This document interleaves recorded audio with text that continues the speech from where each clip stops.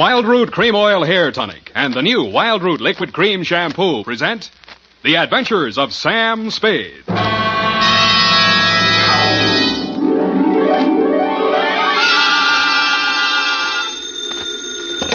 Sam Spade Detective Agency. Me, sweetheart. Oh, Sam.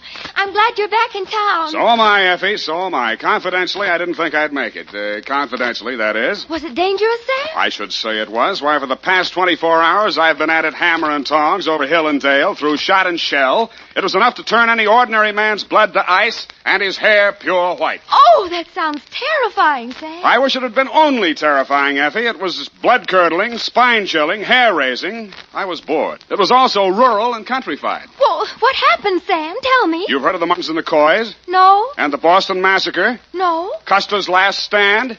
No. Well, put them all together and they spell what I'll shortly be in to dictate, a report which I call in a burst of clever literary plagiarism, The Farmer's Daughter Caper.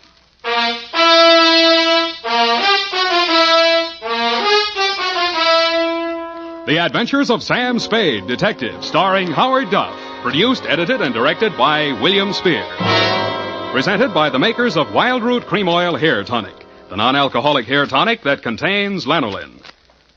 To look your holiday best, friends, be sure to use Wild Root Cream Oil, America's favorite hair tonic. Wild Root Cream Oil grooms your hair neatly and naturally, relieves annoying dryness, removes loose, ugly dandruff. What's more, it's non-alcoholic and contains soothing lanolin. Get Wild Root Cream Oil in the big family-size bottle or handy tube. Ask for it at your drug or toilet goods counter very first chance you get. For the holiday and all year round, use Wild Root Cream Oil Hair Tonic. Again and again, the choice of men and women and children, too. And now, with Howard Duff as Spade, Wild Root brings to the air the greatest private detective of them all in The Adventures of Sam Spade.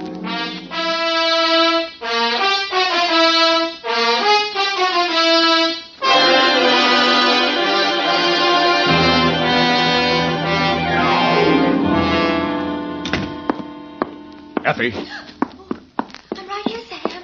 pull up all the shades. All right, Sam. Now, turn on every light in the place. But it's daylight. Do what I say. All right, Sam. Now, check the closets. But what for? For snipers, what do you think? All right, Sam. Nobody here. Okay, I guess it's safe to come all the way in. Oh. What's this all about, Sam? I don't understand. Effie, it's just that I don't ever want to be caught in the dark again, especially when people are shooting at me. I want to see every nook and cranny of every square foot of land that surrounds me. Sam, who was shooting at you? Where? They were shooting from the left, from the right, from up above, down below, everywhere. Death was winging in on every breeze that blew, and they all blew my way. Oh, Sam, now stop this. I'm just dying of curiosity. When my time comes, I hope that's all I ever die of. Ready? Yeah. Date this week to Mr. Elliot Parson, Parson Drive Yourself Garage, 1618 St. Charles Street, San Francisco, 13, California. From Samuel Spade, license number 137596. Subject, the farmer's daughter caper. Dear Mr. Parson, I feel you have an explanation coming, one that you can pass along to your insurance company as to why the car I rented from you last week appeared as late as it did and in the condition it did. As you know, I rented said vehicle to drive to Middletown to bail a client out of the drunk tank. On the way back, a native showed me a shortcut, and I'll get him if it's the last thing I do. Dusk was falling, and so were my eyelids, when I saw a sign that said tourists invited. Behind it stood a ramshackle farmhouse in a surly woodland setting. I should never have knocked on that farmhouse door, but then I wouldn't have had any story to tell, would I? Good evening, young man. Good evening, madam. I'm afraid I need a room for the night. Well, of course you do. Land sakes, you're tired. I can tell by your eyes. Been on the road long? Too long. Land sakes, of course you have. Come in, please. Thank you, ma'am. You'll find this is the homiest tourist home in California. Really like mother's, eh? Like your grandmother's. No electricity, no phones, just quiet. I see. Now, I have two rooms, a $3 one and a $5 one. Which one do you think you like? What's the difference? One less blanket, one squeaky spring, and with the $3 one, you might have to take a walk. I'll take the $5 one, thank you. I'm Mrs. Elkins. Mrs. Bert Elkins. Who might you be? Sam Spade. Spade? Land sakes, that's a very unusual name. And who are you traveling with, Mr. Spade? I'm alone. Oh, I mean what company? We only accept traveling salesmen. You realize that. Oh, yes. Well, I'm traveling for the makers of Mouton mustache wax. Oh, use it all the time. You are well groomed, madam. You will go far, young man. Yeah, but before that, I'd like to go to bed. Well, come on. This way.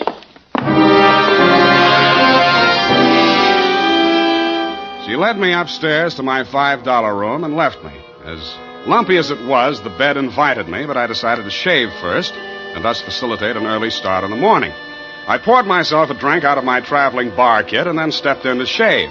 It wasn't easy because all I had for light in there was an oil lamp.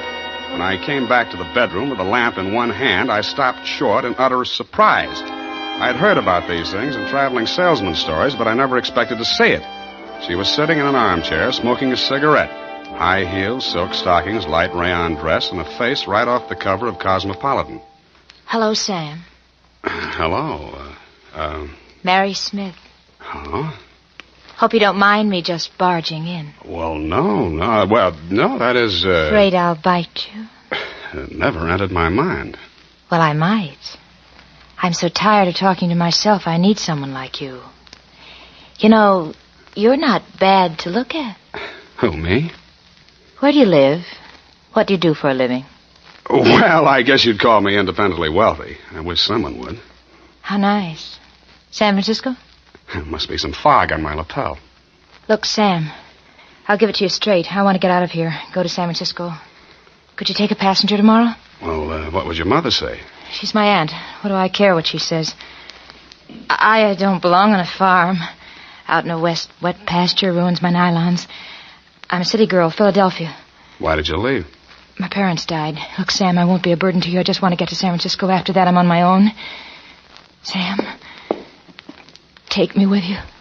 Please take me with you. You won't regret it. What am I going to do with this lamp? Who cares? Oh, Sam. What? I thought I'd find something like this going on in here. Aunt Maud, Get out of here. Go back to your room, young lady. Go on.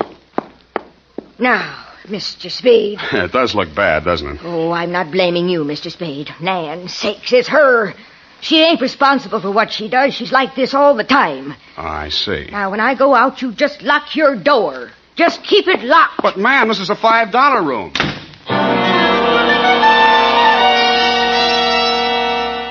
A sleepless hour later, I heard something slide under my door. I looked and found it was a note that read, Mr. Spade, Sam, please unlock your door, and when the house is quiet, I'll come and see you. I'm desperate, terribly, terribly desperate. Don't leave me. Give me a chance to tell you what it's all about, please. Stupid me, I unlocked my door, dressed again, and waited. An hour and a half later, I heard my doorknob turning in the dark. The door opened quietly and quickly. Sam, the things that go on in this house, they're insane. Oh. I've been here 3 months. When my father died, I had no money, and because Aunt Maud was my only relative, I came here. And ever since I came, they never let me out of the house for more than an hour. They never let me see anyone or do anything. Why? I wish I knew. 5 days ago, Uncle Bert left early one morning. He hasn't come back since. Aunt Maud says he's away on business. He doesn't have any business. Yeah, well, even so, that doesn't seem strange to me. Then there's my dog.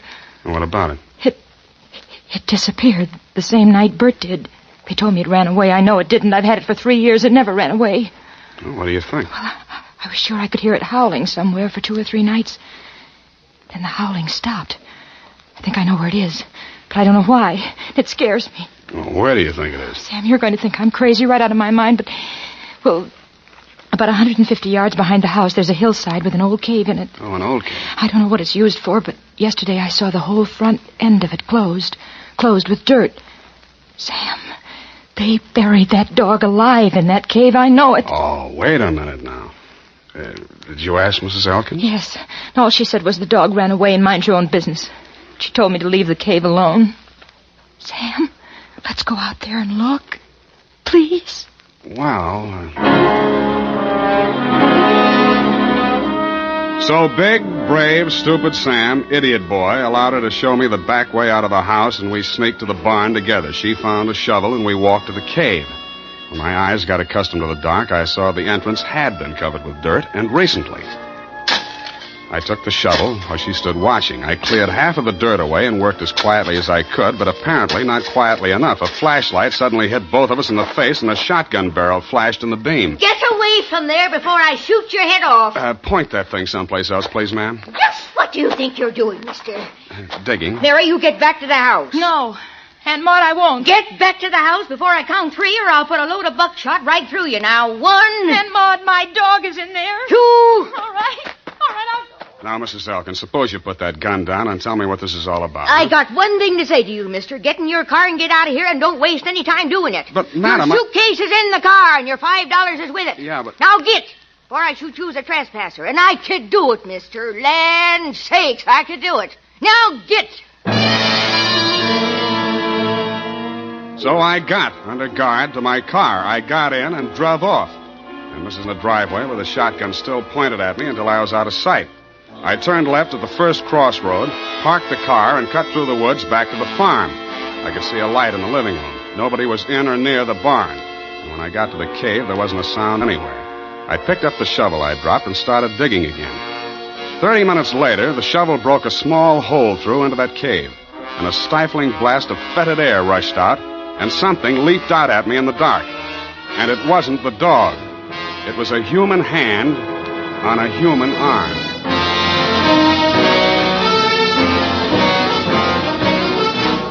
The makers of Wild Root Cream Oil are presenting the weekly Sunday adventure of America's favorite private detective, Sam Spade.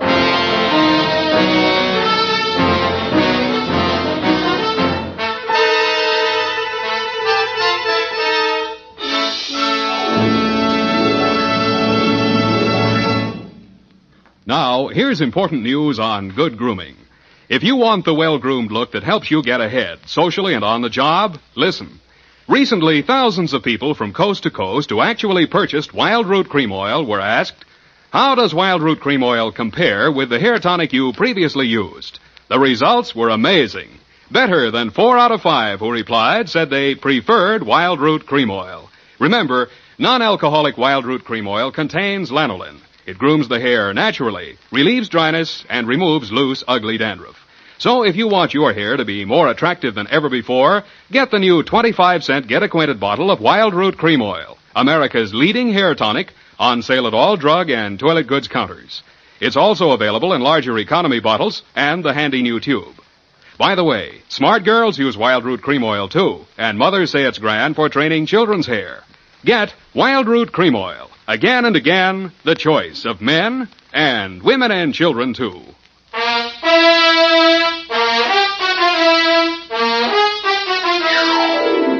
And now, back to the Farmer's Daughter Caper. Tonight's adventure with Sam Spade. In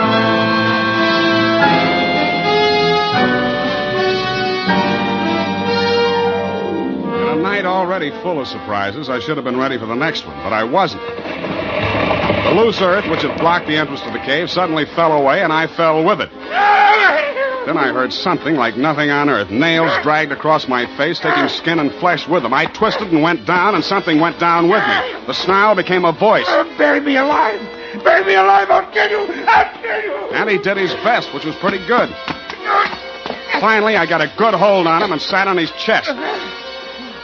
After that, I lit a match and looked at a tall, thin man in his middle 40s. He was caked with mud from head to foot. His hands were impossibly torn and bleeding. I could guess why. Judging from the stubble on his face, he'd been bottled up in that cave at least 5 days. How he was still alive, I didn't know. He acted like a madman, and he had every right to. But surprise, when his eyelids fluttered open again, he read a very sane line. I'm all done in. You got a drink, friend? Not on me. They hit me on the head and left me there. They thought I'd stay in there forever. Forever. Who put you there? Who did it? But they couldn't get me there. I dug my way out tonight. Tonight. I dug my way out. Tonight.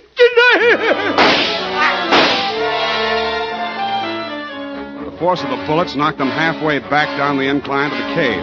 All I could do was hit the dirt. Finally, when it seemed safe, I broke cover and ran smack into somebody carrying 2 bags. Oh, no, please. Let's have a look at you. Sam, it's me. Sam, I knew you wouldn't go away without me. I knew it. I couldn't stay in that awful house any longer. None of that now. Who was that shooting at I you? don't know. Where's your aunt? In the house, I suppose. I slipped out the back way. Any visitors tonight? No. What is it? What is it? I think I found your Uncle Bert. Come on. I led her back to the cave entrance and showed her the body of the man I'd dragged out. I watched her face a long time as she looked at him very carefully. That's not Uncle Bert, Sam. Really? No. It's Mr. Linden, a jewelry salesman. Came to the place a few nights ago. 5 nights ago? Yes, come to think of it. The same night your uncle disappeared. Tell me, did you ask Mr. Linden to take you back to San Francisco the same way you asked me? Did you? Yes. He said he would. He got up early and left without me. He didn't get far. What kind of car was he driving? I don't know. I don't remember. Do you drive a car? Yes, but Here. Mine's down the road about 500 yards. Go to the nearest phone and call the highway patrol, a sheriff, anybody who represents law. Got that? Yes, I know exactly what to do. To make sure we were both thinking of the same thing to do, I followed her in the dark, watched her get into the car I rented from you, and drive off. Then I turned around, put a new clip in my gun, and walked back to the old homestead. It was still very homey. By the light of an oil lamp, Mrs. Elkins was peacefully knitting what looked like a shroud. Why, Mr. Spade? Why, Mrs. Elkins? Land sakes. Land sakes. Now that we got that out of the way, let's get down to business. If you're here to make trouble, young man, believe me, I can handle trouble. My kind of stock know about trouble. Well, suppose you tell me about the trouble I just had, or haven't you heard all the shots that were fired around here tonight? Shots? My. My. Seems I would have heard gunshots. Seems you would. Look, I've got a sheriff on the way. Have you, Mr. Spade? Why? I suppose you didn't hear the shooting. Oh, yes, I'd forgotten. Was anyone hurt? A man named Linden. He's dead. Linden. Now, that sounds familiar. It should. He stayed here 5 nights ago. He was a jewelry salesman. Yes, now I remember. You say he's dead? Somebody tried to bury him alive in your little cave. How awful. I do declare. I thought you would. Well? You must be joshing, Mr. Spade. I'm not joshing at all, Mrs. Elkins. Well. Buried alive, you say? Look, let's talk just like plain folks. Where's your husband? Where's the jewelry samples you probably stole from Linden? Is there anything else you want to say? Gunshots, eh? Well. I left the sweet old thing knitting and rocking and made my way through the house looking for guns, jewelry, and killers. I got downstairs in time to see Mrs. Elkins disappear out the front door. When I tried to follow, I stumbled over the rocking chair, which was indeed a lucky thing for me. After a few minutes of silence, bravely crawling on my stomach, I followed the shadows of the house until they blended into the shadows of a large, hulking building, which happened to be the barn. Inside, I bumped my head on the radiator of a car. Naturally, I didn't find any keys in it, but I did find a familiar jewelry salesman-type mud-soaked corpse. I was trying to remember how to cross ignition wires. I heard the hum of a motor and saw 2 headlight beams swinging up the driveway. They lasted as long as any other lights. The car came to a lurching stop, and a thick-set figure in a Stetson hat stumbled towards me, tugging at a gun. That burned gall-blame cuss thing, Undo the flap. Oh, thanks. Huh? Put your hands up, whoever you are. You be the sheriff? You're dead blame right on the sheriff. You're dead blame right on the sheriff. Who are you? What's the idea of shooting the lights out my car? My car. Oh, you Slade? Spade. Well, I'm Homer Pickett, sheriff of this county. The girl come, woke me up, said all sorts of funny things going on around here. Said there'd been a murder. Now, who's killed? What's going on, Stan? Sam. Well, for one thing, somebody's been trying all sorts of ammunition on me for size. You don't say. I do say, Mr. Sheriff. Why? Because I found a man in a cave who'd been left there to die. Want to look at the corpse? You can look at him right here. He's sitting in this car. So, yeah. How'd he get here? Somebody moved him here. Shouldn't have moved a corpse till the police examine it. I didn't move it. Huh? Now, listen closely. Listening? Huh? I found the man. He was still alive. Then somebody shot him. Shouldn't have moved him. Then they tried to kill me because I found him. When they didn't kill me, they decided to hide his body. Illegal. They probably intended to drive away and dispose of it so there'd be no evidence when an efficient, smart, alert, courageous police officer like yourself came around to ask questions. That sounds reasonable. Who's behind all this? Well, Mrs. Elkins threatened me once and tried to kill me once. Maud! Well, land sakes. Well, that's her, yes. I want to talk to her. Where's she? Roaming the countryside with a gun, no doubt. Well, we'll have to clear all this up, see what it's all about. Now, who's this fellow in the car? His name's James Linden. Got a pencil? Better write that down. Tilden, huh? Linden. Well, By any strange coincidence, Sheriff, you happen to know a man named Dundee, San Francisco homicide? Lieutenant Dundee, old Tom. Old Tom, yes. Shucks, I learned everything I know about police work from him. Yeah, well, that figures. And law's law. Dundee always said. Yeah, I've heard him say it, Sheriff, but... And I aim to enforce it around here. One side, Mr. Slade. Spade. Hey, you'll be sorry. Well... Now look here, all you Elkins. This is Homer Pickett talking, and I ain't no small-town constable. I'm the sheriff of this county. You'll get a square deal from me, but first I order you in the name of the law to throw down your guns. Well? My. You all right? Nothing but my feelings hurt. Oh, I warned you. I thought that'd do some good. Well, now you know. Hey, look, maybe it did do some good. I'm giving up, Sheriff. I'm giving up. It's me, Mrs. Elkins. She came across the farmyard as the first light was showing in the eastern sky. Her hands were above her head. One held a shotgun. Maud! Get back where you belong, Maud! We could hear, but we couldn't see him. Maud stopped, hesitated for a moment, and then began running towards us. She almost made it. I ran out to drag her back, expecting any second to be the target for the night. There was a sudden and curious silence as I pulled her into the barn. She was still alive. Sakes. That man's been missing everybody all night. Never thought he'd be able to hit me. Easy. I come from good stock. I'm no criminal, Mr. Spade. Sheriff, you know that. Yeah, I know, Maud. I know. Let me take a look at you. You'll be okay. Don't blame Bert too much. He wanted to have money once in his life. So when this man came along with all the jewelry, Bert went out of his mind, I guess. He put the man in the cave. And the dog, too. So the dog wouldn't call attention to him. And then he took the man's car, went into San Francisco to try to sell the jewels and the underwear. No luck, huh? Bert says they laughed at him. The jewels was just paste. Stampos. And he came back and found me at the cave, and he figured he had to knock us both off. I just stuck by him all the way. Now he's like a tiger that smelled blood. No telling what he'll do. We'll have to get help, Spade. Roadblocks, bloodhound. No, this is his land. He won't run. He'll hide here. Where? Why, in the cave. Well, I reasoned, one, that no matter how much a man loved his land, he was not going to let himself be trapped in a cave with only one exit, and two, it followed, therefore, that if he did hide in the cave, there was more than one way out, which the late Linden hadn't found. Sheriff Pickett volunteered to watch the front of the cave while I looked around for a rear exit. After a 20-minute search, which netted me nothing, I remembered the car parked inside the barn and how quickly Elkins had carried Linden's body to it. I went back there and took a look around. In a corner of the barn, I found a trail of dirt leading to a bale of hay.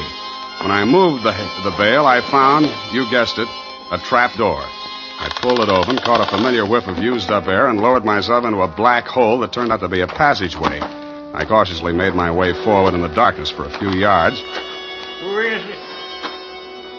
Who is it?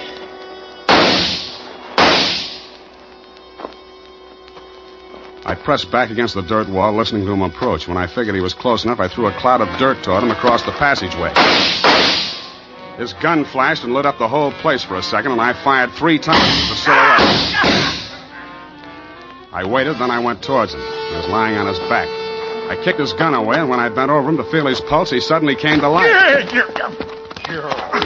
Something crashed against the side of my head, and everything became darker than the inside of a cave. The next thing I knew, I was looking at a pair of red-rimmed eyes. Several minutes had gone by. Thought you was a goner for sure. You ain't used to this country fighting, are you? Is this country liquor, Sheriff? Yeah. Give me. Here. Yeah, country liquor. Tell me, Sheriff, did you by any Why, chance... sure. Of course I did. I got him, Slade.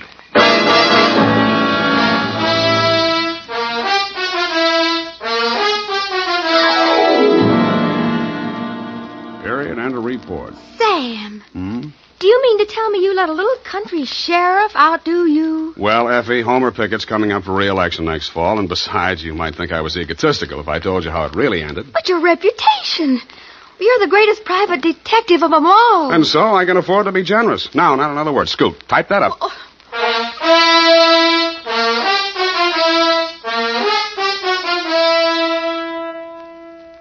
If your supply of Wild Root Cream Oil Hair Tonic is getting low, better make a note to get some more tonight or first thing tomorrow. Remember, Wild Root Cream Oil is the famous hair tonic that grooms your hair neatly and naturally, relieves dryness, removes loose dandruff. Always keep a big bottle or tube on hand. And ask your barber for a professional application of Wild Root Cream Oil Hair Tonic. Again and again, the choice of men and women and children, too.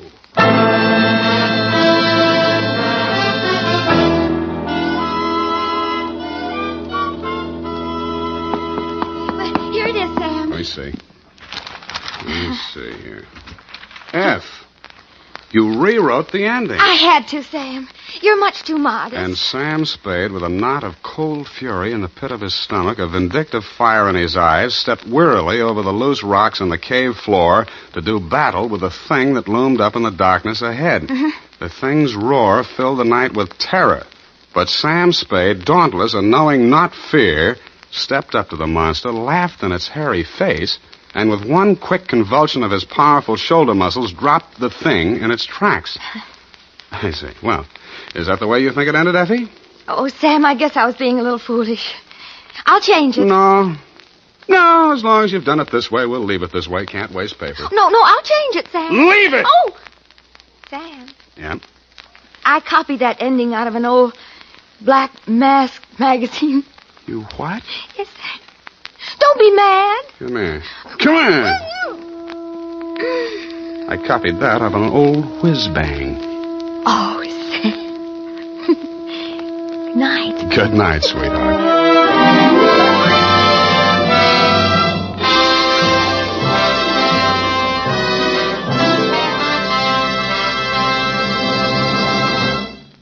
The Adventures of Sam Spade are produced and directed by William Spear.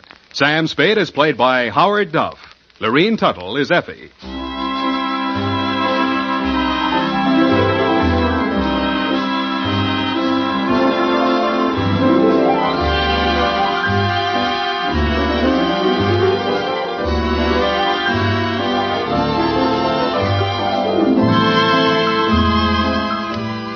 Tonight's adventure with Sam Spade was written for radio by John Michael Hayes and E. Jack Newman. Musical direction by Lud Gluskin, with score composed by Pierre and Renee Garrigang. Join us again next Sunday when producer William Spear presents another adventure with Sam Spade.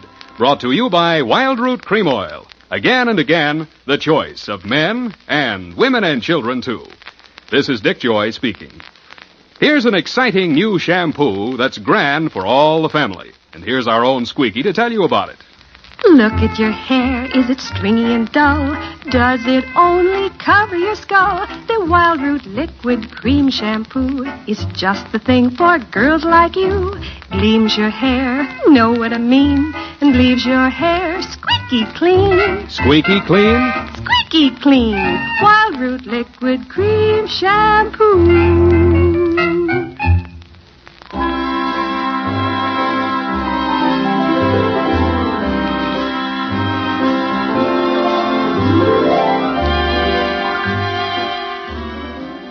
Stay tuned for the Summer Symphony with Katherine Grayson on NBC.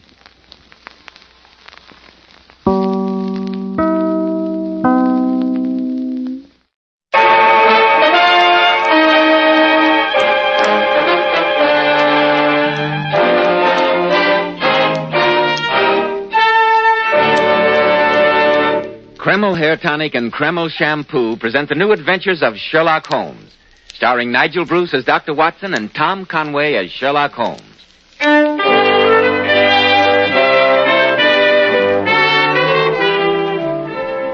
once again it's Monday night and time to call on our good friend and host, Dr. Watson. I'm sure he's waiting for us in his study, so let's join him, shall we? Good evening, Dr. Watson. Ah, there you are, Mr. Bell. I was just having a glass of extremely mellow port. Perhaps you'd care to join me. Thank you, Dr. Watson.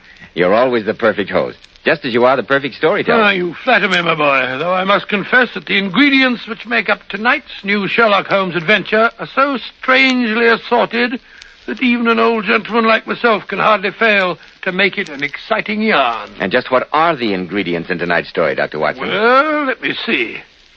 Take an almost deserted island set deep in a Scottish loch.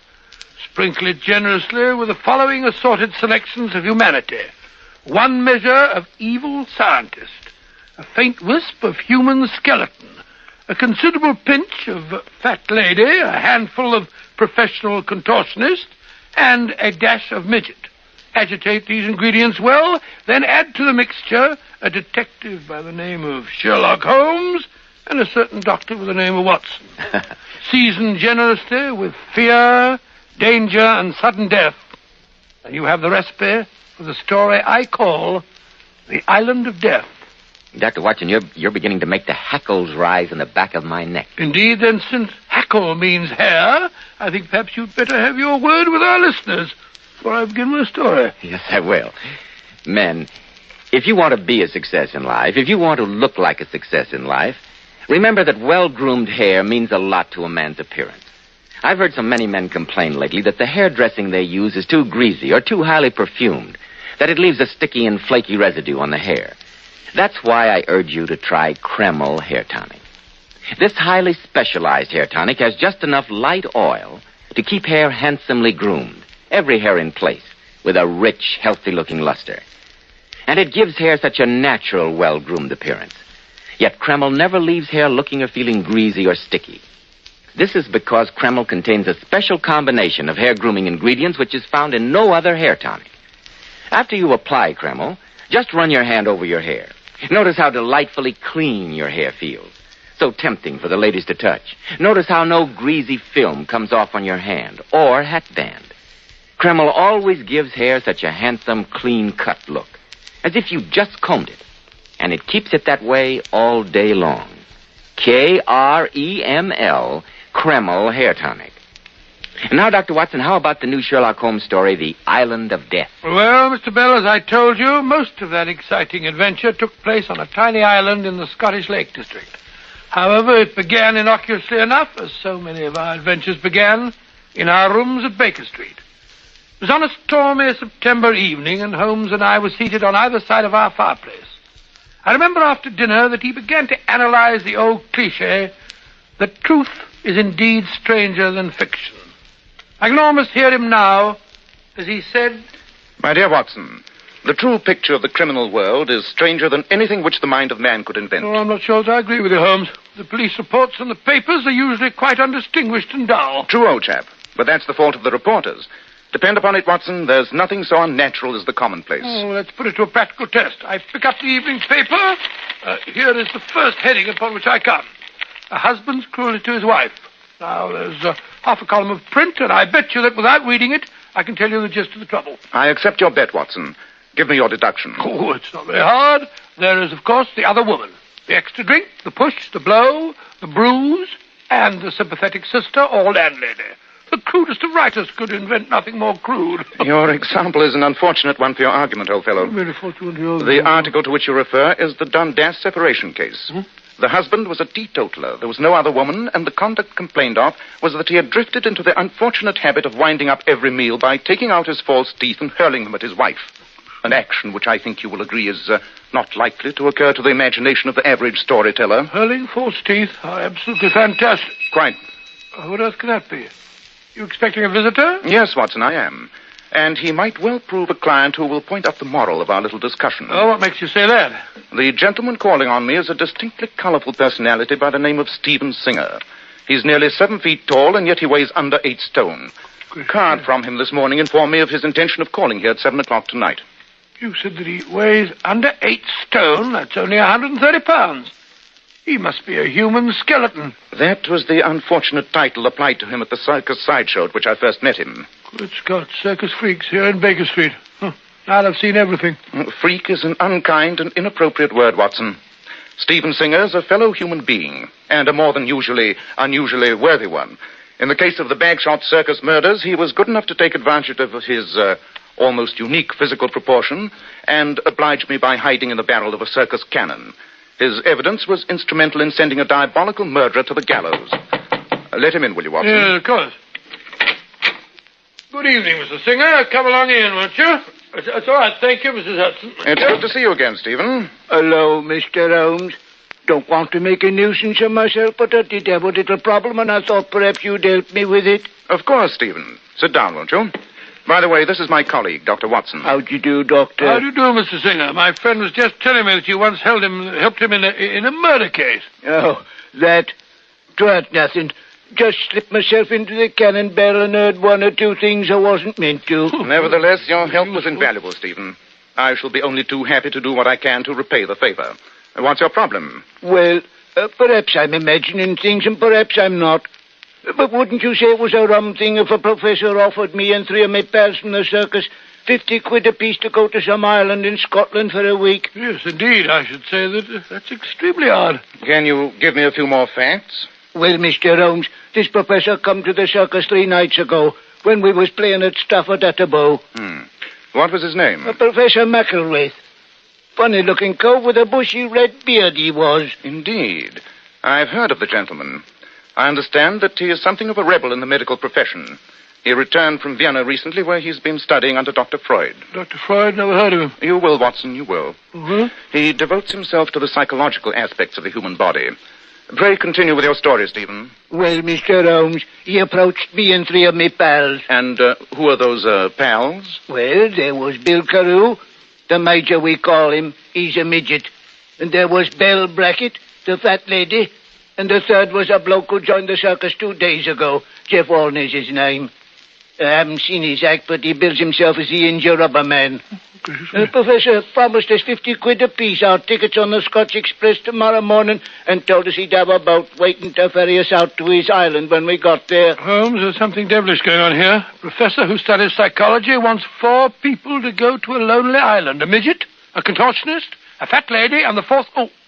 Oh, that's all right. I'm used to it, Doctor.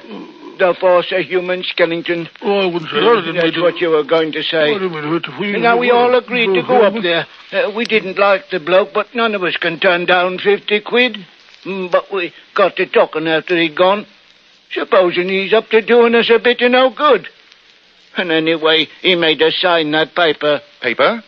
What paper? I don't remember it too well, Mr. Holmes, but it did say that if anything was to happen to us, the professor wasn't responsible. That's what started us to talking and worrying after he'd gone. And that's why I've come to you. I'm glad that you did, Stephen. Did you inform your friends of your decision to come to see me? No, Mr. Holmes, I didn't. I might have done it if I'd have been sure you wouldn't have laughed at me. I'm convinced that this is no laughing matter, Stephen. Unless I'm much mistaken, there's devil's work afoot. Then you'll come up there with us, Mr. Holmes? Yes. Tomorrow morning, Dr. Watson and I will meet you in Scotland.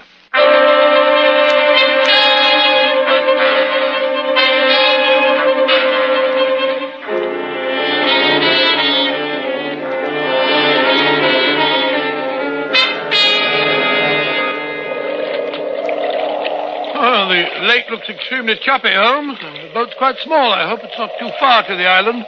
I'm a wretched sailor, you know. I'm sure it'll be a smooth trip, Watson. Well, I certainly hope so. Hello? Here comes Singer with the other 3. Great Scott. What strange-looking traveling companions. Well, since they traveled on an earlier train, I think it's time to have Stephen introduce us. Hello, Stephen. Hello, Mr. Holmes. I'd like you to meet some pals of mine. Dr. Watson, Mr. Holmes, this is Miss Belle Brackett. Careful, Belle. Watch your step on the gangplank. Well, dearie, got to be a strong plank to roll me up. How are you, Mr. Holmes? Dr. Watson? How do you do? How do you do? Thank you. This is Bert Olney. Mr. Holmes, Dr. Watson. How do you do, son? Don't know what you do on the bill, governors, but I can kick the back of my head with both feet at once. Oh, really? Very useful, I should imagine. Providing you're not standing up. What's your act, gentlemen? Act? Well, we haven't exactly got an act. Just regard us as friends of Stephen's. We thought a little trip to the Highlands might do us good. Huh. It'll do me £50 worth of good. That's all I know. Put 50 more pounds on me, dearie, and I'd explode. And this is Bill Carew, the Major, we call him. And Dr. Watson, Mr. Sherlock Holmes. I don't know, Mr. Carew. Gentlemen, I do hope this isn't going to be a long journey. I'm really rather a poor sailor. Well, I just said the same thing myself, Mr. Carew. Oh, call me Major. Everyone calls me Major. I suppose it's incongruous when you consider that I'm only 4'3", but I do like the nickname. Have a cigar. Cigar? Oh, no, thank you very much. Well, Major? we're all aboard, Mr. Holmes. Might as well get going, I suppose. Why not, Stephen? All right, Captain. We're all here. You may as well get started. Dr. Watson. Yes, Mr. Alden? Do me a favour, will you? Give us a scratch between the shoulder blades. Give you a what? A scratch between the shoulder blades. That's it. As soon as we crossed the border, these Scots fleas started to bite on me. Thank you kindly. A starlit night, Watson, and a spanking breeze. I wonder what adventure lies in store for us. I have a feeling that Professor McElwraith may not be too glad to see us.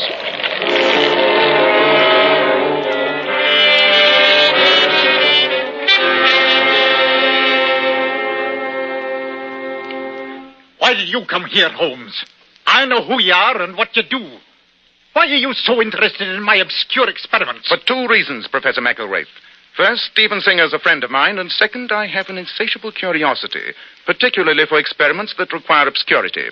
I want to know why a student of psychology wishes to isolate 4 malformed humans on a lonely island. All right, stay. Stay into the devil with you both. You can't leave this island until I give the word. My inquisitive friends. Quiet! Quiet! The 4 of you and my employees for the next few days. 2 of you, Sherlock Holmes and Dr. Watson, are uninvited guests. Professional meddlers, as they assured me. And I've no reason to doubt that assurance. Holmes, the man's as mad as a hatter. Quiet, Watson. Since you're all to be on my island during my experiments, I should like you to study this map and acquaint yourself with the place. Here you'll see are the guest houses, all interconnected by telephones. And I've installed the very latest form of that admirable new device. Now, down this path lies the snake house. Snakes? I can't bear snakes. It may not be necessary for you to meet them, Miss Brackett. Of course, I do use them in my experiments. Ow! Now, this path over here leads to the haunted watchtower. An interesting edifice, as you will discover. 7 enemies of James VI met a most peculiar death there. You'll find that they continue to meet that death quite regularly. Look here, Professor. I don't like the sound of this. Nor do I. You tell us what these experiments are that you keep talking about. With pleasure. I've long known that the malformation of the body of freaks, if you'll forgive the expression, is caused by glandular deficiencies and imbalances. My studies have convinced me that these same glandular defects produce psychological alterations. For instance, you, Miss Brackett, weigh 4 times as much as you, Mr. Singer. It'll be interesting to see how differently each of you reacts to the same stimuli. What do you think we are? Guinea pigs? You talk of applying different stimuli to these people, Professor McElwraith. What kind of stimuli do you intend to apply, may I ask? Every stimulus that the men and resources of this island will enable me to apply. Fear, hunger, desire, envy, hatred. This should prove most illuminating. Most illuminating. I won't stand for it. We're human beings, not a bunch of animals. That's right. Let's go on. Larry, you're right, Bell. Of course he is. The bloke's balmy. Let's get on the boat and go back. I quite agree with you, sir. You're absolutely inhuman, Professor. Mind your own business, you meddling fool. I paid these people to come here, and they're going to stay. You and your friend are more than welcome to leave, however. No, Professor. I shall make myself personally responsible for seeing that these good people return to the mainland tonight. That's right. Indeed. Then you must be an extremely strong swimmer, Mr. Holmes. What do you mean? The boat left this island an hour ago. It will not return for 5 days. You fools! You grotesque idiots! You're trapped! So go to your quarters, all of you. Go on! And don't be surprised if I begin my experiments before the night is over.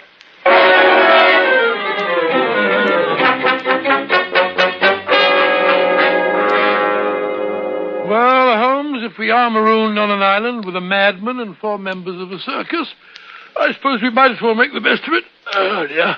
I think I'll turn in. What the devil's that? The telephone. Wretched instruments. They're just a passing fad. They'll never catch on, you mark my words. Yes, what is it?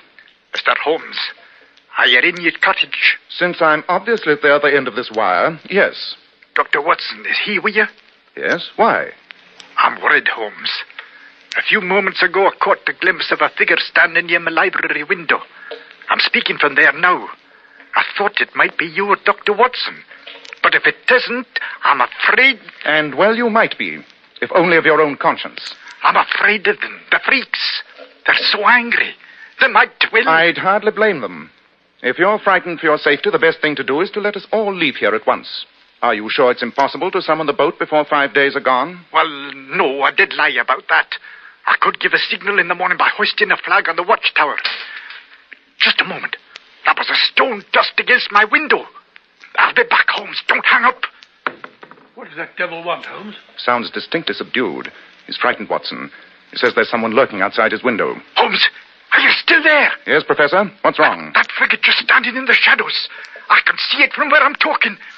I can't see the face, but it's... Holmes! It's raising its arm! It's going to... Oh! I'm afraid it's murder, Watson. Quick, we must get over to the big house as fast as we can.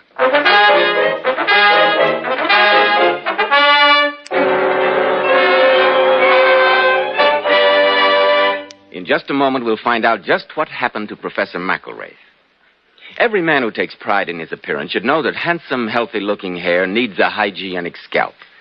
And when you buy a hair tonic, be sure to get your money's worth. Be sure that you enjoy the extra advantages of Kreml Hair Tonic. This highly specialized hair tonic contains an amazing combination of hair grooming ingredients which is found in no other hair tonic. Kreml keeps dry, stubborn hair neatly in place all day. And it always gives hair such a natural, well-groomed appearance, never sticky or greasy. But men, Kreml does lots more than keep hair looking handsome. Kreml leaves your scalp feeling so alive. At the same time, it removes dandruff flakes, and it's simply great to lubricate a dry scalp. And if you, like so many men, have hair so dry it breaks off and falls when you comb it, Kreml actually helps condition the hair in that it makes it feel softer and more pliable. So men, buy a bottle of Kreml at any drug counter. Ask for an application at your barber shop. Let Kreml help keep your scalp hygienic, your hair always looking its very best. Kreml, Kreml Hair Tonic. Well, Dr. Watson, when you got over to the big house, did you find Professor McElwraith was dead? Yes, Mr. Bell. A quick examination of his crumpled body told me that he was beyond mortal aid. Holmes lost no time in examining that room of death. This crime isn't very hard to reconstruct, Watson. The dead man was standing here as he spoke his last words to me on this telephone. Yes, and the window is beside the instrument. The glass in one pane is shattered. Yes, at a height of approximately 5 feet. Now, the professor was shot in the temple. He was about 6 feet tall. The line from his wound through the broken pane would indicate that the killer stood out there in the rose garden. What's up, Mr. Holmes? Yes, we heard a shot. Anyone get hurt, dearie? Yes, I'm afraid they did. Professor McElwraith has just been murdered. Murdered? Well, can't say I'm sorry. Perhaps not, Major. But the fact remains that his killer must be brought to justice. By the way, only 3 of you are here. Yes, where's Bert Olney, the contortionist? I don't know. He went straight to his cottage when we got back from the big house. That's the last I saw of him. You know, it's a funny thing. I was only half awake, Mr. Holmes, but I thought I heard 2 shots, about 5 minutes apart. 2 shots? And Bert Olney has not appeared? We must go over to his cottage at once.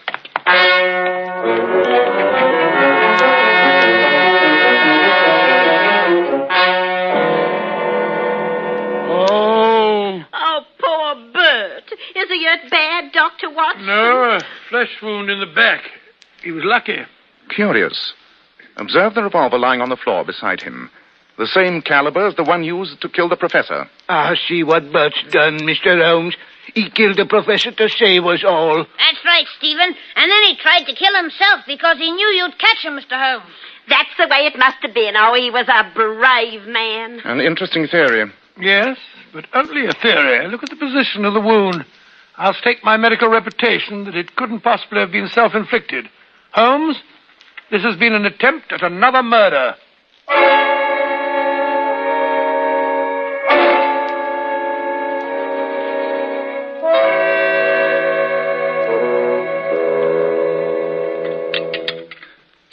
More coffee, Watson? No, thank you, Holmes. I've drunk a blasted gallon and I'm still sleepy. And I've smoked almost the entire supply of tobacco I brought on this trip, and I'm still very wide awake.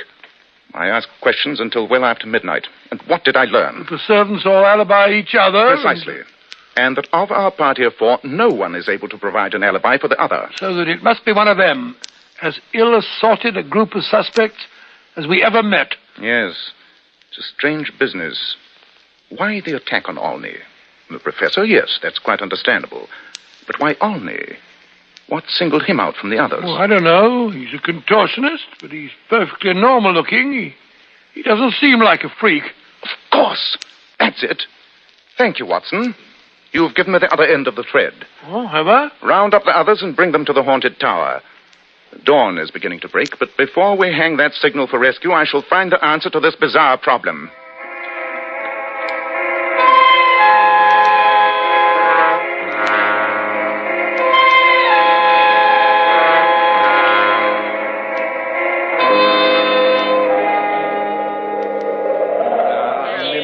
Before we fix this signal flag, ladies and gentlemen, I wish to warn you that as soon as we reach land, I shall turn Professor McElwraith's murderer over to the authorities. Let it go, Mr. Holmes. Whoever it was did us all a good turn. Let's forget it. I'm afraid that murder is not a matter to be forgotten, Major. But surely you haven't forgotten the attempt on your own life, Mr. Olney. I feel nearly as good as new, Governor. I think the Major's right. Let's forget it. No, Mr. Olney. Not even on your request. Because the whole case centers around you.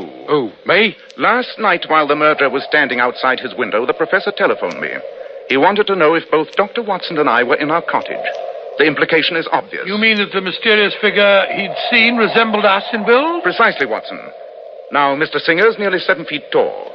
You, Miss Brackett, if you'll forgive me, could hardly be mistaken for us. You said it, dearie. Well, no, because the Major, he told us that he's only 4'3". It must have been you, Mr. Olney. But I got shot too. And you said when you examined me that it was impossible I could have done it. Medically impossible for a normal man, but I'd forgotten your profession. You're a contortionist. You could easily have shot yourself at such an angle. What do you have to say, Mr. Olney? That I, Why not admit the truth? You're not a contortionist, are you? No, Mr. Holmes, I'm not. You see, my twin brother got the bid for this here job, but he had another engagement. And since the professor was so particular about the date, my brother told me to come here and we'd split the fee. But how did you know that he wasn't a contortionist, Holmes? You should remember, Watson. Huh? When we first saw him on the boat, he complained of the Scottish fleas and asked you to scratch between his shoulders. So he did, yes. A real contortionist would not have needed your assistance.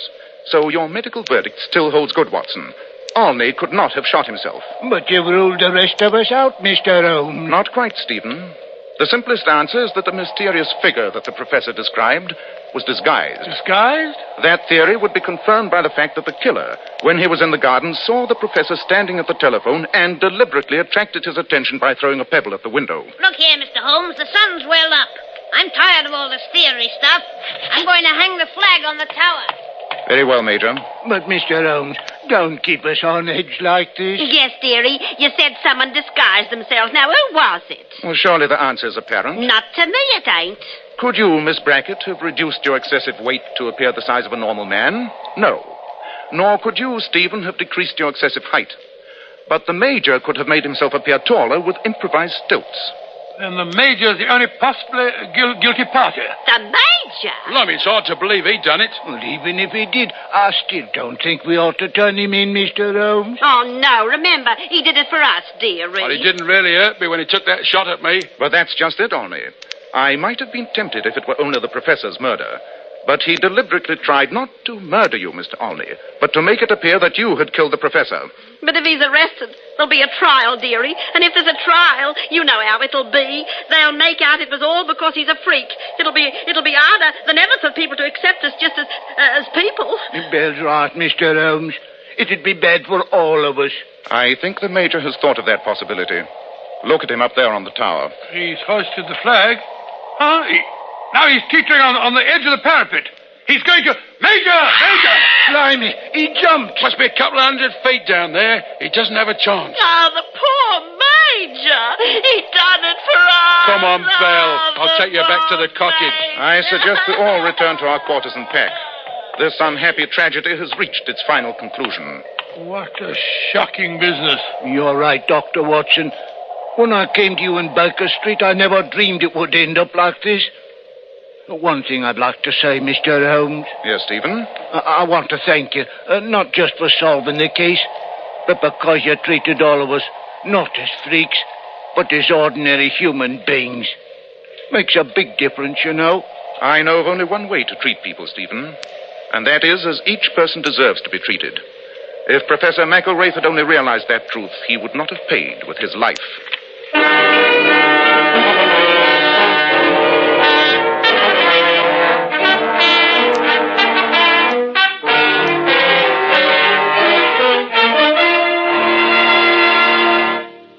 When you girls go out on an important date, you naturally want your hair to appear just as beautiful and lustrous as it can be. So here's a tip from some of the world's most divinely beautiful girls, Powers models. Girls who are famous for their enchantingly lovely silken sheen hair. We glamour bathe our hair with Kreml shampoo. And I want to state that no other shampoo leaves the hair more sparkling clean. Really, girls, you'll be amazed how Kreml shampoo brings out all your hair's natural gleaming luster. It leaves hair shimmering with brilliant highlights that last for days. Kreml shampoo is not a cream shampoo, not a soapless shampoo, not a drying detergent. After a Kreml shampoo, the hair fairly radiates natural glossy highlights. Kreml shampoo even has a built-in oil base, which actually helps keep the hair from becoming dry or brittle. How right you are, Mr. Bell. Kreml shampoo leaves the hair so much softer, silkier, with satin smoothness. The hair holds a wave better, too. So, ladies, buy a bottle of Kreml shampoo at any drug counter. See how easy it is to have naturally lustrous hair and a vision of shining beauty. Kreml, Kreml shampoo. Now, Dr. Watson, what about next week? Well, I'll never see it next week. Well, now, next week, I think I'll tell you about another of our encounters with the infamous Professor Moriarty, and how Holmes deduced that an apparently unimportant robbery in a Sussex vicarage was in reality part of a plot that threatened the safety of all England. I call it the strange adventure of the pointless robbery.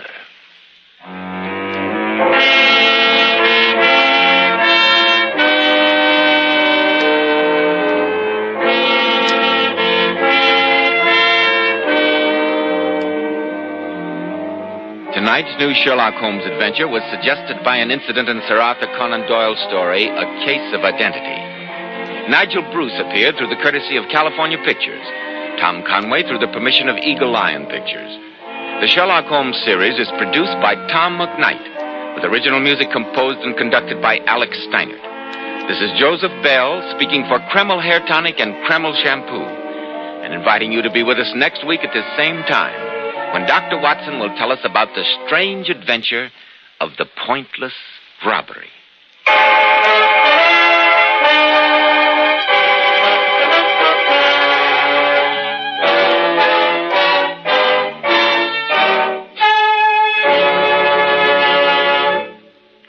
America is strong only if her school system is strong. Today it's overcrowded and inadequate. So support your Parent-Teachers Association. Do all you can to improve conditions in America's schools. This is ABC, the American Broadcasting Company.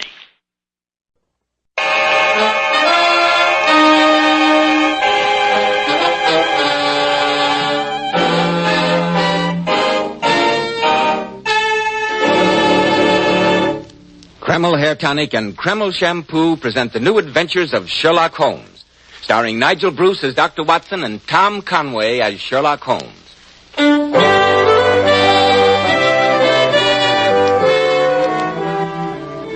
And now for that pleasant moment when we pay our weekly visit to Sherlock Holmes' celebrated friend, the eminent Dr. John H. Watson. Good evening, Mr. Bell.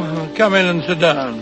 I thought you might have forgotten your date, Dr. Watson, when I saw that your door was closed. Not at all, my dear fellow. Rather the opposite. I'm afraid I neglected to keep an eye on the time. I was so deeply engrossed in searching through my files. With satisfactory results, I trust? Well, I hope you will find them so. You may remember after I told you the story of the lion's mane the week before last, that you asked if Holmes had any other adventures in his beekeeping days. I do indeed, Dr. Watson. Well, I've been running through my notes concerning the remarkable affair of the pointless robbery, and I think you will find it thrilling enough to keep you on the edge of your chair. I'm sure we all will, Dr. Watson. But first, men, I'm sure you'll be interested to hear why Kreml Hair Tonic is preferred among America's most prosperous and successful men. Kreml keeps hair handsomely groomed from morning until night, just the way you combed it in the morning. Kreml contains a special combination of hair grooming ingredients which is found in no other hair tonic.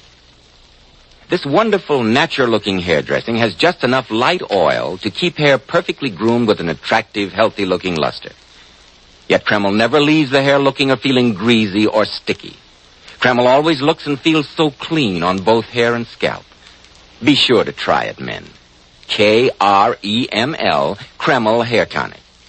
Now, Dr. Watson, what's the story of the pointless robbery? Well, it all began, Mr. Bell, on a delightful summer morning in August 1913. I was spending the first day of a week's holiday visiting Holmes at the small farm on the South Downs to which he'd retired and where he was devoting himself to nothing more serious than the raising of bees. I must say, Holmes, that the quality of breakfast here convinces me that I've discovered the real reason for your devotion to rustic life. A very sound deduction, Watson. And there's much to be said for the peaceful atmosphere of the countryside after the noisy hubbub of London. A peace which I fear may be only too transient, Watson. I suggest that you omit reading the morning paper during your stay. All that talk of war in Europe, you mean? Nonsense, Holmes. In this year of our Lord, 1913, no civilized nation would dream of resorting to the outmoded fallacies of armed force. I trust you're right, Watson. I trust you're right. But, I say, Holmes, you've got a visitor. Somebody's coming up the path. It's Mr. Kenmore, the rector of our local church. Another donation is indicated, no doubt. It would take the national budget to keep the church's ancient organ in good repair. Be a good fellow, Watson, and open the door while I refill the teapot. That you are, Holmes. Good morning, Mr. Holmes. Good morning, Mr. Kenmore. This is my good friend, Dr. Watson. How do you do, Doctor? A cup of tea? No, thank you. No tea. And I must apologize for this unwarranted intrusion at such an early hour. Some pressing matter in connection with the church?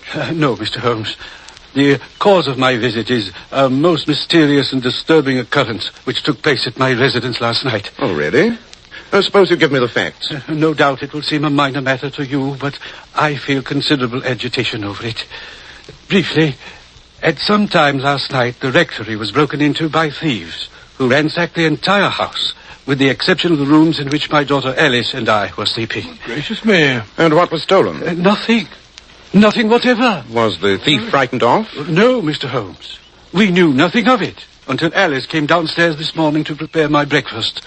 She found the house in a state of the utmost confusion, obvious signs of forcible entry, and not a single thing missing. Odd. Very odd. I hesitate to ask you, Mr. Holmes, to concern yourself with such a trifle, but you know our worthy constable, Tom Wilson. Yes, an excellent man when it comes to unlighted bicycle lamps, but beyond that...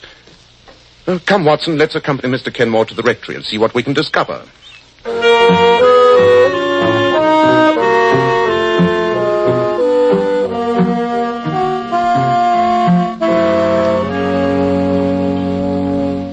So you see, Mr. Holmes, as Father told you, absolutely nothing seems to be missing.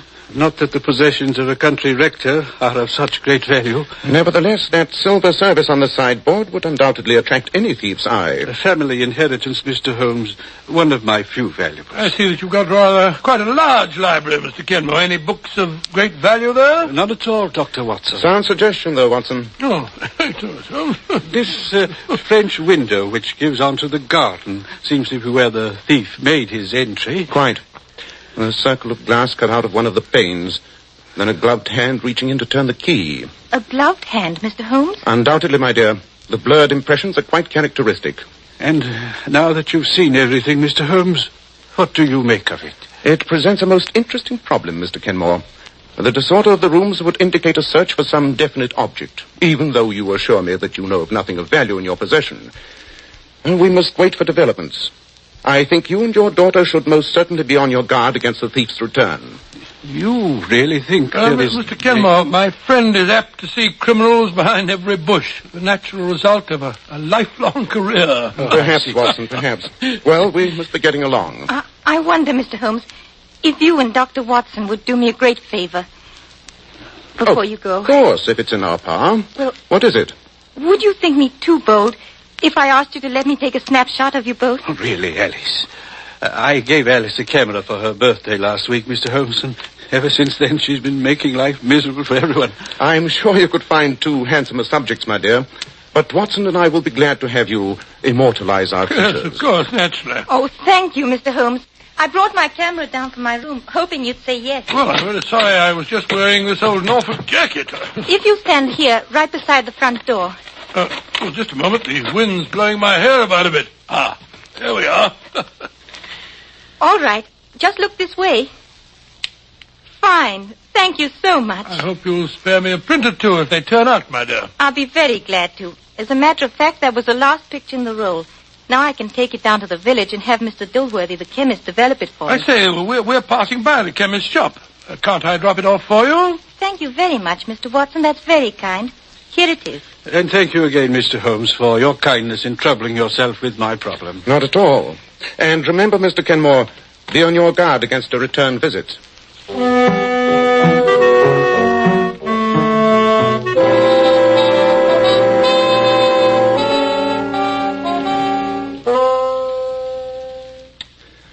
Looks to me as though you're falling asleep over your book, Watson.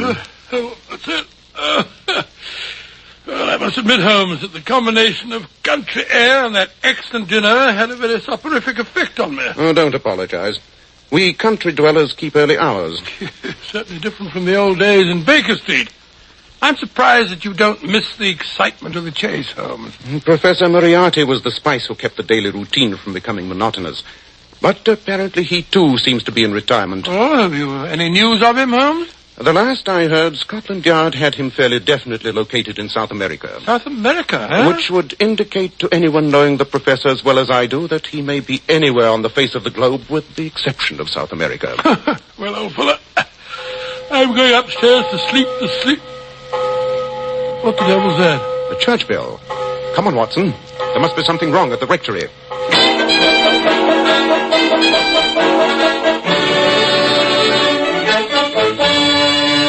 And I thought the quickest way of raising the alarm, Mr. Holmes, was to sound the church bell. Very wise. Tell me, Mr. Kenmore, what was the first thing you heard? A sharp cry from my daughter awakened me, followed by a thud.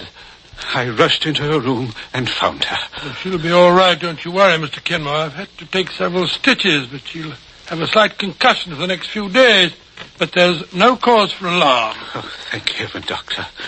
When I rushed in and saw her lying on the floor... Her assailant had fled by the time you entered? The open window showed only too clearly the miscreant's path. Well, you keep her in bed for a few days, give her a light diet, and she'll be right as rain. Oh, that face, the window. Oh, she's semi-conscious, poor girl, to be quite expected after such a blow. No, don't touch me. Please. It's there on the shelf. No.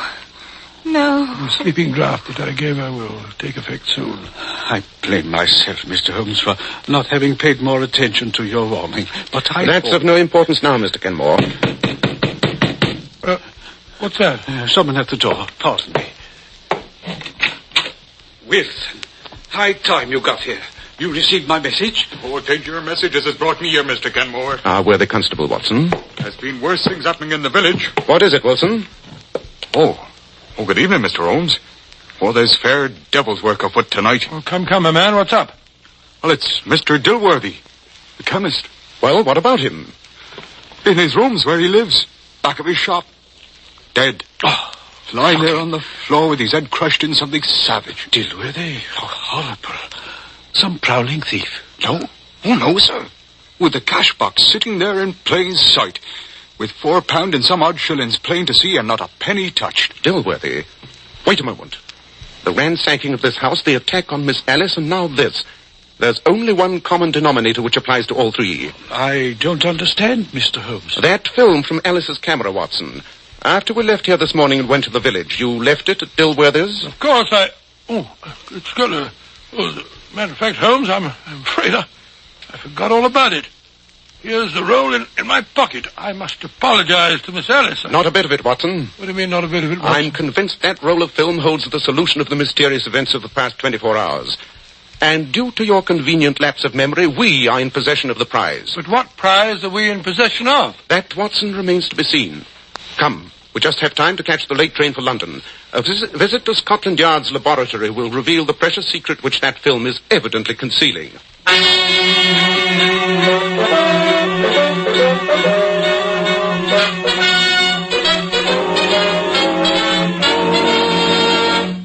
In just a moment, we'll find out what that precious secret is. Men, when you buy a hair tonic, why not buy one that does lots more than just keep hair looking handsome? Why not get your money's worth and buy Kreml hair tonic? No other hair tonic keeps the hair more neatly groomed and attractive looking. In addition, Kreml is simply great to lubricate a dry scalp. At the same time, it removes itchy, loose dandruff and leaves the scalp feeling so clean, refreshed, and alive. No wonder Kreml is preferred among America's most successful men. Buy a bottle of Kreml at any drug counter. Ask for an application at your barber shop. Use this highly specialized hair tonic daily for better groomed hair, a more hygienic scalp. Kreml. Kreml hair tonic. And now, Dr. Watson, what did you discover on that precious roll of film which had already caused the death of one person and a murderous assault upon another? Well, as soon as we reached Scotland Yard's laboratory, Holmes wasted no time in getting permission to develop the photographs. Just hand me that second tray, will you, Watson? The one this side of the red lamp. There you are. There. That does it. Look, Watson. The images are starting to appear. Well, I'll take your word for it. That red lamp gives about as much light as a glowworm. Sorry, but that's all we can use until we finish the development. Look, Watson. They're coming much more strongly now. Yes, I see. That seems to be a picture of the rector. Doesn't look to me as though that were worth committing murder for. There are 12 pictures on the roll, Watson. This next one seems to be a somewhat out-of-focus picture of the directory. That third one, sharper. Evidently a croquet match. I'm quite sure that we haven't gone tearing off on a wild goose chase, Holmes. Impossible, Watson. All the evidence indicates that this film must have been the objective. Ah, now that looks more interesting. Two girls on the beach in bathing suits. I say, Holmes. What? That girl on the left's got a fine figure, eh? Undoubtedly. But the composition is not improved by those other people in the middle background. I think that... Watson, hand me that lens. The large magnifier there. Ah, I thought you were displaying a cavalier lack of interest in such a shapely young lady. Well, I trust it's repaying your intense study. Look, Watson. Look here. Examine it closely through the lens. Well, a daring bathing suit, I must say. Has no sleeves. Not the girl, you idiot. What? The girl? The two men in the background. Take a good look at that one on the right. Well, there's certainly something familiar about him. Holmes, it can't be. But it is, Watson. Beyond any shadow of doubt. Professor Moriarty himself, and no nearer to South America than the beaches of England. But I don't see why Moriarty should have been so anxious to secure this film. After all, Holmes, there's nothing particularly damning in a photograph of two men seated on a beach. When one of them is the world's most notorious criminal, and when he's quite ready to commit murder to regain the film. Watson, ask the inspector to call us a car. Where are we going? You and I and this precious film are paying a visit to Sir Edward at the Foreign Office at once.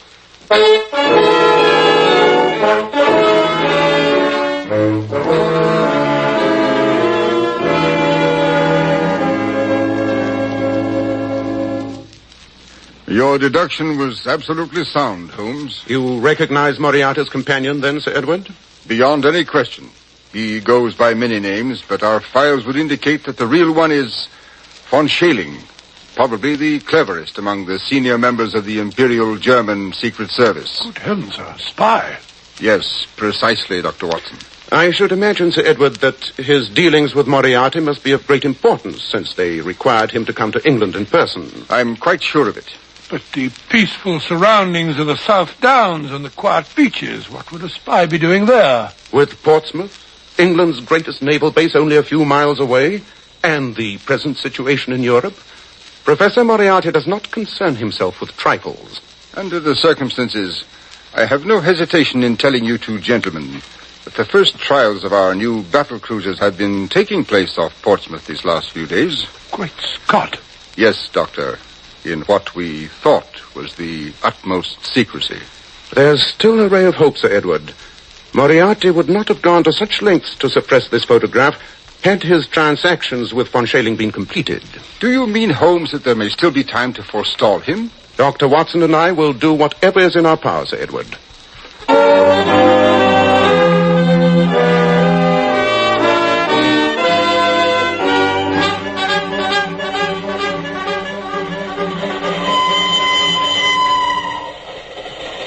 Well, Holmes, judging from the sudden change in your expression after your silence this past hour, you've evidently had an inspiration. We must bait a trap, Watson. And that film must be our bait. Professor Moriarty must be in a fury at his bungling subordinates, who've twice failed to recover it. If I know the professor, he'll make the next attempt himself. Well, you can't take an advertisement in the newspaper, Holmes, to lure Moriarty into a trap. If Alice and her father will cooperate, I have a method that is better than any advertisement. Oh? Well, what's that? Evidently, Watson, you're not acquainted with the post office and the postmistress of the average village, to which Falworth is no exception. She fills the function of a town crier with the utmost efficiency. She will be our advertisement.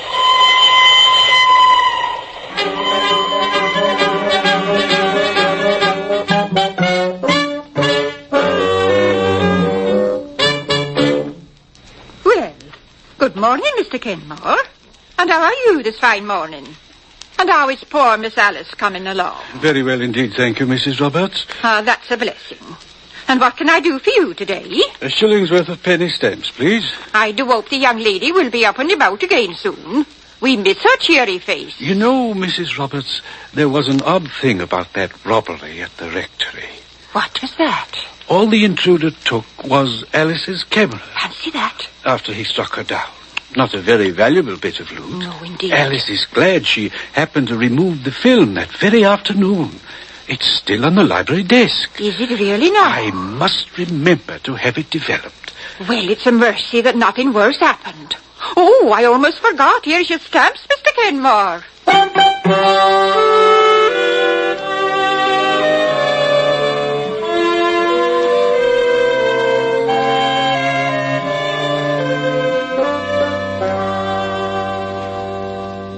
And I think I can assure you, Mr. Holmes, knowing our worthy postmistress as I do, that the misinformation I gave her has by now been widely disseminated. Excellent, Mr. Kenmore. And I appreciate what you and Alice have been willing to risk on behalf of your country. At least the falsehood I told was in a worthy cause. I only wish Dr. Watson would let me get out of bed and come downstairs into the library with you when you take up your vigil tonight. I'd like to see that those horrible men get their just deserts. Really, my dear, you sound almost bloodthirsty. Well, I can't say that I blame Miss Alice for that. If someone had given me a crack on the head, I'd look forward to their downfall. Mr. Kenmore, I would have felt happier if you and Alice were not in the house.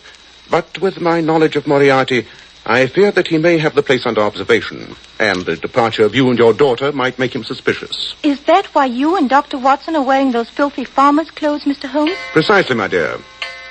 8 o'clock. Time we were beginning our vigil. Mr. Kenmore, you will remain on guard with Alice here in her room. No matter what happens in the library, this is your post of duty. Very well, Mr. Holmes. You have your service revolver, Watson? Certainly. Come then. We must be concealed and in readiness for our visitor at whatever hour he may arrive.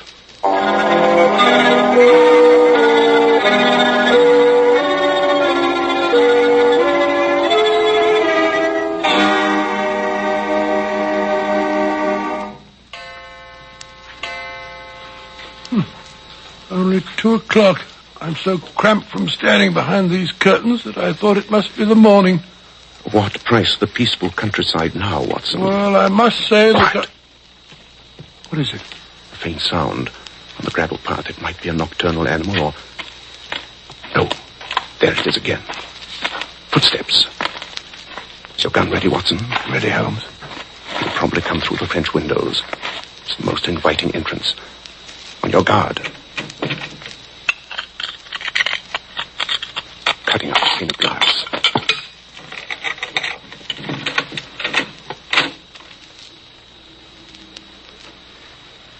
Don't move. We've got you covered.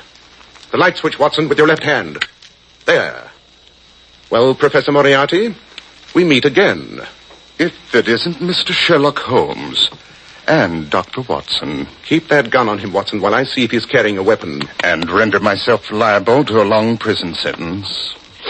My dear Holmes, your retirement to pastoral pursuits must have impaired your reasoning powers. It's all right, Watson. He's unarmed. You can lower your hands now, Professor.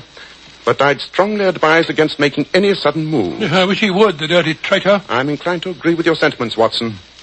Moriarty, for once I intend to take the law into my own hands. I can forgive a criminal, or a forger, or a thief, or even a murderer. But a traitor is something else. I don't understand what you're driving at. Certain backward Balkan countries, Moriarty, have an extremely convenient system of disposing of unwanted prisoners. They are invariably shot while attempting to escape. You wouldn't dare. You who have always stood on the side of the law. Have you ever known me to break my word?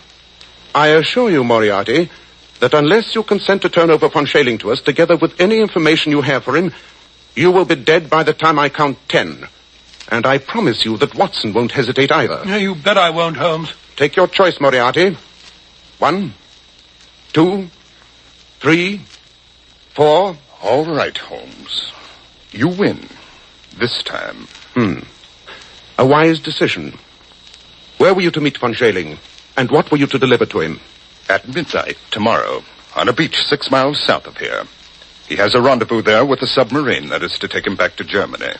And the figures on the new cruisers are hidden at my lodgings in Portsmouth. We'll keep that appointment with von Schayling tomorrow night.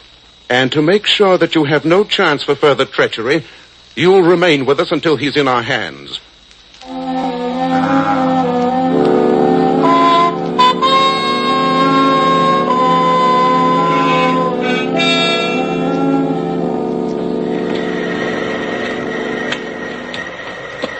This is the spot, Professor Moriarty? 500 yards south of the abandoned dock, yes. Very well. Watson and I will remain here behind these bushes. You, Professor, will walk out alone onto the sands. I intend to take no chances of scaring off our quarry. I haven't much choice in the matter. Just a moment. Yes? Remember that we have you in plain sight, that the moonlight is strong, and that the slightest sign of treachery will be the signal for your well-deserved execution. I won't forget, Mr. Holmes. I hate to think of his going scot-free, Holmes. You cannot hate it more than I do, Watson. But letting him go free is a cheap price to pay for the scotching of his plans and the capture of von Schayling. Here comes a car. This must be von Schayling. No one else would be on this deserted road at this hour of night. Oh, the car's stopping. There's only one man in it. He's getting out. It is von Schayling. Ah, Herr Professor. I knew I could depend on you. Right, Watson. Put up your hands, you. The devil... Look out, Watson! Quick work, Watson. Oh, curse you, Moriarty. You have betrayed me. Precisely, Herr von Schayling. But why should the fact that a traitor will engage in a double betrayal surprise you? He'll be all right, Holmes. Barring a nasty flesh wound in his leg. Well, Mr. Holmes, you have the papers and the SPADE. I've kept my part of the bargain. Now you keep yours. Don't worry, Moriarty, I shall. But you can count yourself lucky that the stakes for which we were playing were far more value than your traitorous life. I promise you that next time we meet, you will pay your long overdue reckoning. I shall look forward to it. Au revoir. Till our next meeting. What infernal cheek. I hate to see him go free. No more than I do, Watson. Well, at least we've had the best of the bargain. Now let's load our prisoner into the car. And who are you, anyway? The devil? Oh, hardly so eminent a personage, von Schayling. My name is Sherlock Holmes. So, I might have guessed. Oh, he's fainted. Just as well, perhaps. Here, Holmes, we'll put him in the back seat of the car.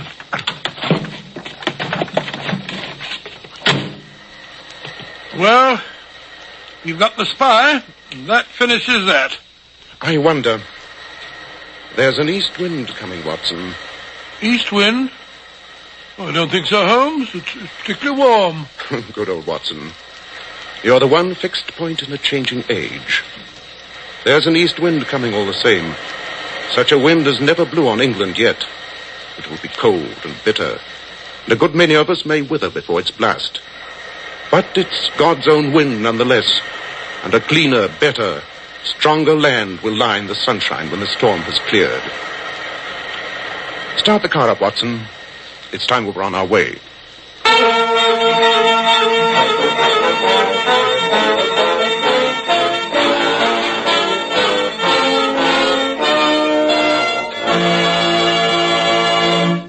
And now may I introduce one of the outstanding authorities on feminine beauty.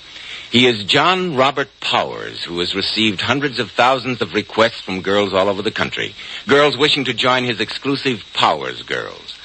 And now, especially transcribed, Mr. John Robert Powers.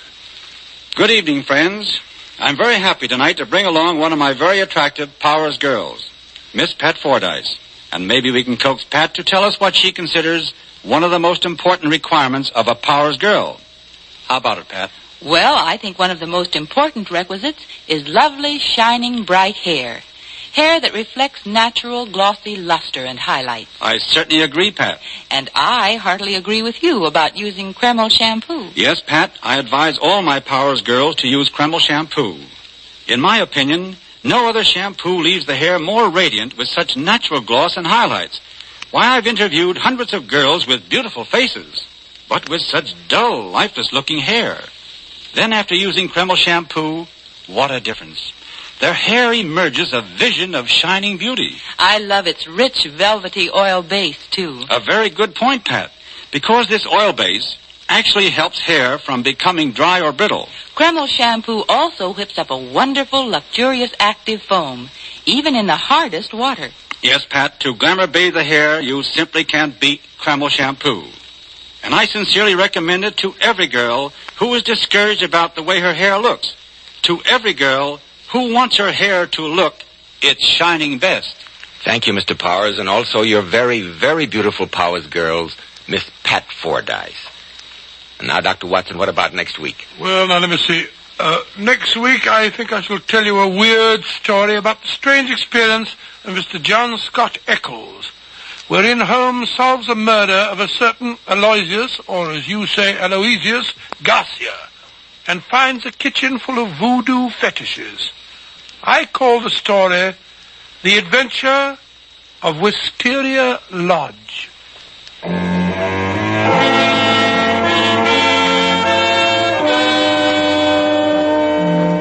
Tonight's Sherlock Holmes adventure was suggested by an incident in Sir Arthur Conan Doyle's story, His Last Bow.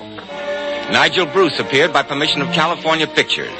Tom Conway through the courtesy of Eagle Lion Pictures. The Sherlock Holmes series is produced by Tom McKnight, with original music composed and conducted by Alex Steinert. This is Joseph Bell, speaking for Kreml Hair Tonic and Kreml Shampoo, and inviting you to listen next week at this same time, when Dr. Watson will tell us about the adventure of Wisteria Lodge.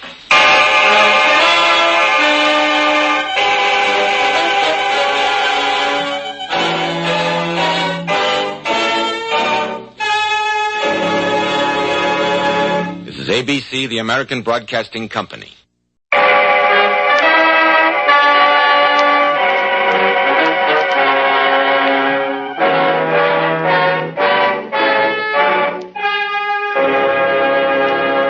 Kreml Hair Tonic and Kreml Shampoo present the new adventures of Sherlock Holmes, starring Nigel Bruce as Dr. Watson and Tom Conway as Sherlock Holmes.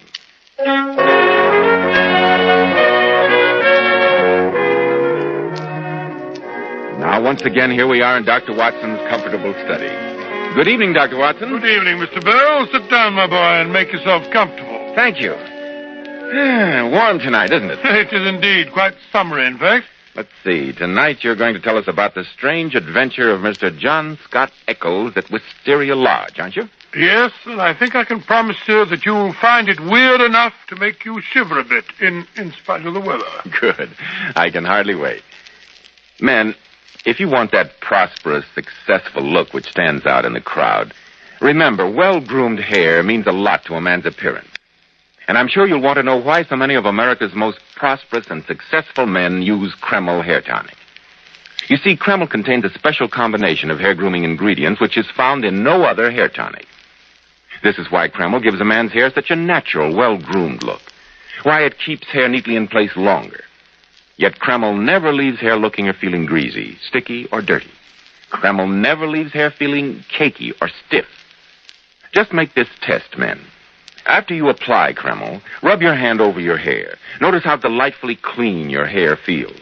Notice how no greasy film comes off on your hand or your hatband. Kreml always gives your hair such a handsome, clean-cut appearance, as if your barber had just combed it. At the end of the day, your hair looks just as neatly groomed as when you combed it in the morning. Buy a bottle at any drug counter. Kreml, Kreml Hair Tonic. Now, Dr. Watson, what about the strange experience of Mr. John Scott Eccles and Wisteria Lodge? It was a bleak, wintry day. The year was 1892, I believe. We were in our rooms in Baker Street, and Holmes had received a telegram during lunch. He'd read it and sent off a reply. The lunch things were subsequently cleared away, and Holmes was standing in front of the fireplace, smoking his pipe, a thoughtful look on his face. Suddenly, he turned to me with a mischievous twinkle in his eyes. Watson, you are supposed to be a man of letters. How would you define the word grotesque? Grotesque? Why, something strange, remarkable. No, there's more in it than that. Grotesque. There's an underlying suggestion of the tragic and the terrible. Yes, but why all this introspection? Who's been using the word now? This telegram. Read it. Oh, let's have a look. I've just had most incredible and grotesque experience. May I consult you? Signed J.S. Eccles. And sent from the Charing Cross post office. Eccles. I wonder if it's a man or a woman. Man, of course. No woman would have sent a reply-paid telegram. No? No. She would have come herself. And that, if I'm not mistaken, is Mr. Eccles himself. Let's take a peek at him before Mrs. Hudson lets him in. Watson, don't joggle the curtain like that. It's too obvious. Respectable looking, eh, Holmes? Notice the grey whiskers? Pompous old bird. Yes.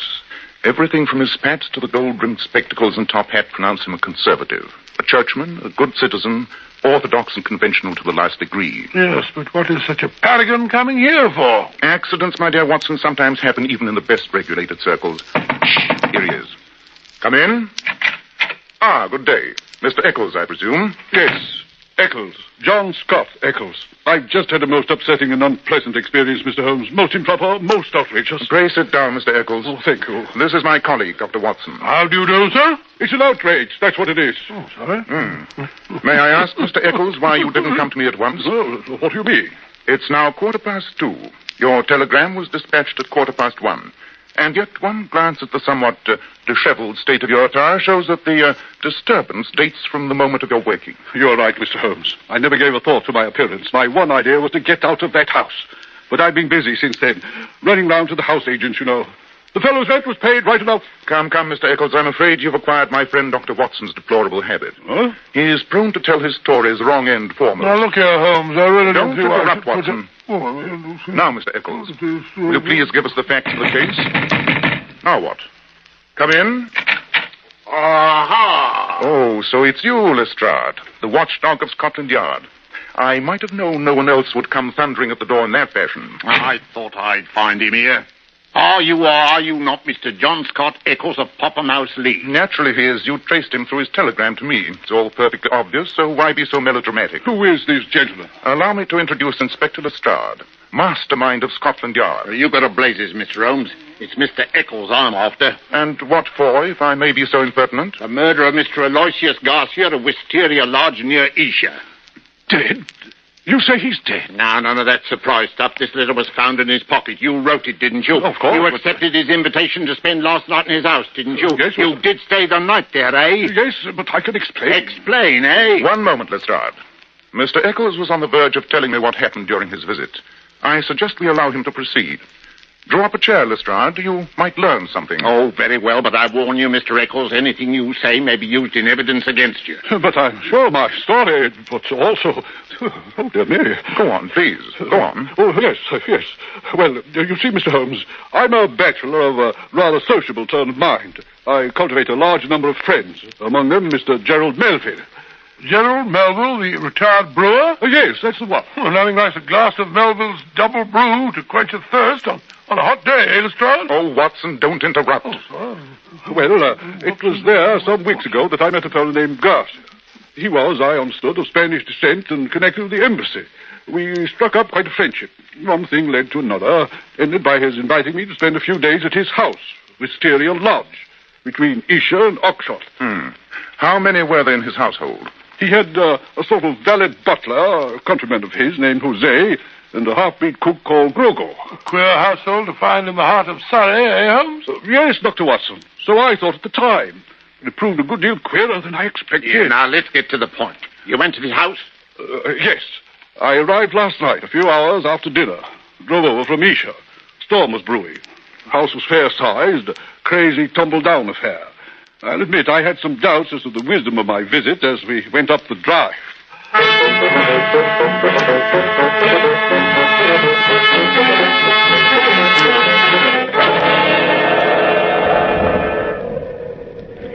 Delighted to see you, my dear friend. Delighted. I was afraid you might not reach this place before the storm arrived. Jose, you will take the Senor Eccles things to his room. The one in front, across the hall from my own. Si, senor. Ah, that is he, my priceless Jose. A bidding-looking fellow, I must say, Garcia. Looks more like a brigand than a servant. Yes, that is what makes him so truly remarkable. Ah, but come in here into my study. There is a fire and some good red wine and a sandwich for you which my good Groco has made especially. In here. Come. Oh, yes. Oh, thank you. Well, this is better. I'll admit I was chilled from that drive. And your hall is a trifle draughty, my dear Garza. But here we are what you call cozy, eh? Here, come, sit by the fire. Oh, I feel good. A glass of wine, no? Not a bad idea. Good. I will have one, too. So, and here is your sandwich. Thank you. Well, by Jove, I say, this sandwich is hot. Yes, a Spanish specialty. It is full of onion. So I noticed. Dios, what was that? Sounds like someone at the front door. There it is again. I say, Garcia, you look white as a sheet. Is anything the better? No, nothing at all. Only that it is so late for someone to be calling. Look here, I'll go to the door if you're afraid. No, senora, it is not necessary. Jose will go. Ah, listen, he is going now. I wonder who it is on a night like this. Come in. What is it, Jose? What has happened? Message for you, senor. A letter. Good. Give it to me. So, that is it. It is what, senor? Never mind, Jose. And close the door. Look here, Garcia. What's the matter? Did the letter have bad news? Bad news? The letter? Oh, but no, senor. Just an invitation. I do not even bother to answer. See, it goes into the fire. Why are you trembling? Trembling? Me? It is the cold. I am not accustomed to this climate.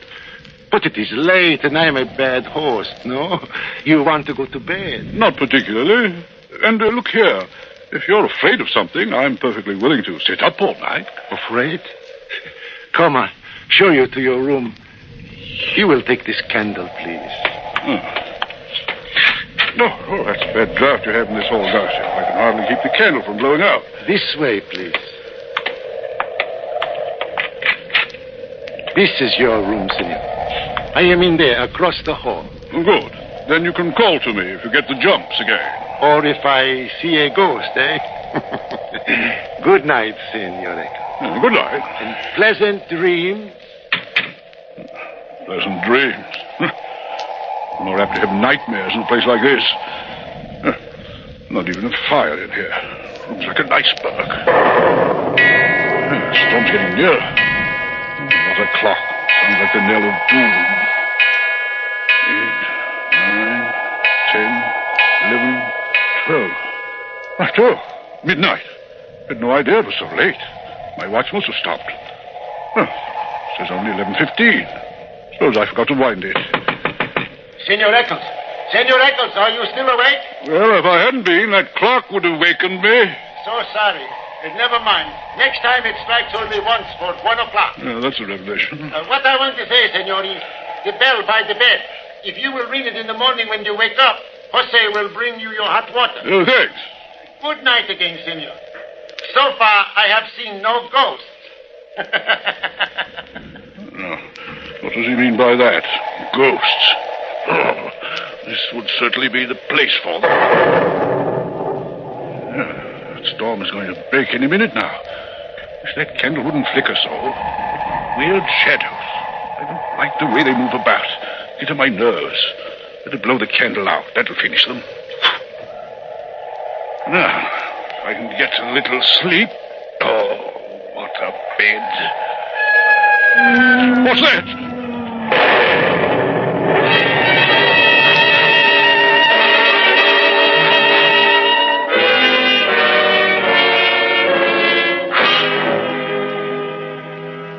So you think you heard a scream, Mr. Eccles? Well, I wasn't sure. A storm broke at about that time. It may have been the wind. What a curious evening. The most curious thing about it was the clock. Do you often let your watch run down, Mr. Eccles? No, I can't say that I do. Well, next morning the storm had cleared. I woke about dawn and tossed about half an hour. When I found that I couldn't go back to sleep, I rang for my hot water.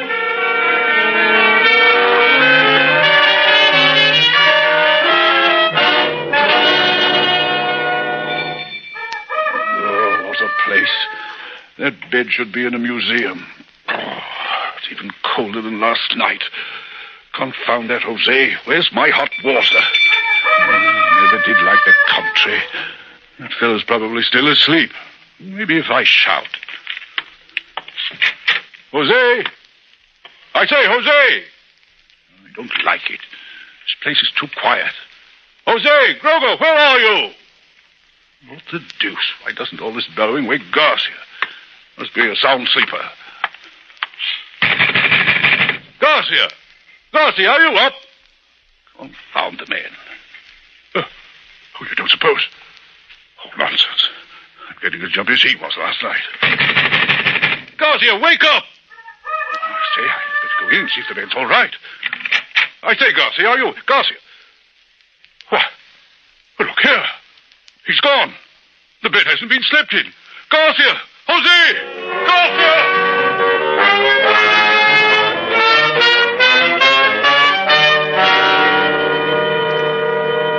I was thoroughly upset, Mr. Holmes. I ran from room to room shouting. They were empty. The men were gone. My host, the footman, the cook, all vanished in the night. Quite a unique experience, eh, Watson? Yes, one of the most... I was furious. I packed my bag, set off to visit the chief land agent in the village. And I found everything in order. Garcia had rented the place right enough, but even paid 3 months in advance. My next step was to come into town, call at the Spanish embassy. Yes? They had never heard of Garcia. That is the end of my story. Well, I admit it seems to fit in with what we discovered at Wisteria Lodge. We even found the note you spoke of. But Garcia threw it into the fire. I saw him do it. It was a dog grate. He overpitched it. I found this crumpled up at the back. Yes, that's it. I recognize the paper. May I see it? What's it say? Our own colors. Green and white. Green open, white shut. Main stair, first corridor, 7th right, green baize. Godspeed, sign D. Woman's writing. An assignation of some sort, I'd say. Well, why should he turn pale if it was just an amorous intrigue? It was more than that. She writes Godspeed. It was a serious and dangerous undertaking. Who do you suppose she is? She signs us up D. He was Spanish, and she must have been too. D. Ah, that might stand for Dolores. Very good, Watson. Oh, thank you. But unfortunately, she wasn't Spanish. Wasn't Spanish? Why not? She writes to our Spanish friend in English. Oh, and there were others in it, too. The envelope is addressed in a different hand, a man's writing. And the print of a man's cufflink has been pressed into the sealing wax. A remarkable note. There's something about it I don't quite like. Lestrade, where did you say Garcia was found? Oxshot Common, about an eighth of a mile from his home. Head battered in. Footprints? Well, there weren't any we could see. The rain had washed them out. Robbed? No. His watch and money were left intact. Well, Mr. Eccles, if you don't mind stepping around the yard, I'd like your story in writing. Certainly. I'll come at once. But I should like to retain your services, Mr. Holmes. I shall be delighted to collaborate with Scotland Yard if Lestrade doesn't mind. And what good would it do if I did? Then it's settled. I suggest we take a run down to Esher, Watson. I find I have a longing for the country. Yeah, I'm coming too. Splendid. Suppose we meet tonight at Mr. Garcia's poetically named villa. What was it? Yes. Wisteria Lodge. I fancy it'll be a case of cherchez la femme. Oh, French. Look for the woman. Oh, what woman? The woman who wrote that note. If I'm not mistaken, she's in a decidedly dangerous position.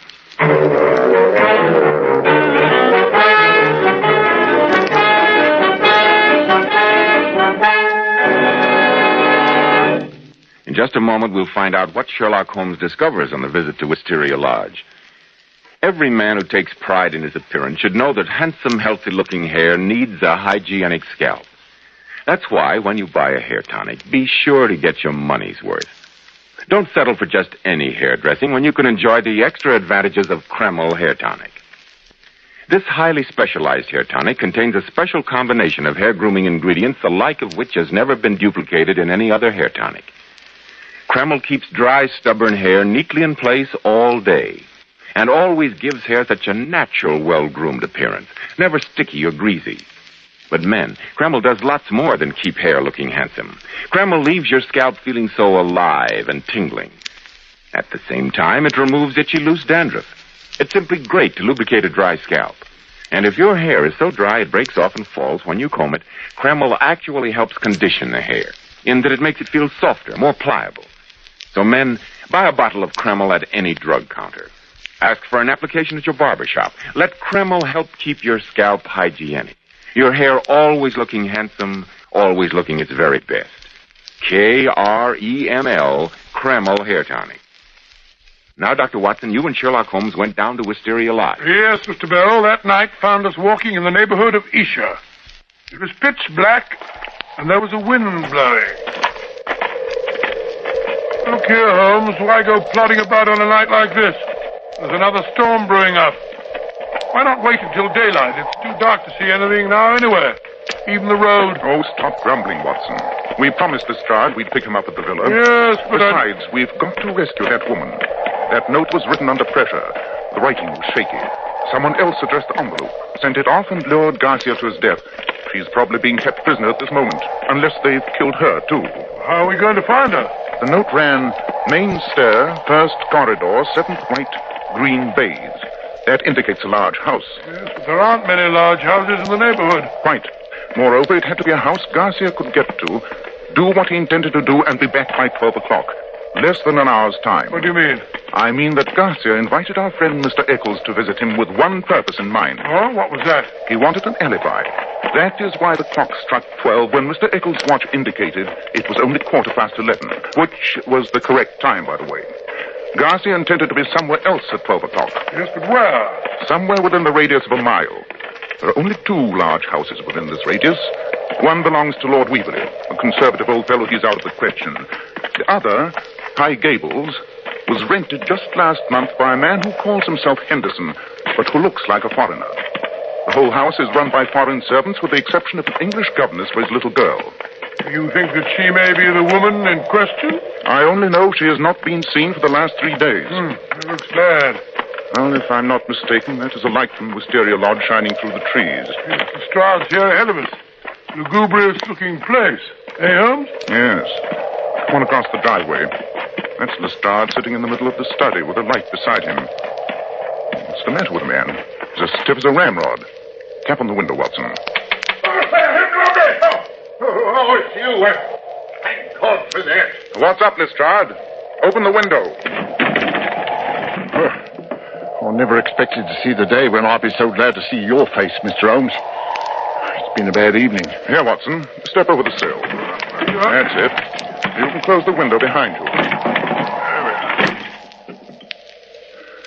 Now then, Lestrade, what's been giving you the jumps? Well, it's a lonely, silent house, and what with that queer thing in the kitchen, when I heard you tapping at the window, I thought it had come again.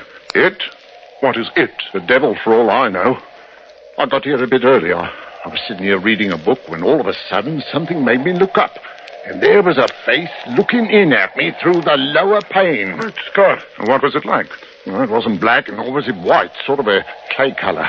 Like it was dead and had earth on it. And the size of it, twice as big as yours. Good gracious me. But the look on the face was the worst of it. Great goggle eyes and a line of white teeth like a hungry beast. I tell you, I couldn't move a finger. I just shut my eyes and held my breath, and when I got the courage to look again, it was gone.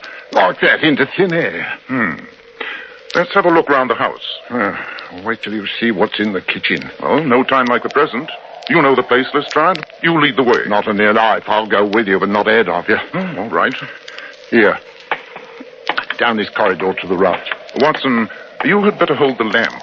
Lestrade's hand doesn't seem to be as steady as usual. This is the kitchen. Untidy looking place. Look! What an extraordinary thing. Chicken feathers all over the room. Yes. A white cock torn savagely to pieces. And over in that corner is a goat with its throat slit and blood all over the place. How perfectly beastly. Yeah, but that's not the worst of it. Look here, by the sink. Here's something to make your flesh creep. What a sinister, shriveled up thing. Looks like a barbaric doll or a mummified monkey. That is no doll, Watson. Nor yet a monkey. That was once a human being. A South American native, to be exact. What? Down there, some of the wilder tribes have a secret process by which they can dry and dwarf the bodies of their dead enemies until they look like this. It's a voodoo fetish. And all this mess of blood and slain animals indicates a South American voodoo sacrifice. South American? Green and white, of course. What is it, Holmes? Never mind, Watson. No time for discussion. Hurry. We must go to High Gables and find the governess. She must be made to talk while she's still able.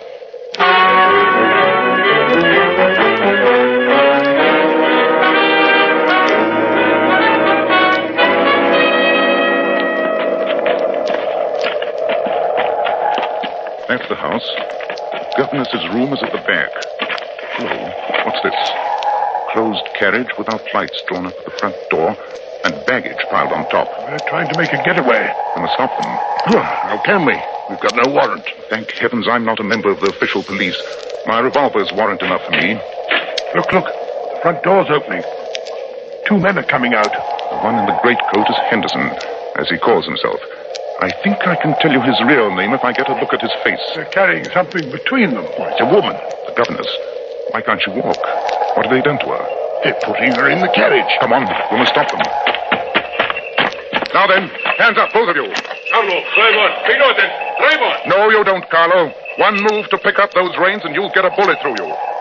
Now then, what have you done to that woman? She's sick. We are taking her to London.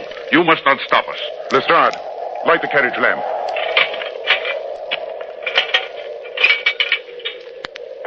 Watson, take a look at that woman. What seems to be the matter with her? Pulse? Pupils of eyes? Yes, she's been drugged. Opium. She's half conscious. You will kill her. She is sick.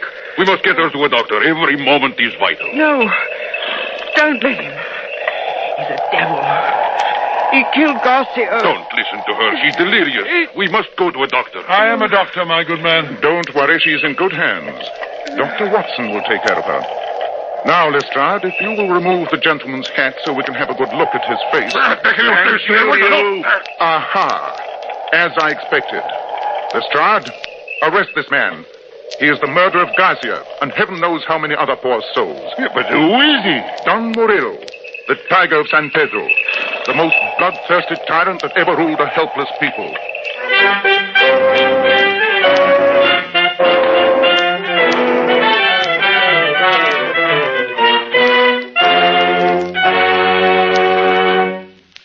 Must say afraid, Dr. Watson, I'm still a bit confused. Yes, and so was I, Mr. Bell, until the English governess explained the whole thing to me. Don Murillo had been a dictator of the country of San Pedro in South America. Its colors are green and white. Yes, I know. He was a terrible man who had no scruples about butchering anyone who stood in his way politically. One of his victims had been the Spanish husband of the English lady who later became Murillo's governess. Oh, I see. His reign of terror ended in a revolution, but he managed to escape the country with all the government funds. The inhabitants of San Pedro plotted to bring him to justice, but failed until the Englishwoman managed to worm her way into his household. So that's why she was there. Yes, it is. She and a party headed by Garcia planned to kidnap Murillo and take him back to San Pedro where he could be tried for his crimes. Murillo, however, suspected the governess, intercepted her note, and killed Garcia. Well, that's perfectly clear now. Oh, just one more thing. The hideous face at the window, what was that? Oh, that was Grogo, Garcia's huge native cook, who was sneaking back to get his voodoo fetish, the shriveled mummy. That was certainly a blood-curdling story. Dr. Watson will return in just a moment to give us a hint about next week's story. Here's something of real interest for our lady listeners. I'm sure we all know or have heard how beautiful Powers models are. But did you know that these famous beauties make up to $35,000 a year? Which shows they have brains as well as beauty. Yeah. But seriously, Joe, what impresses me most is that Powers models can afford to spend a fortune on their hair. Yet when they wash it, they rely on inexpensive Kreml shampoo. Which proves how wonderful Kreml shampoo really is. Powers models were among the first to discover that no other shampoo leaves hair more shining bright with natural gloss and luster. And under no circumstances does Kreml shampoo ever dry the hair. Kreml shampoo is not a soapless shampoo. It's not a cream shampoo. It's not a harsh soap or drying detergent. Kreml shampoo is entirely different. I'll check with that, Joe. After a Kreml shampoo, the hair actually radiates natural, brilliant highlights. And Kreml shampoo even has a built-in oil base, which helps keep hair from becoming dry or brittle. It rinses out so easily and positively never leaves any dull, soapy film. So, ladies, always wash your hair with Kreml shampoo. It leaves hair a vision of shining, sparkling beauty, yet in no way hurts its texture. Kreml, Kreml shampoo. Now, Dr. Watson, what about next week? Well, I'll never think. Next week. No, I won't.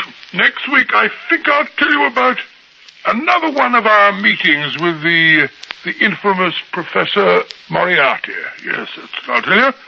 It's a strange story. A very strange story of violence and sudden death. Death that struck from the London shadows.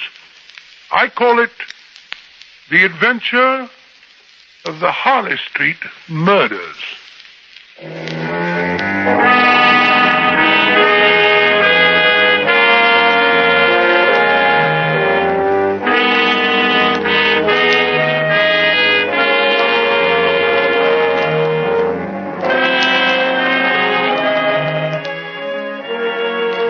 Tonight's Sherlock Holmes mystery was adapted from Sir Arthur Conan Doyle's story, The Adventure of Wisteria Lodge. Nigel Bruce appeared through the courtesy of California Pictures.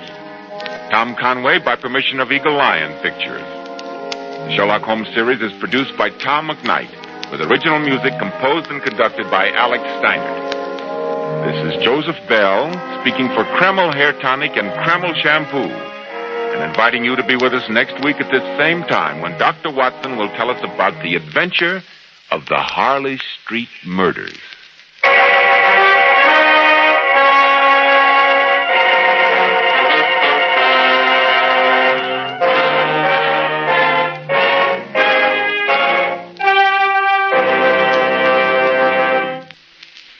This is ABC, the American Broadcasting Company.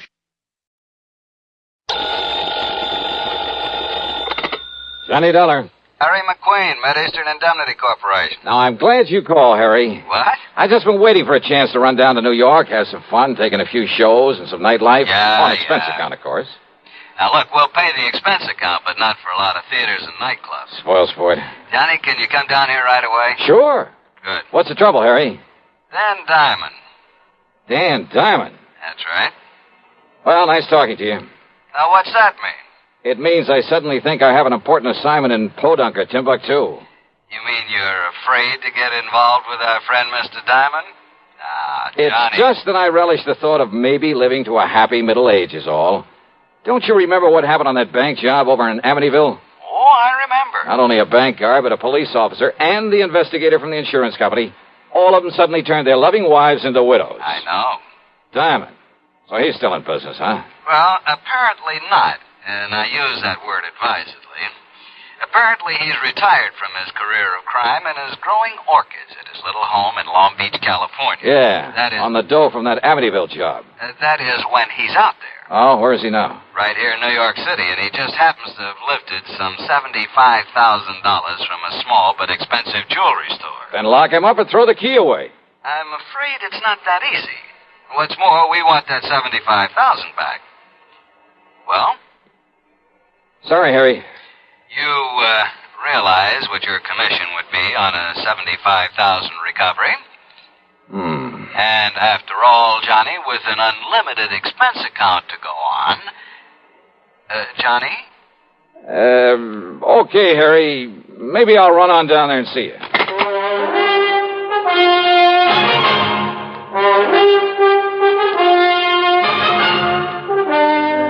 CBS Radio brings you Bob Bailey in the exciting adventures of the man with the action-packed expense account, America's fabulous freelance insurance investigator. Yours truly, Johnny Dollar.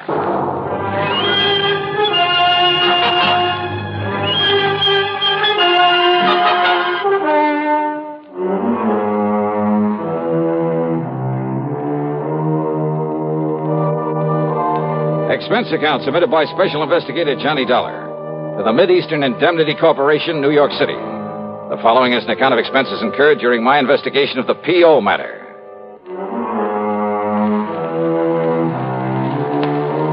So who wants to tangle with a character like Danny Diamond? But that bait Harry McQueen dangled in front of me was too much to refuse. Expense account item 1770 for a train to New York and a cab to his office on Park Avenue. Friday afternoon, Johnny, week before last. They were about to send a pile of money over to the bank. And? Diamond simply walked in, put a gun on the man at the vault, made him crawl under a table, and then scooped up the $75,000 and slipped out into the street before the vault man could hit the alarm button. Easy as that. That's a lot of money to walk around with. He was careful to take it mostly in $50 and $100 bills. The vault man didn't try to put up a fight? Against Danny Diamond? He get killed for sure? Well, how do you know who he was? Danny told him.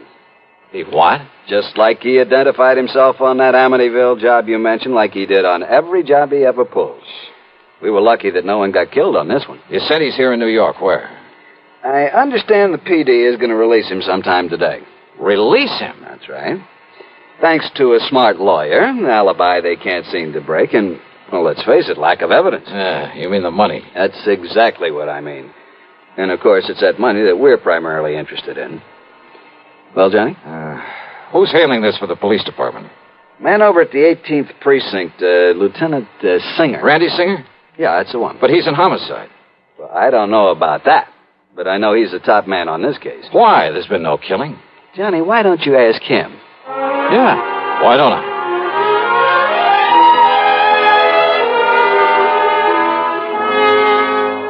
Because on nearly every previous job that Dapper Danny pulled, there was a killing. And I was assigned to him. I got to know him and his routine, his methods better than anybody else in town. But not well enough to nail him down. Yeah, I'm afraid that's true. Anyway, they made a special out of this one and put me on it. And from the way you say that, Randy, you haven't got very far. Johnny, I haven't got to first base. Oh, sure, we locked him up on suspicion, got the DA to really cloud up and rain all over him, but thanks to that smart mouthpiece he hired and an alibi so solid you couldn't smash it with a hydrogen bomb. Plus, no sign of the money. Yeah, that's right. Anyway, they're letting him loose, and he'll go back to California free as a bird and 75 G's to the good. You sure it was Danny Diamond pulled this one, huh? Well, everything, Johnny. His perfect timing, his modus operandi, that egotistical trick of identifying himself, the description of him. His doing it solo, the fact he didn't stash it away in a bank. I've checked every bank in town. Well, everything, Johnny, says it's him. You mean it's he? What's your English, Randy? Oh, English, to heck with it. Him's the... I mean, he's the one that did it. But unless we can lay our hands on that $75,000... Have you checked out where he's been staying? What, are you kidding? I went over with a fine-tooth comb. Nothing in his hotel room, his luggage, no little package left in the hotel, save nothing. He gave us a list of where he's been, what he's done since he got in town, and it all checked out to the minute. Yet somehow he managed to stash away that wad of money. Yeah, you find it, Johnny, and we'll nail him. Now, what's to have stopped him from passing it to some pal for safekeeping? No, Johnny. You sure of that? Now, Diamond works alone. He'd no more let anybody else have a gander at that money. Why, Danny wouldn't trust it with anybody short of the United States government. And I'm sure he isn't turning any of it over to Uncle Sam. Ask me, Randy, you got a pretty thin case against him. Yeah, but I'd bet my own life that he did this job. And if you or I or anybody can find that dough on him or anywhere near him... You'll nail him. You said it. You want to take a crack at him? Mighty thin case, though. Johnny? Okay, if you're so sure that he's the one, Randy, well, that's good enough for me. Oh, what are you going to do? Answer your phone. Oh, sure. Singer. Yeah? Yeah? Well, where'd he... Okay, then all I can do is alert somebody out where he lives to... Yeah. They let him go, Johnny. He's on his way. To where? Who knows? Okay, then I'm on my way. Yeah, where? What are you going to do? To coin a real corny one. California, here I come.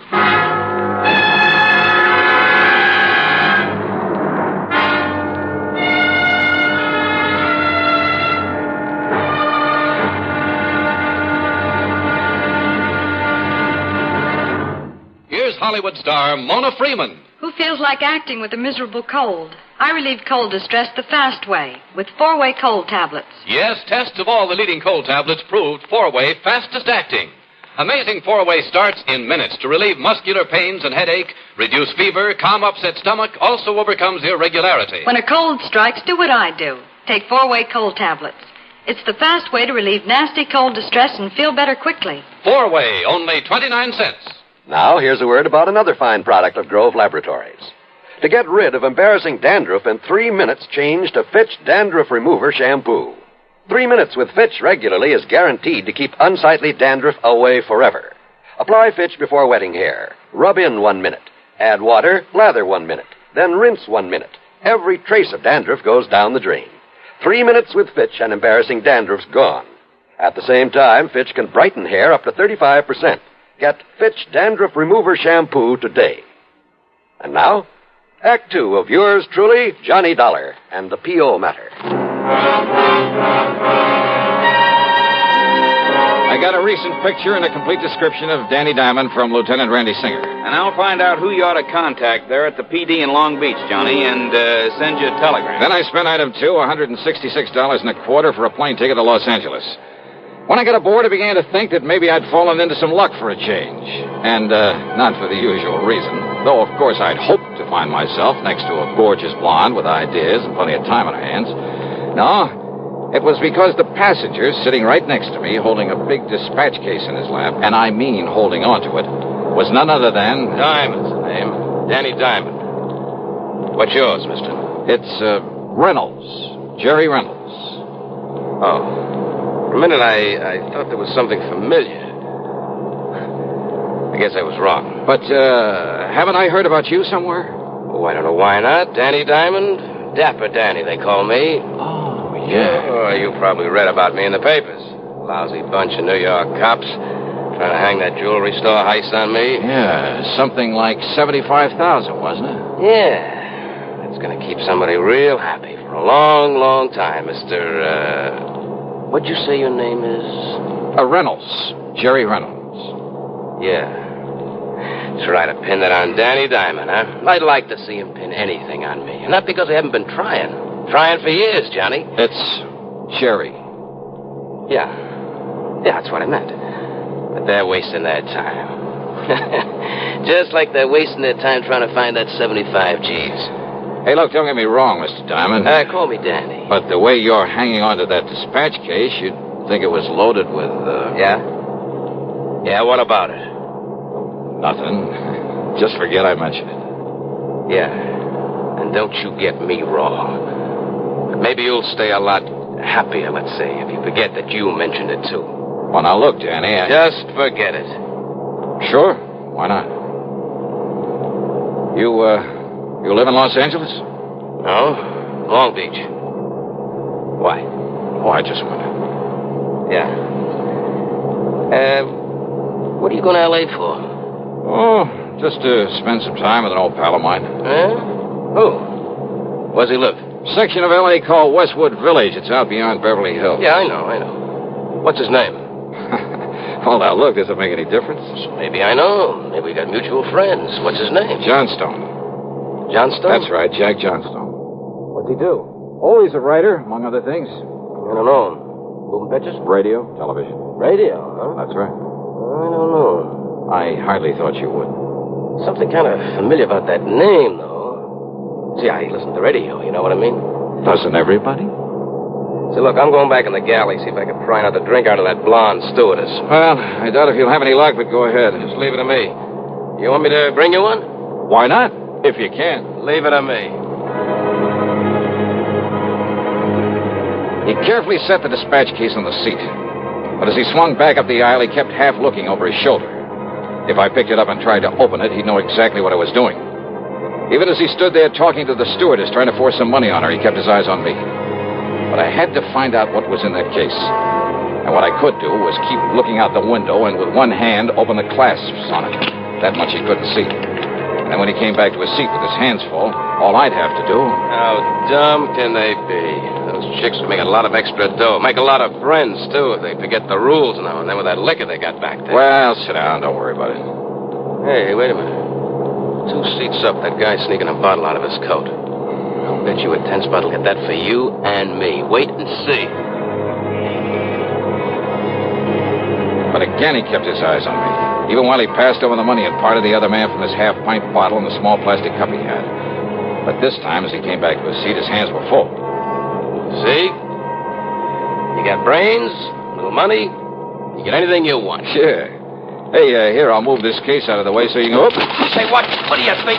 You clumsy, crazy jerk. The little case was loaded, but the papers that fell out that he quickly shoved back into it were not money. No, they were clippings from the New York newspapers. Yeah, news items about the robbery. That was all. Wait, though. Was he using them in the dispatch case for a decoy? Or just to fan that ego of his? You dumb, clumsy fool. Oh, sorry. Sorry, huh? Sure, of course I am. Listen, if I thought maybe you'd done that on purpose... Yeah? Well... Forget it. Sure. Now, about that little drink you promised. Sure. Why not?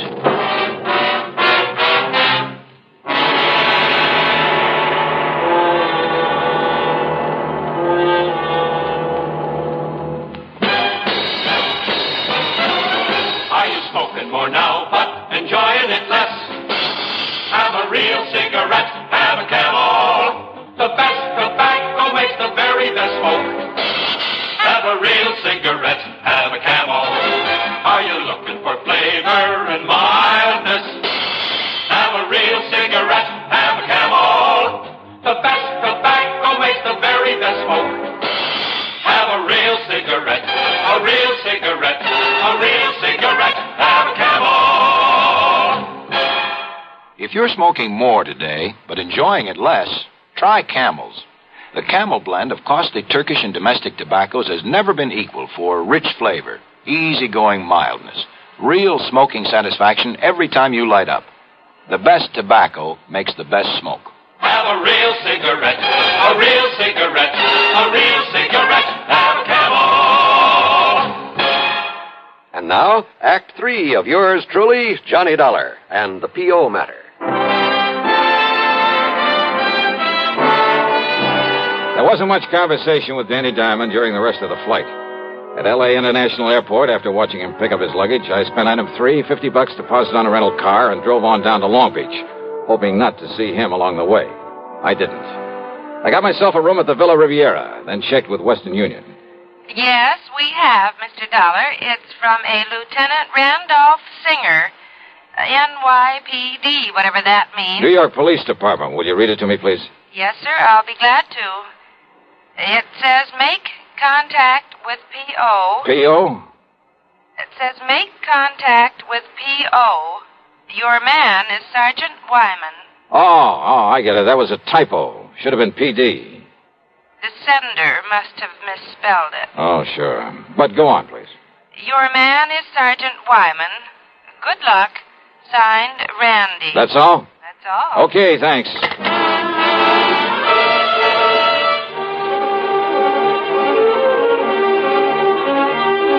Item 4 was 10 cents for that phone call. Then I wasted no time in getting over to police headquarters into a huddle with Sergeant Raleigh Wyman. Dollar, we know all about Danny Diamond. What he is, where he got his money for that house of his out on Fern Drive, and for living it. But unless he tries to pull something around here, there's nothing we can do. I know what you mean, sir. But if you can get something on him and make it stick, this whole town will love you dearly. Something like that 75,000 robbery in New York? Yeah. Oh, Lieutenant Singer told me on the phone that's what you're out here for. That's it? Said some pretty nice things about you, too. If there's anything we can do, if you just... There is. I want to look at not only Danny's home, but the luggage he just brought in the plane. Well, in order to get out a search warrant. No search warrant. What? Look, can you get him over here for a couple of hours before he has a chance to unpack and settle down? I made real time driving here. He ought to be arriving just about now. Well, let me think. Hey, call him up. Tell him you want to see him here at headquarters. Can you get him down here? Sure. He loves to sit around here and shoot off his big mouth and try and make fools out of us. What excuse? Oh, tell him there were some prowlers around his place while he was away. Tell him anything. Now, look, Dollar, if you're planning what I think and without a search warrant... Sergeant, so far as you know, all I'm going to do after I leave you here is take a nice long walk along the beach. Well, okay? Okay, Dollar.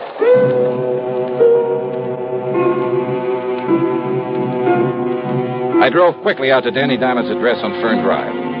A rather nice modern little home, by the way, in a very pleasant residential section.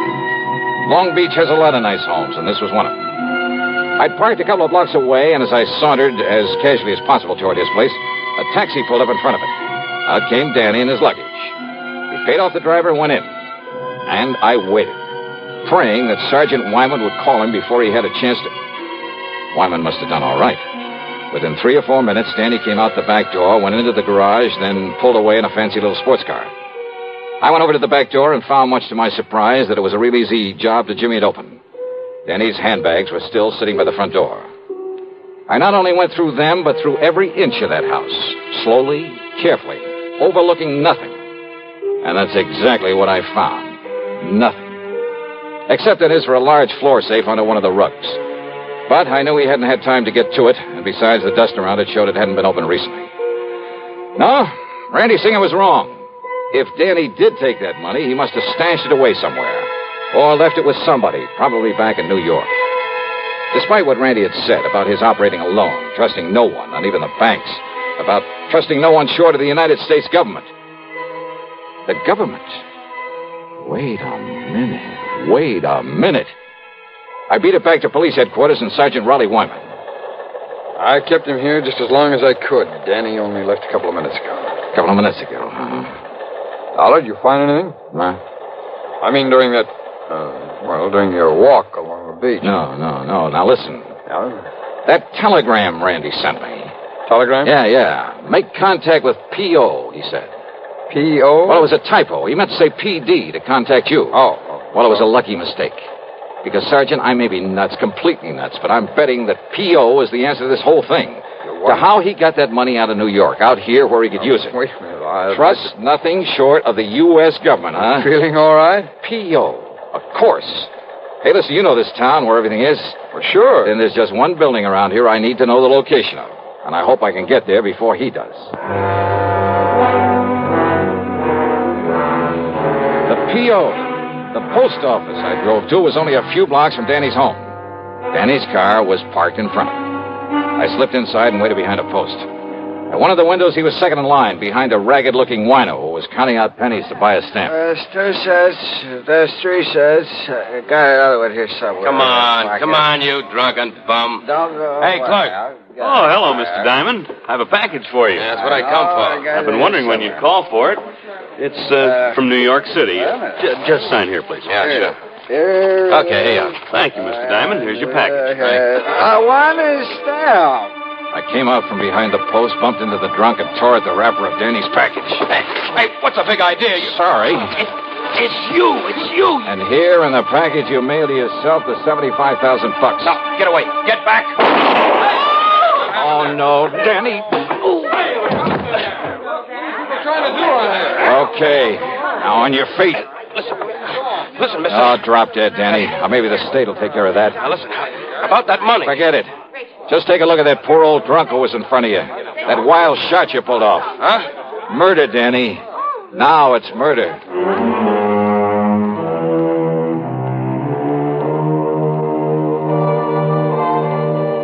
So, from here on in, of course, it's in the hands of the law and the courts.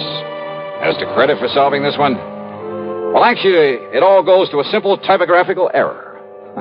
Funny. Expense account total, including hotel and the trip back to Hartford, $397.70. Yours truly, Johnny Dollar.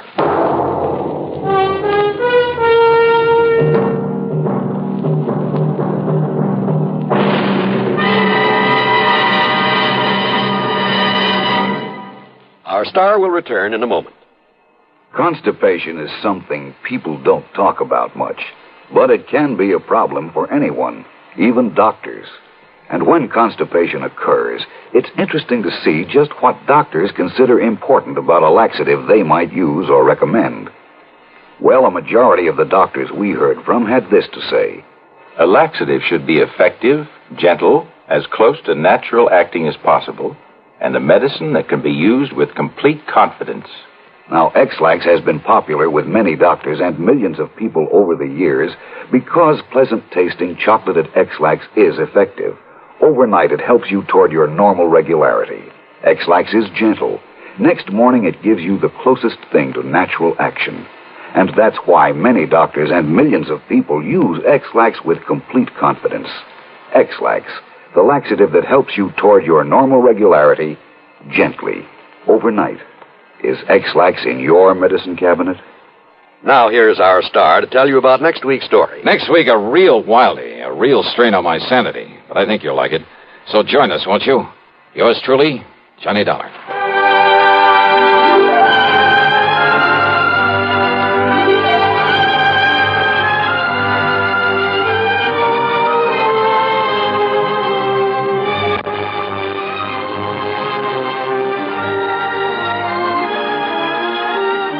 Yours truly, Johnny Dollar, starring Bob Bailey. Originates in Hollywood and is written, produced, and directed by Jack Johnstone. Heard in our cast were Virginia Gregg, Harry Bartell, Herb Vigran, James McCallion, Stacey Harris, and Gil Stratton. Be sure to join us next week, same time and station, for another exciting story of yours truly, Johnny Dollar. This is John Wall speaking. Next, a modern mystery classic, Agnes Moorehead's 8th suspense performance of Sorry, Wrong Number on the CBS Radio Network. You are invited to attend Benani Berth's 5th Annual Sports Night, co-sponsored by Gideon Lodge number 140 and the Albany Olympic Committee. Admission is free, so plan to be there starting at 8 p.m. on Thursday, February 18th at Chancellor's Hall, to greet Mr. Olympics himself, the great Jesse Owens, who will be the featured guest of the evening. Other honored guests will be 12 high school seniors who have been each selected by their respective Albany high schools as exemplifying all-around fitness in the American boy and girl. In recognition of their outstanding achievements, Benani Berth will award each of them an Olympic-style jacket and achievement shield. And an annual sports night would not be complete without the presentation of Benani Berth Sports Award. This year's recipient will be Phillips Schuyler High School's popular basketball coach, Larry O'Neill, who is being given the award in recognition of his outstanding work with youth in the city of Albany. These are just a few of the reasons that you don't want to miss Benani Berth's 5th Annual Sports Night on February 18th. Radio 59, WROW, first on the dial, serving Albany, Troy, and Schenectady.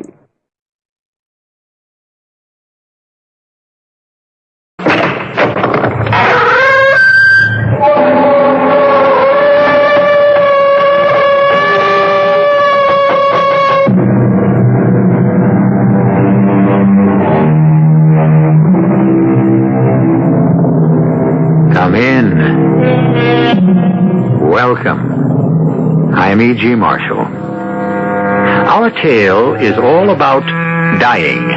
Not about death, but about the actual moment of dying and how it should be approached and dealt with. I think a lot about the moment of dying. My own, of course. I picture myself in a beautiful and rather picturesque bed. Something I don't own at the moment, but I have time. I'll get around to it. My lovely wife, who will survive me, holding my feeble hand. My children at the foot of the beautiful bed, looking at me tenderly, and me looking fondly at them and saying softly, good heavens, what will I say? I've been so busy setting the scene, I haven't got around to thinking of anything to say.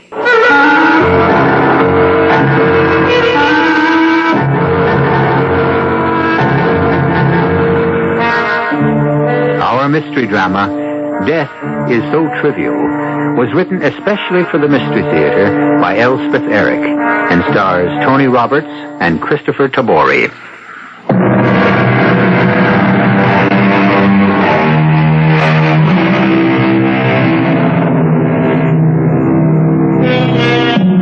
It seems most strange to me that men should fear seeing death, a necessary end, will come when it will come.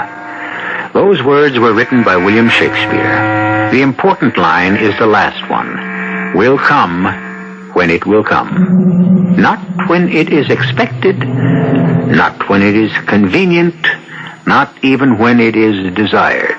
No, death will come when it will come, which is the theme of our strange tale. There I was, walking to work as usual, taking deep breaths to expand my lungs, noting the time at regular intervals to be certain I'd arrive at the library on the dot, waiting for every street crossing light when...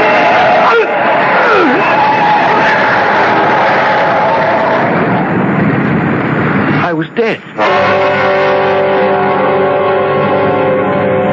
I suppose that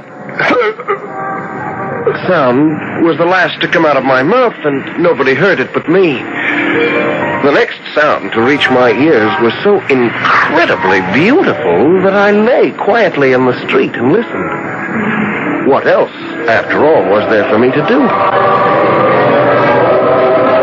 There were voices, a marvelous blend of voices coming from far, far away. And I knew, I don't know how I knew, but I knew that these were the voices of those who had died before me. And they were summoning me to join them in a place of eternal joy. I was about to do so. Indeed, I was anxious to do so when suddenly, it had never happened to me before in all my 24 years, suddenly I became absolutely furious. Officer! Police! Somebody! Why isn't there ever a policeman around when you need him? I heard some young female screaming for a policeman, but I didn't care much. I, James Blake, was enjoying a sensation I had not felt since when? I can't remember when. It must have been many, many years before. Yet I had once felt it because it swept over me.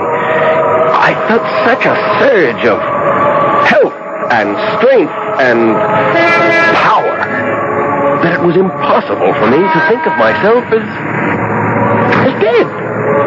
Which is what I most certainly was.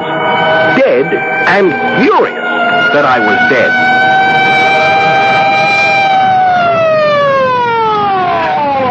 I saw the whole thing. That man driving the car, that crazy man, I saw him. He was doing 60 miles an hour at the very least. He went right smack through the red light. He never slowed down, let alone stop. I think he was drunk. He must have been driving like that. One of those expensive sports cars. I think it was yellow. Yes, I'm positive it was yellow. Unfortunately, I didn't get the license number, and this poor man, he really is dead, isn't he? Are you going to take him to the morgue? I listened with a sort of detached interest.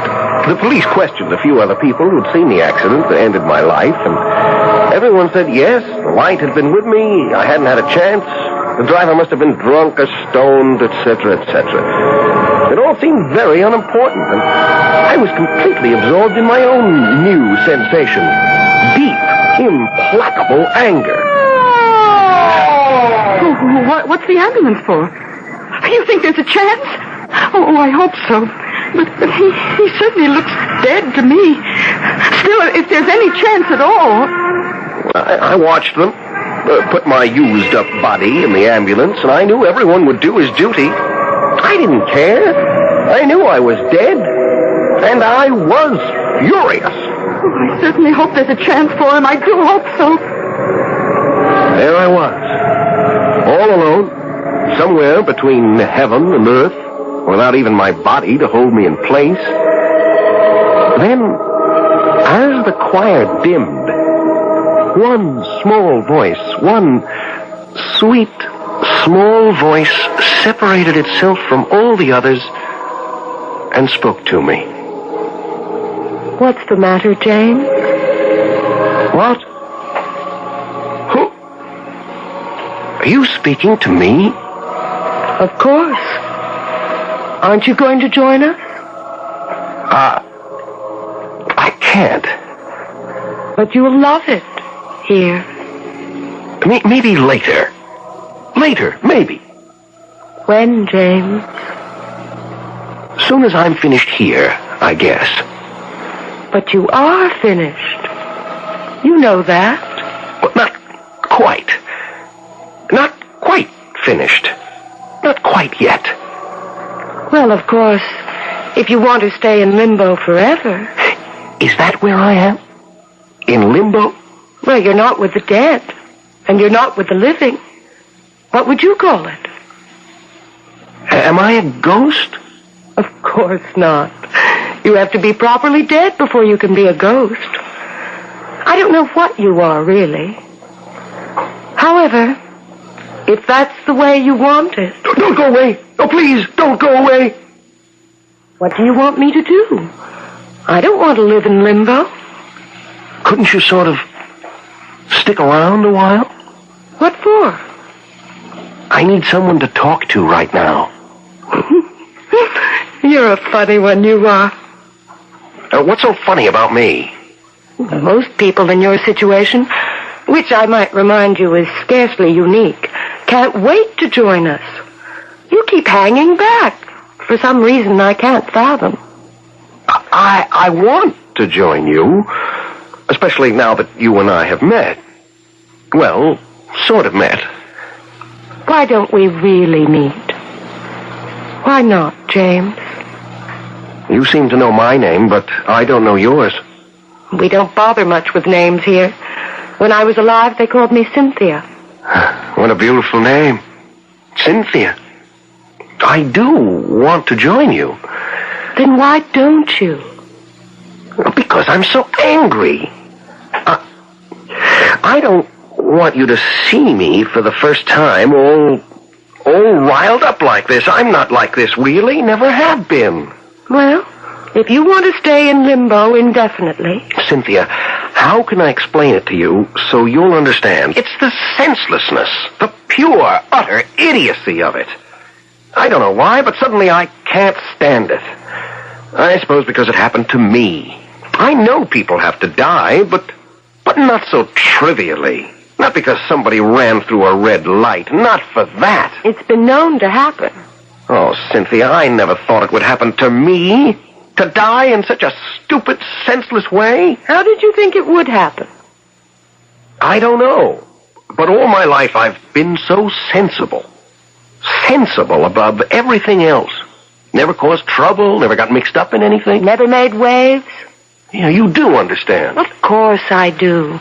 And now, well, I may not have had much of a life as I look back on it. It wasn't much, but it could have changed. And anyway, damn it, it was mine, and no boozed-up bonehead had the right to snatch it away from me. I'm so mad I could spit. Oh, James. Cynthia, you may not believe this, but right this second I feel more alive than I ever did while I was living. I believe you. And there must be other people right here in this town who are going to die for no reason at all, just by accident.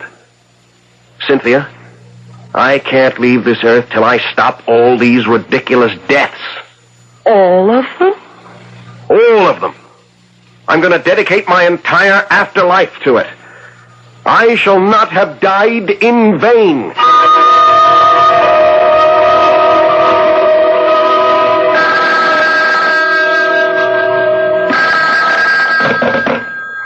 Medical Examiner's Office, Dr. Crowley. Crowley, this is Dr. Hatch. I'm glad you're there. I came in early. First day on the job, you know. Yes, I know, and that's why I hate to tell you, but you may have to go it alone. You said alone? You're not coming in? Well, my wife's not well. Oh, I'm sorry. There may be nothing serious, but on the other hand, you'll be able to manage, won't you? Oh, I think so. Nobody's been brought in yet. Uh-oh, spoke too soon. Looks like a dead one to me. Put them on the table, boys, and let me have the report. Run over by an automobile, Dr. Hatch. Looks like a dead one to me. Well, you know the procedure, Dr. Crowley. Just forge ahead. Yes, sir, I will. I'll be in as soon as I feel I can leave my wife. Oh, Dr. Hatch. Yes? Yes, what is it? Maybe this one isn't dead after all. I can't see any signs of respiration, but on the other hand, he looks... Looks how? He looks so angry, Doctor. I better get to him right away. I never saw anybody look so angry. You must be alive. Nobody could be dead and look so enraged.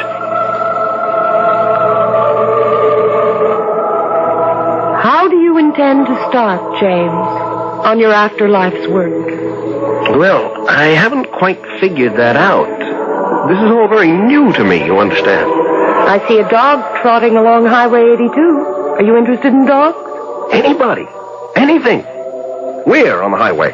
He's just getting to the intersection. Jackson Boulevard.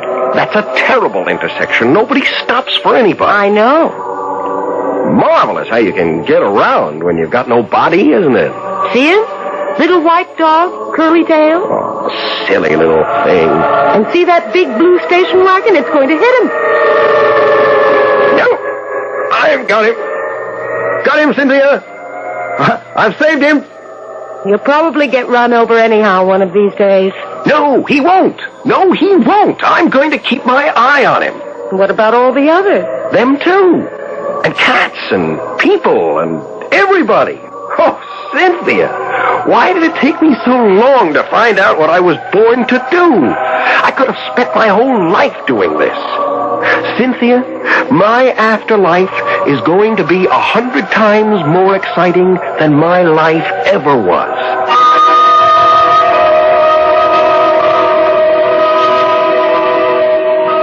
I don't understand you at all, my friend. Your facial muscles should be completely relaxed. Come in. Oh. Oh, I know I'm not supposed to be here. No, you're certainly not supposed to be here. Yes, but I saw the accident, and I was interested. The officer said they'd bring him here. Is that him? Look, you can't come in here. I just want to know if there's any hope. May I, please? There's no hope. Yes. That's him. He's dead. Oh, my gosh. What is it? What's the matter? He's moved. He's moved. I didn't see him move. No, I mean when you knocked at the door. I was trying to find his pulse. There wasn't any. His arms were straight down at his sides. Now look at them. Across his chest, like he was hugging something. Or carrying something. This man can't be dead. He can't be.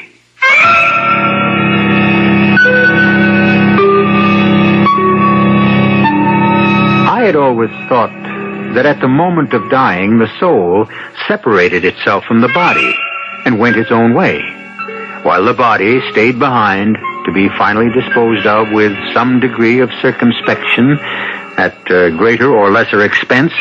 But what if a particular soul is too stubborn to leave the body it has inhabited for so long? Too stubborn and too angry. I'll be back shortly with Act 2.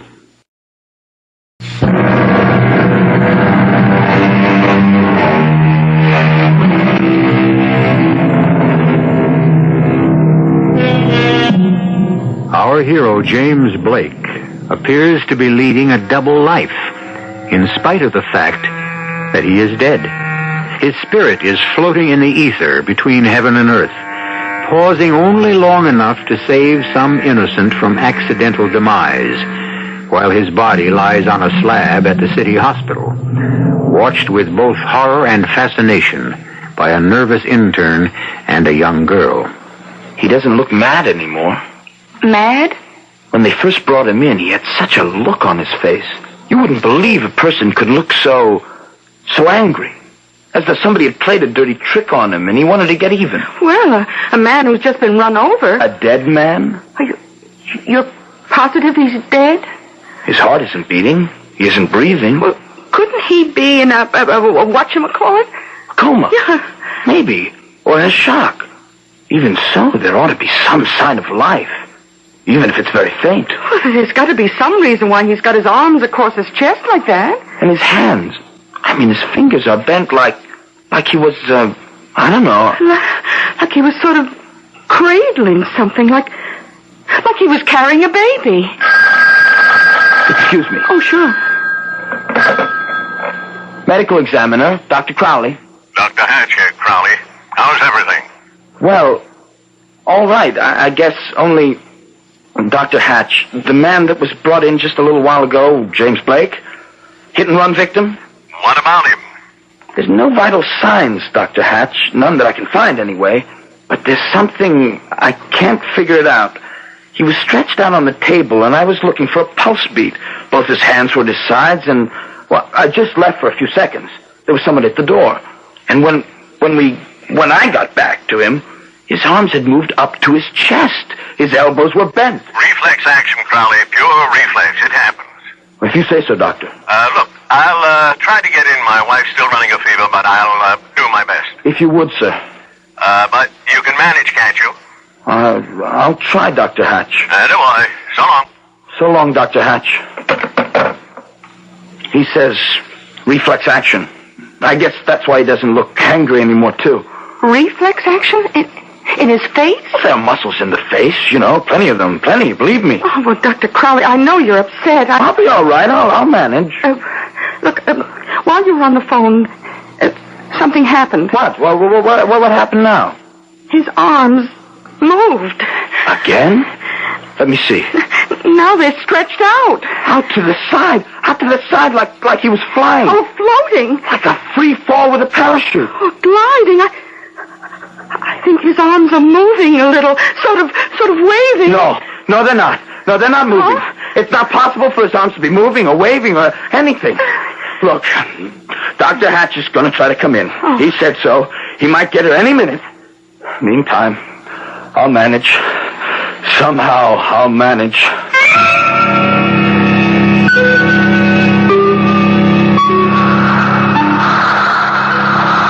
Cynthia?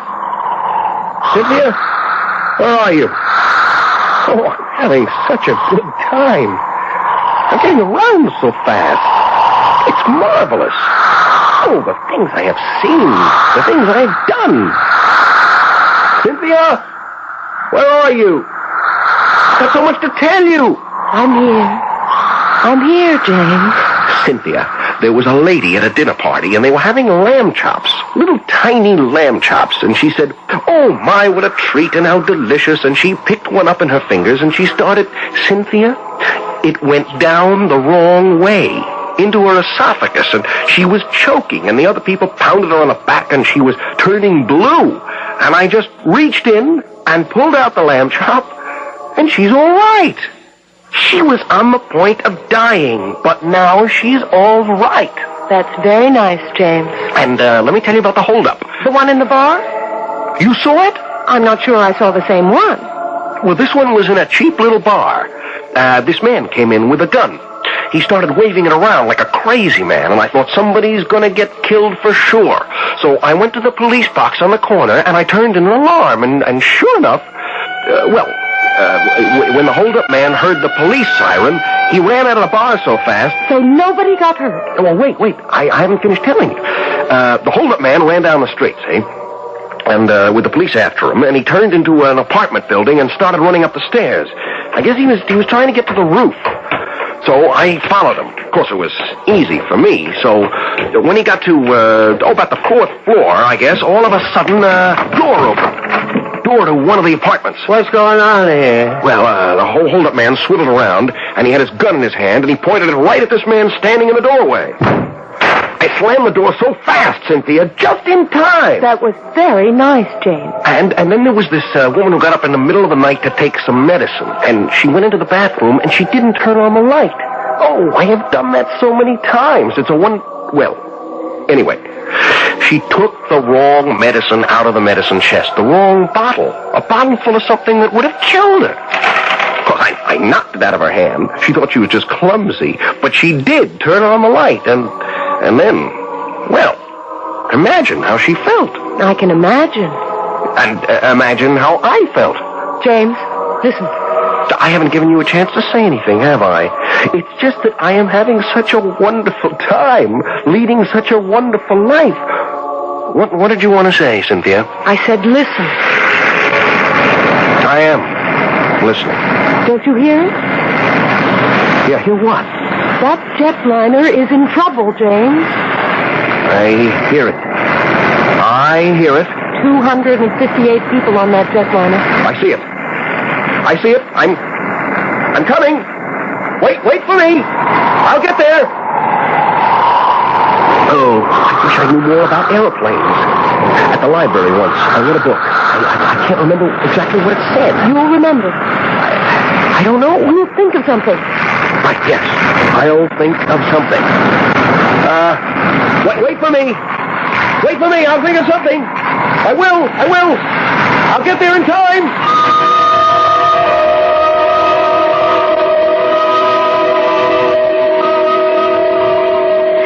Dr. Crowley, his fingers have been behaving very peculiarly. I know. First he crooked one finger, and then he started... I know all about it. I was standing there too, you know. I saw it all. Are those all reflex actions?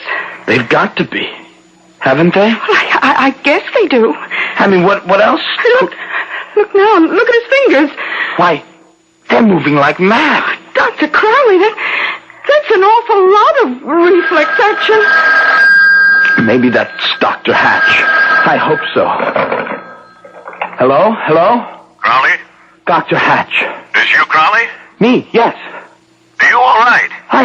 I'm all right, Dr. Hatch. Well, my wife's feeling better. Temperature's down. Oh, that's good. That's fine. I'm so glad. Well, I'll be leaving the house pretty soon. You managing all right, Crowley?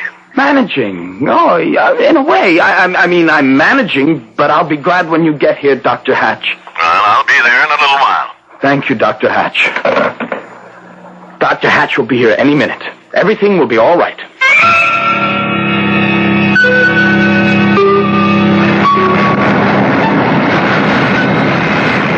I hope this is right, what I'm doing. It's bound to be, James. I hope... What's this little gadget? Oh, it worked! It worked! 200 people, you said, Cynthia. 258. My goodness, that's my best score yet. I think there's a war starting. A what? A war. Lots of uniforms, guns. Looks like mobilization. Cynthia, I can't handle a war. Lots of people are going to get killed, James. I know, but... All by accident. I suppose that's true. It is true. But to save everybody from getting killed in a war... Cynthia, I'm only one spirit. I'm all by myself in this thing. Oh, well, maybe there won't be a war. I just couldn't handle it by myself. Maybe it won't happen. If I just had some help. Well, if you did, maybe you could save all the people who are starving. Starving, you said? You mean starving? Starving to death? Millions of them. But I can't. Why are they starving? Well, maybe it's the weather. Maybe it's, too much food in one place, not enough in another. I don't know, James. I can't change the weather. I can't take food from one place and put it in another place. Cynthia, I'm all alone. Then come join us, James. I can't. Not just yet, Cynthia. I can't. Not yet.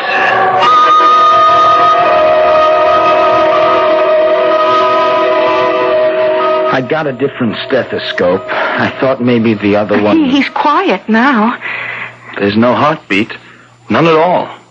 It wasn't the stethoscope. Oh, he's really dead, all right. You know, for a minute I thought it was me. Thought I was losing my hearing. When I couldn't find any pulse, I thought, well, maybe I've gone numb from fright or nervousness or something. Are you still nervous? Well, not as nervous as I was. Now that he's stopped all that, you know... reflex action. Well, he's very quiet.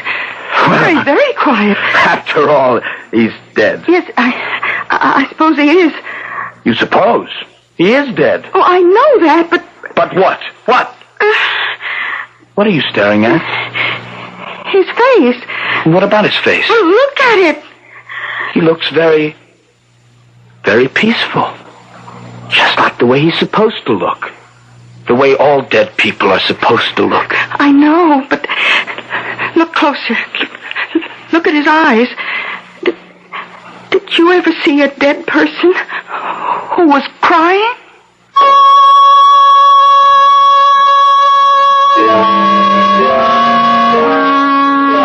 I've never seen a corpse who cried. Still, why shouldn't the realization that all things are swallowed up in death be a cause for tears? But how many corpses cry, if cry they do, for their own death? And how many cry for the deaths of others? Cry that they cannot save them all from being swallowed up. I'll be back shortly with Act 3. We left the body of our hero, James Blake, age 24, lying prone on a table in the headquarters of the medical examiner's office at the city hospital, while the spirit of that same James Blake floated through the great spaces between this world and the next, bound on a great mission to rescue all those destined to die as he had died by sheer accident. He hasn't moved for quite a while. And he isn't crying anymore, Dr. Crowley. Do you think I ought to wipe his eyes? There are a couple of tears left. Oh, do you want me to? No, I'll do it. After all, I'm the attending physician. How am I going to explain? Maybe you won't have to explain anything. He's very quiet. I wouldn't know how. I wouldn't know what to say. Dr. Hatch would think I'd freaked out. Look, why don't you go get a drink? It might help. A drink? I'm on duty. Well, at least go get yourself a cup of coffee. I think it would do you good to get out of here for a few minutes. Well, what if Dr. Hatch... Oh, well, I'll tell him something. What could you possibly tell him? Who would you say you are? Well, I'll say I'm your fiancé. Oh, by the way, my name is Daisy. My name's Fred. Well, go on, Fred. Go get yourself some coffee. You need it. Oh, well, I'll be right down the hall. The nurse's station. There's a coffee machine. Call me if he does anything. I will. Don't worry. I know he's dead. I'm positive of that. But, well, you know. I know. Well, run along. Oh, I really appreciate this, Daisy. Oh, that's all right, Fred.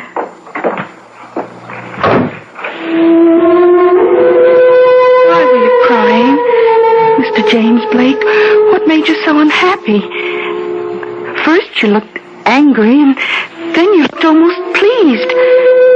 And then you cried. Why, James Blake? You see, I feel a very special interest in you because I saw you get killed. I saw them come and take you away. I followed you here.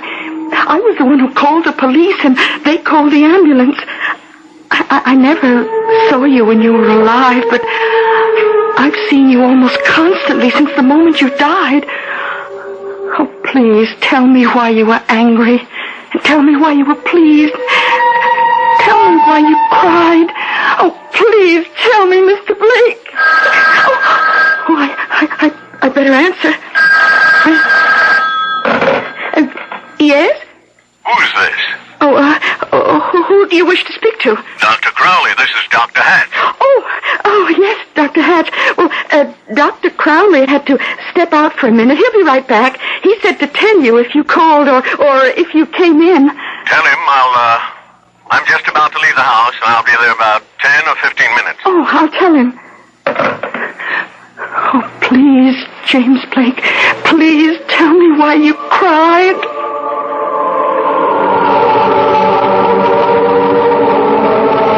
James? Where are you? James, it's Cynthia. I'm here, Cynthia.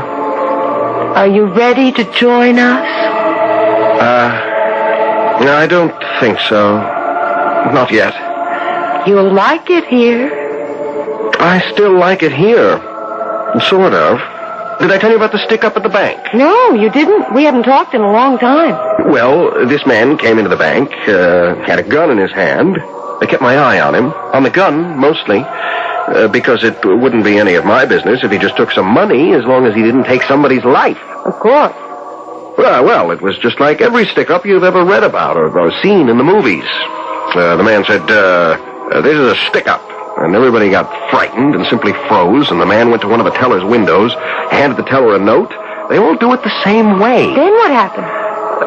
Well, as I said, everybody got frightened and froze. Everybody did except one old lady. This old lady wasn't frightened, and she didn't freeze. She walked straight toward the man with the gun. She said in this loud sort of a voice, Just what do you think you're doing? You've got no right to take other people's money, don't you know that? I'm ashamed of you. Ashamed of you. The man with the gun ran out of the bank, and that was that. What about the old lady? She cashed her check, and then she left. What about the gunshots? Oh, well, I caught the bullets in my head. It's really quite easy once you get the hang of it. You've done it often? Oh, sure. Crazy people are always shooting up places or defending themselves against people who never meant them any harm or just showing off. James, you sound so sort of tired. Well, it's just that there's so much to be done, and there's just me to do it. It seems so endless. It just goes on and on. Yes, I am tired, Cynthia. Then why don't you stop? Come be with us. I can't. Not just yet. I think of the poor, innocent people, all the animals. Oh, I hope I don't start to cry again. I will soon join you, Cynthia. Only not just yet.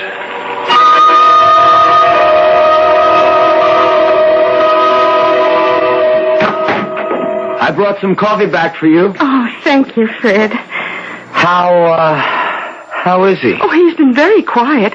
Oh, Dr. Hatch called. He says he'll be here soon, in 10, 15 minutes or so. That's good. He moved his hand. Yeah. Just now, he moved his hand.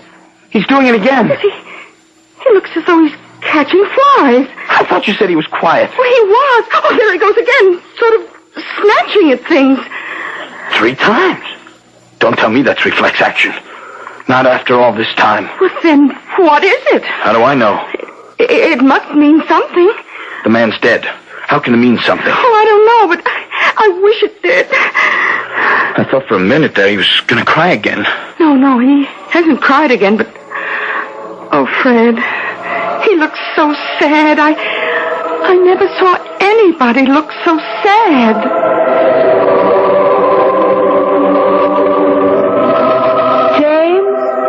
James, where are you? I'm worried about you, James. Where are you? I'm here, Cynthia. Oh, my dear.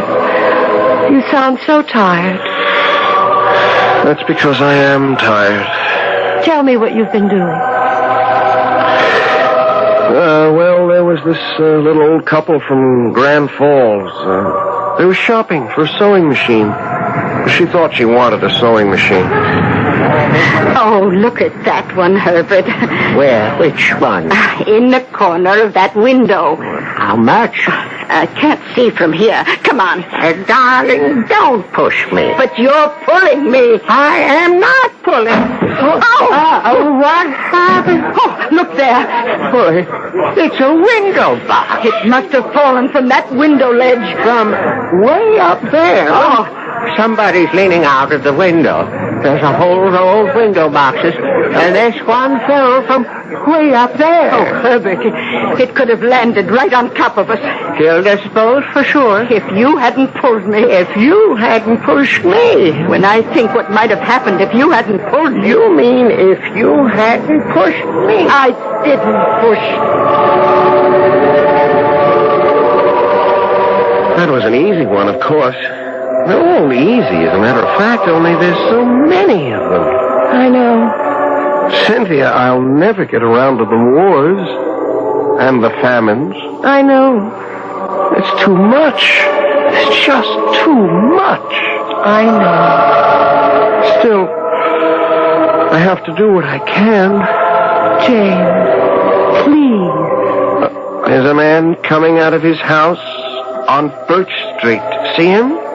Carrying a little black bag? Yeah, that's the one. Cynthia. Looks like a doctor. Gotta get to him. He doesn't see it. See what? See what, James? James, come back! Come back!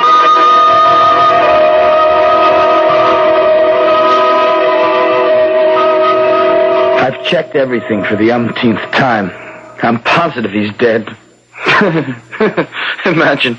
I even did that old-fashioned trick of holding a mirror in front of his mouth to see if it would cloud up. Oh, well, Dr. Hatch will be here soon. Daisy, we're not going to tell him anything, are we? Well, like what? Like all those movements, like the crying. Maybe we just imagined all that. Oh, you know we didn't imagine it. Not any of it. I know. But it is the sort of thing you have to have seen before you'll believe it. And Dr. Hatch didn't see it. He wasn't here. Morning. Sorry to be late, Crawley. That's all right, Dr. Hatch. Doctor, this is Daisy. Oh, Fred said I could stay here. I saw the accident. Oh, you're the young lady who answered the phone. Oh, that's right. Well, don't worry. I won't upset Fred because he let you stay here. Thank you, Dr. Hatch. Let's have a look at him. Fetch me my stethoscope, Crowley. Yes, sir. In my black bag. Is he... He's dead, isn't he? He certainly looks dead to me. Oh, say, I damn near didn't make it this morning. Damnedest thing happened. Oh, what was that? Coming out of my house, I slipped on some ice. Now imagine that. I lost my balance completely. I tried to stop myself every which way, but I couldn't. I thought, great Scott, I'm lucky if I wind up with nothing worse than a concussion. And lucky if I don't kill myself. Then you know what happened? I swear to you, my head was an inch from the sidewalk when all of a sudden, I righted myself. Well, how did you do that? Darned if I know. I just did. I must have better muscle coordination than I thought. I swear it felt as though somebody had caught hold of me and put me back on my feet. Well, this one's dead all right. Been dead for almost an hour, I'd say. Yeah, about an hour. Hey, look at him. What is it, Dr. Hatch? Look at the expression on his face. I never saw a cadaver look like that. He's smiling. Big, broad smile. Never saw such a happy-looking corpse in my life. Actually smiling.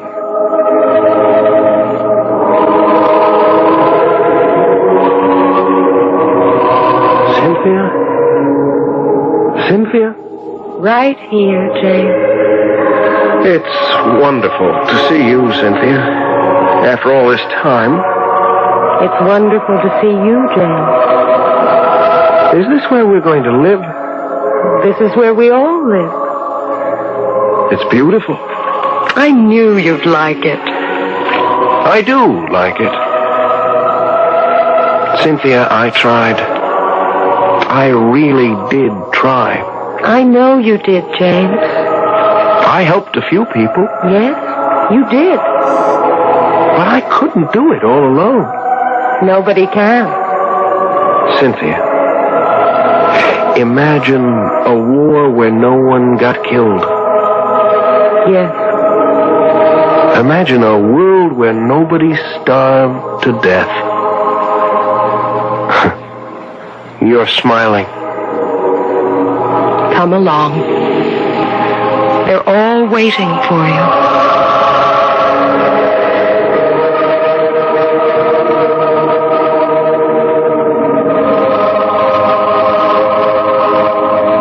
I was all ears and took in strains that might create a soul under the ribs of death.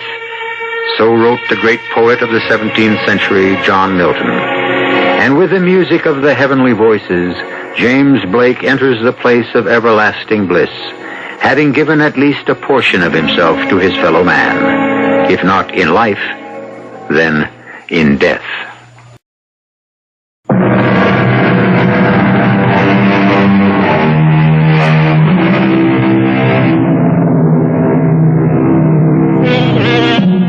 Who knows what happens to us when life has left us? Certainly not I. Why couldn't it be that the soul lingers for a while? As long as no one really knows for sure what the soul does when stripped of its body, why not pretend? Why not imagine that it leaves the body gracefully and a little regretfully, pausing to consider what it is losing before dashing off to see what it is gaining? Our cast included Tony Roberts, Christopher Tabori, Suzanne Grossman, Bryna Rayburn, and Dan Acco. The entire production was under the direction of Hyman Brown.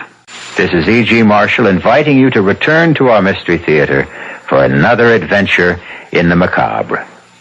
Until next time, pleasant dreams.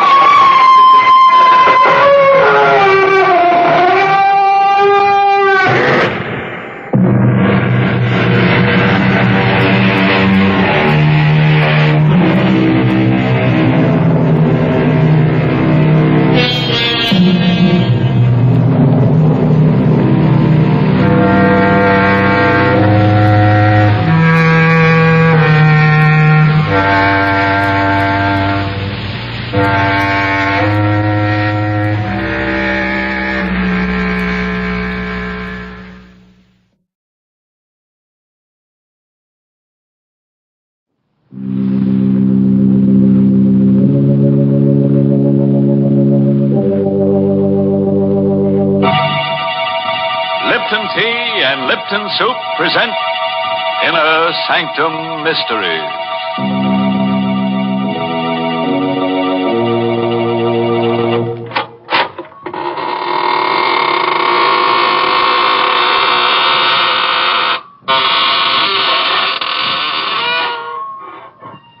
Good evening, students of the mystic marvels of manifold murder.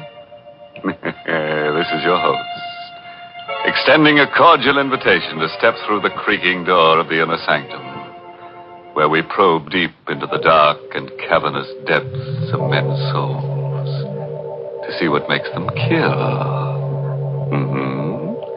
Our clinic here is the whole vast world of crime, and you who listen in may hear us dissect our characters at a safe distance. And unless your nerves are strong, you'd better take my advice and keep your distance. Why, Mr. Host, that's not the kind of advice to give folks.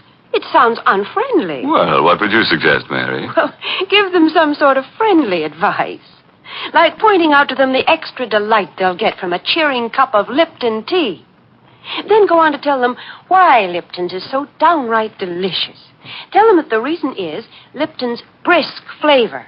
And don't forget to mention that brisk is the tea expert's own word for the spirited, full-bodied flavor of Lipton's. So refreshing and so zestful. Explain that Lipton's brisk flavor is never flat, but always lively and satisfying. And in closing, remind them to try Lipton's soon, because in every cup of Lipton's there's extra enjoyment. And now that's the kind of advice you should give folks. Well, Mary, you seem to have given it to them already. So we can go ahead and get launched on Skeleton Bay. That's the title of tonight's story. An original radio play by Emil Tepperman. It's about a lady novelist, a writer of mystery stories. It opens at a swanky hotel with private cabins situated on a storm-swept, rock-bound coast. The story itself is all about... you guessed it. Murder. And here's Betty Lou Gerson as Carol De Winter, the lady novelist, who will give us a blow-by-blow description. I'll tell you first about the night I met Michael Barrett. It was in August at Skeleton Bay. I'd come to the hotel supposedly for rest. That was what I kept telling myself. But in reality, I didn't know why I'd come here. Skeleton Bay. I'd seen the name advertised months ago. Skeleton Bay. Since then, it kept hammering at the inside of my brain. It's like the voice of implacable fate commanding me.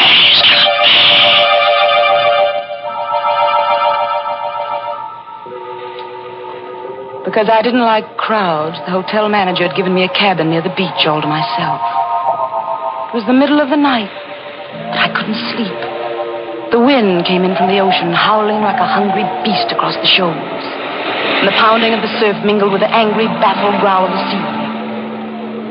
I sat at the window in the dark, staring out at the beach. I was restless, excited. It was then I saw the signal. It was just a winking little light a few yards away on the beach. Someone was blinking a flashlight. On and off. On and off. I was able to make out the figure of a man in boots and a leather jacket. He was signaling toward the hotel. But to whom? I had the answer in a moment. A man moved past my window, going down toward the light. He had his collar turned up against the wind, his hat brim pulled low. But I knew who it was. Mr. Field. A small, furtive man who'd come up on the train with me. The two men met, barely a stone's throw from my window. I could hardly see them huddled closely together. This was excitement, mystery, intrigue, the stimulation I wanted and needed. I had to know what was going on. I threw on a raincoat, opened the cabin door. The wind swept my hair in a streamer, and the spray stung my face as I hurried down the beach. My blood began to race, my heart to pound. For those two men were not engaged in any conference. They were locked in struggle. It was a deadly, silent struggle with only a grunt now and then. I saw the flashing gleam of a knife. But I couldn't tell who had the weapon. The tall man in the leather jacket or the furtive Mr. Field. And then I saw the blade plunge home into the throat of the furtive Mr. Field. I felt a sudden surge of wild elation. This was murder. I had witnessed murder. The tall man let the body of Mr. Field slide down to the sand. Then he looked up and saw me. He stood there with a bloody knife in his hand, and we looked at each other. Who are you? I'm Carol De Winter.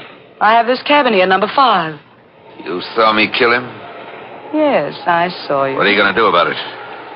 I'm going to help you dispose of the body. He told me his name was Michael Barrett. He lived on the opposite side of the bay in the house high up on the cliff. It won't be so easy to get rid of the body. If I had the boat, I could take him out and drop him over, but it's too rough tonight. If there was some place to hide him for a day, I could come across on the boat tomorrow night. You can hide him in the closet in my cabin. Nobody will look there. Better lock the closet door. Yes, of course. You sure nobody will come snooping here? Nobody comes here but the maid. All right. I'll be back tomorrow night with a boat. Did you pick up the knife? Yeah. Got it in my pocket. Well, I guess that's all. Good night, Carola. Good night, Michael.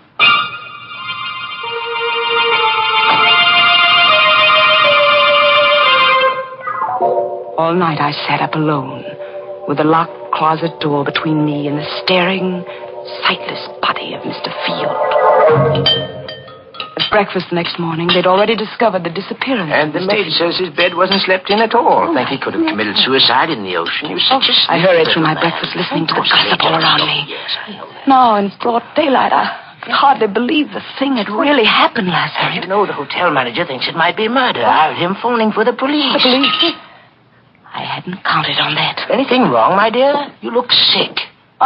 do feel a bit dizzy. I think I'll get some fresh air. Oh, poor dear. It must be quite a shock to her. She came up on the train with Mr. Field, you know. Out in the open air, I let the wind cool my fevered face as I hurried down toward the beach. It was only 9:30 in the morning. A whole day. A whole evening before Michael could come for the body. And the police would be around all day investigating, snooping. And all the time, Mr. Field would be sitting in my closet, staring blankly out of his sightless eyes.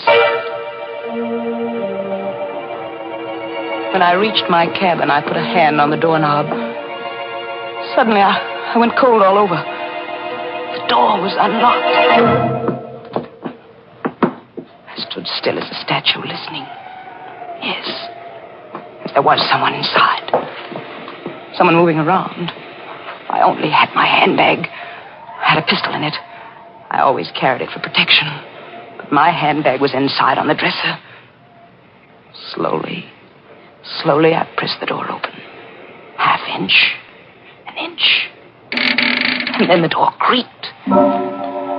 Is that you, Miss Winter? The maid. It was only the maid, of course. She'd be making up the bed. Why hadn't I thought of that? Miss Winter, is that you? Yes, it's I. What are you doing in that closet with those keys?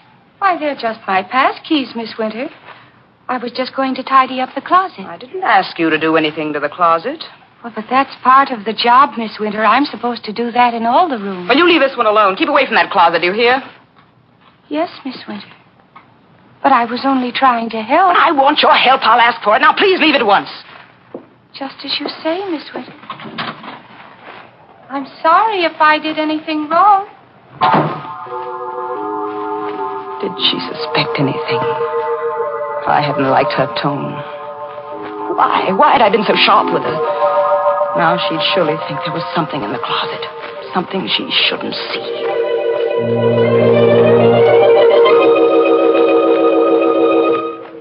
At lunchtime, I didn't want to leave the cabin. I sat at the window. And I could almost feel the sightless eyes of Mr. Field staring at me through the closet door. Someone at the door. Who? Just a minute.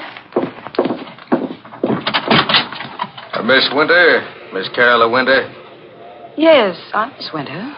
I'm sorry to trouble you, Miss Winter. I'm Detective Sergeant Smith from headquarters. May I come in for a moment? Well, yes, please do. What can I do for you, Sergeant Smith? We're out here investigating this Field business. He hasn't turned up yet. Well, I'm sure he will in time. Well, I wish I could be so sure, Miss Winter. What do you mean? We've gone through his room.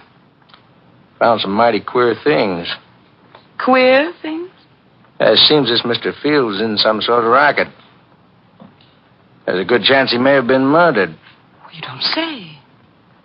I understand you came up on the train with him. Yes, that's true. Yeah.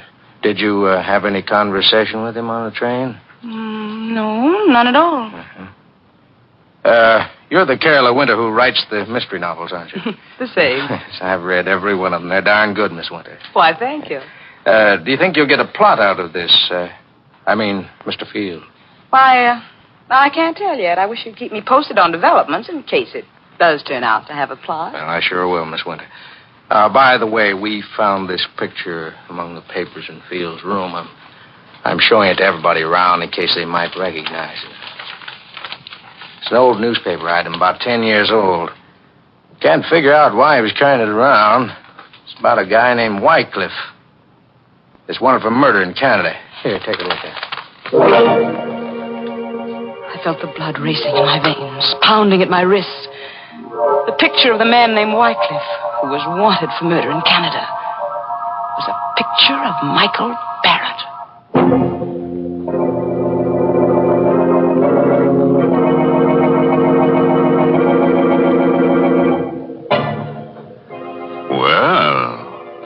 It looks as if Michael Barrett is a lucky guy, with a beautiful woman ready to commit murder for him. But what'll he do when she runs out of victims and begins looking at him with a calculating eye? As for Carola, she sinned heavily, because murder is the greatest sin. Yes, if you ask me, she'd better hope for a depression, then all wages will go down, including the wages of sin. Well, I never knew that murder and economics were related, Mr. Host. Oh, definitely, Mary. Take the high cost of living, for instance. Why, those prices are murder. Oh, yes, Mr. Host, it is difficult when the cost of living starts to climb. But then, so often, the things that really add up to good living are just simple, inexpensive pleasures. Like that piping hot cup of Lipton tea that many of us find waiting when we come down to breakfast each morning. As you read the morning paper and sip that cheery cup of Lipton's, the whole world seems brighter. It's simply wonderful the way that lively, spirited Lipton tea gets you off to a fresh start. For Lipton's brisk flavor gives you all the natural zest of tea at its best. Gives you extra delight, extra satisfaction. So remember this, folks. At breakfast time, dinner time, or any other time when you want a grand, refreshing drink, pour yourself a cup of Lipton tea. And now, let's get back to the rock-bound coast of Skeleton Bay and see how Carola entertains the grisly guest in her closet. I don't remember now how I got rid of that Detective Smith.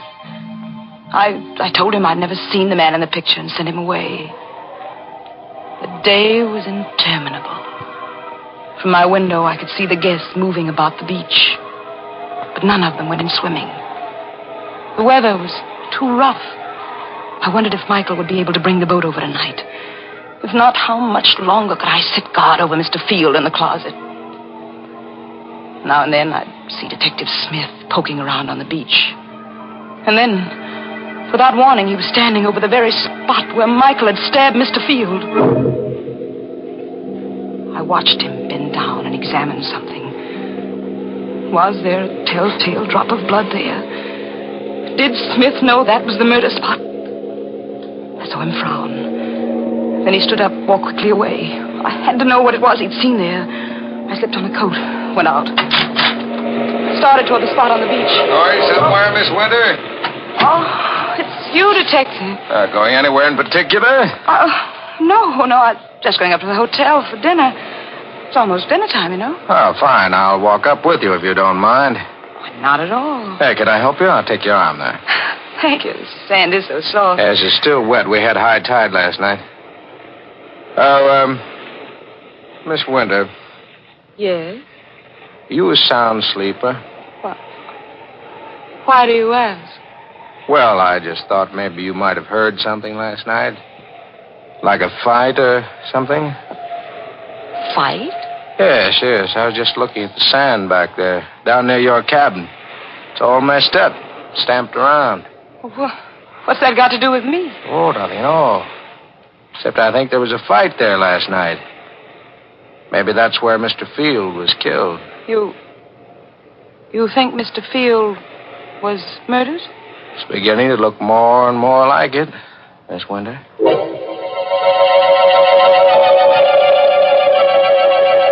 Somehow, I don't know how I managed to get through with the dinner. I hurried back to the cabin. I stopped at the door, shocked and unbelieving. There was a light inside. Someone was in there. This time, I had my handbag with me. I took the pistol out. Once more, I inched the door open. It happened. The thing I feared. The closet door was open. And there was the maid, stooping over the body of Mr. Field. What are you doing there? The body. It's Mr. Field. You killed him. Suppose I did. What are you doing with that gun? What do you think? No!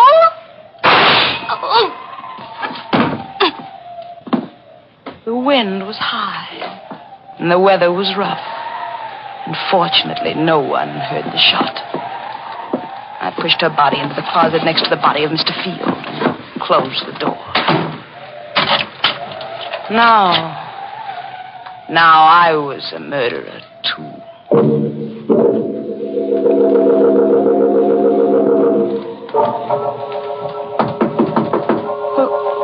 Who is it? Let me in, Carola, quick. Yes.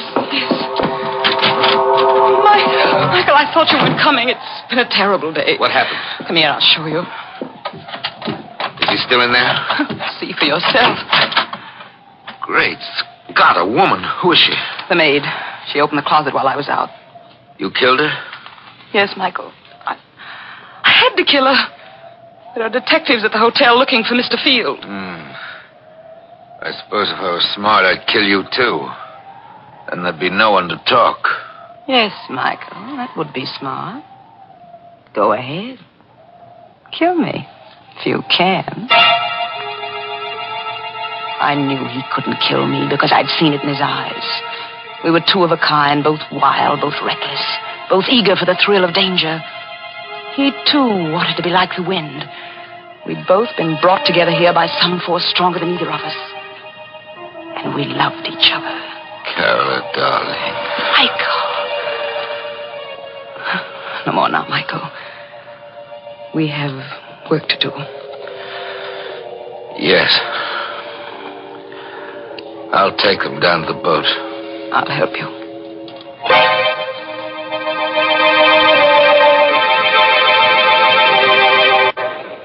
We carried Mr. Field and the maid down to the boat. I'll take them out away and dump them. And after that, Michael? After that, then I'm going home. To your house on the cliff on the other side of the bay? Yes, Carola. Michael, take me with you. What? Take me with you to your house up there on the cliff. I'm sorry. I can't. You can't? Why can't you? Isn't anything I can tell you. What are you hiding up there in the house on the cliff? You mustn't ask. Please, Carola, you mustn't ask. Why, you're married. You have a wife up there. No. Then what? I can't tell you. But you're going away, leaving me forever. Not forever, Carola. Go back to the city. I'll come to you soon.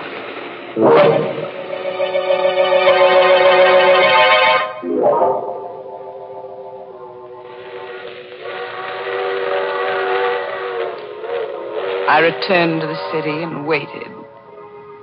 I waited a week, a month. But Michael Barrett did not come. I wrote to him, but there was no answer.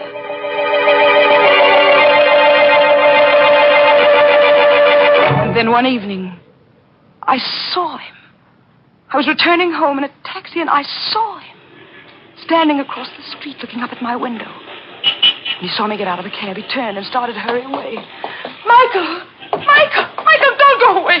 Michael! Michael, why did you try to run away? Don't you know? Well, you're afraid. Yeah, let's call it that. But you love me, Michael, don't you? Carola, it's no good. There's nothing but ruin for both of us if I stay. We'll be together forever. It's impossible. I won't let you go back to that house on the cliff. I don't care what it is you're hiding up there. I won't let you go back. Goodbye, Carola. Wait. I'm going. Better forget about it. Don't go yet, Mr. Whitecliff. So you know about that, too. I saw the old newspaper clipping Mr. Field carried. I see. Why are you looking at me like that? You know why I killed Mr. Field?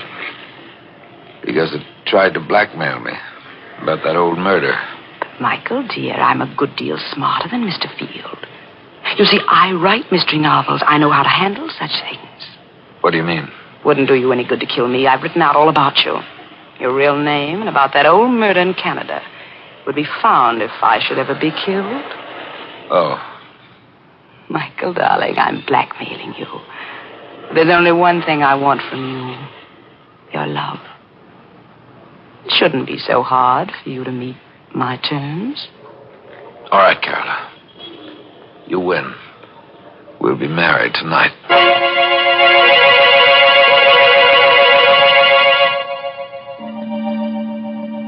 Soon after we were married, Michael began going out evenings. Once, sometimes twice a week. Staying out all night. He'd return late the next day. When I asked where he'd been, his temper would flare up into something terrible. I stopped asking, but I couldn't rest. I had to know where he went. One evening, I followed him.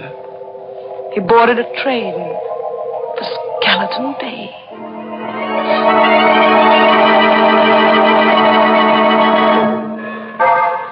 At Skeleton Bay, he set out to walk from the station.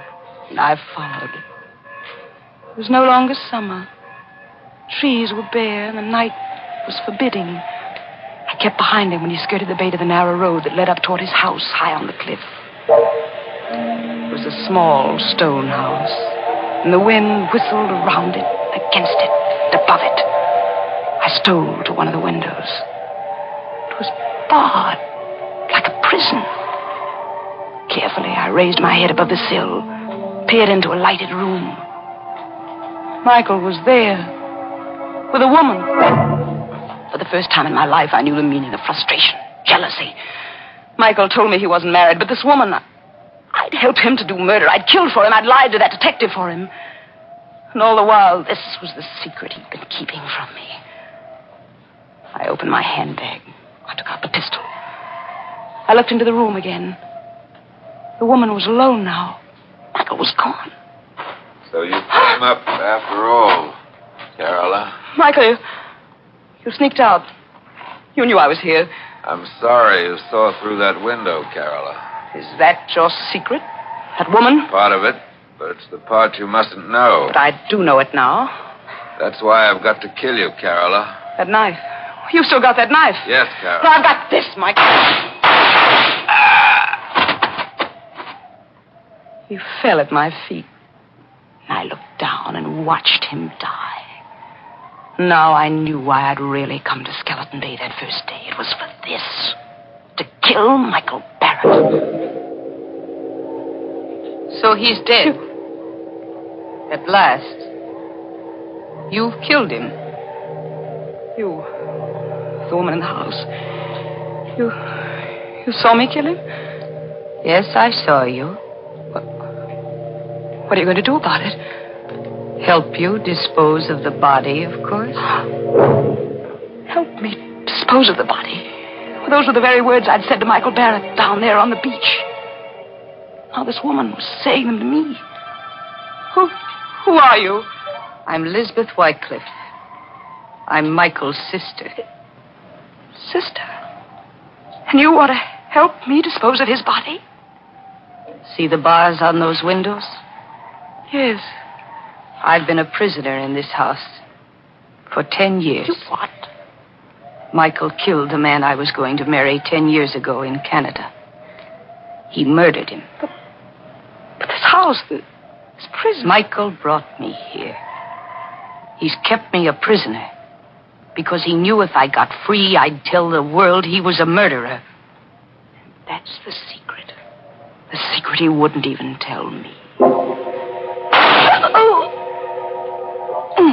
I shot her. Yes, I killed her, too. There outside the house, and she fell beside Michael. And I rolled both bodies over the cliff, down into the sea.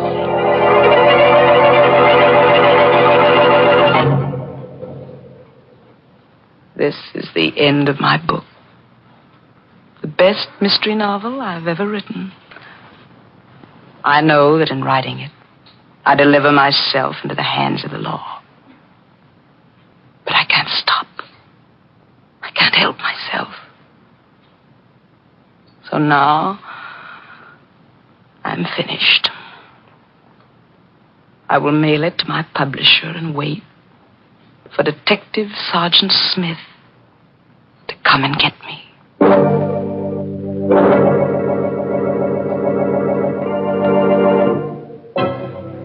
Well, it looks as if Carola's mystery novel will earn a lot of money after she's executed. Yes, but I'd say it's tainted money. Why tainted? Because she'll be dead, and a ghost can't own money. So taint hers. The trouble with Carola was that her conscience was too little and too late. It told her not to commit murder after she'd done it. Well, that's certainly too late, Mr. Host. Oh, yes, Mary, especially for her victims. And now, what's on your mind? Well, Mr. Host, right here, I'd like to say a word to our listeners on behalf of our veterans. You know, friends, ex-servicemen are returning to civilian jobs with a lot to offer their employers. They've had valuable training and experience in highly specialized service jobs. Many of them were able to keep up with their civilian jobs and learn new trades through special correspondence courses. And they're coming home fully equipped to do the same fine job as civilians that they did in the services. So let's give them every employment opportunity to put their increased skill to work.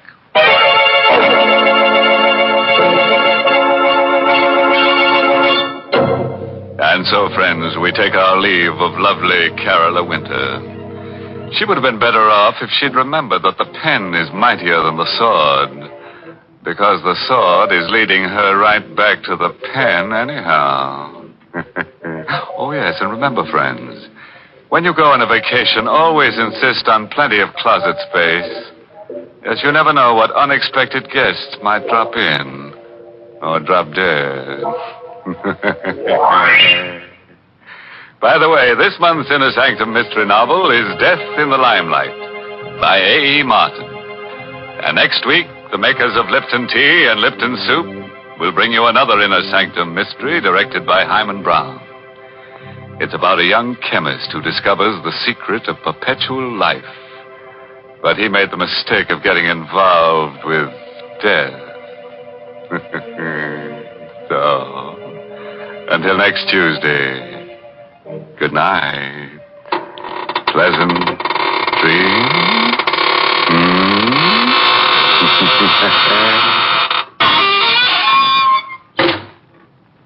Here's a swell dish, folks, that's easy to make and mighty easy to take. Lipton's Noodle Soup. You can prepare it in a jiffy, and the whole family will love its delicious chickeny-tasting broth, so full of tender, golden noodles.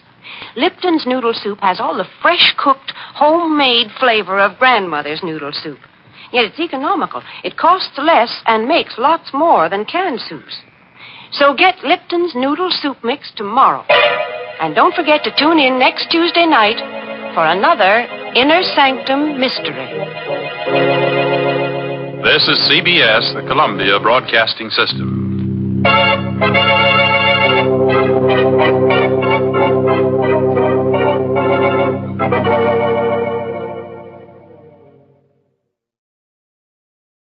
The Adventures of Michael Shayne, Private Detective.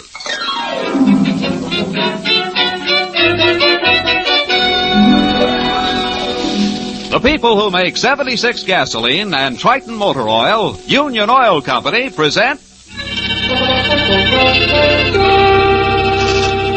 The Adventures of Michael Shayne, Private Detective, starring Wally Mayer and Kathy Lewis.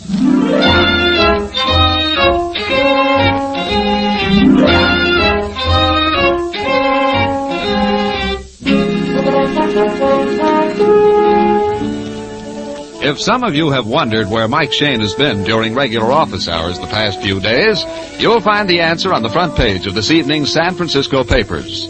That's right, the murder trial of Jack Holmes. At this moment, which is along about 6:30, Phyllis Knight has one of those newspapers spread out on the desk before her. As she glares at the headlines, Mike is talking on the phone to Inspector Faraday.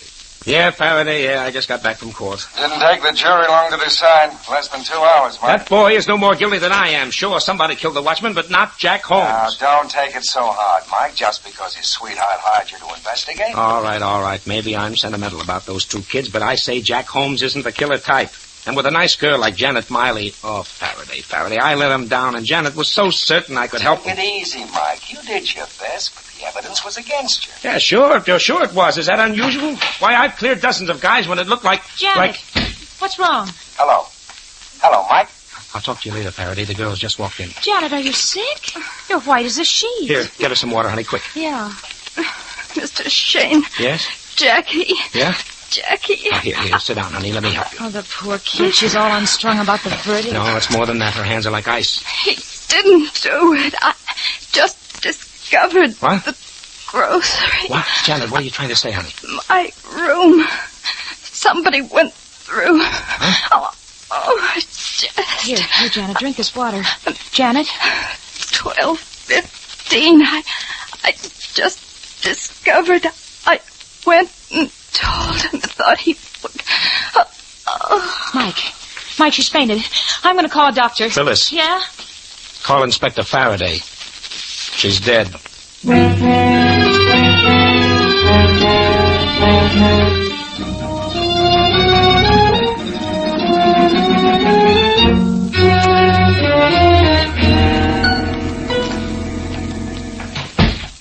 Okay, Mike, I fixed it. We can go to Jack's cell now. All right. Now remember, honey, not a word about Janet's death. Jack will go all to pieces and we'll learn nothing. I know, but it seems so hard-hearted. This way, kids. Ah, boy. Sad business, I guess the girl figured after that jury's verdict she didn't have anything left to live for. Suicide? No. If Janet found something she thought would clear Jack, she certainly wouldn't take poison. Unless she took the poison before she got the information that would clear Jack. No, then she would have called a doctor. If we can believe her dying words, she went first to some man, told him her discovery, then came to us. She didn't even know she was poisoned. All right, but who did it? We only knew what she was trying to tell us. Better pipe down. That's Jack's cell with the jailer standing outside. Oh, yes, sir. Now let me do most of the talking. All right, Morrissey. Open it up. Yes, Inspector. Hello, Jack. Hello. How do you feel, Jack? Oh, top of the world. It's so cheering to be condemned to death for a crime you didn't commit. You had a fair trial, my boy. The jury could decide only on the evidence presented. I told them I left the warehouse that night way before it happened. At 12:15 I was at home. But no, they take the word of that cab driver. He did pick you up at the warehouse door, and he said the clock in the drugstore read at 12:15. I checked the clock myself the next day. It was an electric, right on time. So did I, Jack.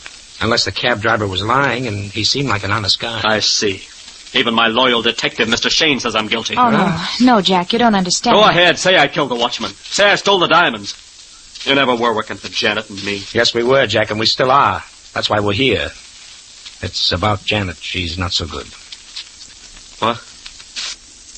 What are you trying to say? She came to the office a little while ago and tried to tell us something, some new evidence she had found, but, well, she got sick.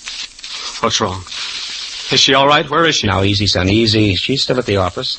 She said a lot of mixed-up things, Jack. Her room had been ransacked, something about a grocery, that you weren't guilty, and she had discovered proof and told him so. Him? Who's him? Oh, that's what we don't know. Does Janet have any close men friends she might go to? Not that I know of. We've been engaged for almost a year now. She never mentioned any. Our boss, Mr. Phillips, is a good friend of both of us. Yes, he's paying the fee on the case. She might have gone to him, or maybe to his partner. Mr. Russell? Oh, no, not that old crap. Well, why come to me? Janet's the one to tell you. Well, as we said, Jack, she's all busted up over this thing, and she isn't well. Well, she can talk, can't she? Can she? Jack. I can see it in your faces. Something's happened to her. What is it? Tell me. She's dead, isn't she? We're awfully sorry, son.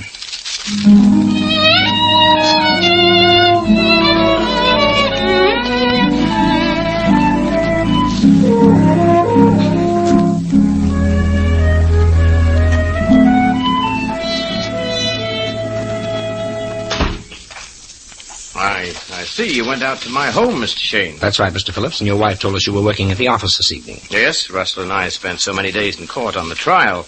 We had to work evenings to keep up with business. Now, I wouldn't imagine there'd be such a turnover in the wholesale jewelry line. You'd be surprised. Our firm cuts and mounts gems for at least half the better jewelry stores in the city. Then the robbery and loss of the diamonds didn't hurt your trade?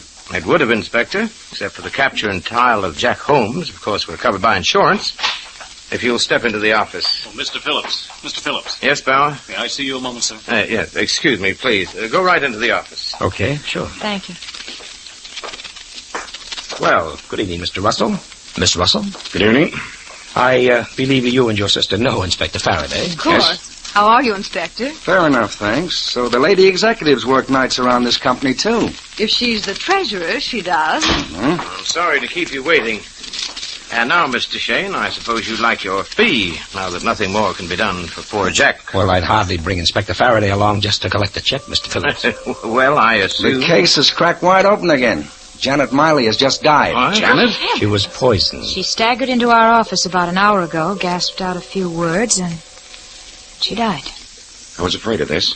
Remember, Anne, I said to you, if the jury brought in a guilty verdict... It wasn't suicide, Mr. Russell. I said she was poisoned. Poisoned? Her dying words were that she'd found new evidence. And that she had gone to him, some man, and told him. Well, of course, she came to me, but she didn't say anything about evidence. What time was this, Mr. Phillips? About 6 o'clock. She was crying and hysterical. Begged me to help Jack to get a retrial or an appeal. I tried to comfort her. Excuse me, Mr. Phillips, but I thought you'd like these invoices. I'm very busy, Mr. Bauer. Oh, yes, sir. I'll leave them here on the desk. If Janet found any new evidence, it'd hardly be likely to clear Jack Holmes. I'm pretty well convinced that young man is a born criminal. Mr. Russell, that's unfair. Is it? Look at the court testimony. Phillips and I found shortages in Jack's account books. We called him back to the office that night to explain. He couldn't. Said he wanted to spend the night checking back through his records. Phillips and I left. Next thing we know, 1,300 carats worth of diamonds are missing. Night watchman's found dead. You never found the diamonds? Of course not. He hid them. I'm afraid it's true. The watchman's clock was smashed. It stopped at 12:10. The cab driver picked up Jack at 12:15. Mr. Bauer, would you mind leaving the room? Oh, yes, sir. I'm sorry. He's new here. Bauer is the nosiest secretary I've ever hired. Now I remember. Remember what? Well, I was in the outer office this evening. When Janet came out of this room, Bauer stopped her. I heard him say something about going out to a bar and having a little chat. I'm going to call him back. A bar, eh? Do you suppose the poison was slipped into a drink? Mr. Bauer. Oh, Mr. Bauer, hold on. Stop! Inspector, what's wrong? He's running for the front door.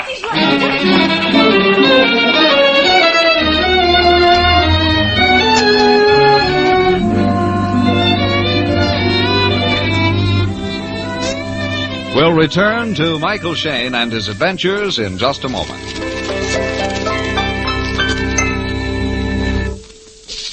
Week in and week out, a lot of motorists go along wondering why their engines lack power without realizing that much of their trouble may be due to dirty or worn-out spark plugs. Yes, that's right. Defective or worn spark plugs are to blame for a great deal of poor engine performance. For example, engineering tests show that faulty spark plugs can waste 1 tankful of gasoline out of every 10, which not only cuts down your mileage, but causes your engine to lose power. So, friends, if it's been 3,000 miles or more since your spark plugs were checked, or if your engine has been losing power, it's a pretty safe bet that the Union Oil Minuteman Spark Plug Service can do you some good. Union Oil spark plug inspection is scientifically performed. The condition of each plug is carefully measured on a special machine, and you can see the results for yourself. If your plugs are dirty, the Minuteman will clean and adjust them. Or if new plugs are indicated, he can quickly install them. The cost of this service is only a few cents per plug, and you'll soon save that in extra mileage. You'll find Union Oil Minutemen ready to serve you wherever you see the sign of the big orange and blue 76. While Inspector Faraday hurries off in pursuit of the fleeing Secretary Bauer, Mike and Phyllis have set off on an errand of their own, and now in the hallway of a certain apartment house. 303. Oh, here we are. 327. Oh, much better than here. Mike, that Secretary Bauer, he's tied into this somehow. Snooping around to hear what we said and then running from the inspector. Well, leave that problem to Faraday, usual. Wow. Place looks all in order. Hey, wait a minute, honey. Her bed. It's not made up. It's cut to pieces. Yeah, the stuffing pulled out of the mattress. What on earth were they looking for? Let's go here. Let me see. Oh, the bathroom. Mike, look at the medicine cabinet. And the floor. Uh-huh. Bottles and jars scattered all over the place. Oh, every one of them with its top or look at this cold cream jar. Here, the cream's been scooped out and dropped all over the basin. Huh? Oh, that's an old trick, honey. Hiding gems in a woman's makeup. Mike, you don't think that she had the diamonds? Well, somebody thought so. Maybe she did. No, that guess. That's too dizzy. Well, come on, let's check the other room again. Yeah, there's something worth looking into. A desk. Yeah, somebody else found it, too.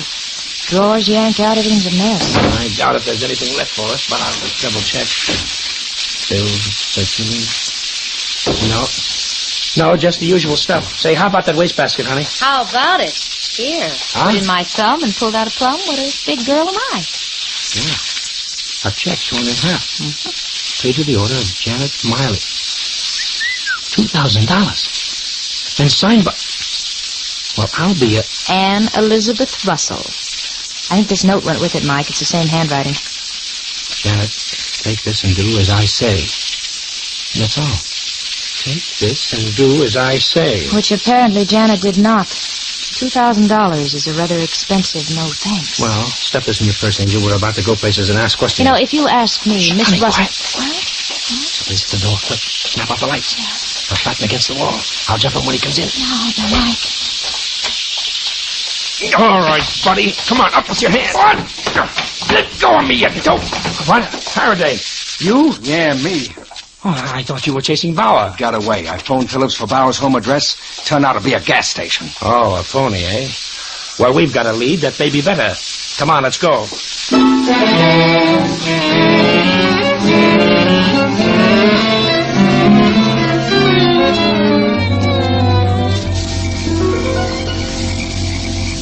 Give the doorbell another push, Mike. You know, I wish these people would stay put. First we go to their homes, but they're working at the office. Now they're not at the office, they're home. Somebody's coming now. Yes? Oh, it's you again. Don't strain your enthusiasm, Mr. Russell. May we come in? Yes. Mr. Russell, we would like to talk to your sister. Anne? Oh, well, she's upstairs. Will you ask her to come down, please? Yes, if you'll go into the living room. Anne? Oh, Anne, will you come downstairs? May I ask what you people want? Oh, you'll hear it. Oh, by the way, sir, I believe your sister is treasurer of your company? He is. For how long? 6 or 7 years. How long was Janet Miley with your firm? Several years. She worked in the same department with Jack Holmes. Look here, I insist on knowing what this is about. Alfred? In here, Anne. Oh, so you're all back. Yes, these people say they want to talk to you, Anne. Phyllis, give me that check and note. Ready and waiting. Miss Russell, would you look at this note and check, please? So Janet gave them to you. What did she tell you? Right now, I'm more interested in what you told her. What was Janet to do for your $2,000? $2,000? And what's the meaning of this? I was merely trying to save you from yourself, brother dear. Save me? I've watched you for a long time, Alfred. What is... I saw the way you were mooning around Janet. I don't know what you're talking about. Oh, don't you? I know you proposed marriage to the girl. And now with Jack out of the way, you thought she'd say yes. But I'm not going to have another woman in this organization. I have trouble enough as it is. That doesn't explain the $2,000, Miss Russell. Of course it does. I offered her the money to get out of town and not come back. And what right had you? You're not running my life. Well, this puts a new slant on everything. Could be that Russell wanted Jack out of the way so he could have a clear track with Janet.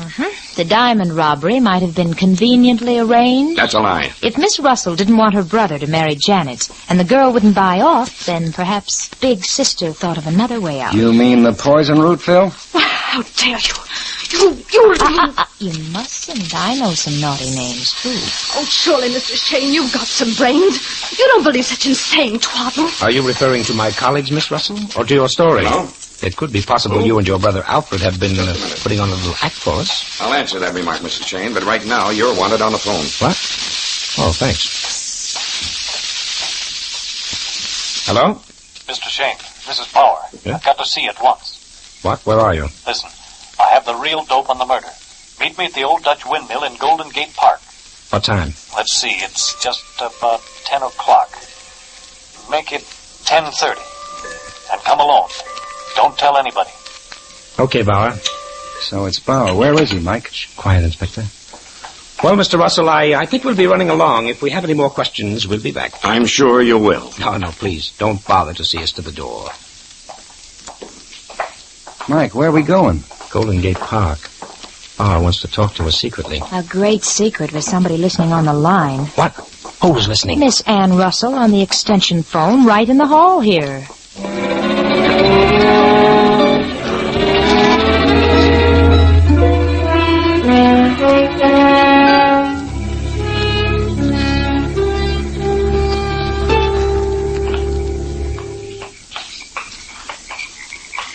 What time is it, Mike? 10:28. Now keep back in the shadows with Faraday. This guy Bauer certainly picked a romantic spot to meet the old Dutch windmill in the loneliest corner of the park. Not to mention spooky. Look at those four huge veins above us, like the arms of a giant hovering over our heads. Oh, Angel, your poetry picks the doggonedest times to bust loose. But I can't help it. I'm nervous. What time is it now?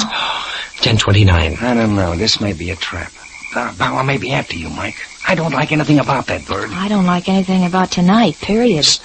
I see a light through the bushes. Car's coming around the turn. Got your gun, Mike? I'm all set now. Keep back in the shadows. This sounds like he's driving fast.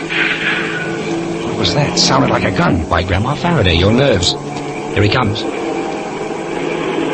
Mike, he's passing you. Mike? Hey, Bauer! Bauer! He's skidding.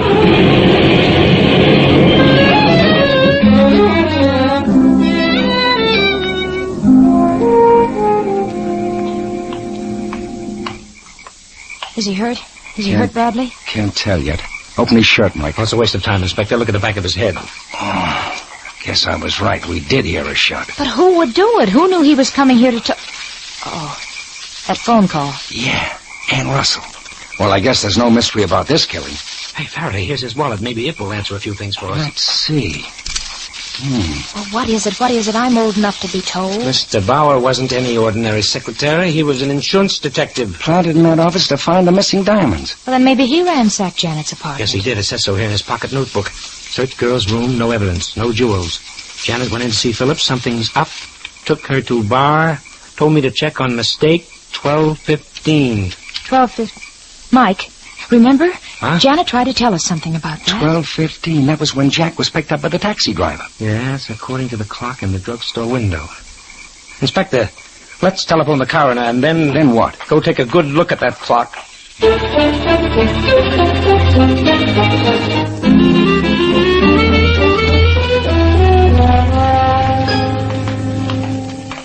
Oh, this is a waste of time, Mike. I checked that clock the day after the robbery. So did we, Inspector, before the trial began. It's an electric. It keeps perfect time. It couldn't be wrong. Save your breath, pal. Mike's in another stubborn spell. Oh, the drugstore's closed for the night. Yeah, but there's the clock. You can read it 100 feet away. Neon hands, neon numerals. It says 11:10. What time have you got, Faraday? 11:10. Now are you satisfied? Jack came out of the jewelry place 2 doors north of the drugstore. The taxi picked him up. The driver saw the clock in the window. The window! What are you staring at, Mike? The grocery store over there.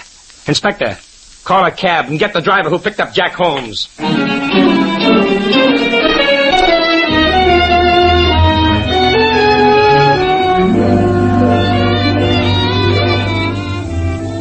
In just a moment, we'll return to Mike and Phyllis.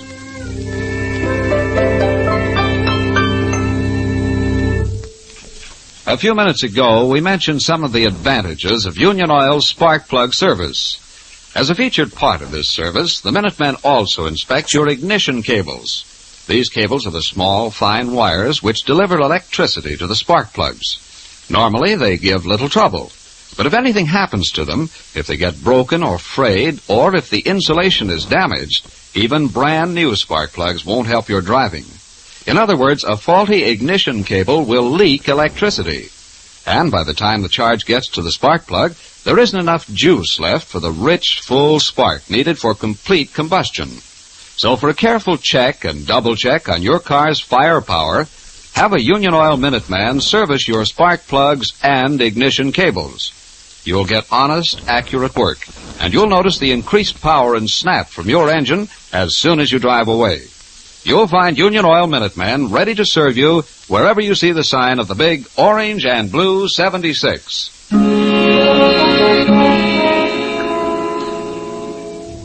It's a few minutes past midnight. At a lonely street corner in the commercial district, Mike, Phyllis, and Inspector Faraday are talking to a scared little taxi driver. Look, fellas, it's just like I said in court. I'm cruising along here and I see this guy. The Inspector and I know that, Smitty. Now, we just want you to show us. Now, do exactly as you did that night. Yeah, cruise down the street and pretend you're picking up Jack Holmes. And we'll get in the back seat and ride along. Okay, climb in. Here, darling, come in. Thank you.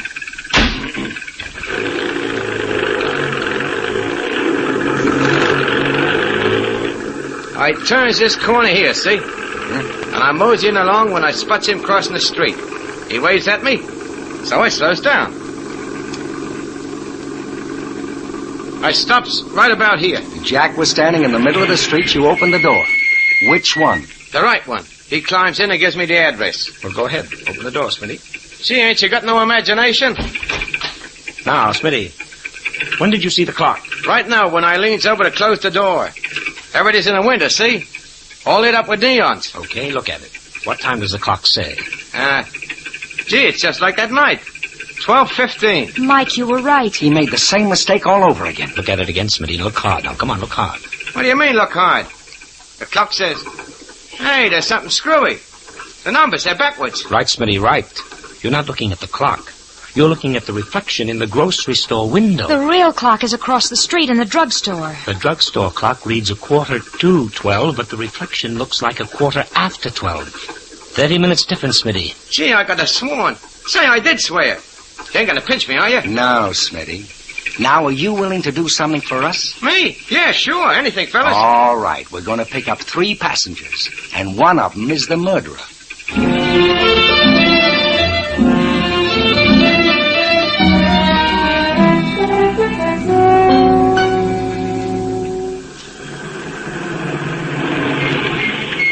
Here we are, folks. Here's the office. Right. Mr. Shayne, I doubt we'll find anything in here that the police haven't already gone over. Well, they had the wrong slant, Mr. Phillips. You see, someone planned to steal those diamonds, but they needed a fall guy, Jack Holmes. So they faked the shortage in his account books. Then they called him that night, very indignant at discovering his dishonesty. Just a minute. I was the one who found him out. Shut up, Ann. Jack said he wanted to check back through his records. He didn't leave till 11:45. About midnight, the thief came here and stole the diamonds.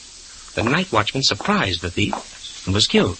Then the cab driver blundered about the drugstore clock, and Jack was really on the spot. For the killer, it was a beautiful out. Janet discovered the mistake this afternoon. She told it to Bauer. He checked her story. When he discovered Janet was dead, he tried to tell me what Janet told him. That's why he was killed. Oh, that's rubbish. Bauer ran away from the inspector. Why? He must have had a reason. He had. He wasn't ready to talk yet. You see, there's one detail we didn't tell you people. Bauer was a detective himself. He was what? Oh, yes, hired by the insurance company to find those diamonds. You mean that he was... Do you think he found the diamonds? I'm sure he didn't. If we can step inside the office, Mr. Phillips, I'll show you why. Now, Bauer had a suspect, but it was the wrong one. He did know, however, that Jack was innocent. And when he telephoned me, the same call you listened in on, Miss Russell, the killer knew he was trapped, unless... I don't believe it. I didn't hear anything on that phone. Oh, yes, you did, Miss Russell.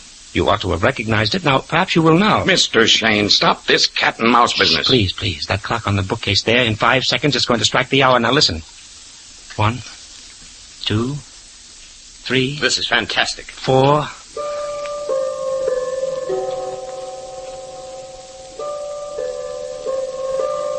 Well, distinctive chimes, aren't they? This is the same clock I heard strike while I was talking to Bauer on the phone. He called from this very room. There was only one man who knew where I was, who could tell Bauer where to phone me. Mr. Phillips. Me? You're insane. Am I?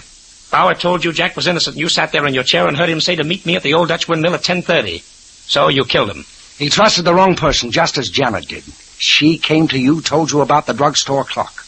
You had to stop her tongue. You poured her a drink from this water jug on your desk with poison in the glass. You anything to say to that, Mr. Phillips? No, nothing. I thought not. All right, Inspector.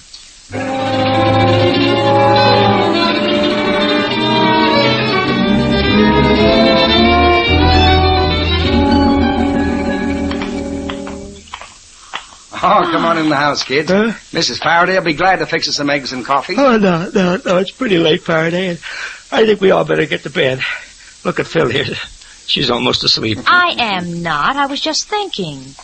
How did you know, Mike, that the clock you heard over the phone was in Philip's office? Oh, I heard it the first time we went there, dear. It just took me a little while to get it placed in my memory. Clocks ran all through this case, didn't they? The watchman's clock stopped at 12:10, the drugstore clock that convicted poor Jack, the office clock that caught the murderer. Yeah, sometimes a clock can tell more than the time of day. Oh, Mike, that's corny, but I knew you'd say it. I was just waiting for it. Well, I guess Michael's entitled to a little corn off the cob tonight. That was neat thinking, my boy. A clock reflected in the window and the hands reversed by 30 minutes. Doubt if I'd have thought of it myself. Oh, Faraday, please, Mike's ego. Huh? Besides, I think I know why he's so leery of clocks lately. Oh, now listen here, honey. If you mean yes, Go on, please. Phil. Let's have it. Well, No, Mike had a date with me for 6 o'clock, and he was an hour late. No, Angel, please, And no. guess what his alibi was? What? He thought he saw a clock that said 5 p.m. It was a grocery scale with 5 pounds of potatoes in it.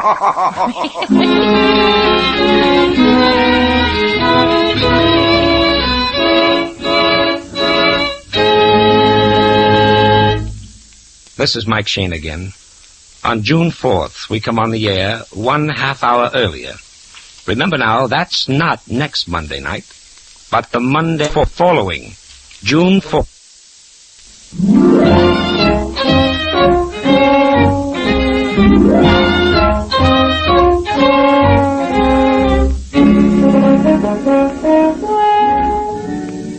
Tune in again next week at 8:30 for another adventure with Michael Shayne, Private Detective, starring Wally Mayer and Kathy Lewis, with Joe Forte as Inspector Faraday. Tonight's story was written by Richard DeGraff and based on the character created by Brett Halliday. Music was composed and directed by Bernard Katz. This is John Lang saying goodnight for the people who make 76 gasoline and Triton Motor Oil, Union Oil Company.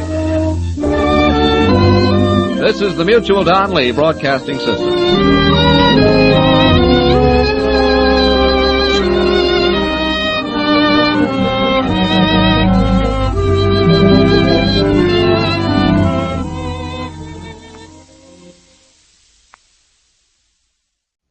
It was hot, boiling hot that night.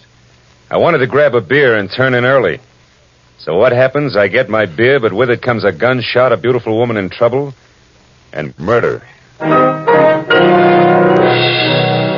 the pen of Raymond Chandler, outstanding author of crime mysteries, CBS presents his most famous character, brought to you now in The Adventures of Philip Marlowe.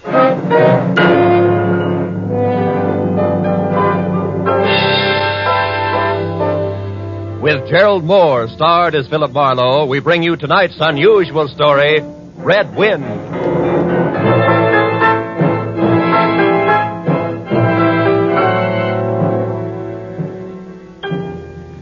There was a rough desert wind blowing into Los Angeles that evening. It was one of those hot, dry Santa Anas that come down through the mountain passes and curl your hair and make your nerves jump and your skin itch. On nights like that, every booze party ends in a fight, and meek little housewives feel the edge of a carving knife and study their husbands' necks. Anything can happen when the Santa Ana blows in from the desert. I closed up my office early. I got tired of reading Philip Marlowe, private investigator, backwards on the ground glass of my office door. So I locked up and decided a nice cold beer would taste good before I went up to my apartment. You're up again, Mr. Marlin? Marlowe. Marlin. Yeah, Marlin's a fish. Yeah, I know. Marlin's also the name of a lady on the radio. Marlin, Mary, the story of. Yeah, my wife listens to it. Yeah, good for her. Hey, you bartender. Another rye. Yeah, that drunk again. What do you expect in this business? Autograph hounds? Make it sappy. You hear? Be right with you, sport. Gotta draw this man a beer. Crying out loud, these stumblebums. Hey, Bud. You got another customer, Bacchus. Hey, Bud, you seen a lady in here lately? A lady? Tall, good-looking, brown hair, a print bolero jacket, and a blue silk dress. No, sir. No, sir. Nobody like that, Spinian. All right, straight scotch, fast. Yes, sir. Yes, sir. As the man drank, I noticed the drunk was grinning at him. And then, without changing his grin, the drunk swept a gun from somewhere so fast it was just a blur coming out. Made a couple of hard snaps and a little smoke. Very little. You other guys, don't move. So long, Waldo. Don't move, you two. Poor Waldo. I bet I made his nose bleed. So long, boys. Drink up. Get on the phone, kid. I'll get his license number. Holy smoke. Too late. He drove away in the dead guy's car. Maybe he ain't dead. No, he's dead, all right. Oh. That guy was using a .22 target pistol. Yeah. When they use that kind of gun, they don't make mistakes. Where's your phone? This is for the police.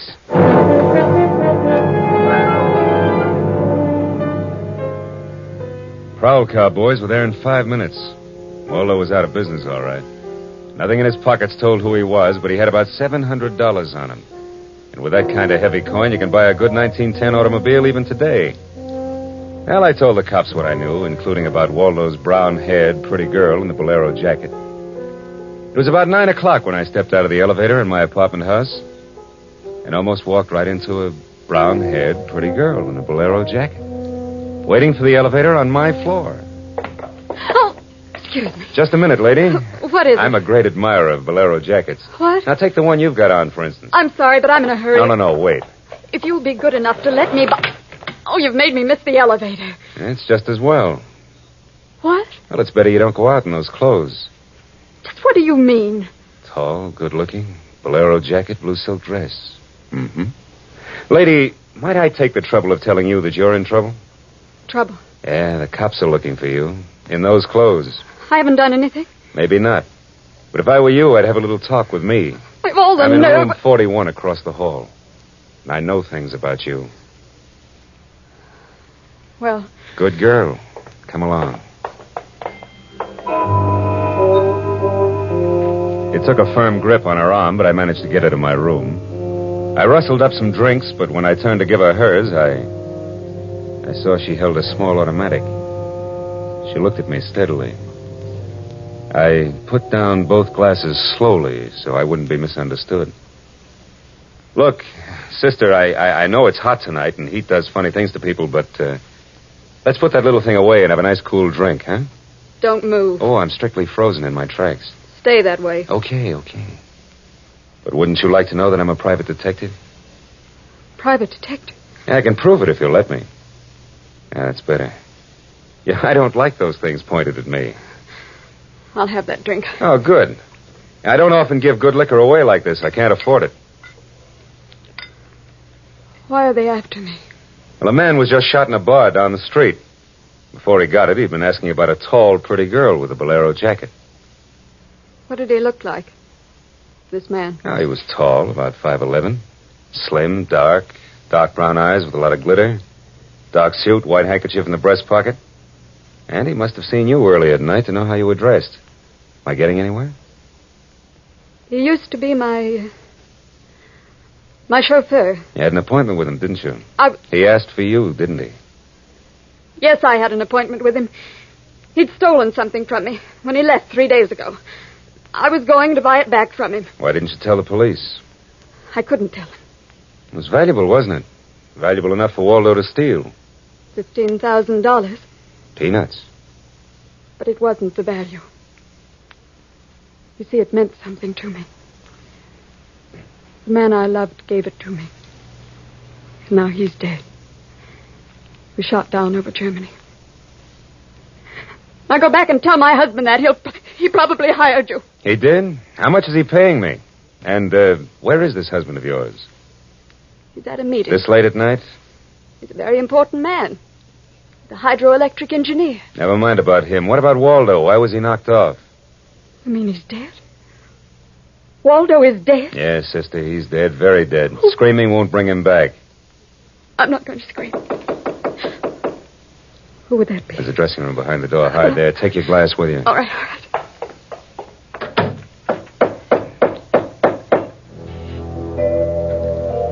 I went to the door, making a loud, yawning sound. Foolishly, I didn't have my gun. That was a mistake. Because when I opened the door, the guy on the other side certainly had one. A .22 target automatic that had already killed one man that night. And I knew the bald head, the flat, shiny eyes, and the face like a poisonous lizard. Baldy put the muzzle of his gun lightly against my throat. I backed into the room, and Baldy kicked the door shut. You alone? Look for yourself. I'm asking, not looking. I'm alone. You and that dumb bartender saw me dust off Waldo. What did Waldo do to you? Who's asking? Just making conversation. He stooled on me on a bank job we did together. Got me 4 years in Michigan Penn. How is he? Dead. Well, I'm still good. Drunk or sober. Tell me why I came here, pal. You heard the barkeep and me talking. I told him my name and where I lived. That's how, pal. I said why. Skip it. The hangman won't ask you to guess why he's there. You're pretty tough at that, ain't you, pal?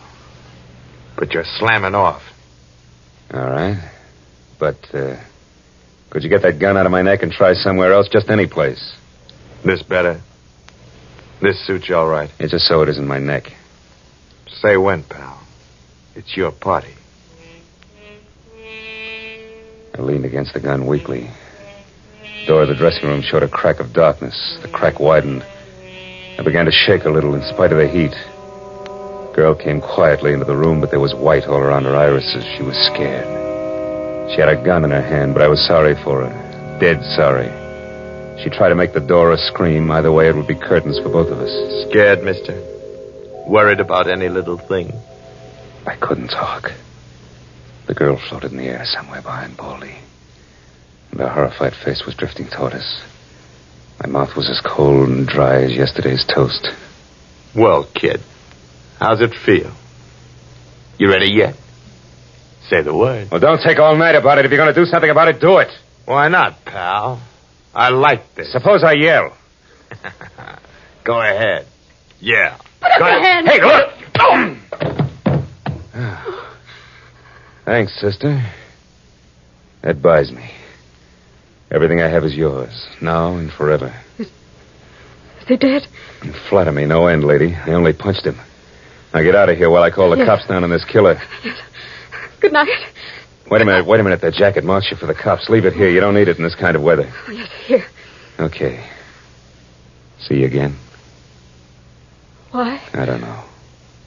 Who am I to be the rival of a dead flyer and things like that? Now, on second thought, forget the whole thing. I'll see that the police get Jesse James here. Good night, lady.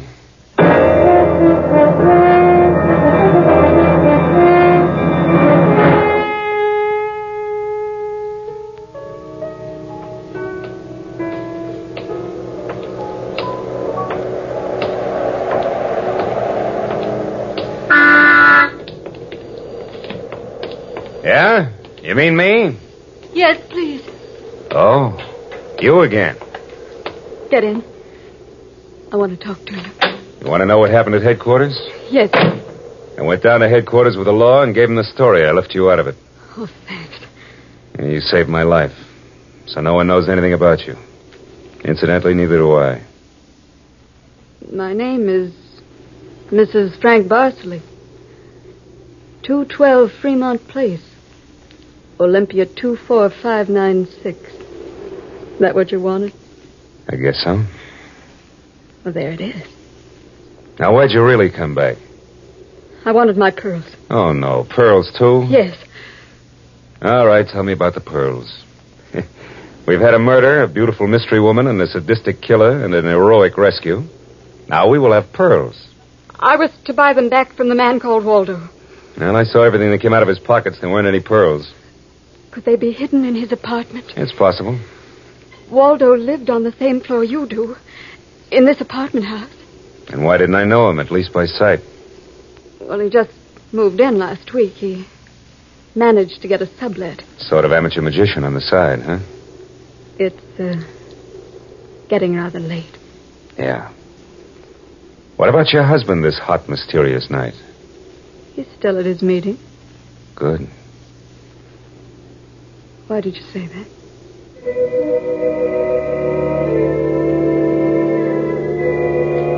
I didn't have any answers. We just sat there looking at one another. I was suddenly aware of the hot desert wind stirring up the night. I took hold of her and I kissed her. She sat very still. I was shaking when I let go of her.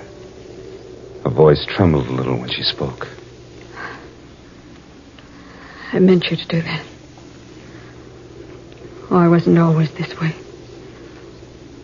Only since Johnny Dalmas was killed in the war. He gave me those pearls. 41 of them. With a diamond propeller clasp. I'd have loved them if they were wooden beads because he gave them to me. I loved Johnny. The way you love just one time. You understand that? Yes, I can. What I don't understand is how you could explain a $15,000 pearl necklace to your husband. Told him they were imitation. That I bought them myself. How did Waldo latch onto them and what they stood for? When my husband was in Argentina, Waldo and I would go for long drives. I was restless and wretched because of Johnny. Sometimes Waldo and I had a little drink together. But that was all. But you confided in Waldo about those pearls. Yes. And when your husband came back, Waldo stole the pearls and offered to sell them back to you. He'd tell Papa. Oh, I was a fool. And now you think the pearls are upstairs in Waldo's apartment. I suppose it's a lot to ask. I've been paid. I'll go look. Wait here.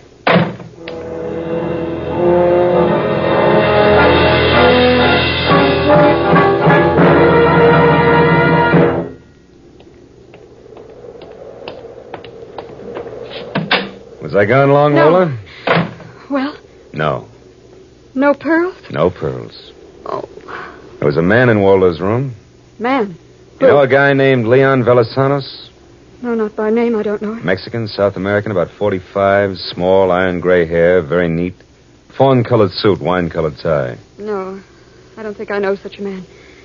You say he was in the room? Yeah. What did he say? Very little. In fact, nothing. He was dead.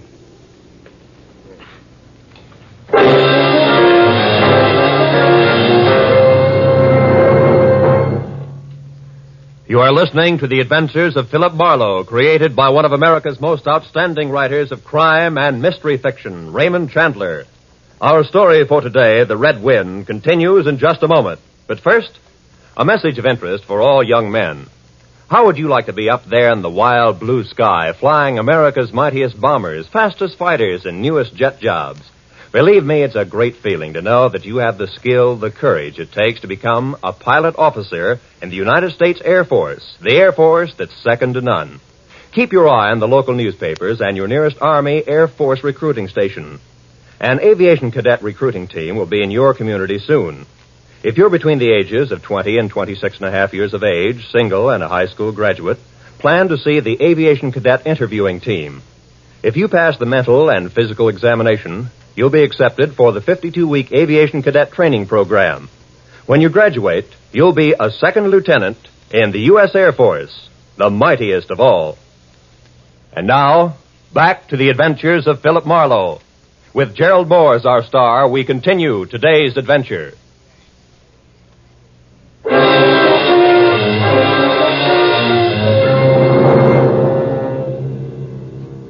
I sat with Lola Bosley in her car, listening to the hot wind gallop around in the midnight streets.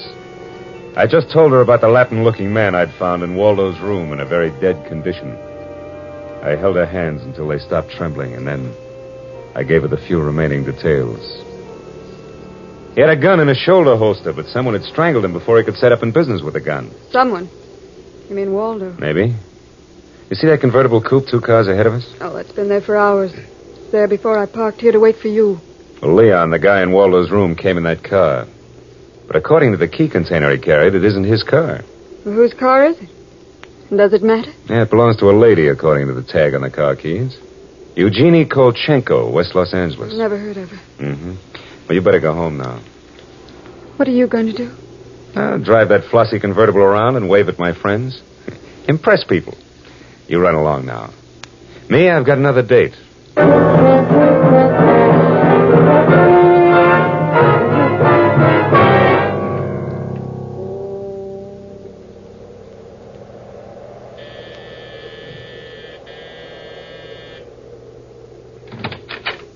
Yes. What is it, please? Miss Eugenie Kolchenko? Yes. What is it? Did you lose or misplace a pigeon gray convertible coupe? What are you saying? Now, don't be alarmed. I found it, brought it home to you. Come in, please.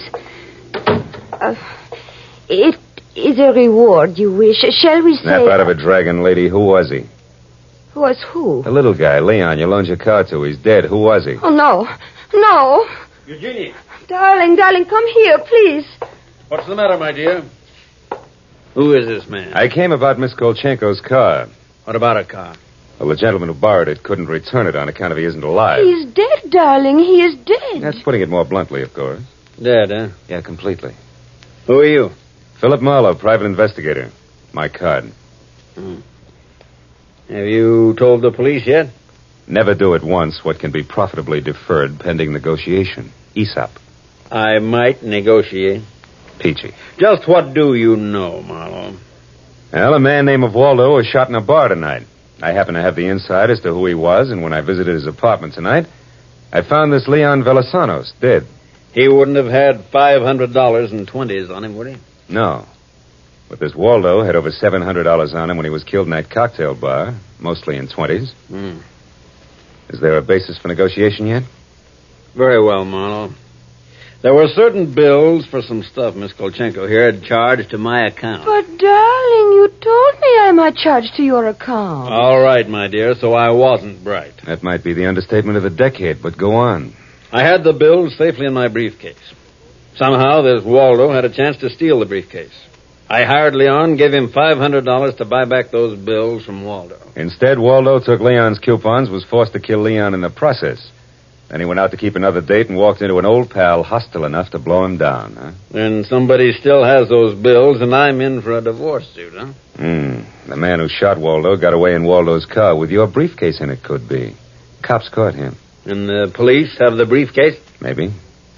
But the police are interested in solving crimes, not in tossing mud for the benefit of sensation eaters. I have a friend or two at headquarters. Let me see what I can do. It's worth $500 to me, Marlowe. Then that's what it'll cost you.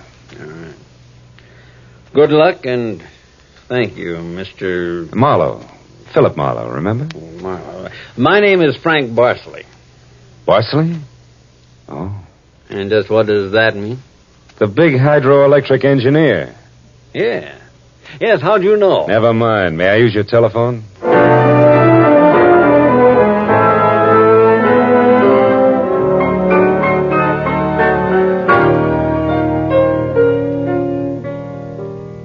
Someday I must tell you about Ibarra. Oh, he's a salt-of-the-earth Ibarra, detective lieutenant over at Central Homicide. Well, I phoned Ibarra from Miss Kolchenko's house and told him where he could find a well-dressed cadaver named Leon, and furnished a few small details. I gave Ibarra time to check my tip, and then I went down to see the good lieutenant and told him why I'd been up in Waldo's room, only to find Leon instead of a certain lady's string of pearls. Pearls, eh? Yeah, I thought Waldo might have had them up there. Whose pearls were they? The ladies. Go on. Or they might have been in Waldo's car that Waldo's killer drove away in. Yeah? What, yeah? They might have. Yeah. Also a batch of bills charged to the account of a certain Frank Barsley. Yeah?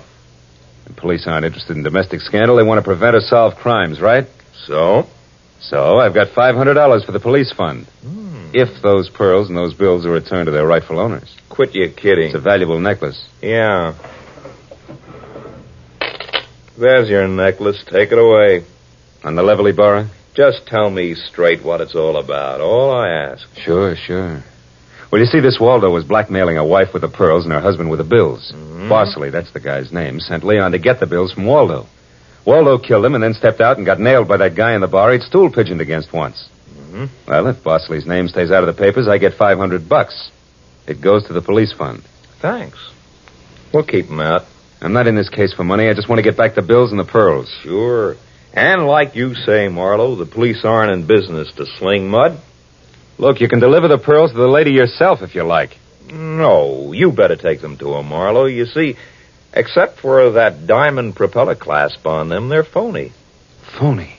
But look, Marlowe, I know pearls. Real pearls feel gritty between the teeth. These are hard and glassy. Try. Yeah. They're phony. All but the clasp, Marlowe. All but the clasp. I took the pearls and had them appraised the next morning at a gilt-edged place in Beverly Hills. Phony, all but the clasp. An imitation as good as these couldn't have been made that fast. These were the pearls that Waldo had stolen. I took the glass pearls to a dive on Melrose and had them duplicated for $20. I had the jeweler attach the diamond clasp to the $20 duplicate string of pearls. Then I called up Lola. Hello, Lola. Okay, you're in? Oh, Mr. Marlowe. Yes, it's okay here. I have a string of pearls for you.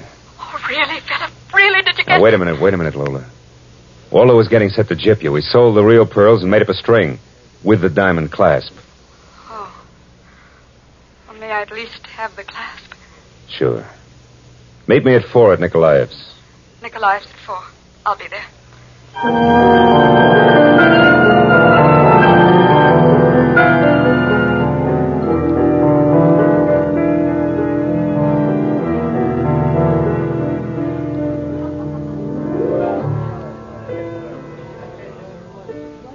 Hey, yeah, Lola. These are the pearls the police found in Waldo's car. You were right. They're not my pearls. I'm sorry, Lola. No. I still have the clasp that Johnny gave me. Well, I'm happy if you are. Happy. No, not quite happy. See, this morning my husband told me we're to separate. No, I'm very sorry, Lola. You've been very kind. That's all right. This is goodbye, I suppose. Yeah. You'll never get over Johnny Dalmas. Goodbye, Lola. And if anybody ever bothers you again, let me know, huh? Name's Marlowe. Philip Marlowe. I'll remember. Philip Marlowe.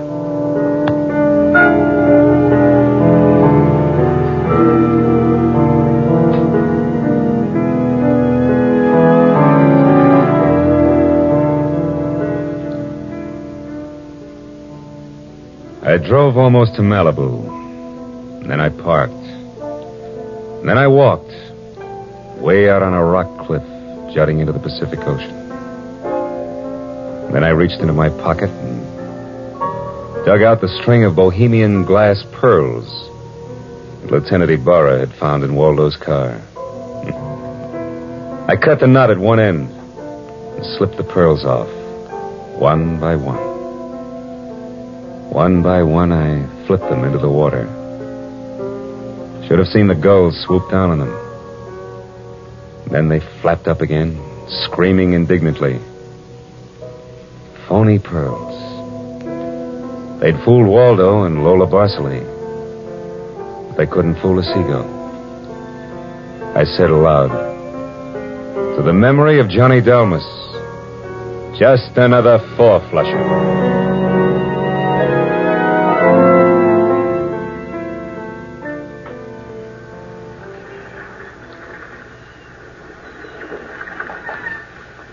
I listened a while to the wheeling seagulls. All at once I realized that the wind had died. The Santa Ana had blown itself out. The red wind was done. It was over. It was cool again.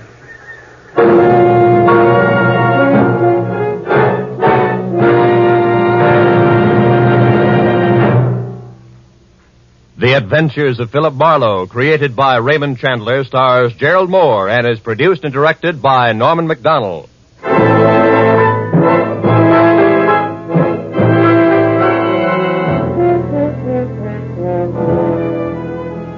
In tonight's story, Red Wind, Lola was played by Peggy Weber and Barry Kroger was Baldy.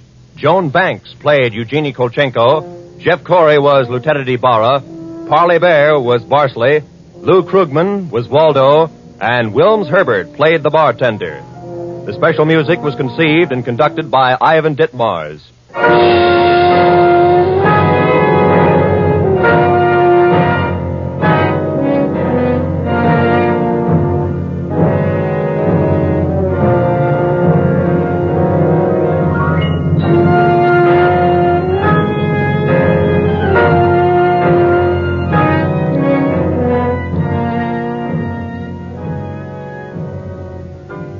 Philip Marlowe will be back in just a moment. Young man, be a Marine. Combine travel, adventure, and education at no expense to yourself. When you're a Marine, you can travel to the far places of the earth and carry on at the same time your own educational program through free Marine Corps Institute correspondence courses. You have plenty of courses to choose from, and an ideal way of studying geography or history is to take a course dealing with the background of the area in which you are stationed, or any of the more than 160 Marine Corps Institute courses. Thanks to this Marine Corps Institute, thousands of Marines are making continual educational advancements during their service in the U.S. Marine Corps. That opportunity, upon becoming a U.S. Marine, is yours for the asking. Check with your nearest Marine Corps recruiting office tomorrow for complete information.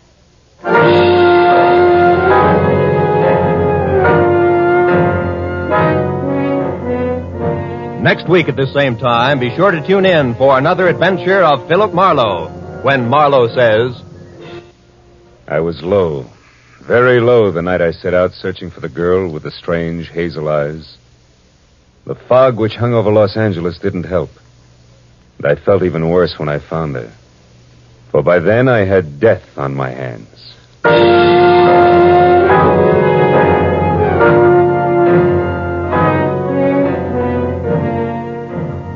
If you like your laughs mingled with spicy music, be around tomorrow to hear the premiere of Alka-Seltzer Time, featuring Herb Schreiner and Raymond Scott's quintet. There'll be guest stars, too. Here's a show that's guaranteed to keep Monday from being blue. It's coming your way Mondays through Fridays over most of these CBS stations. So consult your local newspaper for the time of Alka-Seltzer Time.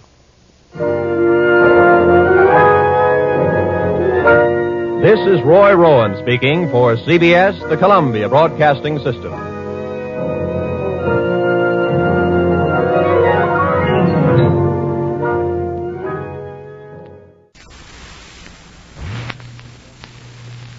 I felt low, very low the night I set out searching for the girl with the strange hazel eyes. The fog which hung over Los Angeles didn't help. And I felt even worse when I found her. For by then I had death on my hands. From the pen of Raymond Chandler, outstanding author of crime fiction, comes his most famous character as CBS presents The Adventures of Philip Marlowe.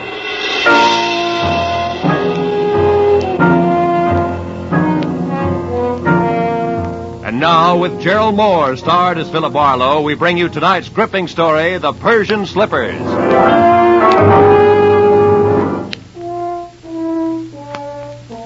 One of those thin, chilly fogs had sneaked in from the Pacific and it hung vaguely to the streetlights along the Sunset Strip. It was a kind of a fog that you could see through, but everything was out of focus. It made you start wondering what you were going to do when you were 90 and you were all alone. I'd have liked to have spent the night in a room full of noisy extroverts playing charades. But instead, I had to eat a quick dinner and drive up into the secluded Hollywood Hills to meet a guy. A guy who had nothing but trouble on his mind. When I pushed the buzzer, I had the feeling of wishing I was someplace else. Carl Delaney himself opened the door. He was grim and brusque and to the point. Marlowe? That's right. Come in, Marlowe. I appreciate this. You're coming up here after business hours, I mean. I wouldn't have asked except, well, perhaps I waited too long as it is. Sit down. Thanks. Waited too long for what, Mr. Delaney? 36 hours ago, my wife disappeared. Marlowe, you've got to find her for me. Find her just as fast as you can. Wait a minute. Disappeared, you said. Would you mind playing that part back a little slower? Norma simply walked out that door, got in her car, and drove off to get hold of herself, as she always does when we've quarreled. And always before, she's come back in an hour or so. But this time... This time she simply didn't come back, is that it? Look, Mr. Delaney, I could... You'd better let me finish before you do anything. Lately, my wife has been brooding over something serious that she refused to discuss. I've caught her crying several times, and she's not a woman given to tears. Marlowe, I'm sure that unless we move fast, when we do find her, we're going to find her dead. Suicide? Yeah.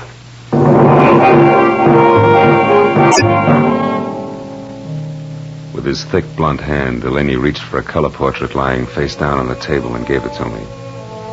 I looked and saw the face of a dream. A beautiful dream with strange hazel eyes and soft black hair.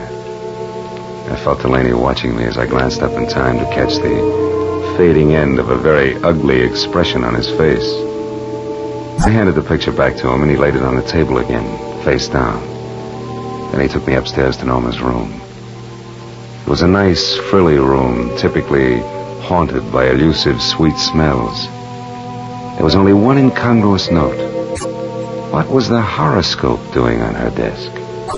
From the looks of a picture, I knew that Norma was attractive enough that she didn't need to look to the stars for a future.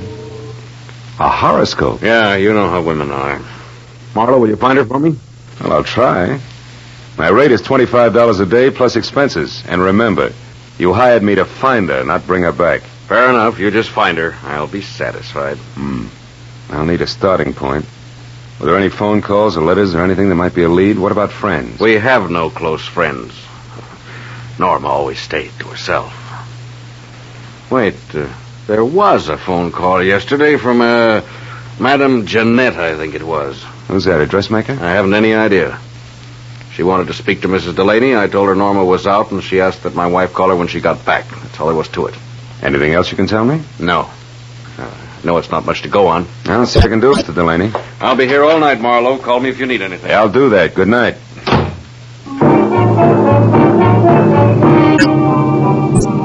I drove back through the persistent fog to Sunset Boulevard. Yeah, it was 9:30. I knew it was going to be like tracking a hummingbird through the petrified forest by the bent twigs, but I got a classified directory and I started digging. I checked the hairdressers, the manicurists, and the milliners, and I was just about to start on the interior decorators when I remembered the horoscope on Norma's desk. I quickly turned to the personal consultants. Yeah, there it was. Madame Jeanette.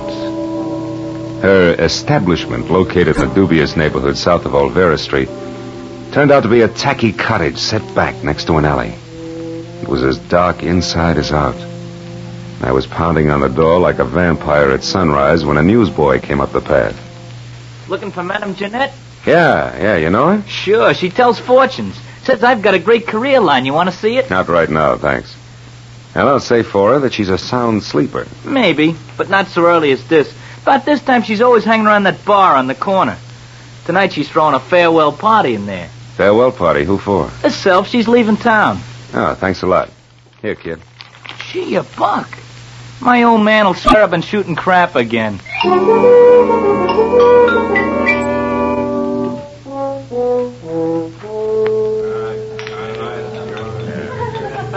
Give me another one, Charlie. Not every night I say goodbye to my dear old neighborhood. Muscatel again, Jeanette? Yeah. Did I say dear old neighborhood, Charlie? I think you did, Jeanette. Must have had one too many then. Because of all the low, flea-bitten row of shacks I ever lived in, this is the new low. Ah, Jeanette, that's no way to talk. You hurt my feelings. Pinky, there ain't nothing like a little beer to soothe hurt feelings. Yeah, you said it. Jeanette, can I have another? Yeah. Charlie, give Pinky another. But this is his last. The last? I thought you said it was a farewell party. You with all your dough. This dough's to get me out of this rat trap of a town, see? It's the last I want to see it of it in all my life, see? Yeah, Another muscatel, Charlie. Hold on a minute, Jeanette. Hey, what'll it be, mister? Something just a bit drier than muscatel. Say scotch? It's on me, mister. It's my party. Well, this is indeed a pleasure. You're the Madame Jeanette, aren't you? Yeah, why? You're all of 20 years younger than what I expected. Probably the life I lead. Hey, wait a minute. Why should you be expecting anything about me? I don't know you. Perhaps not, but I know you. From where? Oh, you're more famous than you think. Your reputation has spread far beyond Olvera Street. In fact, it's gone up as far as the Sunset Strip, Madame Jeanette. No kidding. How would you kid a fortune teller? Don't you know all, see all, and tell all? Well... And judging from that Spanish shawl, your Hungarian skirt, and those embroidered Persian slippers, I'm beginning to think your fame is not only local, but international. Say, you're beginning to make me feel like I shouldn't be giving up this racket after all. Giving up fortune-telling? No. Yeah. I'm leaving town on the midnight train. Gonna spread my talents all over the East, and I'm not coming back. Don't tell me your crystal ball has laid a golden egg. So to speak, yeah. I come into some lettuce. Suddenly. That's always nice. Well, I guess it means you won't be interested in the few paltry dollars I'd intended to spend with you. Hey, can I have another beer, Jeanette? Shut up, Pinky Blow. Ah, just a... Traveling lady can always use a little extra moolah. What was it you wanted, Bud? I'm looking for someone. Norma Delaney. I'm afraid I don't know anybody by that name. I'm afraid you do. What's your angle? Who are you, anyway? I'm Philip Marlowe, private detective. Some private dick you must be to have to resort to fortune tellers. Come on, Jeanette. Look into your crystal muscatel. See if you can spot Norma Delaney. I told you once. I don't know the dame. Now blow. Just a minute, Doc Eyes. Hey, Charlie. Yeah? This bird's crabbing my party. What kind of a joint is this, anyway?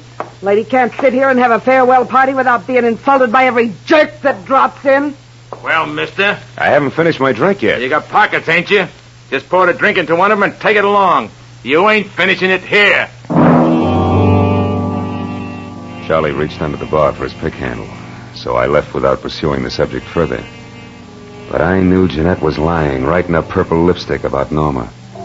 I walked back to my car, lit a cigarette, and spent a few precious minutes trying to decide whether or not to break into her place and snoop. Then I caught the shadow of a figure slipping up on me from behind. I turned. Wait, don't swing, Mac, don't swing. It's only me, Pinky. I was in the bar when you was talking to the madam. That tightwad Jeanette. Yeah, I saw you, so? She did something the minute you left. I figured you might like to know what it was. That all depends. Well, I thought it might be worth something to you, like a saw, maybe. Come on, you. Spill it. Wait a minute, Spill it. If it's any good at all, it's worth $5 and no more. Oh, all right. She made a phone call. Who to? What'd she say? Nothing. Just some swear words in Spanish. The line was busy. But I kept my eyes open and I got the number. All right, let's have it. If you can still remember it. Oh, I can remember it easy. 5 first, huh? Here. Thanks. The number was Crenshaw 1929. But you get it? Like the year of the big crash.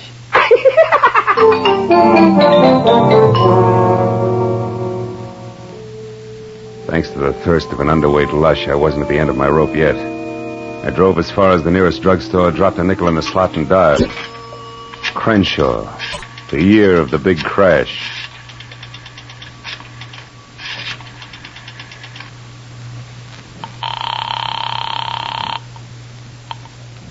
Hello? Hello, let me speak to Norma Delaney, please. I'm afraid you must have the wrong number. Look, I'm trying to locate Mrs. Delaney. I suggest you help me. How did you get this number? From a client, Mr. Carl Delaney. But that's impossible. Let's stop sparring. We can save each other a lot of wear and tear if we get together and talk this over. Maybe you're right.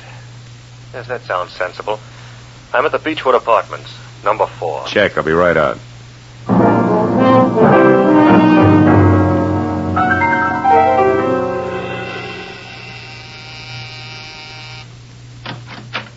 Mr. Pierre Gillum, it says here on the door. Yes. You the man who called? Uh-huh. Philip Marlowe. Come in, won't you? You said you were looking for Norma Delaney, Mr. Marlowe. Tell me what's wrong. Has anything happened to her? Well, her husband seems to think she might have killed herself, but I have a hunch that you might have something interesting to say. No, poor kid. Poor Norma. Well, I'll tell you what I can, Marlowe, but it isn't much. Oh, I'm all ears, and I'll sit, thanks. Well, I was in love with Norma once, briefly, a long time ago. She was a wonderful girl, but her husband was insanely jealous. Mm-hmm. Even though she hadn't loved him for years, he refused to give her up. He even threatened to kill her first. Oh? Norma and I realized that serious trouble lay ahead, so we parted. Good friends. And I haven't seen her or heard from her in months. I buy it all but the last line. You have seen or heard from her, and recently. I'm not going to argue that. I've told you the truth. You can take it or leave it. I leave it. Suppose we both put our cards on the table. You lied to me when you said Carl Delaney gave you my number. I know because Madame Jeanette called me shortly after you did. Touché. But why did she run to call you at the mention of Norma's name if you two broke up months ago? And incidentally, how did that ersatz oracle Jeanette get mixed up in this in the first place? That is a long story, Marlowe. Good, I like long stories. I'll bet it begins just for a lark. Norma and I went down to Olvera Street once to have our palms read. Yes, that's exactly how it started. Madame Jeanette was an unusual woman, a character, you might say. Uh-huh. Well, we became friendly with her. Norma got quite sentimental about her. One day we made a sort of pact. If ever either of us was in trouble and needed the other, we'd go to Madame Jeanette or get a message to her. She would notify the other. So when I walked in asking for Norma, the madam assumed she was in trouble. Right. Called me immediately because she herself was leaving town in less than an hour. I know. Well, Mr. Gillum, it's all very interesting, but it's getting me no place. Thanks. If I need you again... No, wait, Marlowe, don't go. I know a lot of details about Norma that I'm sure will be helpful. For instance, she drives a Nash Coupe, a powder blue. Powder blue coupe, huh? Thanks, that'll help. Oh, and she has a fondness for white gloves. Wears them quite often. I see. Well, I better get moving. No, wait just a minute, Marlowe. I've got to go. Now, listen, Marlowe. I told you I was in a hurry. Now, take it easy. Stick around a while. Get away from that door. Well, just who do you think you are? Come busting in here, prying, asking questions, you dirty... Oh! You asked for it, Gillum. Oh! You got a left, too, huh? So have I, brother. I left Gillum sprawled all over his coffee table, as limp as a 5-cent salad. Outside, I glanced at my watch. Madame Jeanette's train left in 40 minutes.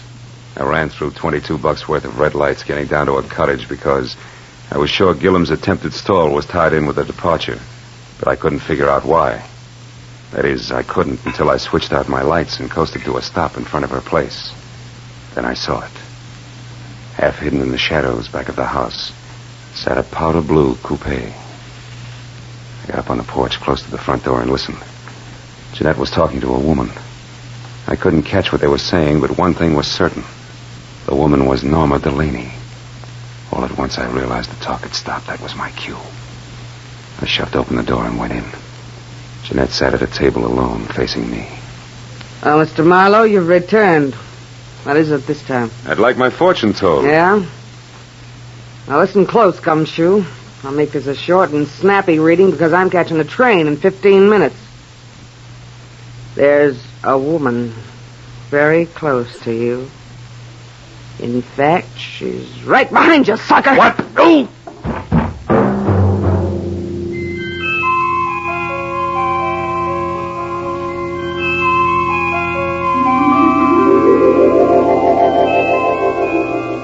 When I finally opened my eyes again, nothing changed. It took me a long time to figure out that the lights were off and it was dark. I climbed up the table leg hand over hand and switched on a lamp. Jeanette's house was absolutely quiet. I had caught a glimpse of a white glove holding what is known as a blunt instrument just before I dozed off. And that reminded me what I was down here for. I wobbled through the kitchen and out the back door, but the powder blue coupe was gone. It was 12:15. My head and the fog both had gotten a little thicker. So I just stood there, useful like a ping-pong ball in a bowling alley. It was the sound of footsteps that finally moved me, and the newsboy was back. Well, hi again, mister. Did you ever get a hold of Madame Jeanette before she left? Yeah, but not tight enough. Say, a blue coupe left here a few minutes ago. Did you see it? Nope, I didn't. Gee, I'm sure sorry she went away. She gave me $1 tonight, too. Said she was coming into a fortune. Hey, you and your career... Say, what's that down there, in those weeds?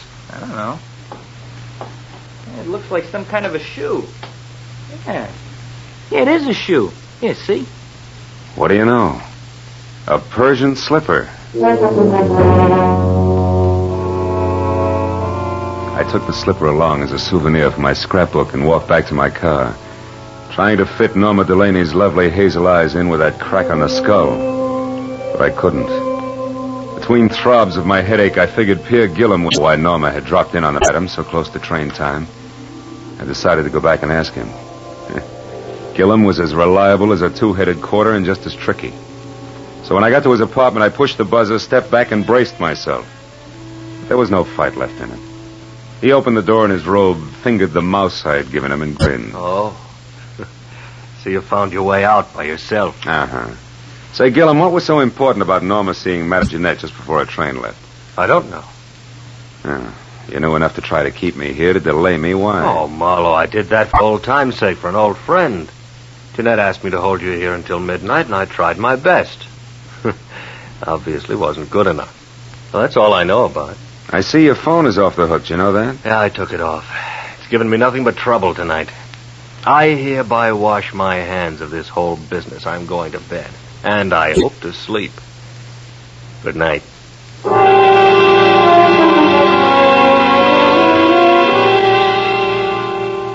I envied him and left to call my client, Carl Delaney. He said he'd be in all night, but the phone kept ringing and ringing, and no one answered. I suddenly got a very creepy feeling. And 20 minutes later, I pulled to a stop at that small but elegant house. The lights were on, and I saw the powder blue coupe in the garage next to Carl's big black sedan. I ran up the steps. The front door was ajar, so I went in. I found Carl Delaney in front of the fireplace, face down on the floor, dead.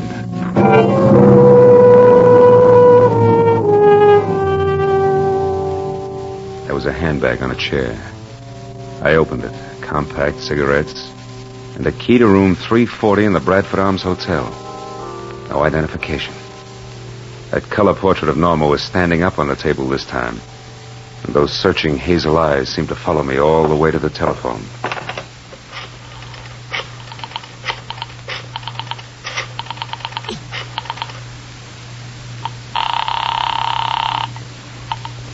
Lieutenant Ibarra speaking. Phil Marlowe, Ibarra. There's a dead one at 1077 Hollycrest Road. Named Carl Delaney. Murdered. I'll be right out. I hung up the phone, and then the hair on my neck crawled as I heard the unmistakable sound of a woman's heels on the floor upstairs. I ducked behind a door as the heels clicked down the steps. And then she entered the room.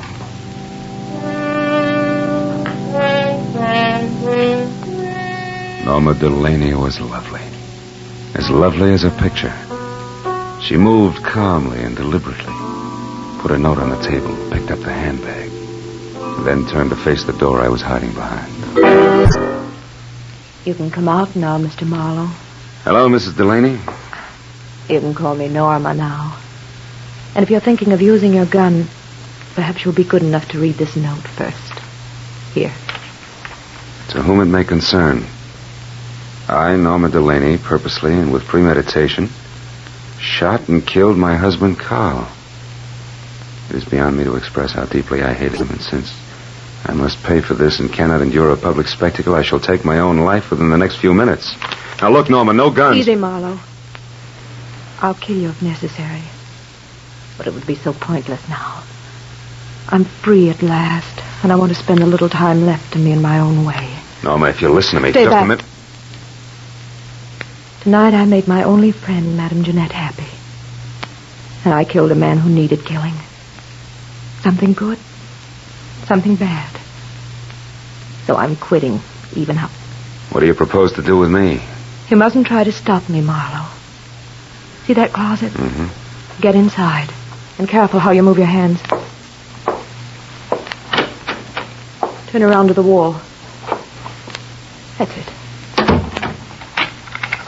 Marlowe, I'm sorry I had to hit you at Jeanette's tonight. Goodbye.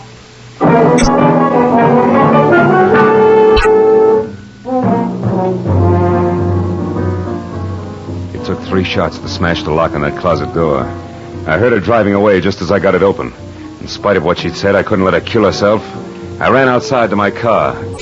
One glance under the hood was all it took. There was nothing left of the wiring but loose ends. I ran into the street and a miracle happened. The first time in my life, a taxi in Los Angeles when I wanted it. I'm sorry, fella. I'm going to call. Skip it. This is an emergency. Hey, wait a minute. You Police can't... business. A girl is driving up the road in a blue coupe. We got to catch her before she kills herself. Let's go.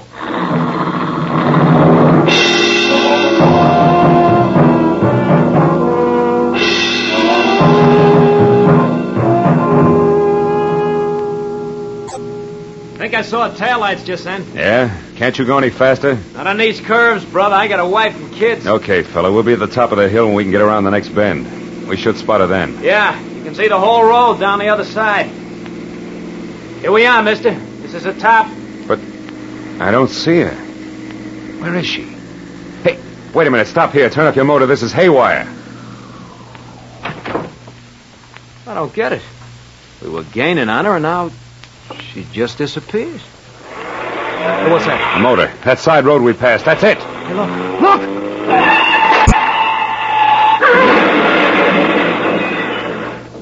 Holy smoke.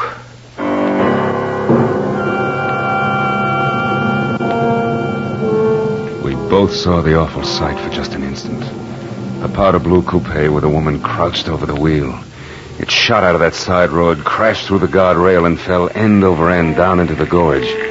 By the time we got to the hole in the fence, the wreck was an inferno.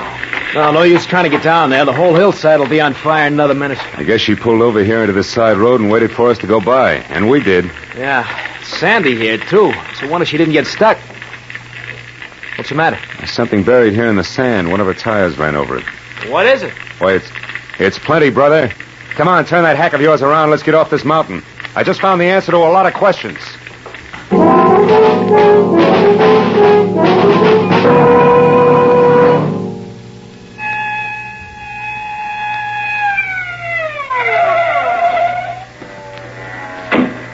That you, Marlowe? Yeah, Lieutenant. We found the body and the wife's suicide note. And one of the boys spotted that fire up on the hill. What is it? Car went off the road. An accident? Or the suicide? Just a little of both, Ibarra, but we'll talk later. Right now, we got to go to the Bradford Arms Hotel on the double. And please, no siren.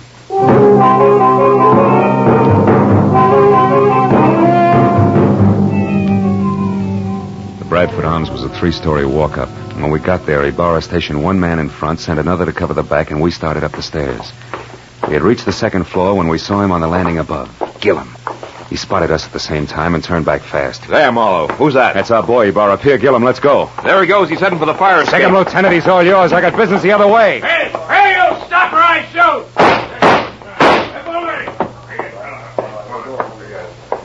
Room 336, 38, 340. It's all over now. You better drop the gun. Please, it's been neat so far. Don't mess it up. Come on, beautiful. Drop it. It's better. Well, Marlowe, I got him. I had to wing him to bring him down, but here he is. And the lady must be... Yes, Lieutenant. The lady is Norma Delaney. The girl who wanted to kill her jealous husband and then commit suicide, but didn't want to die doing it. So she used someone else's body, Madame Jeanette's, which was a logical choice because Jeanette was blackmailing her. Thus, 2 vultures with 1 stone, leaving 2 lovebirds free to fly away together. Right, Norma? Didn't you give Madame Jeanette money so she'd leave town and tell everybody she was going away? Yes, I did. That way the body wouldn't be missed, huh? Yeah. Isn't it pretty? Oh, lay off, Marlowe, can't you? Okay, Gillum, okay. Well, Ibarra, I've got a sour taste in my mouth. I think I'll go home and goggle. Anything else you need? No, I guess not, Phil. I've had all that's necessary. Wait. Just one thing.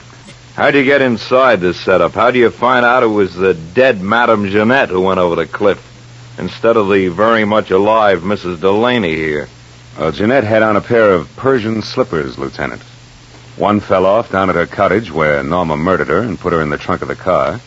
The other one fell off in the sand of that side road when she took Jeanette out of the trunk and propped her up behind the wheel. Was lucky, Ibarra. Just dumb luck.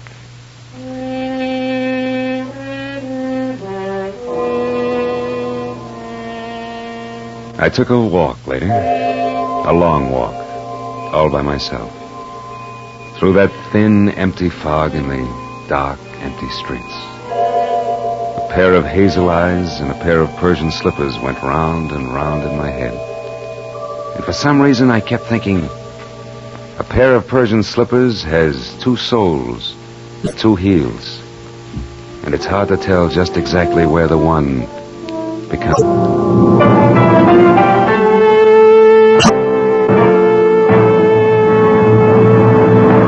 The Adventures of Philip Marlowe, created by Raymond Chandler, stars Gerald Moore and is produced and directed by Norman MacDonald. In tonight's story, The Persian Slippers, Virginia Gregg was heard as Madame Jeanette, with Larry Dobkin as Pierre Gillum and Louis Van Rooten as Carl Delaney. The additional players were Gene Bates as Norma Delaney, Gil Stratton Jr. as the newsboy, Frank Richards as the barkeep, and Tony Barrett as Pinky. Detective Lieutenant Barrow was played by Jeff Corey. The special music was conceived and conducted by Ivan Ditmars.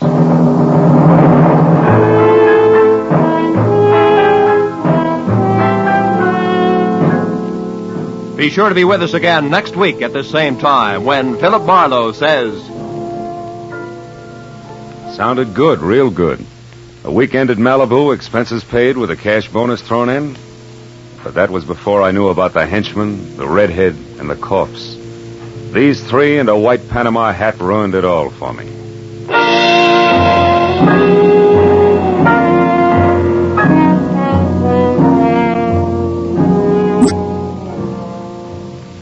The big star-studded array of CBS Sunday shows starts tonight. 1, 2, 3, 4, 5 top entertainment programs that make listening to your CBS station a happy habit. 1, Cabin B-13, the popular dramatic show by John Dixon Carr, renowned mystery writer. 2, the new Electric Theater, guest starring Henry Fonda tonight, and regularly starring Helen Hayes, First Lady of the Theater, when she returns from London. 3, Our Miss Brooks, the hilarious comedy success starring Eve Arden. 4, Lum and Abner, a brand new half-hour show of smiles and chuckles with the merchants of Pine Ridge. 5, Strike It Rich, the sensational quiz show with a heart to wind up the sparkling parade of entertainment. Mystery, drama, comedy, excitement tonight over most of these CBS stations.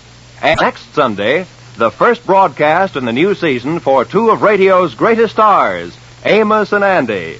Yes, Sunday nights are great on CBS. Check your local newspapers for program times.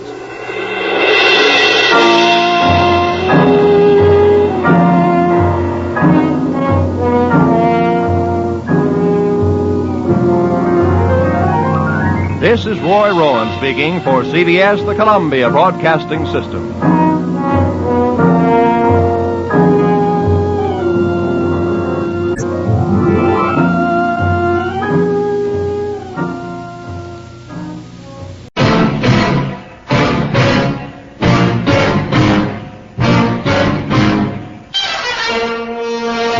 Have Gun, Will Travel. Starring Mr. John Daner as Paladin.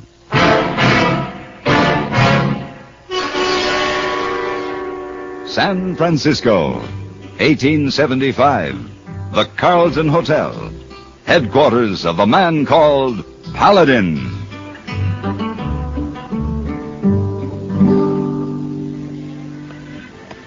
Oh, Mr. Paladin. Yes? About that imported silk shawl you ordered as a gift for a lady. Oh, yes. Very pretty.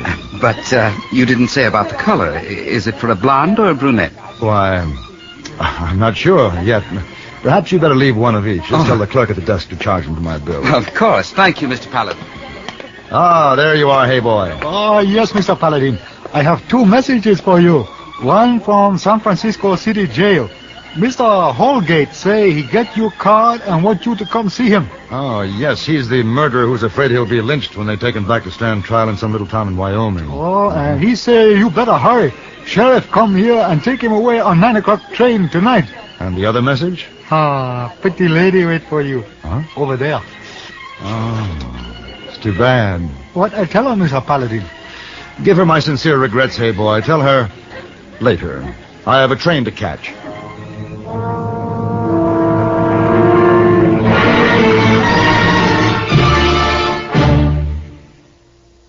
Even if you've had embarrassing dandruff for years, you can get rid of it now in 3 minutes.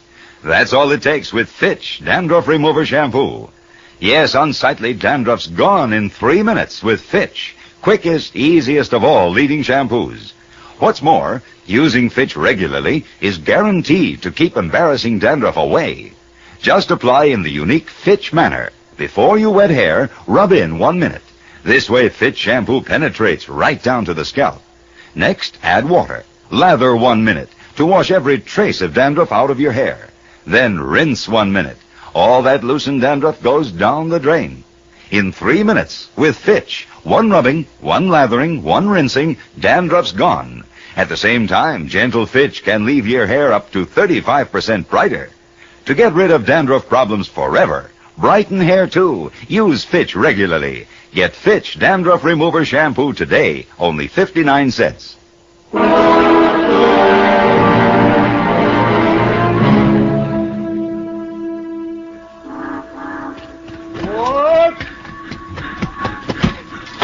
You just made it, mister. Hey, give you a hand with that bag? No, thanks. I can manage. You carry it like it was eggs. Most room up in the front. Say, what's going on in there? Why, I don't know. It's that murderer. He's loose. Look out. Oh, Beg your pardon. Get out of the way. You seem to have gotten tangled up in an iron clothesline. Get out of my way, you crazy fool. Yes. Stop, Holgate. Stop right there. I'll blow you in half with this shotgun. Oh, you clumsy fool. Well, Sheriff, why didn't you just pull the trigger and end it right here? You might as well have. You just get back to your seat real careful like.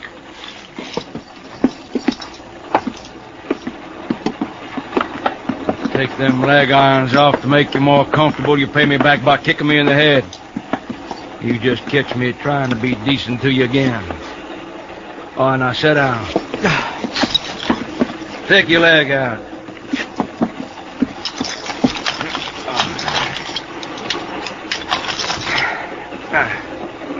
And to you, mister. Thank you. Glad to be of help to an officer of the law. You're only helping a man get lynched, that's all. Shut up, Holgate.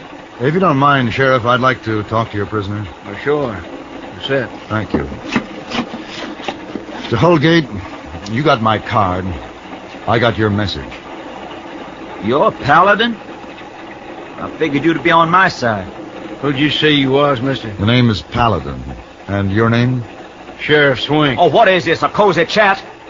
Listen, Paladin, I hired your gun to turn me loose. You're hired to turn him loose? Mr. Holgate has his facts slightly confused. Would you mind pointing that some other way, please, Sheriff? Thank you. Now, Mr. Holgate, what makes you think you'll be lynched? Easy. The town's named Bender, after Max Bender. It was his son caught my bullet. How did you come to shoot him? Oh, just an argument in a saloon. A few drinks. You know how it is. He had a gun? Well, he had one. Oh, sure. It was home on his dresser. Well, how'd I know that? I didn't notice. I see. Well, Mr. Holgate, tell you what I'll do. For $200, I'll see that you're delivered alive to stand trial. You call that a bargain? Man has a chance with a fair trial, but there's no debating a lynching bee. All right. You'll get the money when I step into the courtroom. Just to be sure, I'll choose somebody to hold the fee. When's the trial, Sheriff? Circuit judge is due at the end of the week. We'll beat him there by, a day, maybe. And what are the chances of my employer here being lynched? I reckon somebody's going to try. Will you stop it? Well, that'd be a hard decision to make. But I can assume we're on the same side. Aren't we, Sheriff? I reckon. That puts two of us on the side of the right. Now, don't crow, mister. Them ain't good odds with the whole town on the other side.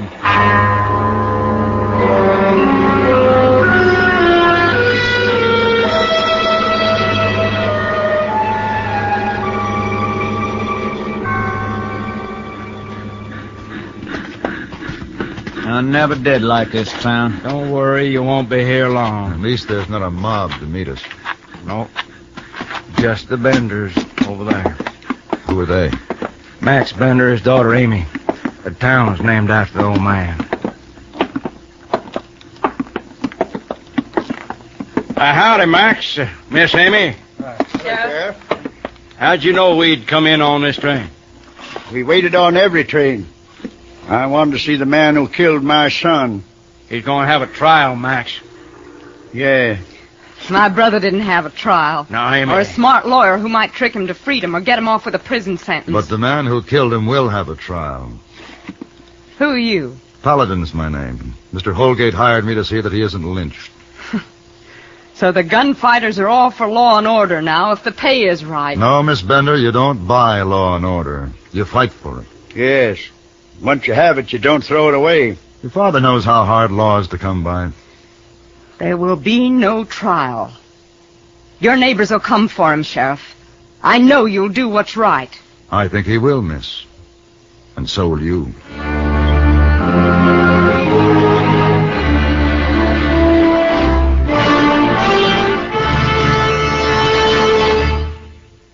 Seven nights a week on CBS Radio, most of these same stations present The World Tonight. On The World Tonight, ace CBS newsmen broadcast direct from where the news is developing, along with well-detailed eyewitness reports on current events. The World Tonight brings you lively interviews with people in the news. When big things are happening in London, Paris, Moscow, Tokyo, or Rome, They're all within speaking distance on The World Tonight. For a penetrating look beneath the surface of the news, CBS Radio invites you to hear Eric Severide's news analysis. Wise in the ways of the news, Eric Severide explores a particular and important aspect each weekday evening. Invariably, he comes up with new keys to understanding. Always interesting, always illuminating, Eric Severide's perceptive news analysis makes an exciting companion piece to The World Tonight. Listen for both of these fine news features regularly.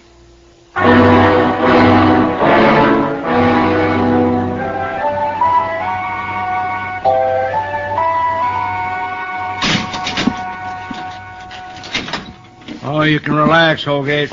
You're safe in there. Temporarily, anyways. Yeah, but they'll be swarming around soon enough.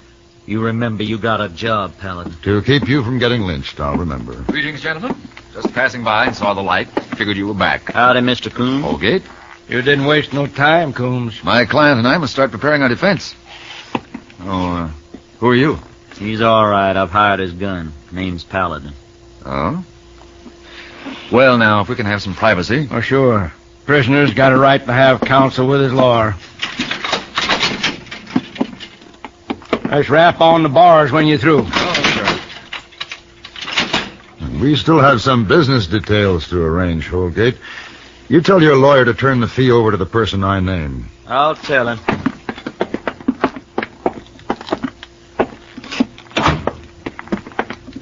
Sheriff, you mind if I bed down on one of these cots in your office? That's all right. Then, I'll be using the other. I thought it was settled. We're on the same side. I'd just like to be sure. Any place I can lock this up? Roll top desk has got a key. Good, it'll do. Hey, well, what's in that bag anyways? Just some of the tools of my trade. What kind of tools is that? The kind that might help quiet a lynch mob. We give 'em Holgate. That'll quiet 'em. I thought we were on the same side. We are. I'd just like to be sure.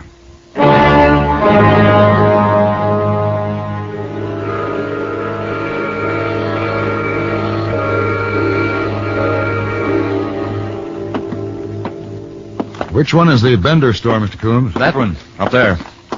Yeah, there's a noose hanging out in front. Yes, that's Amy's doing. Is she stirring the pot until it boils over? I never suspected she had such a mean streak in her.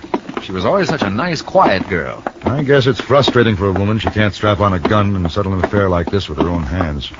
Oh, I hope this won't take too long. I have more important things to do.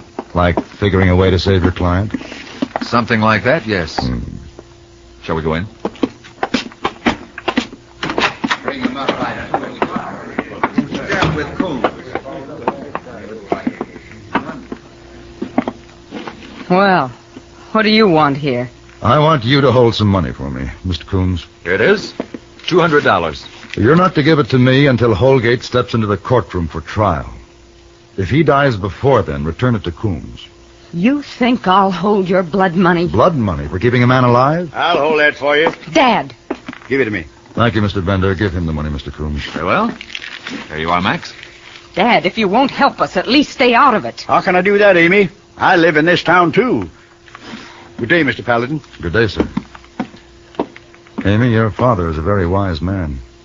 Excuse me. I guess you don't need me anymore. I'll be in my office, Paladin. Miss Amy?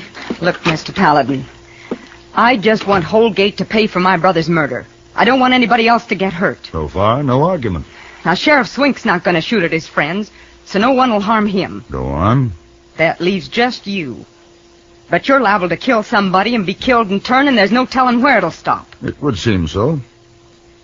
You're doing it for money. What if I gave you more money to leave town now? That's a definite offer, I take it? Cash. I'll get it right Now, away. wait. I'm afraid not. Switching sides is most unethical. Unethical? Did you ever see a lynching, Miss Bender? No. Your imagination would fall far short of the truth. No matter what he's done, Holgate won't be handed over to feed the animal instincts of the mob. I told you, I don't want anybody hurt but him. Amy. Yes, Clint. You need any help? No. The trouble with a lynching, Miss Bender, you can't have it ordered up all dainty, neat, like a yard of lace.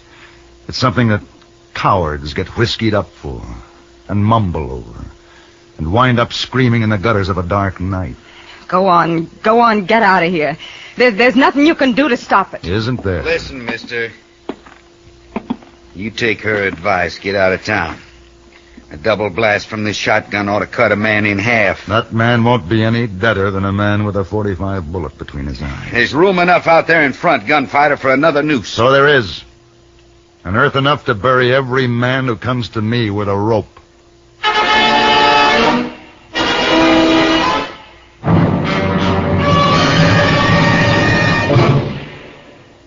Men, think how thrilled your wife would be if you made her a bedside table that swings on hinges like a gate and brings everything within easy reach.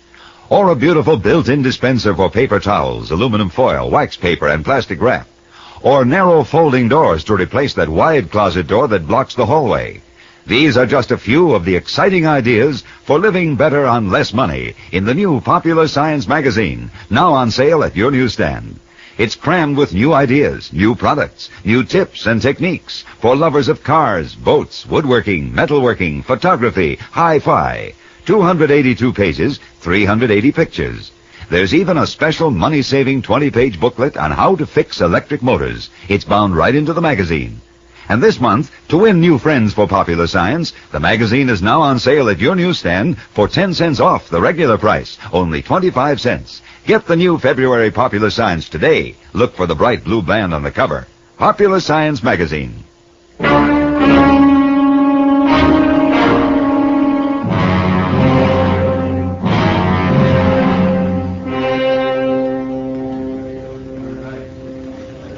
What's going on out there? I didn't hear him. I'm gathering down in front of the Bender store. I'm getting steamed up. They'll be moving before long. Yeah. Or you fellas don't be napping. We won't. What you looking at me like that for? What are you thinking? Just wondering what you're thinking.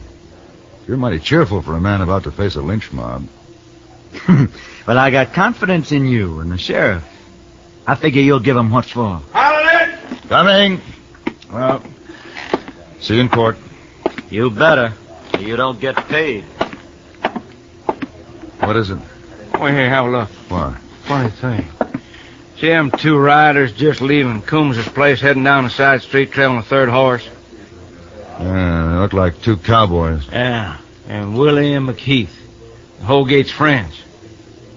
Now, what would they be doing at his lawyer's? I got a better question to chew on. Who do they figure to ride that extra horse? Yeah. Oh, I reckon that question's going to have to wait. They're getting about ready to move. There's another shotgun in the closet, Paladin. No, thanks. Incidentally, Miss Bender says you won't use that shotgun against your friends out there. Miss Bender's mistaken. Sheriff, I'll buy you a drink after this is over. Maybe.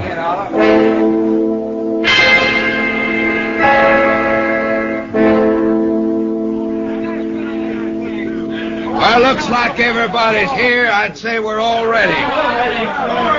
What's the matter, Amy? Nothing. Nothing's the matter. You bring him here. Yeah, so you can put the rope around his neck. You just wait here, and we'll bring him to you.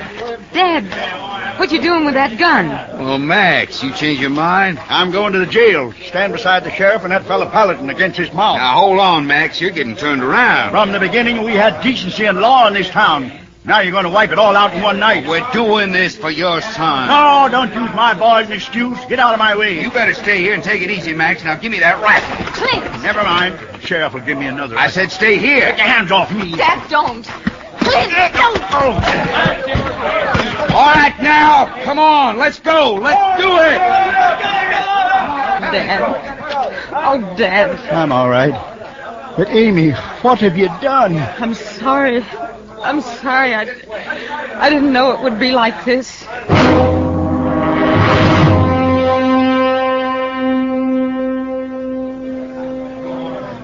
Well, here they are. And Paladin, you better get that shotgun. I've got something better in the desk. Get back! I'm warning you!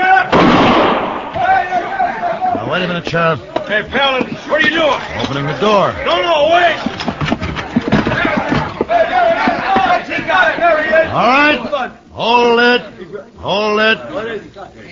No need breaking down doors when you can open them with dynamite. All right, now. Here. Who wants it? You, big fella. No! Well, if nobody wants it, here.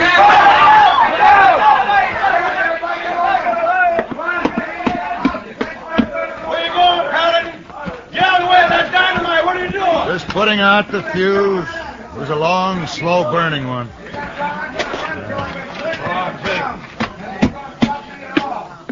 That crowd is still running. I don't blame them. Well, they won't collect again. Mob courage is a momentary thing. Once it's gone for good. The street's clean deserted of them. Except over there. Yeah, there's Clint. Let's go after him, Paladin. You go ahead. I got a client who thinks she doesn't have to go to court. I'll nail Clint. We can tie this thing up. Go ahead. I'm going back and check Holgate. Willie, what's happened? I can't hear nothing. The crowd's gone. Something's wrong. Well, we better go ahead anyway. Now, whip your horses and pull out the bars. That's fine. You did it. You hold it right there, Holgate. Paladin, don't shoot! All right, out there. You stay where you are. No, I got no gun, Paladin! All right. Just stay put. You killed Willie and the key. You're good. Awful good. That's why you hired me. Yes, but there's no call you get mixed up in this. You just collect your money and forget about it. I couldn't do that. I can't collect until you walk into the courtroom. Listen, Paladin, I'll make it 1,000 if you just walk away. You don't understand. You hired me to get you into that courtroom. And that's where you're going, to be tried for murder.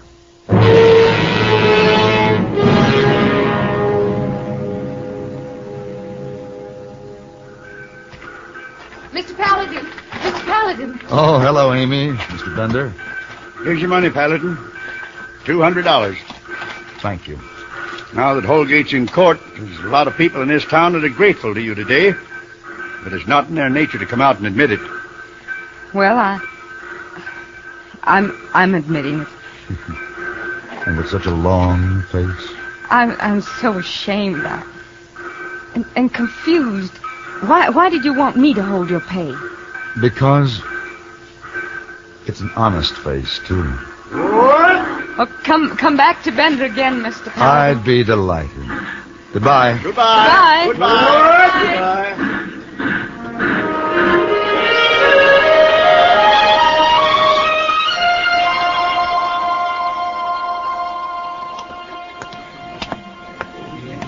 Oh, Mr. Paladin, welcome back to San Francisco. You have a good trip? More excitement than money, hey boy. But it's good to be home. I take you back. No, I'll manage. Oh, you have something valuable in it? No, just the tools of the trade. Oh, big secret. Something to upset apple cart? You might say so, yes. Oh, by the way, hey boy, that pretty young lady who was... Oh, yeah, she's still here and look plenty lonesome. Oh. Now, let's see, was she blonde or brunette? Huh? Oh, well, it doesn't matter. Beat on, hey boy, and forget the papers tonight.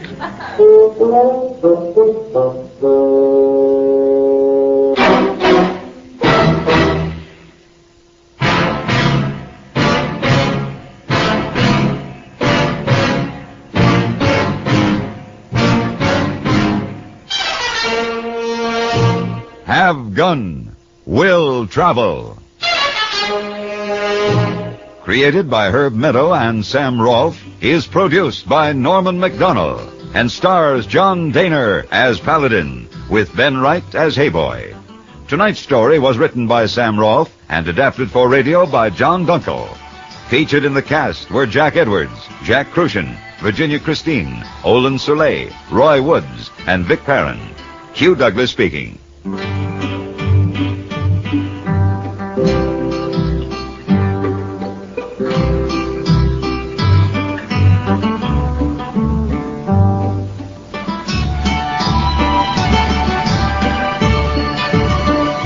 Join us again next week for Have Gun, Will Travel.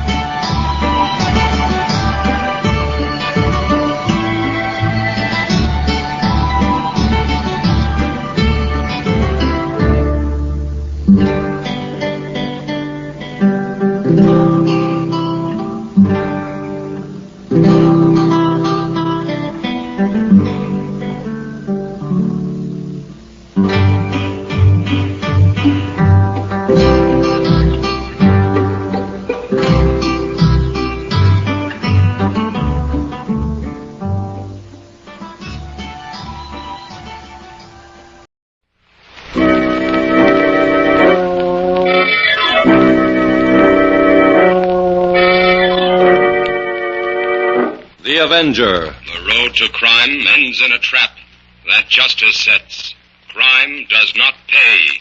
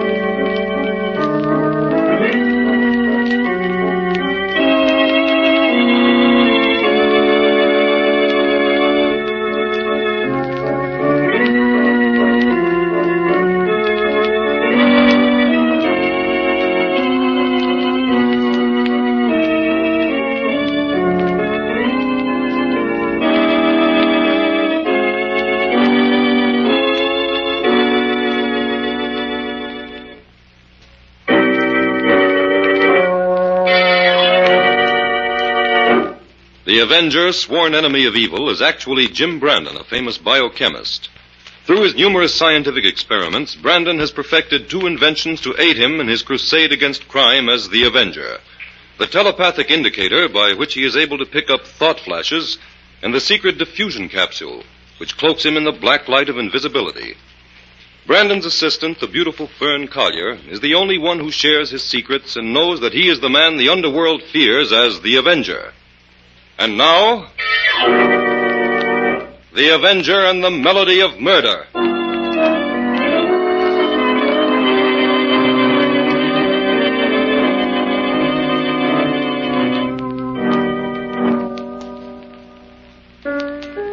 Hawkins!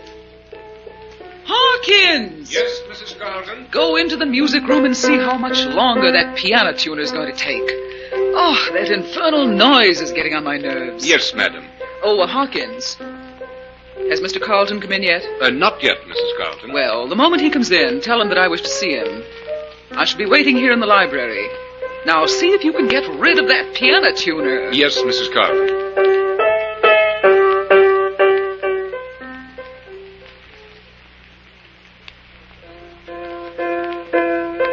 Hawkins told me you wanted to see me, Rena. Oh, yes, George. I'd like to talk to you. Oh, say, who's at that piano? The piano tuner. He should be finished any moment now. Well, I'll close that music room door. That racket's off. No, leave it open, George. There are a lot of valuables in there, and the servants are busy in the back of the house. Well, all right. Well, to get down to business, George. Yes? Were you able to persuade those partners of yours to lend you enough money to see you through? No, Rena. Burlingame and Redford both refused to help me. They're trying to squeeze you out, George. I always knew they would. I told you from the beginning that they were just using you. Well, what are you going to do? Well, I won't let them get away with this, Rena. You know, I've put everything we had into that firm. But where in the world are you going to get the money to cover up your end of the losses? There's only one way. I hate to ask you to do it, Rena, but... Well, you'll just have to sell your jewels. My jewels? Rena, it's our only chance to salvage No, anything. George. I will not let you have those jewels. Why, they're all I have left. I won't allow you to sink them in a bad investment. But I don't think you understand just how desperate this situation is. I understand, all right. I warned you from the beginning about Redford and Burlingame. Why, they're no better than common swindlers. I'm tired of their shady deals and million-dollar schemes. Well, you seemed to like them well enough when the money was rolling in. And now, suddenly, just because they happened to guess wrong on a few investments... few investments that were big enough to ruin us. We can still pull through. If you'll just be sensible, Rena. Let me raise a loan on your jewels, and then... I told you that I won't let you touch those jewels. I've got to have them. If you won't lend them to me, then, Rena, I'm afraid I'll just have to take them. George, you can't mean that. There's no other way, Rena. There has to be another way. I'm not going to let you make paupers of your wife and children. I tell you, I won't stand by and watch... Rena. Oh, you shouldn't have... Oh, Rena. George, what's happened? Hawkins! Help! George! What's the matter, Mrs. Carlton? It's my husband. He's been shot. Get a Dr. Hawkins quickly. Let me see. Oh. It's no use to get a doctor, madam. I think I'd better call the police. The police? Yes, from the look of the revolver on the floor. This was either suicide or murder.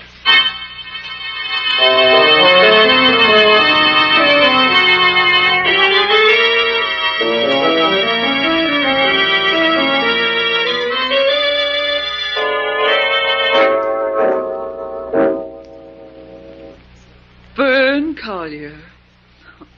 Dear, it was good of you to come. Mrs. Carlton, I brought a friend of mine to help you. This is Jim Brandon, Mrs. Carlton. Mr. Brandon, I am innocent. But we can never prove it. The gun, everything... Mrs. Carlton, Fern has known you and your family for a long time, and she believes you're innocent. If you are, we'll find a way to prove it. But how? Why, the evidence is all against me, Mr. Brandon. Why, sometimes I sit here in this cell and wonder if I could have fired that gun without knowing or remembering anything about it. Oh, of course you didn't. Suppose you tell Jim exactly what happened and let him handle everything for you. Yes, Mrs. Carlton. Tell me the truth. That is one weapon that is stronger than any kind of evidence. Yes. Well, where shall I begin, Mr. Brandon? First of all, Hawkins, your butler, testified that you and your husband were quarreling just prior to the shooting. Yes. Yes, that's true, Mr. Brandon. We were quarreling violently over money. My husband's firm had made a bad investment. His two partners, Martin Burlingame and Paul Redford, they'd been able to cover their losses. But my husband hadn't been able... In other words, your husband would be forced out of the firm unless he could put up his share of the losses. Yes. Yes, that's right, Mr. Brandon. Now, about the shooting and the gun. Give me the details on that. Well, you see, the truth sounds impossible and stupid. I can't expect you to believe me. We want to believe you, Mrs. Carlton. Tell us what happened. Well, you see, all of a sudden, a shot rang out and George sank to the floor. I ran to him and called for Hawkins, but nothing could be done. My husband was dead. Then Hawkins noticed the gun on the floor. Yes. I can't understand where the gun came from or how. All I know is that suddenly it was there. A set of your fingerprints were on that gun, Mrs. Carlton? Yes, I know. You see, I did a very foolish thing. I picked it up to examine it. I guess I couldn't believe my eyes. Where was Hawkins when you picked up the gun? He says he didn't see you do it. Hawkins was telephoning the police, I think. Oh, Mr. Brandon, I don't know. Everything became so confused. Mrs. Carlton, we might as well face the fact that your fingerprints on that gun are conclusive evidence as far as the police are concerned. I know, Mr. Brandon. Naturally, they believe that single set of prints was made when you fired the gun, not when you picked up the gun to examine it. If only Hawkins had seen me pick up the gun after the shooting. But he didn't. So we only have your word for it. I know. I can't expect them to believe me. But I'm telling you the truth, Mr. Brandon. I swear it. Oh, Mrs. Carlton, please. You've got to be strong so you can help us prove you're innocent. I'm sorry. Of course, Bern. Mrs. Carlton, think carefully now. Could anyone have been hidden in that room? No. No, Mr. Brandon, I'm certain of that. There was no one there but George and me. The piano tuner was in the next room. The piano tuner? Yes. I remember hearing him drumming on the piano just as the shot was fired. So he couldn't have done it. What happened to that piano tuner? Why, I don't know. Why, I suppose he was frightened by the shot and just left. Well, who was he? I'd like to question him. Oh, I don't know that either, Mr. Brandon.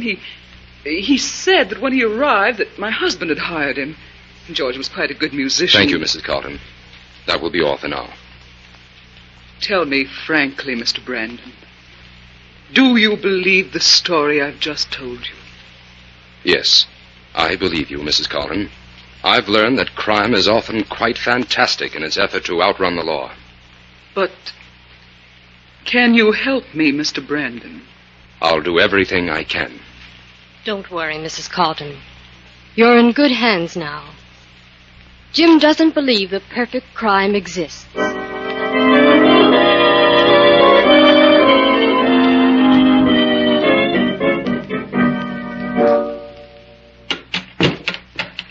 Yes, Mr. Brandon, Carlton's death was a great shock to Mr. Redford and me. Upset our business plans completely. Mr. Burlingame, let's stick to the facts. You and Redford knew Carlton was broke, and you were trying to squeeze him out. His murder made that easy for you. Now, look here, Brandon, what are you trying to do? I'm trying to get at the truth of Carlton's murder. Well, the police are convinced that Mrs. Carlton shot her husband. Not so fast, Burlingame. The state still has to prove that.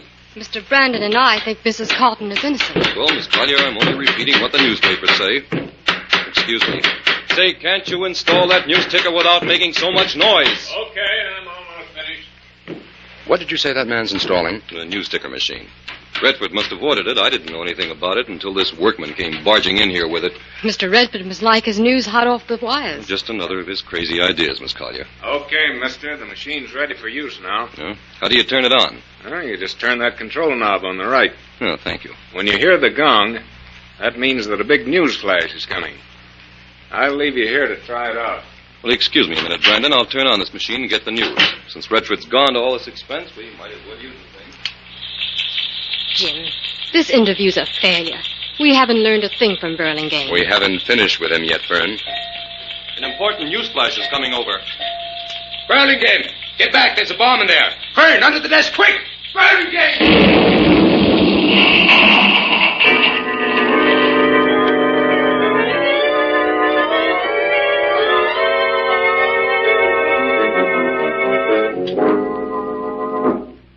Fern, we didn't get here to Redford's apartment in time. He's gone. From the condition of this apartment, he certainly left in a hurry, Jim. I'm certain Redford is our man. He must have killed Carlton and Burlingame, and now he's hiding out somewhere. Well, since we're here, we might as well have a look around and...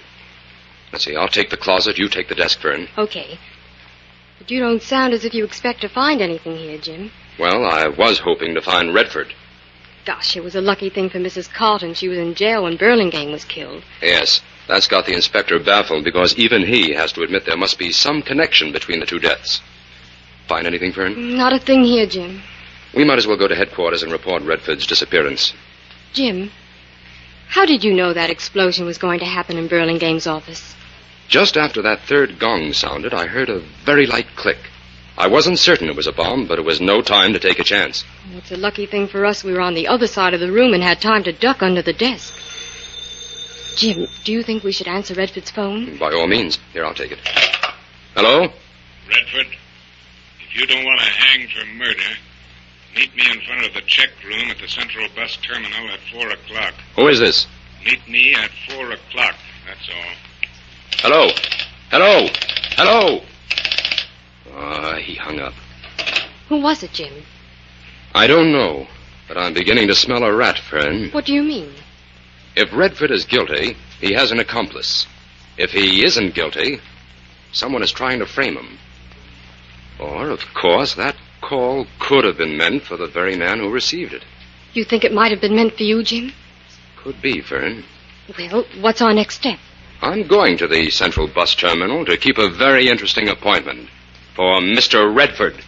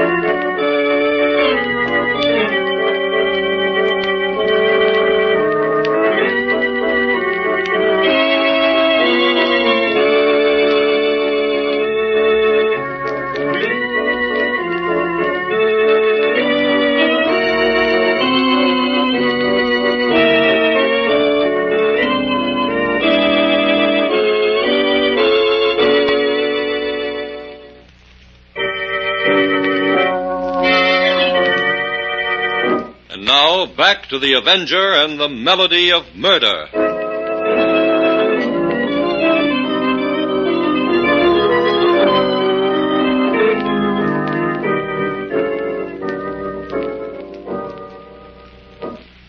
Jim, this bus terminal's practically deserted.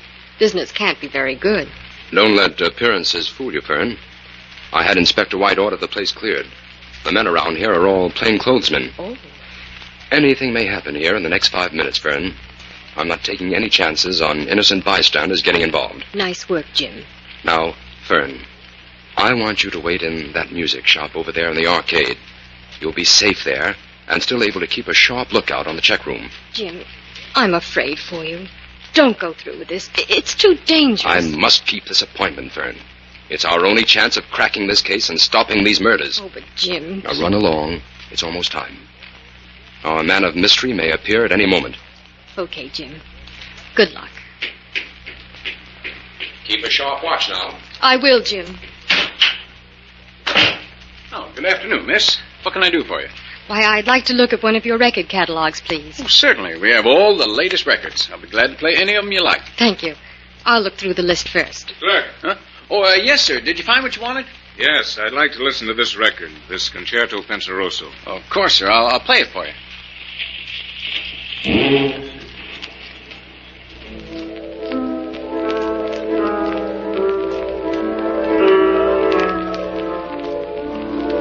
Make it a little louder, please. Yes, sir.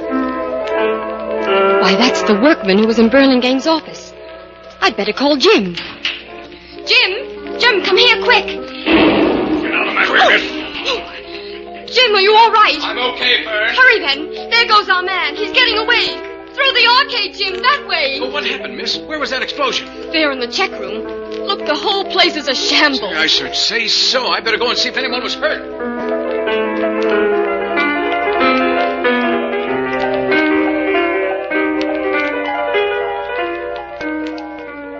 He got away, Fern. Not a sign of him anywhere. It was the workman that installed the ticker in Burlingame's office, Jim. Fern, get that record off the machine. Yes, Jim. And bring it along. Why do you need the record, Jim? That concerto is a melody of murder.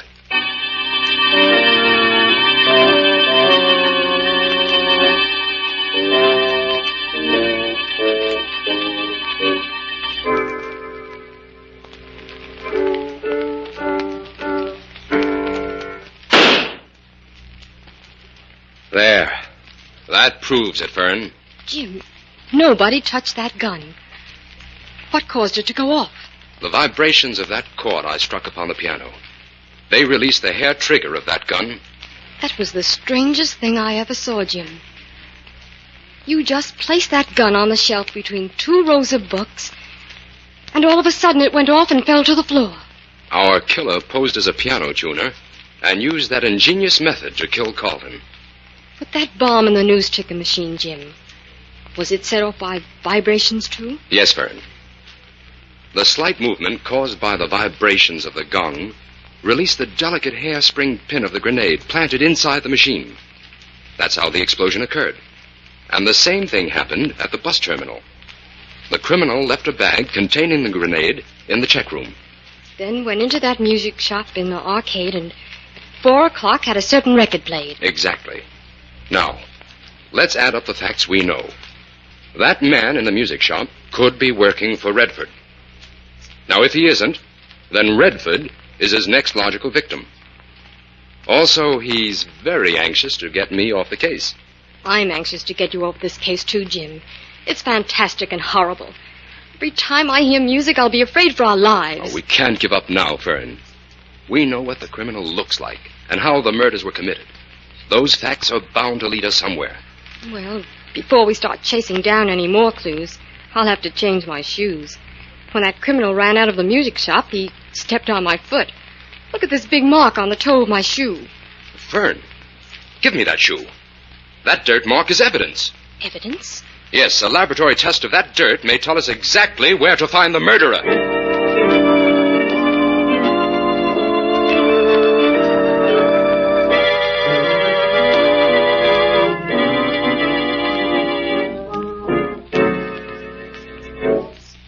Well, here it is, Fern. This is what I've been looking for. What is it, Jim? Look, in these books Mrs. Carlton turned over to me, there's a record of a farm the firm of Carlton, Burlingame, and Redford bought about 5 years ago. Why is that important, Jim? Because that farm proved to be a very good investment. Shortly after it was purchased, it was found to be rich in bauxite. I still don't get it. That dirt I analyzed from your shoe contained bauxite. Oh? Who owned the farm? Chester Morland. But it seems to me old Morland died about a year ago. Doesn't this put Redford on the spot, Jim? It shows how much he had to gain by the death of his 2 partners. Yes, but it could mean something else entirely. Fern, get your things. We're going for a drive.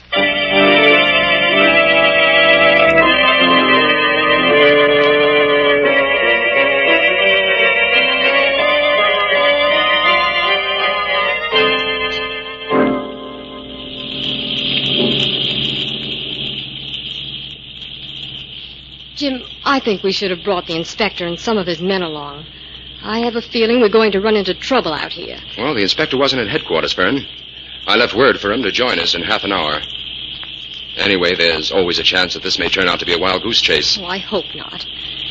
Oh, here's the road where we turn in. There. Now, that's the old Morland house up there ahead. It looks deserted, Jim. Yeah, probably hasn't been lived in since Carlton's firm took over the farm. Why are you parking so far away from the house, Jim? Fern, I want you to wait here in the car. Oh, Jim.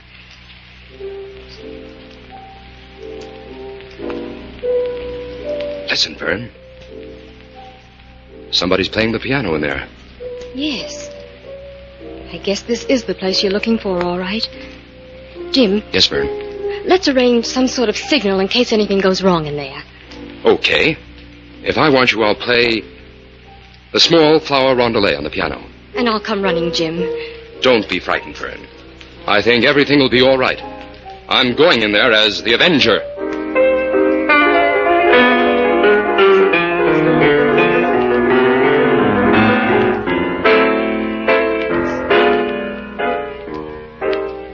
Well, Uncle, your day of vengeance is at hand. I, Curtis Morland, have kept my promise to you, even though you're dead. Uncle, your last enemy dies today. And we'll have our farm back. Carlton, Burlingame, and Redford. They were no match for me, Uncle. I've murdered 2 of them, and Redford dies within the hour. All with my music, Uncle. The music that you taught me.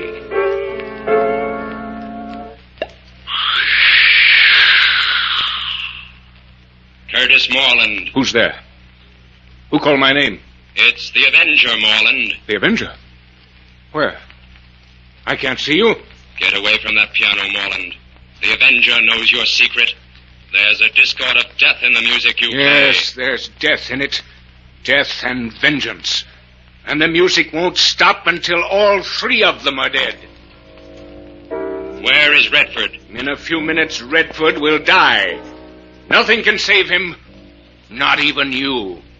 Where is he? I have but to strike a certain chord, and he will be blown into 1,000 pieces.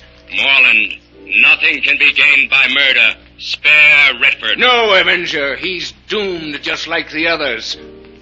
But I would torture him a little first. I'll have him listen to the dirge of doom before I strike the final chord.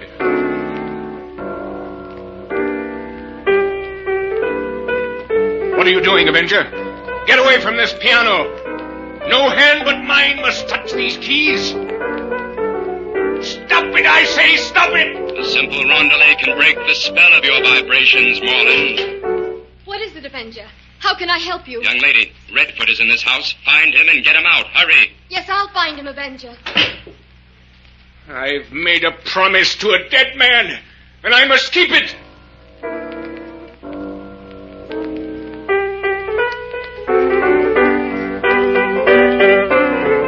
You're a fool, Avenger. I can still outwit you. There is another piano in this house, and even if it means that I must die, I'll strike the proper chord on it. Then, Avenger, you'll see a whole wing of this house explode and collapse into a deserted mine shaft. Morland, come back. Morland. I can hear you, Fern. I'm coming in a moment.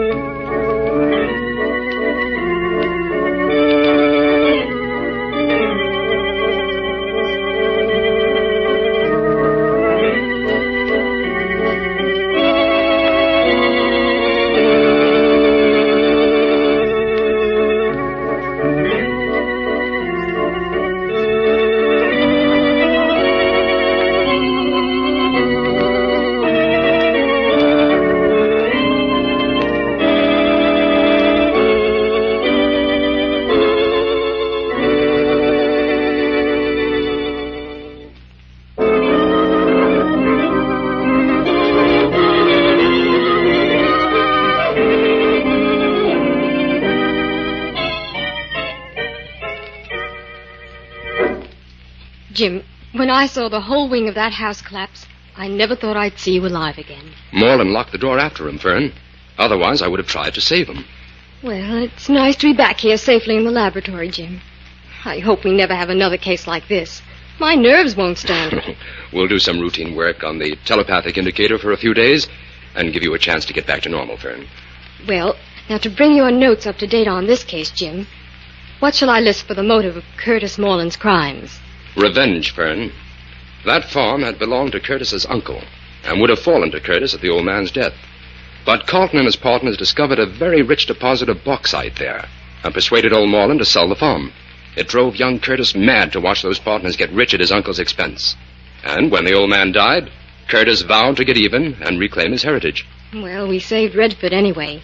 He's promised to face the music and see that Mrs. Carlton gets her husband's share of the business. Which is just about where we came in on this. Yes. What's that? Take it easy, Fern. It's only the piano tuner.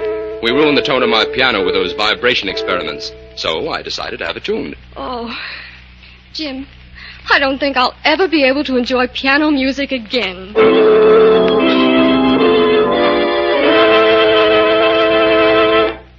All characters, names, places, and plots used in the Avenger program are fictitious. Any similarity to persons living or dead is purely coincidental.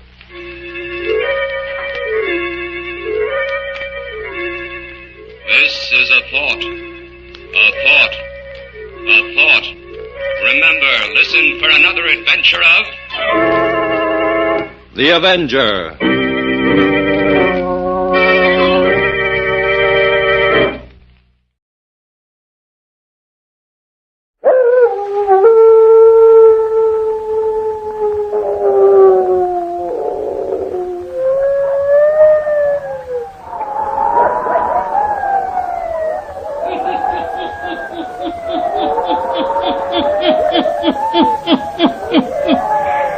Ghost stories, weird stories, and murders too. The hermit knows of them all. Turn out your lights. Turn them out. Have you heard the story? The house on Lost Man's Bluff, eh? Then listen while the hermit tells you the story.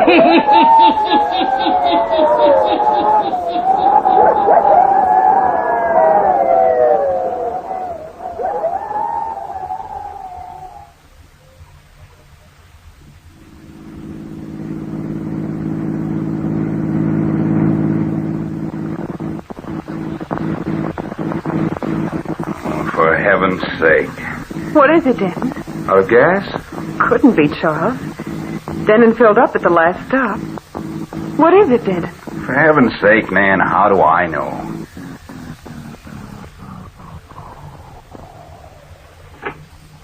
Well, that's that. Ooh, I hope we don't get stranded in this forsaken territory. Well, that'd be something, wouldn't it? We haven't passed a house in the last 3 hours. Well, I might as well get out and see what I can do. You want me to take a look at it, Denton? No. I'll tinker with it a while.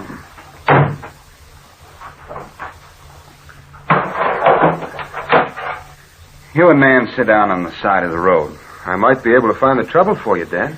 Charles was only trying to help, Denton. Never mind, I say. I'll have the thing going in a moment. Do as I say. Sit along the road. I'm going to work. Come on, Charles. Let's do as he says. Just as you say, Denton. Here's a nice place to sit, Charles. We can look right down into a valley from here. Why, it is nice, isn't it? See? You can look all over the valley. Wonder what they call this place. I wouldn't know. Oh, look. We're not so far from civilization as I thought. A town at the lower end of the valley. Yes. Now, that's still a long way away. You see? The road takes a roundabout way along the rim of the valley. Uh-huh. Say, I bet that's where I'm going to work. Do you think so? I'll just bet you that's where the job is that Denton got for me. Way out? Away from everything? Oh, I don't know. Looks like a nice little town. I'll make out all right. I hate to have you leaving us, Charles. I'll be terribly lonesome. Oh, I'll get back to the city occasionally. You must be sure to do that. Sure I will. Man, Denton can't hear us talking from here, can he? No. I have a feeling that he managed this job for me way out here because he didn't want me living with you two anymore. Oh, no, Charles. Why should he object to my own brother living with us? You've got me there. I can't figure it out. When I first came to stay with you, Denton talked of getting me work close by. I know he did. Man, there's something strange about it. I don't know exactly what you mean, Charles. Yes, you do. Ever since Denton came back from that road trip, he's acted strange. Now that you mention it, I think I have noticed something different about Denton. He was jolly and friendly enough to me when I first arrived. And now, all of a sudden, he's changed. Maybe we're imagining it all. Doesn't seem that he'd be jealous of his wife's own brother, does it? No. Denton's not like that. But he has been for the last 10 days. Morose, sullen, sitting most of the time staring at me. Maybe he feels I've been paying more attention to you than to him. Maybe that's it. It's only natural that I'd be solicitous of my own brother, whom I haven't seen for so many years. We won't talk about it anymore. All I hope is that he isn't ill, that you aren't going to have trouble with me so far away. You said we mustn't worry about it. We won't. No. I do wish he'd get the car started. He wouldn't let me help him. Fairly pushed me away. Denton's frightfully independent. But I wish he'd hurry. Nervous? I think we're going to have a storm. We should be getting out of these hills and down into town quickly. Say, the sky is getting black and gloomy. Look over to the west. The clouds are piling up fast. Something of a wind coming up, too. Denton just stands there looking at the car as if he didn't know what he was doing. Maybe he doesn't. Well, let's go back over. Maybe you'll let me help him now. All right. Watch your step. There are jagged pieces of rock here. That wind's getting stronger every minute. It sure is. Looks like we might be getting a tornado. How are you making out, Denton? What? Located the trouble? We should hurry, Denton. There's a terrific storm coming up fast. Can't make the car go if it doesn't want to. Look at the sky, Denton. We're in for a real storm. Wow. There goes my hat. No use chasing it now. Please, hurry. Get the car started. All right. All right, get inside. Maybe it'll go now.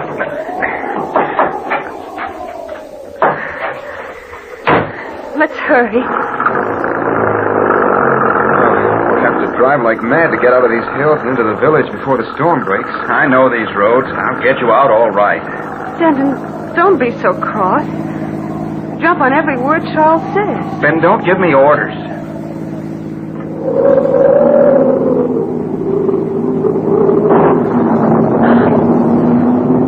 Oh, look. God was lighted by that streak of light. Now look how black it is.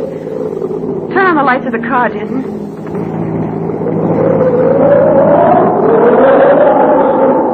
Easy. You'll never be able to keep the car on the road with a wind like this. What are we going to do, Denton? It'll blow the car off the road and hurl us down the hill.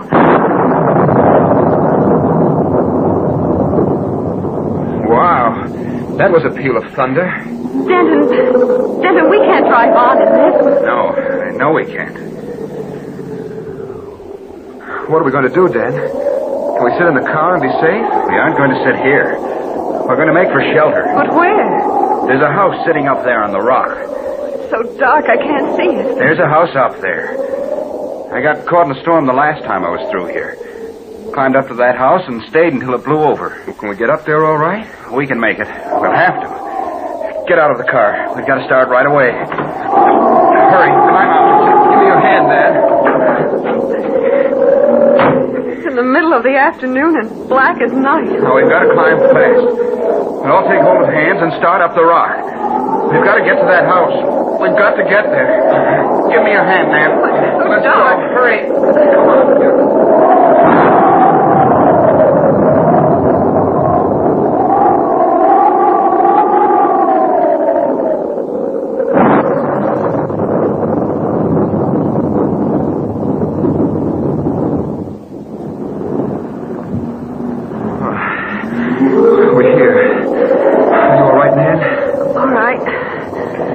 Knock on the door, Denton. We don't have to knock. We walk right in. What? Hurry. Get inside. Oh. Boy, what a relief. I thought for a few minutes we might not make it. I'll bolt this door so the wind won't rip it open. Who owns this place? Doesn't anyone live here? There was no one living in it when I stopped on my way through here last time. It must belong to someone. It's completely furnished. Whoever owns it hasn't been here for a long time, then. Everything's covered with dust and cobwebs. I can see them even in this pale light. It's so dark in here. Can't you find a lamp or something, Denton? I'll get a light. There's one in this room off the hall. Come on, Charles, let's follow him. I don't like standing in this dark hall. I found a lamp. I'll have it lighted in a moment. Oh, it's so damp and cold in here. Ooh.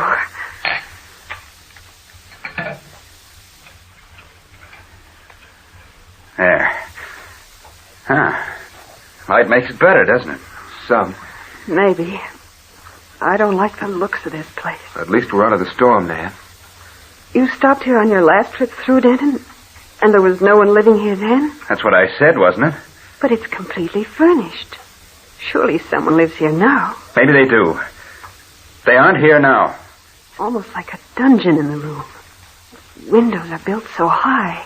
Something like a fort. But it's grand Denton knew of this place. Its shells were out of the storm. The wind couldn't blow this building over. Denton? What? What are you staring at? What? You heard what I said. What are you staring out into the hall for? Say, Dan, are you all right? Don't clench your hands that way. What do you see? Did I say I saw anything? What's the matter with you? Don't keep asking me questions. I've got you out of the storm. Isn't that enough? Now leave me alone. Where are you going? Where are you going, Denton? Stop him, Charles. Don't you think we all of us sit in here?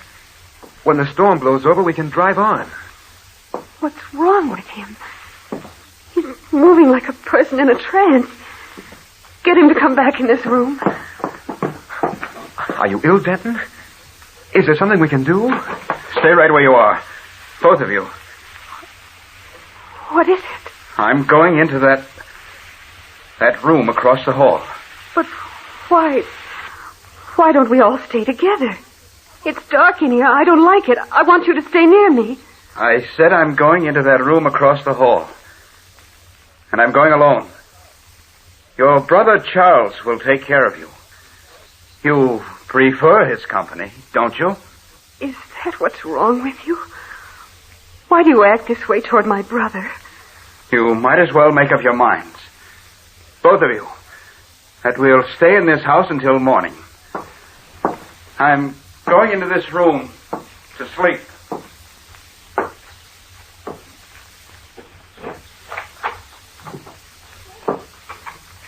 Denton? It's no use. He is ill. He's got it in for me. Come on. Let's go back where the lamp is. Listen. You hear what he's doing? Barricading the door. What does all this mean? Oh, Charles. Let's get back to where the lamp is. It's as if he's lost his mind. Sit down. It's been coming on him for some time. Ever since he made that last trip through here. We know that. What shall we do? Why did he go into that room and leave us? As soon as we get into town, we'll persuade him to see a doctor. Let's make the best of it now. If he wants to leave us and sleep, let him. Oh. It's tough on you, Nan. I'm sorry I brought you all this trouble. Denton's never been this way before. There's something dreadfully wrong.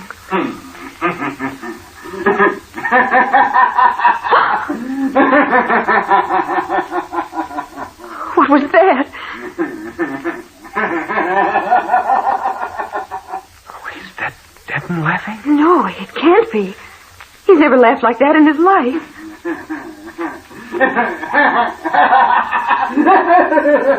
Oh, it's coming from the room Denton went into. That's for sure. He's going mad. Oh, Charles. Come on. You'll have to let us in. Denton? Denton, what is it? Let us in. Dan, let us in. Locked? Bolted and barricaded. Denton, please let us in. It is coming from in there. But it's not Denton. It can't be. Oh, what are we going to do? What shall we do?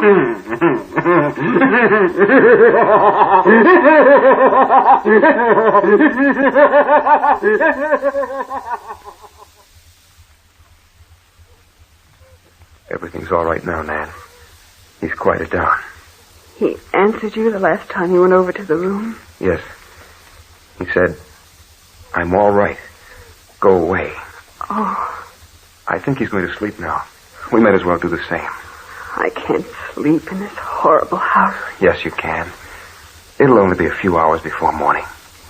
But what if Denton refuses to come out of that room in the morning? He'll be better in the morning. The storm's passed over, too. Everything will seem different in the morning. Leave the lamp burning. I'm scared. Sure. I'll set it on the mantel. It won't bother our eyes, but it will shed some light. Yes, that will be all right. You think Denton will sleep? I think he's asleep now. I'd break the door down, Nan, if I thought it would do any good. But I think it's best to let him get over this spell by himself. I'll never believe it was he laughing. Who could it have been but Denton? Oh, now don't worry anymore. Try to get some sleep. If he calls out, I'll wake you up. It seems like a nightmare, doesn't it? It will in the morning. Everything will be different then. Go to sleep now. You need the rest.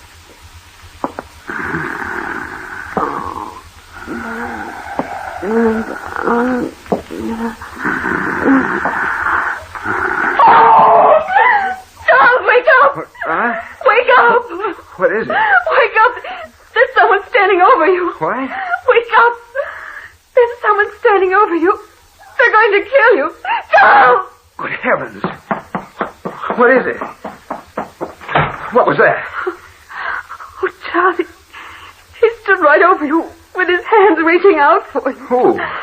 And when I screamed, he ran. For heaven's sake, who? He was going to kill you.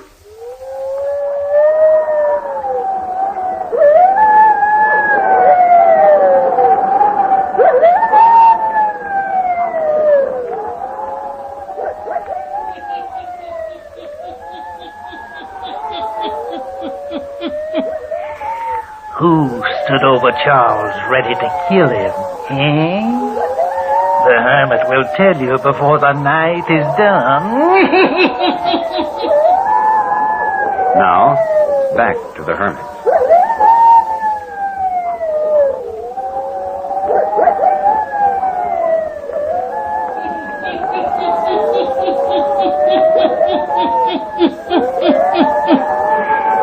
Terror-stricken Charles and Nan stand in the middle of the room in this strange house on Lost Man's Bluff, wondering who tried to kill Charles. Listen.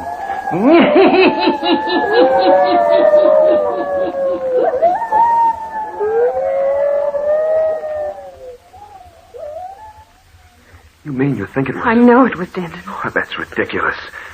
Denton trying to kill me. I know it was he. With his hands reaching out for your throat. Oh, no. And when I screamed, he ran back into that room and closed the door. Charles, where are you going? I'm going to get him out of that room before something really happens. You mustn't go near him. I've got to. No, you stay here. Never. I'm going with you. I'm going to make him let me in there. He may try to kill you again. I don't think he will. You stay behind me. Denton? Denton! Denton! The door's unlocked. Denton. Stay back, man. I'm going to light a match. Great heaven. Denton. What is it? Get back. Don't look. Why are you closing the door? What is it, Charles? What did you see? No. Denton's... Something's happened to him. Something's happened to Denton. What is it, Charles? Tell me quick. What is it? Denton's... hanged himself. Keep hold of yourself, Nan. We've got to get out of here. Down into town and get the authorities here. Denton, hang yourself. Let's hope the car runs. We've got to get into town.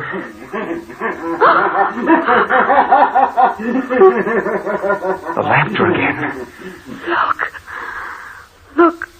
Up at the top of the stairs. What is it?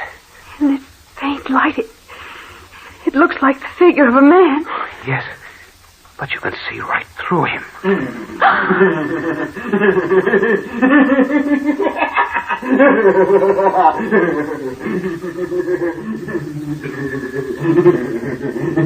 What? He's disappeared. Standing there at the head of the stairs, pointing at us. Then vanished. That same laughter. Charles, you're not going up there.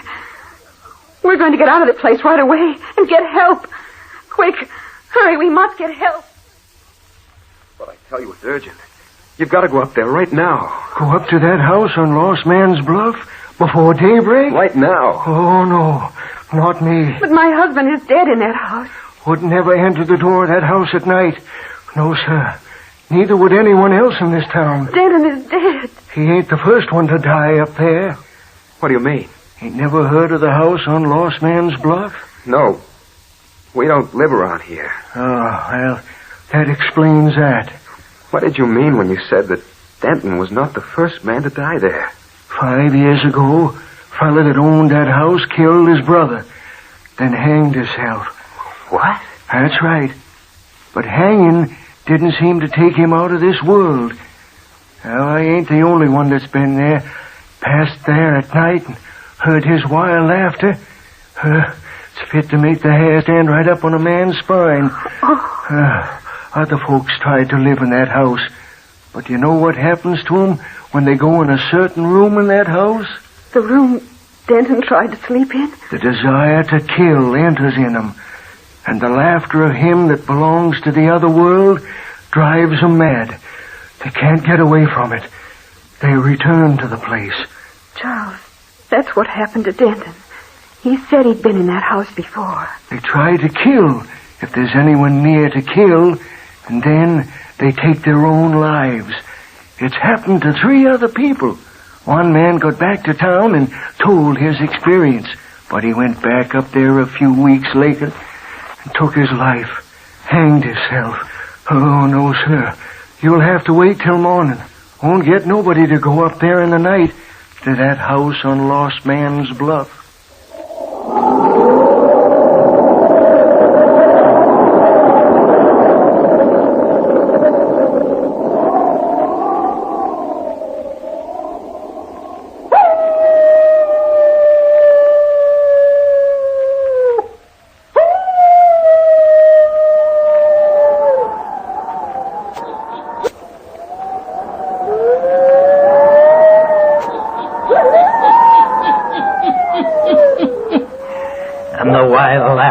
From the house on Lost Man's Bluff continues to pierce the night.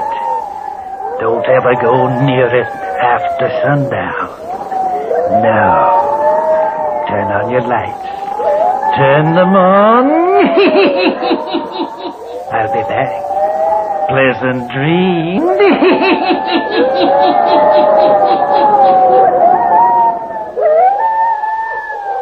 All characters, places, and occurrences mentioned in the Hermit's Cave are fictitious, and similarity to persons, places, or occurrences is purely accidental.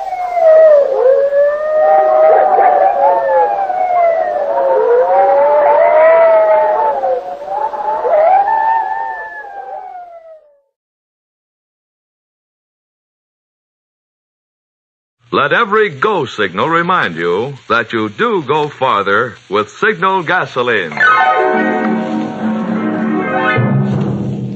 The Signal Oil Program.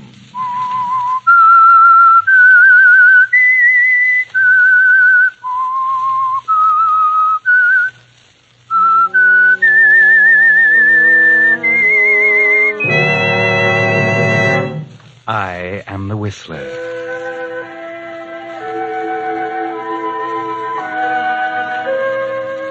And I know many things, for I walk by night.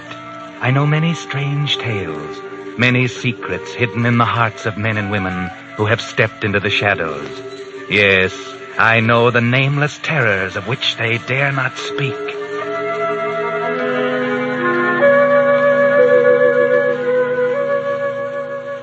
The marketers of Signal's famous Go Farther gasoline and motor oil invite you to hear another strange tale by The Whistler.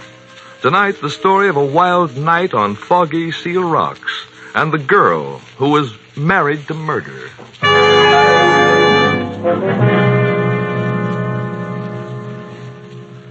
But first, I'd like to take a moment to tell you about Clyde Davis, a Signal gasoline dealer in Alameda, California, who's been working on cars since 1910. War or no war, Davis' motto is service, the kind that keeps cars running and customers smiling. The 1st and 15th of each month are battery days at Davis Signal Station, and the battery of every customer is given a complete free inspection. Another thing Davis is a crank on is clean car windows. If the chamois alone won't do the job, he uses Bon-Ami. Davis doesn't run a repair shop, but his long experience as a mechanic has helped many a customer avoid a repair job. Such service surprises many folks these days, but Signal gasoline dealers have a reason for going out of their way to please. For them, running a service station isn't just a job, it's their permanent business, and they're interested in making it grow by keeping customers satisfied. Fortunately, the same services that keep drivers smiling are the ones that help cars last out the duration. Wouldn't you say that's a mighty good reason for getting acquainted with your neighborhood Signal gasoline dealer soon? And now, The Whistler.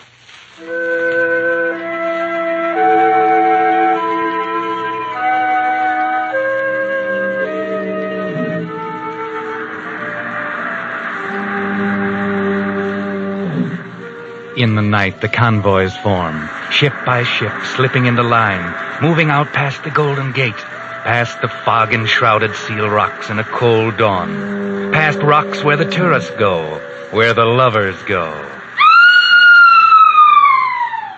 You heard a scream? Yes.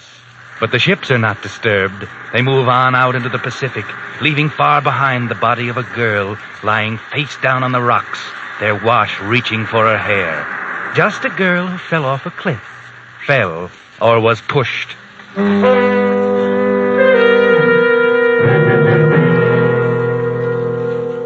The finding of a girl's body on rocks creates hardly a stir in the bustle of the city the next day. A brief item in the afternoon papers.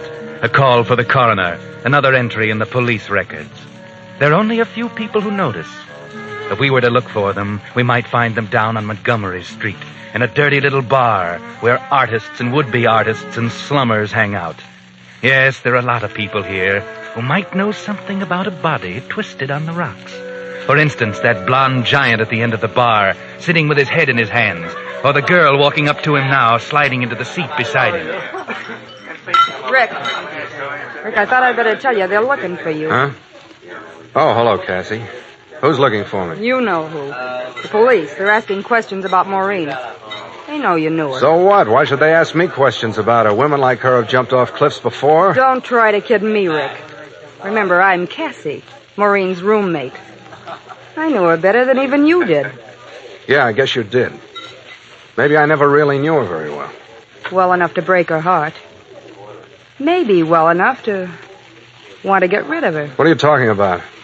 You needn't pretend with me, Rick. Maureen had no secrets with me. She told me everything. And I told the police. I had to, Rick. They kept pumping me. I had to. What did you tell them, Cassie? I told them that you loved her once, that Another woman had taken her place, a society dame gone bohemian. A blonde and beautiful heiress looking for a thrill by flirting with a poor, struggling artist in a turtleneck sweater. That's enough, Cassie. Leave Sally out of this. She's in it up to the neck. Maureen was too good to take a back seat to any Miss Moneybags. I said leave her out of it. Okay. Only one more thing.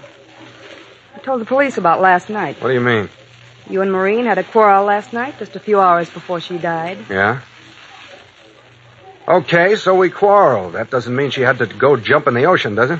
No, it doesn't. I'm pretty sure of that. That's what I told the detective. You throw your accusations of murder around pretty freely, don't you, Cassie? No, not usually, Rick, but I liked Maureen.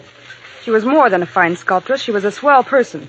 She was just about the best of this bohemian melting pot down here, and I don't like to think of her being pushed off that cliff. Just remember that I'll do anything I can to help them get to the truth of this. I'll remember, Cassie. Yeah, I guess you will. Okay, Rick. Better get your answers ready, because if I'm not mistaken, that Dick who just walked in is looking for you.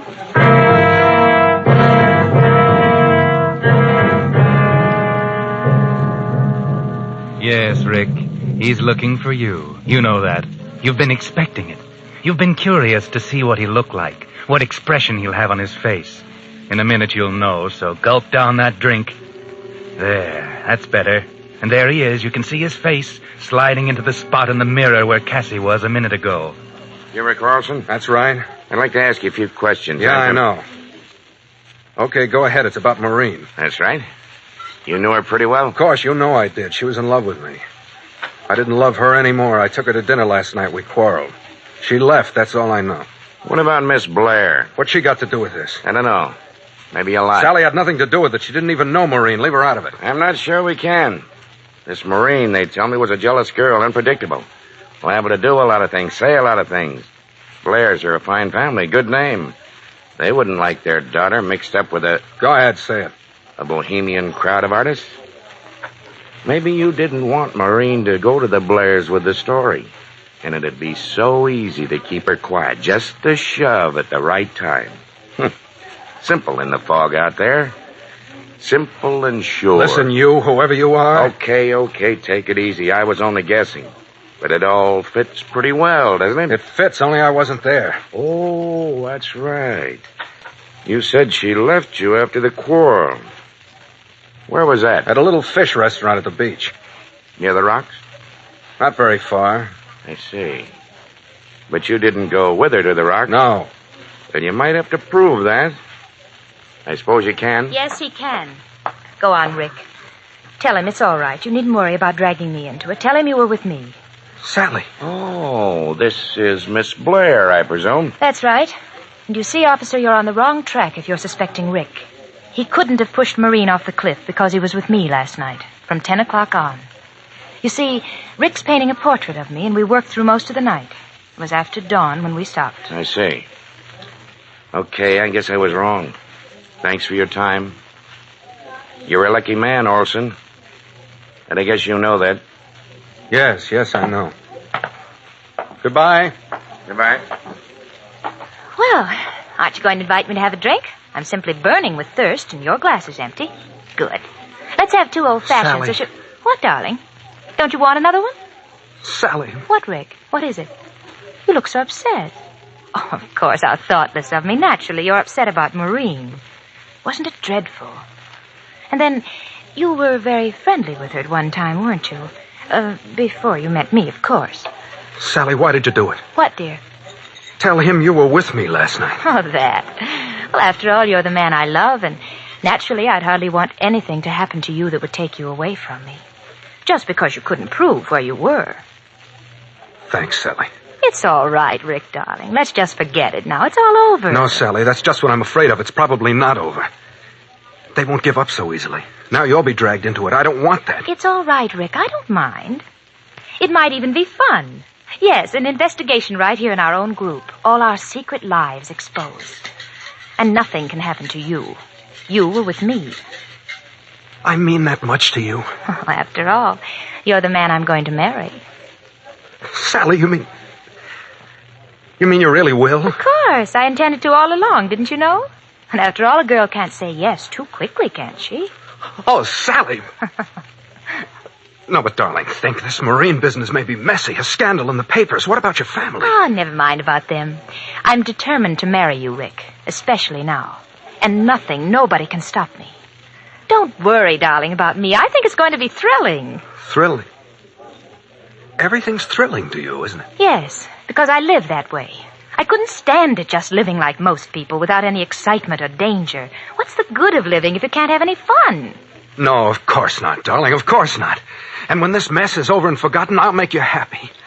Very happy. Oh, yes, Rick, I'm sure you will. When it's over. When it's over. But it's not over yet, Sally. In spite of your loyal attempt to save Rick, he's not quite safe yet. Some people are so suspicious. Some people aren't yet convinced of his innocence. Yes, there's going to be a trial for murder. The murder of Maureen. The date has been set, and as the district attorney prepares his case, he finds that each way he turns, there's a barrier. One barrier between him and conviction. Sally. Oh, good afternoon, Miss Blair. Sit down. Thank you. I called you in because I just wanted a few words with you before the trial. All right, I'm here. What is it? Miss Blair, I'm going to be very frank with you. All the evidence in the Morrison girl's case points to the guilt of Richard Olson. The coroner's jury believed him guilty. I believe him guilty. Any jury in the world would convict him on the evidence, except for one thing. Your word. Yes. I know he's innocent because he was with me. That's your story. You don't believe me? That's beside the point. It's my job to convict Richard Olson if he's guilty. I'll try to do that. But I said I would be frank. I haven't a chance if you testify that you were with him. The jury will take the word of Miss Sally Blair, the daughter of a powerful and famous family. Yes, of course. But it's for that very reason, Miss Blair, that I ask you to stop and think a moment. Think of what? Of yourself, of your family, of your position.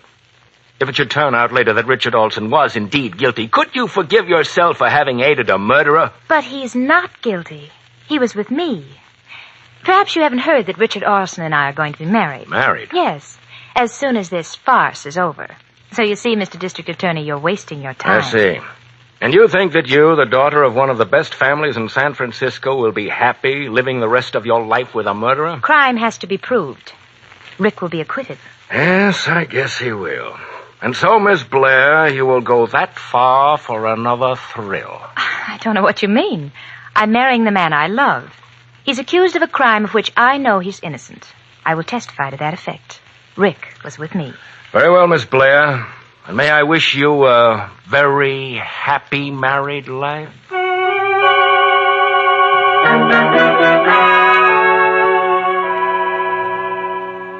And so, Rick, you're going free, thanks to Sally and her testimony. And when the trial is dismissed and you're free, you'll take her to that dirty little bar that was your rendezvous. And you'll tell her about all the things in your heart. You don't know what it is, Sally, to be free. You know, I used to sit in that cell and think about you and your portrait. Wonder if I'd ever see you again.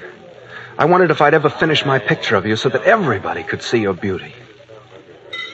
Darling, it'll be a great portrait. Really great. Of course it will, darling. After we're married, you'll have all the time in the world to paint it. Yes, after we're married next week. Darling, let's go down and get the license right now. Wait. Rick, just one thing. You do love me, don't you? You know I do. More than you did Maureen? Much, much more. I just wanted to be sure. Rick. Yes? Rick, why did you do it? What? Why did you kill her? Sally. Oh, don't look so startled. I knew all along. I just wondered why you did it. Let's not talk about it. Let's leave it as dead as Maureen is. Let's be happy and not talk about it ever. Or maybe you'd rather not go through with this now. Of course, darling. I made my choice. You love me, I love you. That's enough. We'll both forget Maureen. If we can.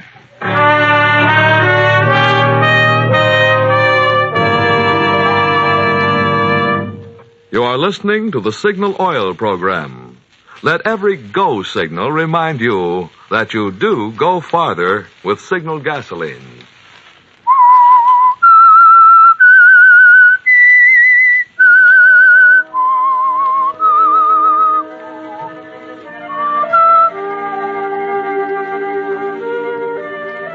And so Rick, acquitted of murder, and Sally, who saved his life even though she knew he was guilty, were married. Not a very happy start for a marriage, was it, Rick?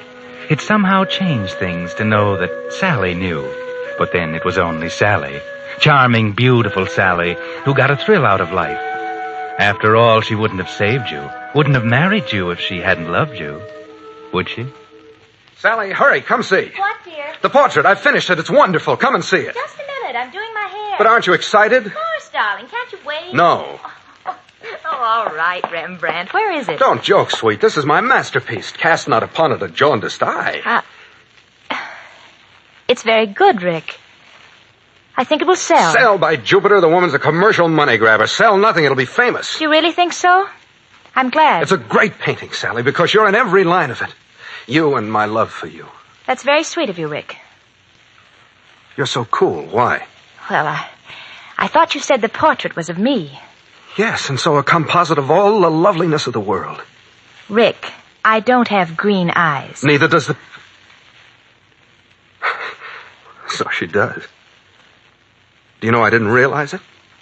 I meant to make them blue. And my nose doesn't turn up like that. I'm not complaining, you understand. If someone Now, else... don't start that again, please. Rick, are you really happy with me? My gosh, what a question. But you never go out. You just sit here night after night and brood. I like to stay home. Rick, are you in love with a girl with green eyes? Don't be silly. I love only you, and you know it. Besides, you yourself say I haven't left this studio in weeks. A fine clandestine love affair, that is. Let me see the picture again, huh? Here. Mm-hmm. Didn't Maureen's nose turn up that way? And if I remember, her eyes were green. Just that shade of green. Is your conscience bothering you, Rick? Shut up. We weren't going to talk about it. Why don't you want to talk about her? What are you so afraid of? Does she haunt you? Stop being jealous of a corpse, Sally. Can't you stop hating her now that she's dead? I'm not jealous, Rick. And it was never Maureen I hated, never. That has a chilling sound. What are you driving at? Or is that what killing someone does? Does it make you fall in love with them? Let go of me, Rick. Don't hurt me. I'm your wife, remember? You don't have to be afraid of me. You know that, don't you? I'm not sure. You're so afraid. I thought it would be exciting being married to a murderer. That we'd have a deadly secret to share as no one else could. But it's dull. We can't do this, and I can't say that, because you're afraid. You'd like to hate me, but you don't even dare do that. Loving me is all that keeps you together. It's dull, Rick. I imagine that you'll manage to find some amusement. I imagine I will. Sooner or later.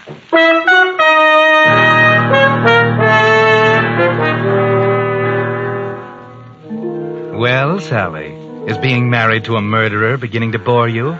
But as Rick says, I imagine you'll find some amusement, even if it's only with Tommy Melvin. I need a drink. Come on, Tommy. Buy me one. Oh, where's Rick? Oh, he's at an art dealer's. He'll be along. You know, sometimes I think he loves that painting better than me. Let's have zombies, huh? Oh, that's pretty strong. I like strong things, exciting things. You're bored, aren't you? A little. You're not very happy with Rick, are you? Not very. Well, it's none of my business, of course, but why did you marry him? He's hardly your type. Marrying Rick was the biggest thrill I've ever had. You'd do anything for a thrill, wouldn't you? I like that. I bore easily, Tommy, and I don't like being bored. I want to feel everything I can, every emotion, every experience I can crowd into my life, good and evil. You're without conscience, Sally. You could do anything and not look back. I like that, too. Thanks. But I don't quite see your marrying Rick in that light. I didn't think you would. You could leave him, you know. I'm going to New York next week, and you could come along, Sally. I'd like to have you. Thanks, Tommy. You're sweet. It might be fun. Give me some time to think it over. I'll let you know. Tomorrow? All right. Here comes Rick. You better leave. Oh, Tommy, here's a nickel. Drop it in the jukebox, will you? Number 17. Sure. You won't forget, Sally. No, I'll call you in the morning. Hello, darling. I've been waiting for you. So I see, but not alone. Rick, you're not jealous of Tommy. No, I guess not. You have a drink? No. Sally, listen, I've got to talk to you. We've got to come to some understanding. I found my painting on the back porch this morning. The fog might have ruined it. That painting is great. It will hang in the Metropolitan. It's more important than my life, Sally. Remember that. I'm sorry. You're so morose lately, dear. What's wrong? I don't like it, Sally. What? I don't see you anymore. You're never home. You're always here or out with that Tommy Melvin. And when we are together, you ask questions like, how does the tide sound at 2 a.m? Or you wonder what that murderer in San Mateo feels, and you watch me. When we pass Marine's old apartment house. When I hear a police siren in the street, you watch me. You watch me and watch me. I don't like it. How suspicious you are. I'm not kidding, Sally. I've walked around and around the streets, making up my mind, and now I'm determined to say it out. You married me for the thrill of marrying a murderer, nothing more. Isn't that true? Hold your voice down. Rick, I think you're afraid of me. Maybe I am. You needn't worry. I won't tell the police. I'm your wife, remember? That's not what I'm afraid of. What then? Perhaps you'd like to push me off a cliff, too, but you can't do it. You love me far too much to hurt me. You're right. Lord, how I wish I didn't. I don't mind. Let's go to dinner, darling. Down at the beach. I want you to take me to that fish place down on the cliff near the rocks, huh? Sally, you know I don't want to go there. Why not? Because you took Maureen there that last night? Rick, you must get over that silly fear. Besides, I want to go there. We'll have dinner, and then I want to take a walk along the beach. I love the sound of the surf at night. Don't you, Rick?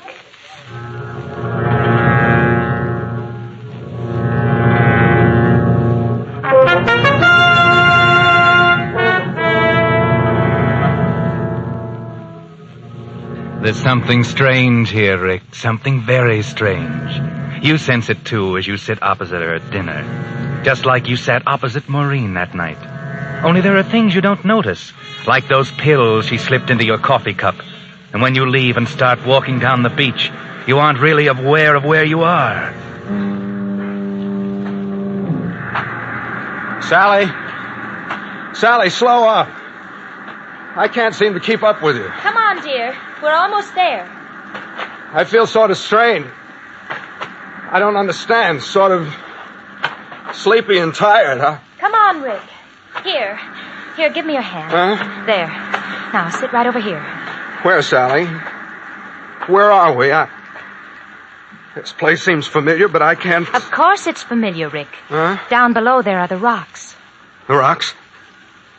Sally, why did you come here? No particular reason. I like the moonlight on the rocks. There's no moonlight. It's foggy. Never mind. I like it here. I don't. What's the matter, dear? Does your conscience bother you? I thought hardened murderers got over that. Are you afraid, Rick? I don't know. I can't seem to think. I'm tired, but I think I'm afraid. Yes. You'd like to push me off, wouldn't you? To see my body on the rocks down there with the tide reaching for my hair as it did for Maureen's. But it won't work twice, Rick. You know that. And besides, you love me too much. Sally, what are you doing? Let's get away from here. Wait, I want to tell you something. Let go of my elbow. I'll tell you first. I'm going to leave you, Rick. I'm going to New York with Tommy Melvin. What? But you won't care, Rick. Because, you see, I'm not going to fall off this cliff tonight, Rick. But you are. You were right. I married you only for the thrill of being married to a murderer. Sally, what are you saying? But that's a thrill that paled very easily. Murder itself will be a much bigger one. Are you crazy? Do you think I'll let you push me over? You can't stop me, Rick. You see, you can't even stand up without weaving. You won't be able to lift a finger to stop me. I put your own sleeping powders in your coffee. It's nothing a doctor will turn up, but it's enough. Sally, you can't get away with it. Why not, Rick? They'll say your conscience bothered you, that you returned to the scene of your crime and killed yourself. It will be very neat. You weren't a very good killer. I'll be a much better one. No, Sally, in God's name, don't... Goodbye, my darling. You'll be with your green-eyed love in the water, and I shall be free of you both. Let go of my arm. It was fun, but you were afraid. You won't be afraid anymore, Rick. Sally, Sally, stop. Sally! Goodbye, Rick. Goodbye.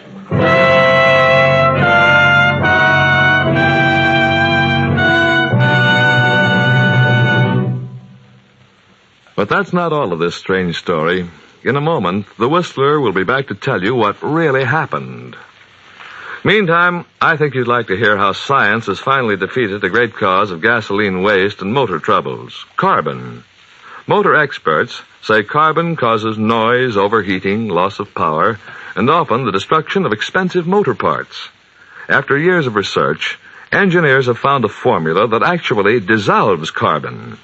And that priceless formula is incorporated into every quart of Signal's famous 4-star motor oil. As a result, Signal's 4-star motor oil helps motor performance in not just one, but two important ways. First, its rich paraffin base protects moving parts with a tough, lasting film of lubricant that resists heat and wear. And second, Signal's 4-star oil actually dissolves out carbon to help your motor run better and your gasoline go farther. Since both gasoline mileage and motor performance are doubly important these days, one of the greatest favors you could do your car and your ration coupons is to switch to Signal's finer carbon-removing motor oil that costs no more than ordinary oils. So, if it's been 1,000 miles or 2 months since you changed oil, drive into your neighborhood Signal dealers and say, "Drain and refill with Signal 4-star motor oil." And now, back to the Whistler.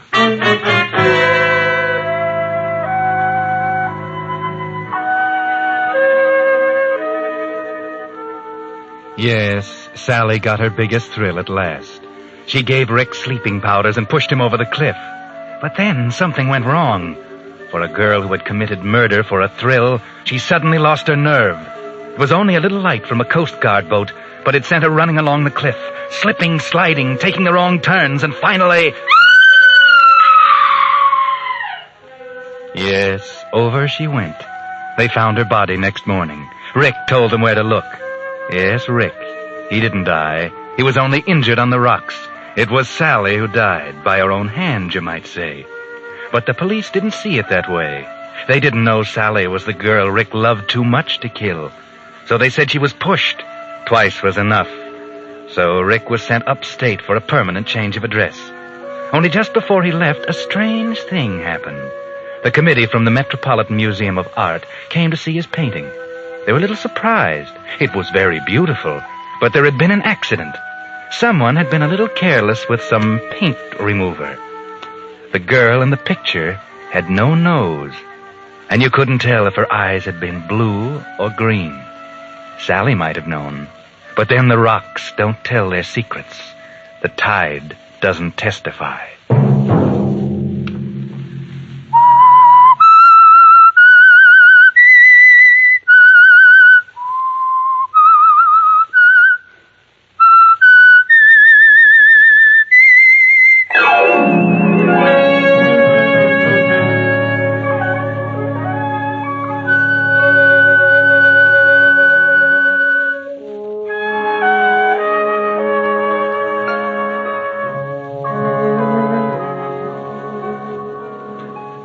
Next Monday at 9 o'clock, the Signal Oil program will bring you another strange tale by The Whistler.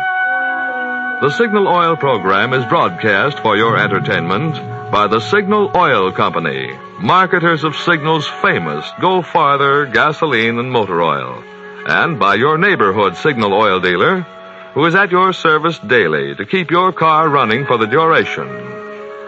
The Signal Oil program was produced and directed by George W. Allen, with story by Robert Libet and music by Wilbur Hatch. Is transmitted to our troops overseas by the Armed Forces Radio Service. Bill Pennell speaking for your friend, the Signal Oil Company, and suggesting once again that you let every go signal remind you that you do go farther with Signal gasoline. This is CBS, the Columbia Broadcasting System.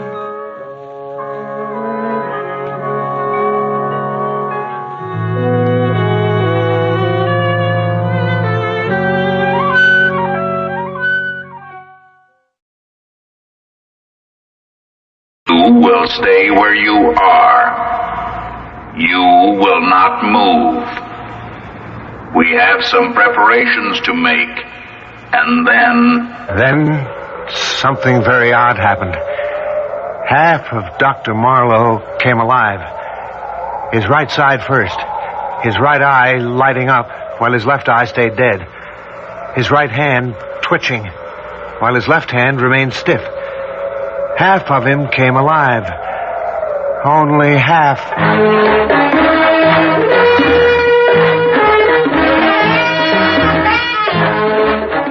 Theater 5 presents Terror Will Not Remember.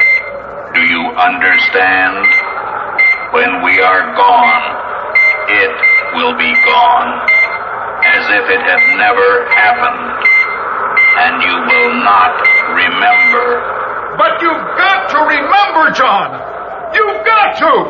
The whole future of mankind, of life on Earth, depends on it.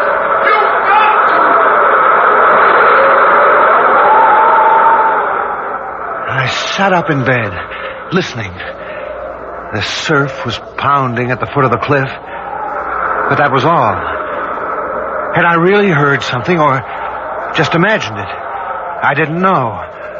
All I knew was I was in a cold sweat. But that wasn't surprising after what had happened, the deaths and... Deaths? But they'd been accidents. Maybe if I went back over it from the beginning... That's right, John. Start back at the beginning. Then maybe you'll remember. And you've got to. You've got to. When was the beginning? When I arrived at the base, I suppose. Went to the administration building for that first briefing session with Dr. Marlowe and Roy. Oh, it's good to see you again, John. It's good to see you, Doctor. Great to have you aboard, John. Did you mind our doing this? Pulling strings to have you assigned up here for a while? Are you kidding? You said it was something interesting. We think it is. As interesting and important as any space work that's being done anywhere today. I know. We'll be putting a man on the moon in a few years, but if we're to go on from there, one of the things we should know is what we're likely to find. In other words, whether there's intelligent life anywhere in the solar system. Mm-hmm. That's why I hated leaving the old project. You haven't. This is still part of the old project. Remember what our problem was on Bango? Of course. A radio telescope can pick up any message from out there that might be beamed at us, but it's sometimes very difficult to tell precisely where it's coming from. Exactly. Well, we're using a technique here that'll take care of that. A light beam, rather than radio waves. You mean a laser? Mm-hmm. Yes, we discussed that. We've already hit the moon with a beam no bigger than a pencil, but suppose you do establish a contact, how do you get your feedback, your response? Well, we believe we've solved that problem, theoretically at least. But we needed an electronics specialist to work on it with us. That's why we requested you. When do we start? Right away. By the way, you're sharing a cottage with Roy. Now, why don't you go on down there with him? Drop your luggage, we'll get to work. The work. I remember that. Weeks of it. Finally, the big night. The night of our first test. It was clear and cool. The ocean still, not thundering, but whispering at the base of the cliffs as if it were waiting. All the stars sharp and clear like signposts on the road to the infinite. Dr. Marlowe at the computer, Roy and I at the center console. T-2. Check.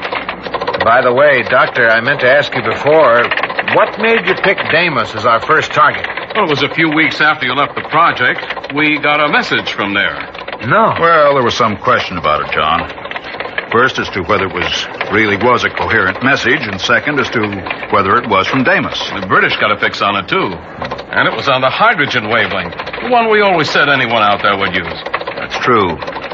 And even though we never got another one, I thought it was worth exploring further. Of course. But that's fantastic. Yes, it's an exciting prospect. But it's also a rather frightening one. Why do you say that? We're reaching out, John. We're getting close to the secret of matter, the origin of life, the mystery of the universe. Sometimes I become a little afraid. Afraid that we may stumble onto something that's too much, too big for us. T-minus 10 seconds. Check. Power on. Give me a reading, John. Vector 9. 18.2 and steady. Time. How long long to contact? 3 minutes, 28 seconds. We sat there tensely, watching our instruments and the clock. Then... There it is, the feedback. We've done it. The trick now will be to maintain contact. Wait a minute. What's that? It sounds like a pattern. Listen. Even numbers. Now odd numbers. Great Scott, do you think we've got something? Follow it. Follow it. Start with an even series.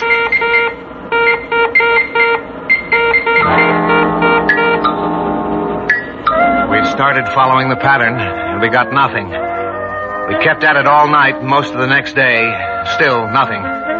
Wait. The next night, it's starting to come back to me now. I remember. It was the sound of the generators that woke me. It was about 2 a.m. I padded out along the duct boards to the control building. The lights were on. I went in. And there was Dr. Marlowe. He was sitting at the control panel, and he was strange. His eyes were open, but he didn't seem to see me. Dr. Marlowe? Dr. Marlowe, what is it? What are you doing? Dr. Marlowe! Then something very odd happened. Half of him came alive. His right side first. His right eye lighting up while his left eye stayed dead. His right hand twitched while his left one remained stiff. And then... What? Oh, hello, John. Is anything the matter, Doctor? Oh, why should anything? Hey, what am I doing here? Doctor, have you ever walked in your sleep before? Not that I know of. Of course, I haven't been sleeping too well lately. Rather disturbing dreams, but... John, did you change this beam frequency? No, Doctor. You must have done it in your sleep. Shall I switch it back? No. Cut the power, but leave it. I'd like to look at it again in the morning. Do some thinking about it. Somehow, neither of us mentioned it the next day.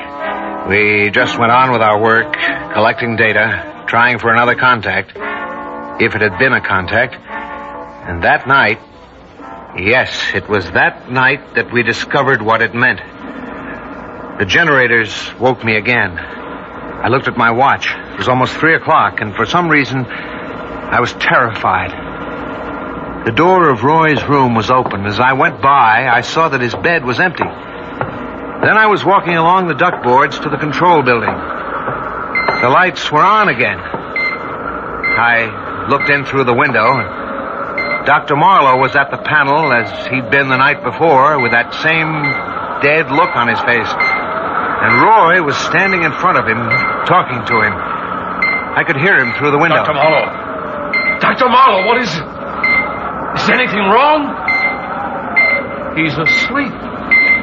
Walking in his sleep. Better get John. He started toward the door.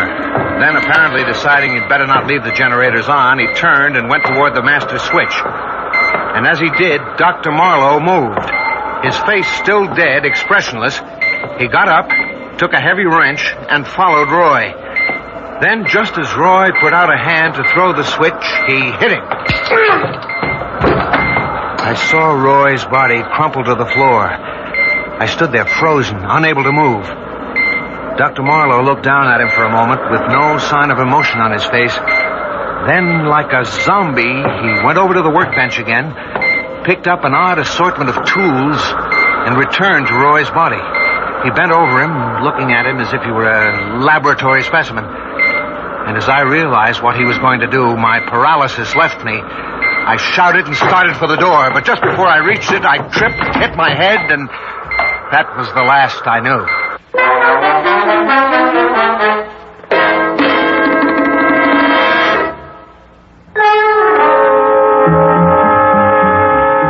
I'm not sure how long I was out, but when I came to, I was lying in front of the door and a dark shape was bending over me. John, what happened? Keep away from me. Don't touch me. I saw what you did in there. And where? When? Just now in the control room to Roy. What do you mean? I just came up here from my cottage. I had a bad dream, came out to get some air, and I found you lying here. But I tell you, I saw you and... And what? I must have imagined it, dreamed it, because I thought I saw you kill him.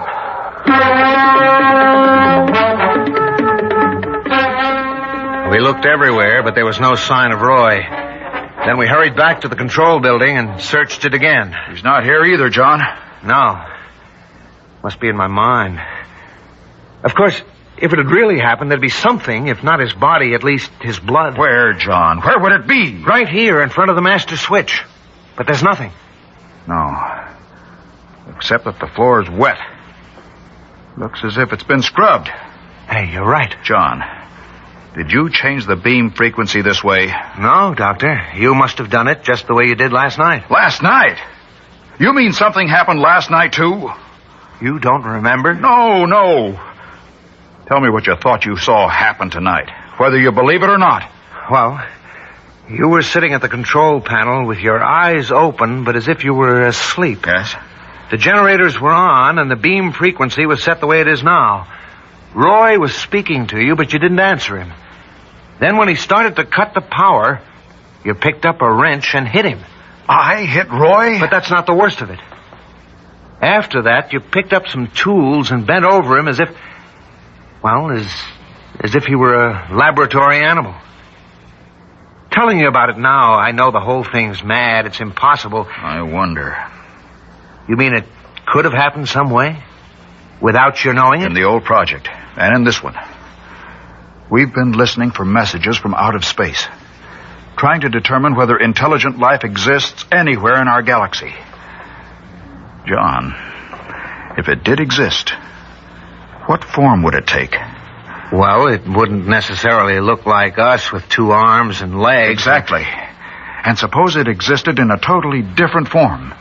In the form of electrical energy. Electrical energy? Why not? Isn't that the way the brain functions? Giving off electromagnetic waves? And what do we know about Deimos? Suppose living beings existed there, in the form of complex electrical charges, and a channel were suddenly opened between it and the Earth. Our laser beam?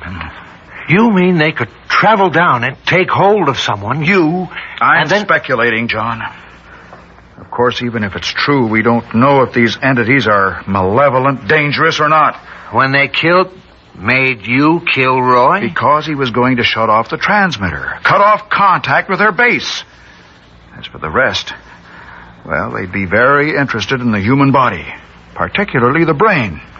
They'd want to examine it, study it. Do you realize what you're saying, suggesting, Doctor? Intelligences from outer space, another world, the taking over of a man's body by forces that we... Yes, John, I know what I'm saying. And while I'm only hypothesizing, I don't really believe it's possible. Do you own a gun? Yes. So happens I do. Well, start carrying it. And if you notice me doing anything strange, don't hesitate. Shoot. And shoot to kill.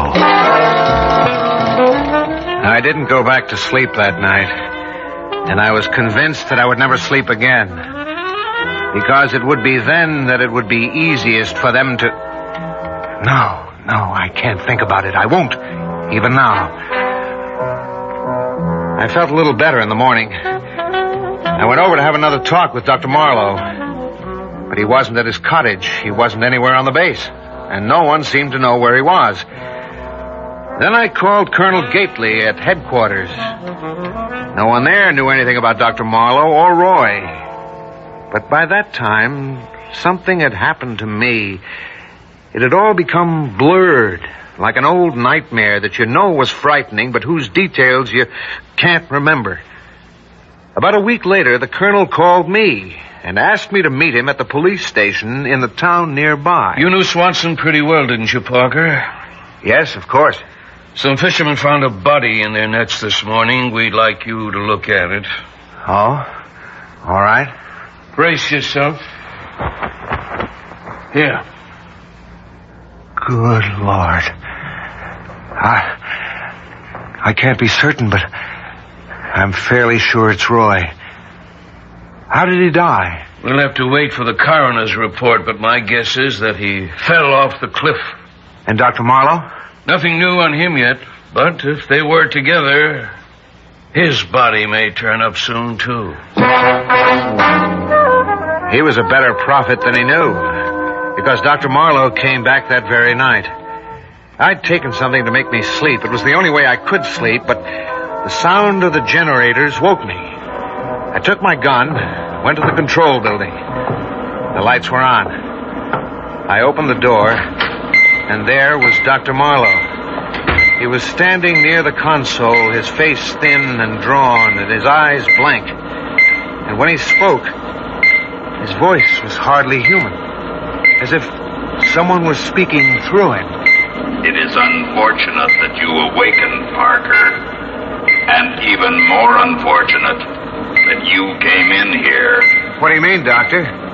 Where have you been, and why are you talking so strangely? We have been looking over your planet, studying it and its life, particularly you so-called humans. We have found it very interesting, and now we are ready to go. Go? Go where? Wait. You said we. Dr. Marlowe, have they... You will stay where you are. You will not move. We have some preparations to make, and then... Her voice, that horrible voice, broke off, and Dr. Marlowe swayed as if he were about to fall. I grabbed him, held on to him, and then his eyes changed, came alive. And when he spoke again, it was with his own voice. John, for heaven's sake, help me. What? They got me. They took me that night. Took me all over the country, looking, examining, studying. They picked my brain, John. And now they're going to take me with them. Take you? Back to where they come from. Not my body. They're not interested in that. But the essential me. And in heaven's name, shoot, John. Shoot me! And now we are ready. Look here at his eyes. Look closely. Yes, like that. As your friend told you, we are taking him with us. But you will not remember what has happened. You will remember nothing. Do you understand? Because someday we may come back. I stood there, frozen, holding Marlowe. Suddenly he broke my grip, pushed me away. Walking stiffly and mechanically, he went to the door, opened it, and went out along the duckboards to the edge of the cliff. Then, without hesitating, he stepped over the edge and disappeared. Now do you remember, John? It's all true. They exist. And they've got me here. Not only that, but they may return to Earth again for others. John, they're coming back now. They're coming. Do something. When I woke up about a half hour ago, I found this all written out on the pad I keep next to my bed. I remember some of what I'd written, but other parts, like Roy's murder and Dr. Marlowe's death, I don't recall at all. Either I'm mad, completely mad, or... No, I can't think about that. In any case, if I showed this to anyone, the world would think I was mad. There's only one thing to do. Tear it up. Every last page of it. Every last page of it. Every last page of it.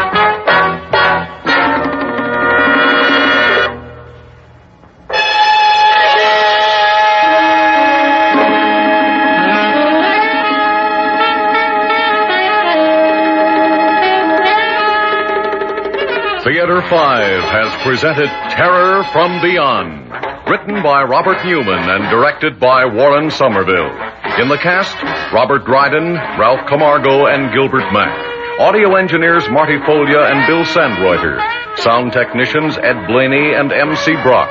Original music composed by Alexander Vlastotsenko. Orchestra under the direction of Glenn Osser. Executive producer for Theater 5, Edward A. Byron. This is Fred Foy speaking.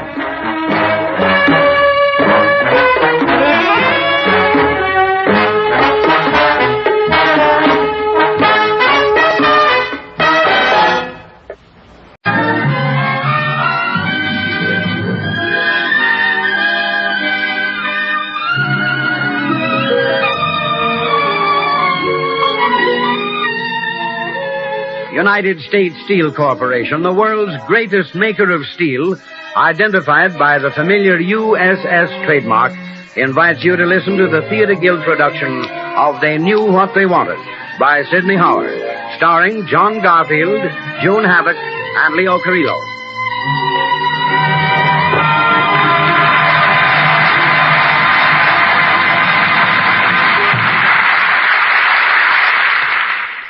And now Lawrence Langner, co-director with Teresa Halburn of the Theater Guild, one of America's foremost theatrical producers, will introduce the play. Mr. Langner. Ladies and gentlemen, good evening. This week we are in San Francisco, performing on the stage of the War Memorial Opera House before an audience of over 3,000. If you cross the famous bridge over San Francisco Bay and drive about 40 miles north, you'll arrive at the famous Napa Valley, where some of the best wine in the world is made, and we shall take you there for our play tonight. Everything about our play has the flavor of California. It was written by Sidney Howard, a Californian born in San Francisco.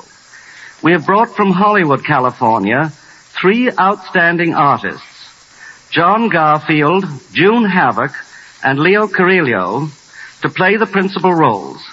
And to add a final California touch, Mr. Carrillo is a son of one of the oldest families of California.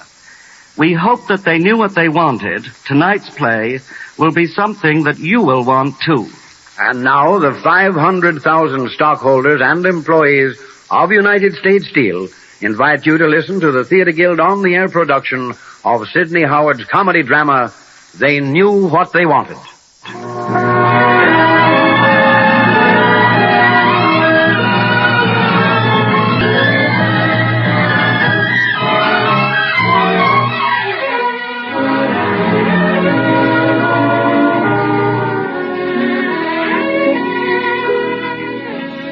It is the summer of 1924, and the scene is the home of Tony Petrucci, an Italian wine grower who has grown moderately rich during the Prohibition era in the beautiful Napa Valley of California. Tony's rambling one-story house stands on a knoll overlooking his extensive vineyards and the brown hills of the Coast Range beyond. The story begins on a bright midsummer morning, not long after the rural mail carrier has left a letter for Tony. Hey, Joe! Hey, Joe! Come out here quick, Joe. Look what I find in my mailbox. What do you want, Tony? Oh, look at this, Joe. She answered. It's from Emmy. Yeah? Yeah, On pink writing paper, too, huh? Yeah. What I tell you, when you say she won't answer the letter, look, she write to me. Look here. Okay. What's this? Read them, Joe. Read them to me. Okay. Keep your shirt on. I keep on my shirt, Joe. I keep on my shirt, but we sit down here on the steps and you read them quick. All right. Here, move over. What's she say? Dear Mr. Petrucci. Dear. You hear that, Joe? That's very good, huh? Oh, that don't mean nothing. Everybody starts with dear. Well, what'd you say? Go on. Well, she says, yours received, and I must say I was surprised to get it. I don't make it a practice writing to no strangers without being introduced. Oh. But your letter didn't sound fresh, so I decided to take my pen in hand. Anyway, what have I got to lose? Ha, ha. What you mean, ha, ha? Well, she's laughing. Oh. And then she says, no, Mr. Petrucci, to be honest, I don't remember serving you no scallopini dinner in the restaurant. No? But that don't mean we can't correspond. We're going to write her another letter this week, Joe, huh? I got to marry with her. That's all there is to it. Wait a minute. There's more here. You say you have a vineyard. That sounds real nice to me. Grapes always look so pretty growing. Oh. I was raised in the country myself, down in the Santa Clara Valley.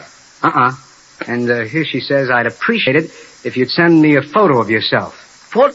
Oh, Madonna mia. Well, she wants to see who she's writing to. You can't blame her. Yeah, but maybe she don't like how I look, and maybe she won't write to me no more. Well, that's the chances you gotta take, big boy. Yeah, but where are they gonna get a photograph? Well, you gotta have one took, that's all. There's a guy down next to the bank in Napa. Oh, but I ain't a young'un no more, you know. Well, she can't be so awfully choosy, slinging hash in that spaghetti joint.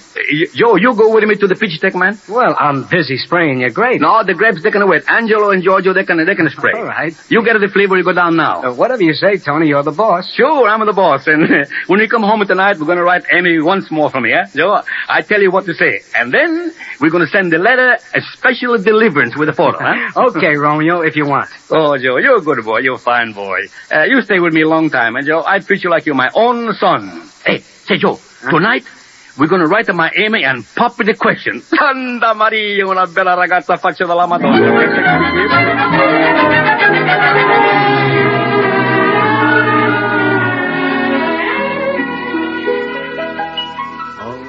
I have the wings of the Mr. Joe! Well, what's on your oriental mind this morning, Archie? See what I got here. Mr. Tony's wedding cake.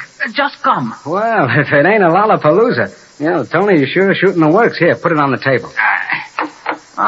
Me no get money, you bet your life. You and me both. I don't want any part of it. Mr. Joe, Huh? it's the Holy Man. Good morning. Hi, Padre. Come in. Well. It looks like the house is all decorated for the festivities. Where's Tony? Oh, he's in the bedroom getting himself all dolled up like a plush horse. Hey, bridegroom, Father McKee is out here. Archie, you go bring vino for the Padre, huh? Oh, very good. Sit down, Father. Anything we can do for you? Thank you, son. I came up the hill to have a serious talk with Tony.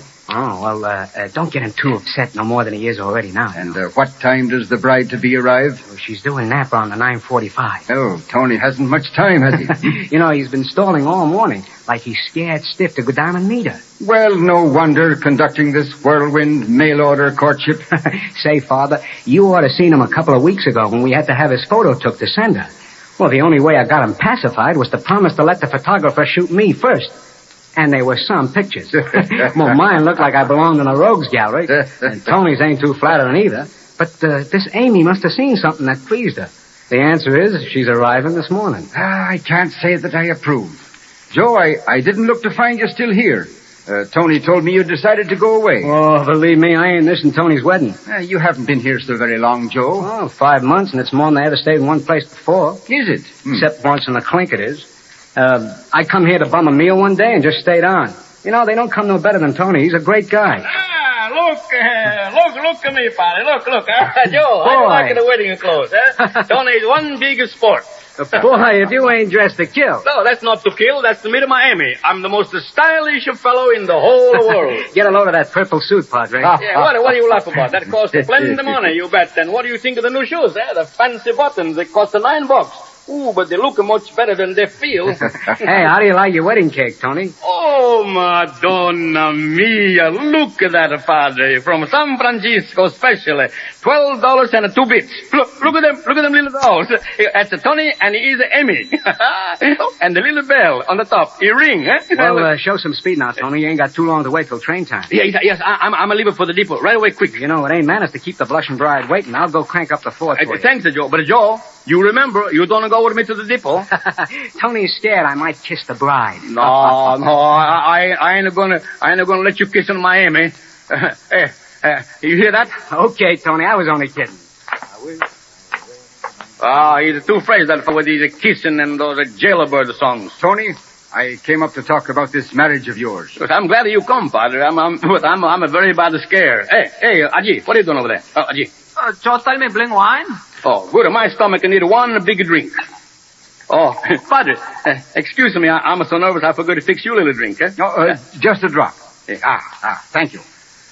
Tony, I must tell you as your spiritual advisor, this wedding doesn't have my approval. What's the matter? You don't like the wedding, Padre? I've got my reasons for what I say. Go take the pinch of snuff. What reason you got? Why aren't you marrying a woman out of your own parish? Because we know that no good woman in this parish. Joe, he telling me about everyone. You know that boy you get around. I'm afraid he does. So I then go down all the way to San Francisco to look for the wife, and I find my Amy. Oh, Padre, she's like the rose, all wilt. But you put a little water on her, and she come out beautiful. I'm going to marry with my Amy, Padre, and I don't marry with nobody else. Hey, oh, here, have some more wine. No? It's very good. Something else, Tony, that perturbs me. It's not good for an old man to be marrying a young woman. Hey, what do you say? You think anybody want to marry an old woman? Go take a pinch of snuff, Padre. You old scallywag. Why didn't you get married 40 years ago? I think you know why I don't get married 40 years ago. It's because I'm a smart, you know. When I'm a young fellow, I got nothing. I'm all broke all the time, you remember? I got no money for having a wife. Now I got to find a house, and now I'm going to have a wife. Not for the work, but to sit and hold the hands and have the kids. 3 kids. Antonio, Giuseppe, and I tell you, Padre, know what he wants. Tony, aren't you pretty old to start raising children? Dite, what do you say? Tony is too old. I tell you, Tony will have the kids when he's 100 years old. From the sole of his foot to the top of his hat, Tony is a first-class pop. Say, Padre, Dio, mio, my Amy is coming on that end. Here I am. You keep me sitting and talking. Well, you irreverent old lunatic, if you're bent on marrying, I'll marry you. I've tried to do me duty. For Pete's sakes, Tony, don't say. Didn't you hear that whistle? I go. Well, hurry up. Come on, get in the flivver. Come on, you've drunk too much, Tony. You should be sorry to go down there drunk, Tony. I'm a little drunk. I'm only scared. I'm very badly scared. Bridegrooms is always scared, huh, Father? Don't I mean maybe I'm sick? You'll be a lot sicker if you don't lay off of that stuff. No, I know can go for my Amy. I know can go. All right, I'll go then. No, Madonna mia, no. Tony, if you drive down the hill in this condition, you'll break your neck. No, Padre, I feel pretty good now. I'm gonna drive fine. Oh, but Joe, I'm scared. I'm scared. Get moving. Come on, beat it. Come on. I don't want nobody to go for my Amy, only me, myself. Attaboy. Here, let me fix your tie. Hey, Joe, you don't get mad with me if I ask you something. Huh? What's matter? I got a very good reason, Joe. How soon you going away? What's the idea? You trying to get rid of me? No, Joe, it's something I'm doing myself, that's all. You go away, Joe. You know, I've been trying for 3 days to ask you to do this for me now. I'm going to pay you double extra now. Now, you go today, Joe, very quick. Before your wedding? What do you think I am? Oh, Joe, you don't understand it. Say, if you keep that poor dame waiting much longer, she'll go back to Frisco. Oh, Joe, please. Come on now, step on it. Come on. Dio, mio. Something very bad is going to happen with Tony.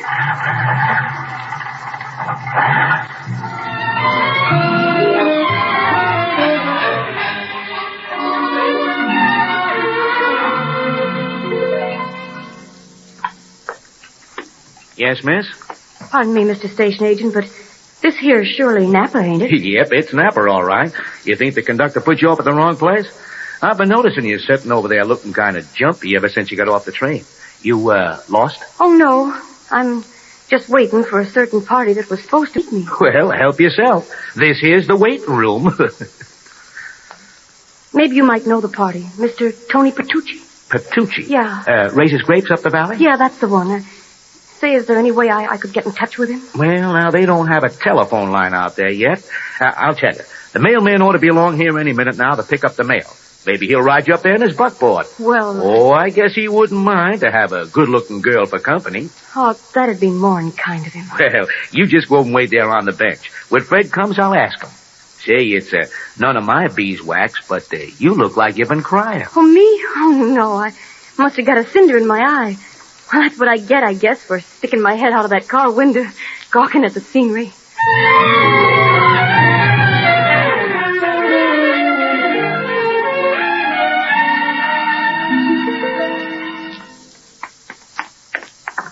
Hey, anybody home? Yeah, Fred. What is it? Come in. Yeah, where's Tony? Tony's gone to town. Well, I gotta get his signature on a piece of registered mail. What is it? It's a wife for him. What? Yeah, sure. Yeah, got her outside in the buckboard. Met her in hops, nobody met her. Well, didn't you pass Tony on the road? Nope, never seen a sign of him. Well, he must have took the shortcut. But how did he ever miss her? Search me. Here she is. Well, how do you do? I certainly expected somebody to be down there to meet me. I must say it ain't my idea of the way a gentleman ought to act, leaving me hung up down there at that depot. Well, as I told this postman here, I decided to give you the benefit of the doubt. Very often, plans just don't work out, and say, he was awful nice bringing me up here. Only too pleased to be of service, ma'am. Well, I gotta get out of my deliveries. Well, thanks a million for the lift. Oh, don't mention it. Goodbye, ma'am. Bye. Where's your trunk at? Setting out on the station platform. We'll send down for it. Oh, thanks. Gee, I hope nothing happens to it. My wedding dress is in that trunk.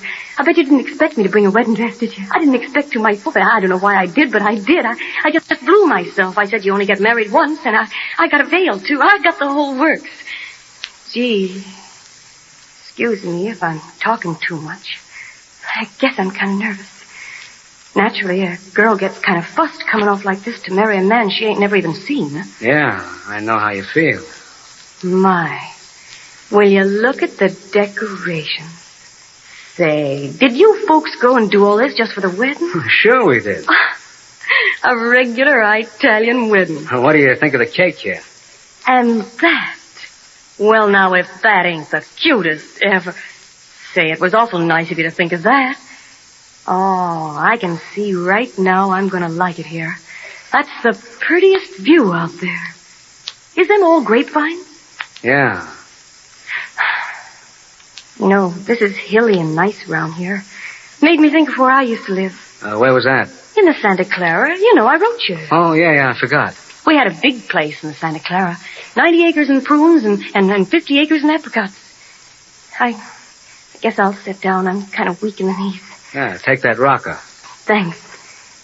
There ought to have been good money in prunes and apricots, but the prunes didn't do so good, and the apricots got the leaf curl. You're quite a farmer, huh? Well, my old man was, but he got to drinking. Well, that's bad. So we lost our ranch after my mother died, but I used to love it there. In the spring when the blossoms was out, I used to climb up in the windmill at night when there was a moon. You never saw such a pretty sight as them blossoms in the moonlight. You could see for miles and miles all around. For miles and miles. It, must have been pretty. You ever been in the Santa Clara? Sure, I worked there before I come here. No. Now, what did you used to do? Cherries and hops. Big ranch, too. Bigger than this. Well, now you don't say. Picked fruit up and down the coast since I was knee-high to a duck. Say, you know you don't talk one bit like an Italian. I ain't. Only by descent. I was born in Frisco. I'm Swiss by descent myself. My father was born in Switzerland, and my grandfather on my mother's side. He was born there, too. I don't know what that makes me. Swiss cheese, I guess. Yes, sir, that certainly is some view from your porch. You like the country, huh? Well, after 2 years of working in a spaghetti joint. Oh, not that I don't like Italians. They always left me alone. Guess it wouldn't have done them much good getting fresh with me at that. Say, I'm getting pretty confidential, huh? Oh, go right ahead, kid. I guess I ain't got much reason for being shy with you at that. I wouldn't have never dreamed I was going to marry an Italian, though. But I guess I just jumped at the chance. Honest, I got so tired of things. I used to think I just couldn't keep on much longer. Well, that's all over now. Oh, I usually know which side my bread's buttered on. I just said to myself, he looks all right in his picture, and anyway, it can't be no worse than slinging hash. Hey, who's that looking in out there? Huh? Oh, Aji, come in, pay your respects. I'll go, missy. Well, how do you do? Aji's our cook. You don't say. Well, now, listen, I didn't know I drew a chef. You didn't tell me that. Oh, very good cook. Take a suitcase in the bedroom, Aji. Oh, very good. Say, I can't help but keep wondering what you think of me coming all the way up here like I did all by myself to marry somebody I ain't never even seen, only his photograph. Well, you couldn't have picked a better man. Well, say, don't get a swelled head, will you? Who, me? Oh, no, nobody. I hope you're okay, that's all. Believe me, if I thought this wasn't a permanent offer, I wouldn't be here. I mean business. I hope you do. Me?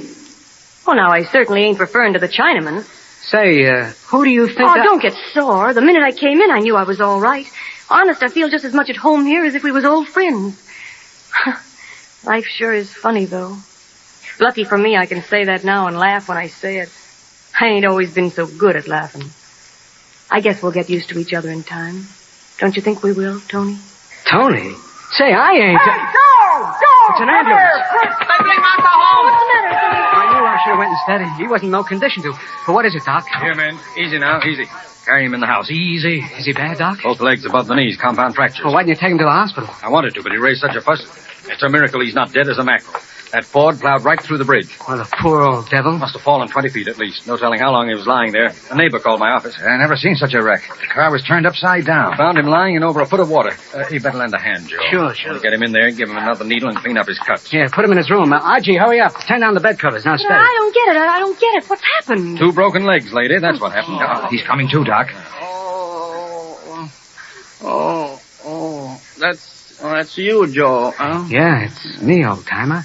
Amy is here. Amy? Amy is all right, Joe? Sure. You've been making everything all right? Sure, everything's fine. Where is my Amy? Oh, Amy. Tony's got too much pain, Amy. But don't be standing way over there, Amy. Come over here and shake our hands. You ain't mad with me, Amy? Amy ain't mad with me, Joe? Nobody's mad. Don't you worry about anything. Anyway, having the wedding just the same, huh? Sure we will. All right, boys, take him on in the bedroom. Oh, Amy, Doc, you fix me up quick. Gee, this is tough on you. Sure tough on you. Who is that old guy? That's Tony. That old guy ain't Tony. That old guy. Yeah, it is. No. Well, it's too bad Tony never got to meet you at the depot. It's too bad he wasn't there when you come. Say, I'm getting out of here. Well, of all the... Now, listen, that ain't Tony's fault. He had an Well, accident. honest, this here's the worst I ever heard. The very worst. I can't get over it. Well, of all the dirty, low-down tricks that was ever played on a girl, this is the worst.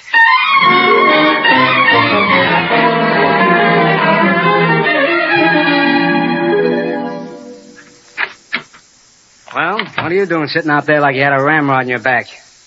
I'm waiting for someone to take me back to the depot. Come on, I'll take you if you're so hipped on running out on a poor guy that's just been banged up. Say, you got some nerve being sore at me. Come on, what's your squawk? All right. I'll show you what my squawk is. Is this here a photo of you, or ain't it? Wait a minute. Where'd you get that? It come to Frisco in the mail to me, that's where. Say, Tony didn't send you this picture of me, did he? Tell me, did Tony send you this? Ain't I just told you? Well, you must have been plumb crazy. He was so dead gone on you, he was afraid you wouldn't have nothing to do with it, an old man like him. And I suppose you never knew nothing about it. Well, honest, Amy, it's the God's truth. I admit I wrote them letters for Tony, but it was only because he didn't write English as good as I. Oh, that ain't no excuse. Well, you're right. It's a dirty trick, the dirtiest trick I'd ever heard. And he's crazy to think he can get away with it. Only Tony never meant no harm. He ain't nothing but a big-hearted kid. Look, I'll do everything I can to square it. And you can go back to Frisco and... can I? And what do you expect me to do when I get there? Ain't I thrown up my job? Do you think jobs is easy for a girl to get? And ain't I spent every last cent I got on my trousseau? I'll make Tony square that, too. Now, here, crying won't help. If I gotta go back and wait on tables, what do you suppose all them girls will say when they see me? And I ain't even got the price of my ticket. I told you, we'll fix that. I ain't going back, I can't. That's all there is to it. It's up to you, sister. Why should I go? I like the country. This place suits me all right. It's just what I was looking for. I'm here and I may as well stick. I guess he ain't so bad at that. I guess I could do a lot worse. If he wants to marry me, I'm game. I'm game to see it through.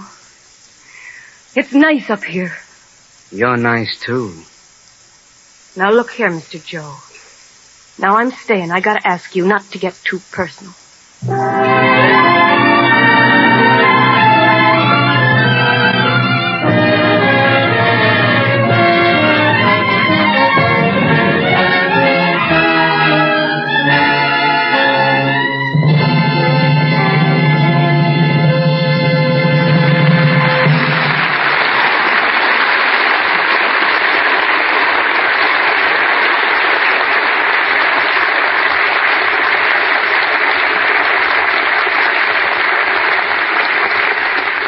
In a moment, we will continue with the second act of They Knew What They Wanted, produced by the Theater Guild on the Air and sponsored by the United States Steel Corporation.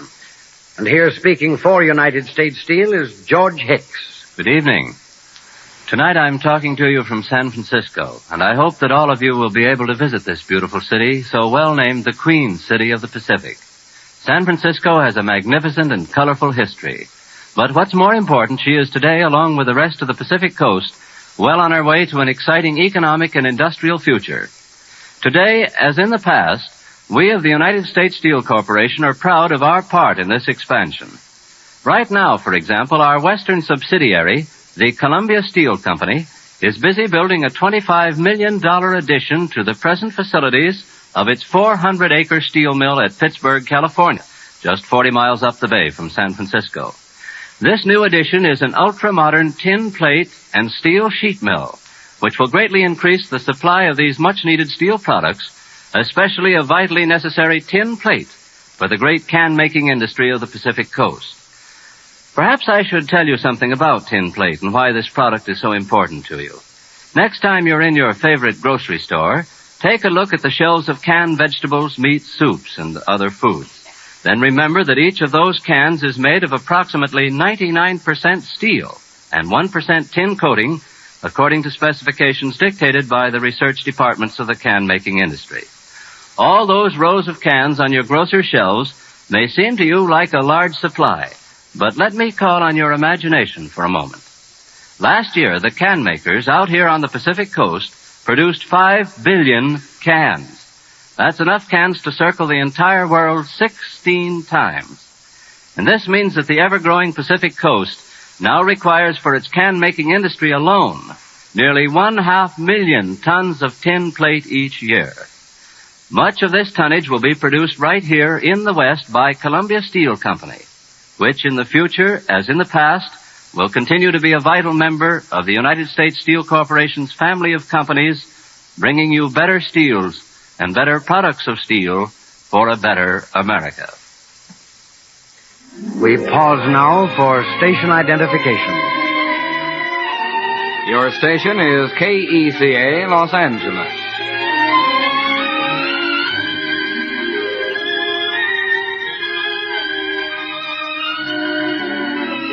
You are listening to the Theater Guild on the Air, sponsored by the industrial family that serves the nation, United States Steel. Tonight's play, Sidney Howard's powerful comedy drama, They Knew What They Wanted, stars John Garfield, June Havoc, and Leo Carrillo. And now the curtain rises on the second act.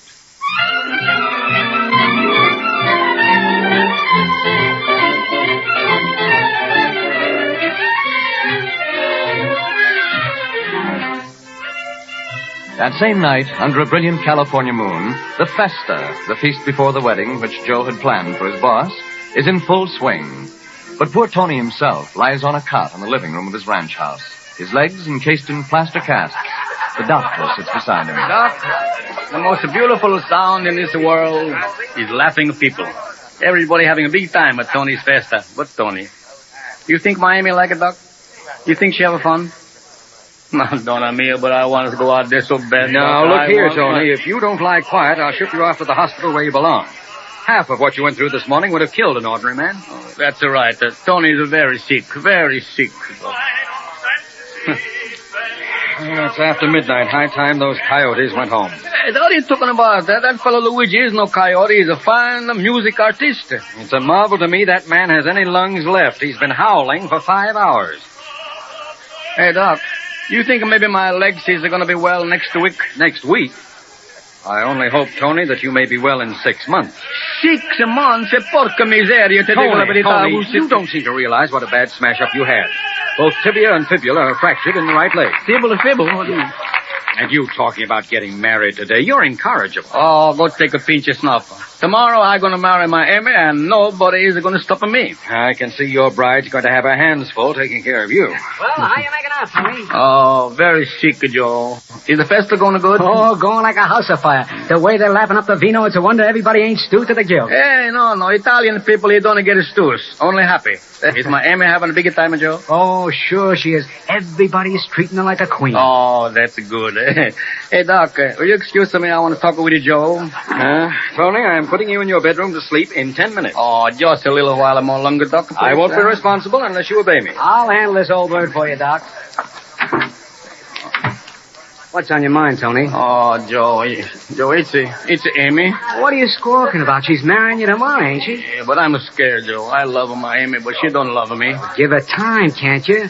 She wouldn't have stayed here if she wasn't going to go through with her end of the bargain. Say, Joe, she was a pretty burn up this morning in I tell you, everything is all right, Tony. Just be good to her and take care of her. That's what Amy needs, the poor kid. Well, I'm ready to take care of her like anything. You know what Amy was telling me? She's been having a hard life for a girl. Oh. And if she comes through straight like she did, well, there ain't nobody do any credit, just only herself. And that's a fact. Hey, Joe, you a smart fellow, huh? Well, I don't know how smart I am, Tony, but you can't tell me much about dames, you can't. Believe me, a girl gets a lousy deal any way you look at it. Now, take a fella now, a young fella like me, see? Yeah. It does him good to knock around, have troubles and all, but a girl can't stand it because it ain't in her nature. I've been making a study of dames from San Diego to Seattle. And what most of them is after is a home. Yeah. You take my advice and make everything easy and comfortable for Amy, and it'll work out nice as pie. You're lucky you picked a girl like Amy. No, it's no good, Joe. It's no Oh, good. for Pete's sakes, Tony. Joe, I've been a very bad sinner, and God is going to get me for sure. He's not finished with me yet, Joe. Just for playing that dirty trick with that picture on Amy. What do you think will make me do such a thing, Joe? Search me, he always was crazy. God is going to fix me plenty, that's all right. I seen God let a lot of worse guys than you get by. You think, Joe?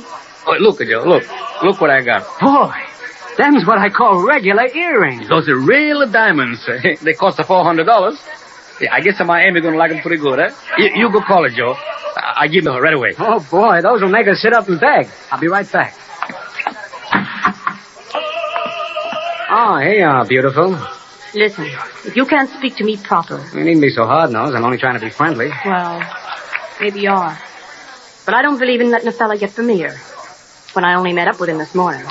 You're a suspicious little dame, aren't you? And anyhow, I don't think Tony'd like it. I'll have it your way, sister, if you want to be so standoffish. Come on. Tony's asking for you, Miss Tobin. Does that suit you? Yeah. Yes, it does.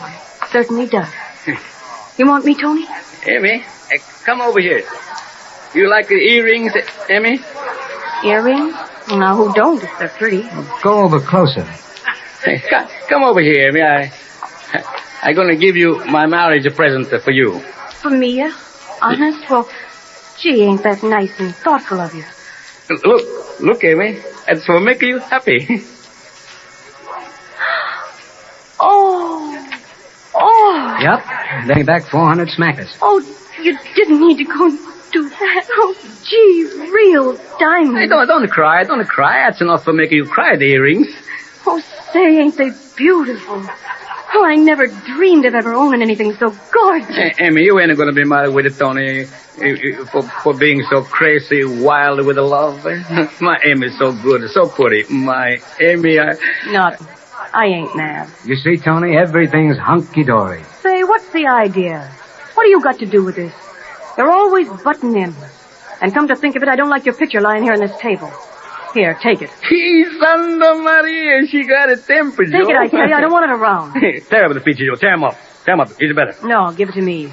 I'll tear it up. Now we don't ever have to think of that again. Madonna, that's very good, eh? There ain't no use of keeping things around to remind you of what you want to forget. Starting over again, new and fresh, that's my way. No memories for me, no hard feelings. It's a great life if you don't weaken. Well, Tony, I guess you don't need to worry no more after that. Hey, now you know why I've been wanting you to go away, Joe? That picture photograph. But everything is fixed now, and you don't have to go. Well, you don't need me around. You got Amy to take care of you. Oh, dear me, that's no good. You go away and leave nobody for boss of the boys in the vineyard. You don't let him go, Amy.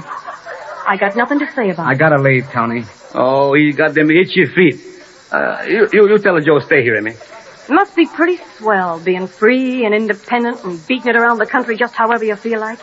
Calling in at a farmhouse for a plate of cold stew and a slab of last Sunday's pie. I guess it's a fine life if you like it. Only I never had much use for hobos myself. Sure. I'm a hobo and I'm proud of it. I bet when Amy lived down in the Santa Clara, she used to keep a dog for fellas like me. Ah, Joe, go take a pinch of snuff. All right, you two, go on out of here. Tony must get some sleep now. Oh, my leg is pain too much, Doc. I've got something that'll make you sleep. Here, take this. I no can drink water, Doc. I don't think water will kill you. Yeah. Oh, hey, all right, Doc.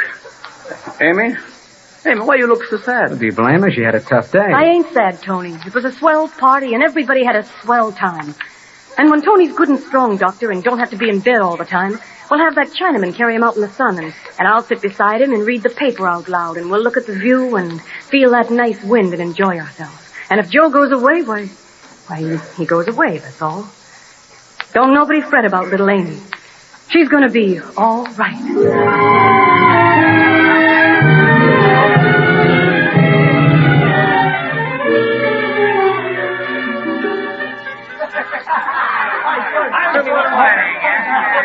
Attention, everybody! Attention! Quiet, please.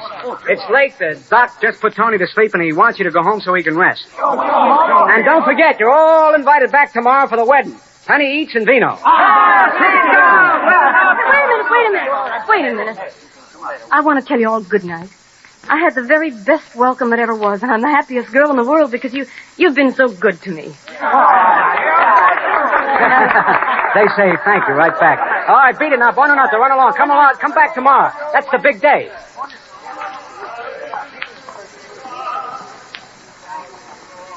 It's all just like in the movies, ain't it? It's late. You better go in and get some sleep yourself. All right. Well, good night. Good night. Just, keep a stiff upper lip. Everything's gonna turn out okay for you. You certainly think you know everything, don't you? Well, what's got up your back now? I'll let go. I guess I just don't feel so good. This cool air ought to help. Well, maybe it's the vino. You know, I don't agree with some folks. No, I guess I'm just nervous. No wonder. Taking a big and important step like getting married.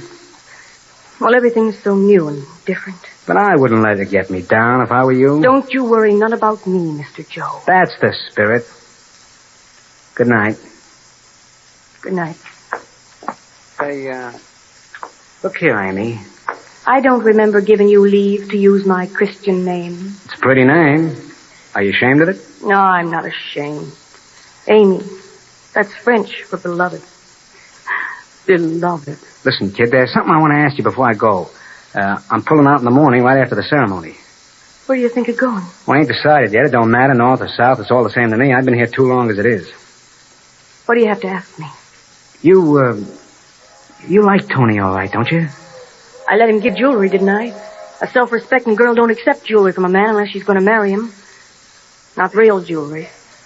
I know that, only it just ain't what I mean, because, well, Tony, he's a funny guy and all that, but Tony is the salt of the earth, he is. And I wouldn't like to see him unhappy or getting his feelings hurt or anything in that line. Oh, you wouldn't? No. And it's all up to you now. I ain't been complaining about him that I remember. Oh, don't get sore. Who's sore? I know what I'm about, see. I want a home, see. Well, I got a home, ain't I? Go on, be on your way and mind your own business. Well, you needn't get so huffy. I'm satisfied. I didn't come up here like I did looking for love or nothing like that. Well, I'm glad you got so much sense. I don't know what kind of a girl you take me for. You're a great girl, Amy, and I'm all for you. Yeah, and I can get along without your patting me on the shoulder, too. Don't be so touchy. That guy will be singing all night.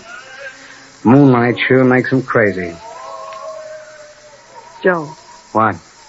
There's something I gotta ask you. Shoot. You gotta tell me the truth this time. You just got to. You really didn't know nothing about him sending me that photo of you instead of his own, did you? You didn't know nothing at all about that. Honest, I didn't. I swear it. On your sacred word of honor? Honest. I'm glad. And I want to apologize for what I said. How about your being a common hobo and all? I'm sorry, Joe. Will you forgive me? Forget it. I wouldn't want you to go away tomorrow thinking what a mean character I got. Oh, nothing like that. You mean it? Sure I do. Well, you're crying. What's the matter, kid? Nothing. I'm all right. Come on, don't let it lick you. Just make the best of things. I'm trying to. Honest, I'm trying to. You're marrying a good man. I know it's no picnic with Tony smashed up and all. But just hang on. It'll work out. You'll see. I bet you all those people are laughing at me. And I bet you're laughing at me, too. I ain't, Amy. I'm sorry. On the level I am. Well, you're shaking. No, don't. Please don't touch me. Say, you're all right, Amy. You're plumb all right. I always was, till I come up here. Come on, buck up. I wish I was dead, Joe. I wish I was dead. Oh, don't talk that way, Amy. Honey, don't cry. Gee, you're sweet. Oh, Joe, don't say that. You mustn't. No, you mustn't. I can't help it. Gee, you're sweet. Oh, Joe. Hold me tight, Joe. Hold me tight.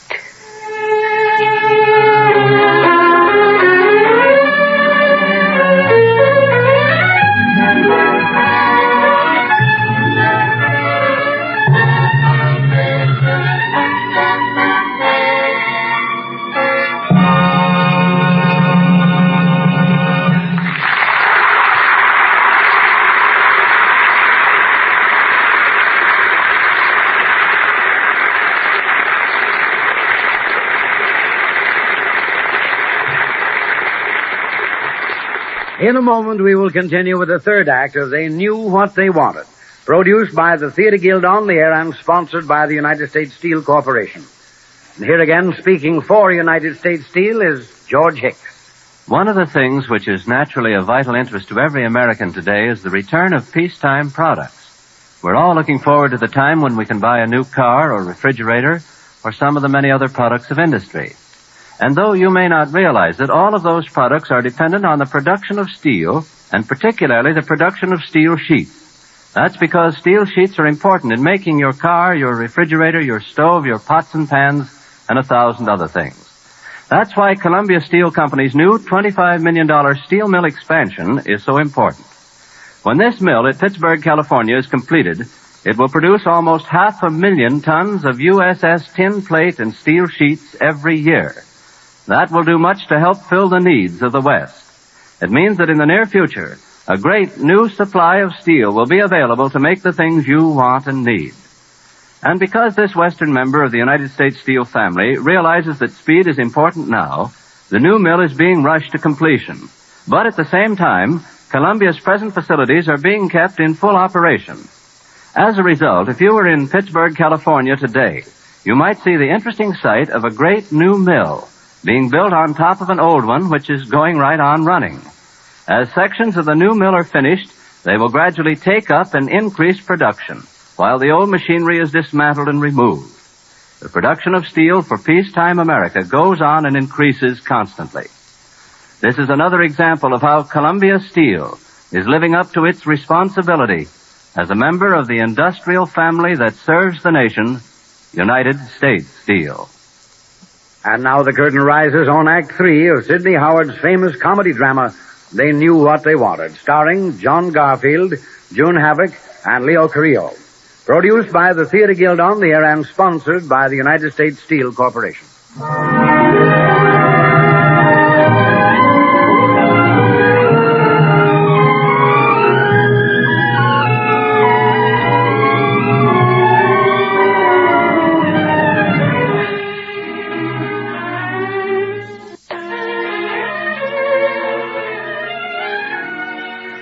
In spite of his serious injury, Tony married Amy the next day.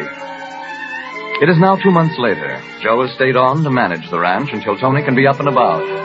The grapes in Tony's vineyard are large and purple, ready for harvesting. As the scene opens, the late afternoon sun is streaming in at the open door, and Tony is reclining contentedly in a wheelchair, his crutches lying on the floor beside him. Hey, you want to see me walk a duck? You stay off those legs. Oh, that crutch is fine. Look. No. You stay put, my friend.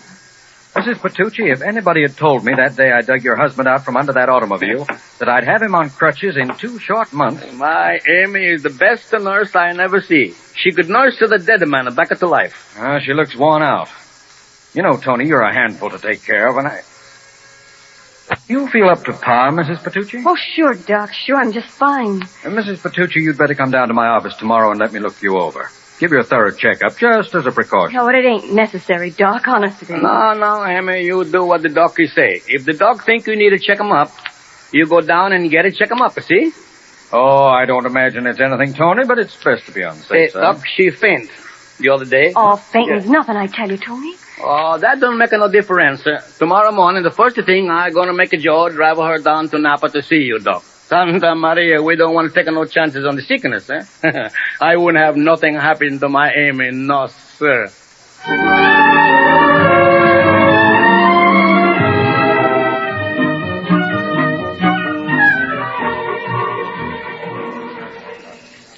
Oh, I wish I had the wings of an angel. Let's get back to the ranch, Joe. Well, what's the rush? Let's get back. Hey, what's the matter? You look white as a sheet. How'd you make out with the doctor? If you go wrong, you're going to get it sooner or later. I got it sooner. That's all. What are you talking about, anyway? I don't know how to tell you, Joe. No, I'm never going to tell Tony. I'm in trouble. The doctor just told me that... The doctor? You mean you're gonna... Oh, Joe, what are we going to do? It'll kill Tony. Just kill him. And him being so good to me, too. I must have been crazy that night before the wedding. I guess we were both crazy. But there's no use saying that now.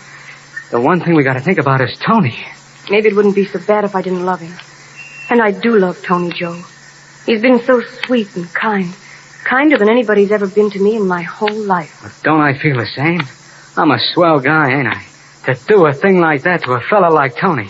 A swell Tony guy. will be just crazy when he hears. Just wild. But being sorry ain't gonna help now. And naturally, after this, I can't stay with Tony no more. Of course you can't. I ain't got no money. There's my earrings, but now I ain't got no right to them either. I got a little money saved. Tony made me do it. I'll take you away if you want. And now I gotta leave here. I gotta get away from here. I guess we don't have any choice now. Gee, it's funny, ain't it?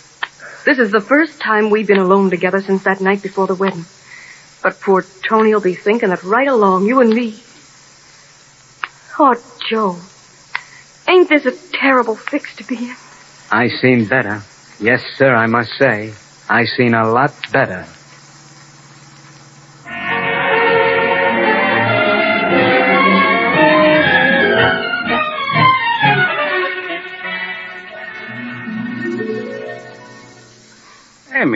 Amy, I've been worried. I waited so long for you to come from the doctor.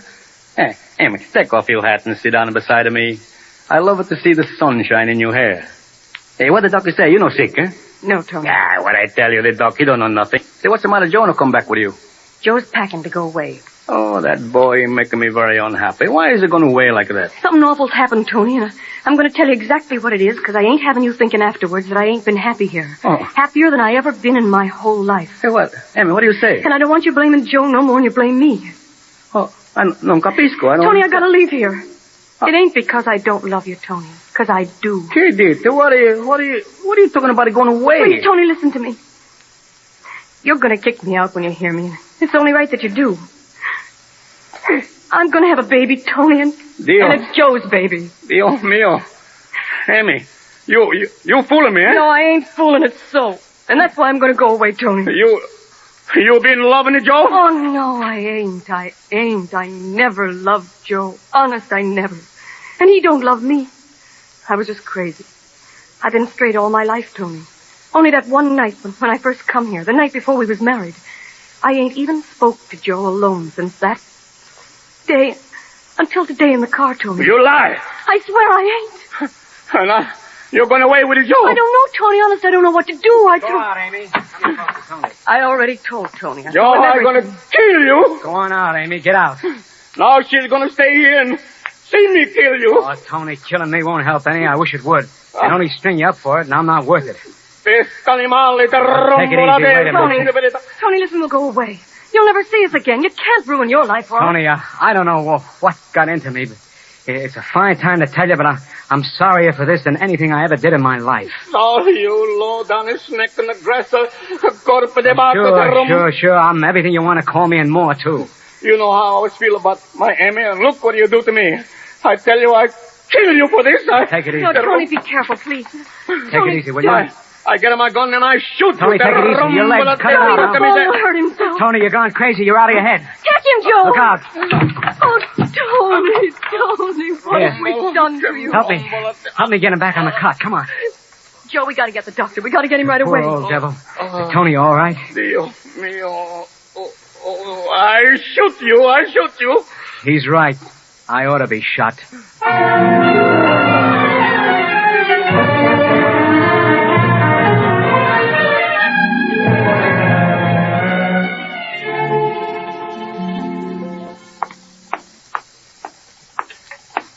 2 tickets for Frisco, one way. That'll be 361. Train on time? Yep, as far as I know, she'll be pulling in about 7:10. Much obliged. Well, here's the tickets, Amy. Move my suitcase if you want to sit down, Joe. You got anywhere to go in Frisco? Yeah. Thanks anyway. Okay. You couldn't blame Tony for taking it the way he did. You know the trouble with me? I never learned to use my head. I'm just like some half-baked kid that sees a sack of candy and grabs it no matter who it belongs to. Well, I got my licking this time. What do you do in Frisco, Joe? Well, I can always try the docks. If that won't work, I'll go south for orange picking, maybe down the Imperial Valley. It don't make any difference. I can get a job myself. For a while. Don't you worry, Amy, about that. I'll take care of the dough. I'll do the right thing if it kills me.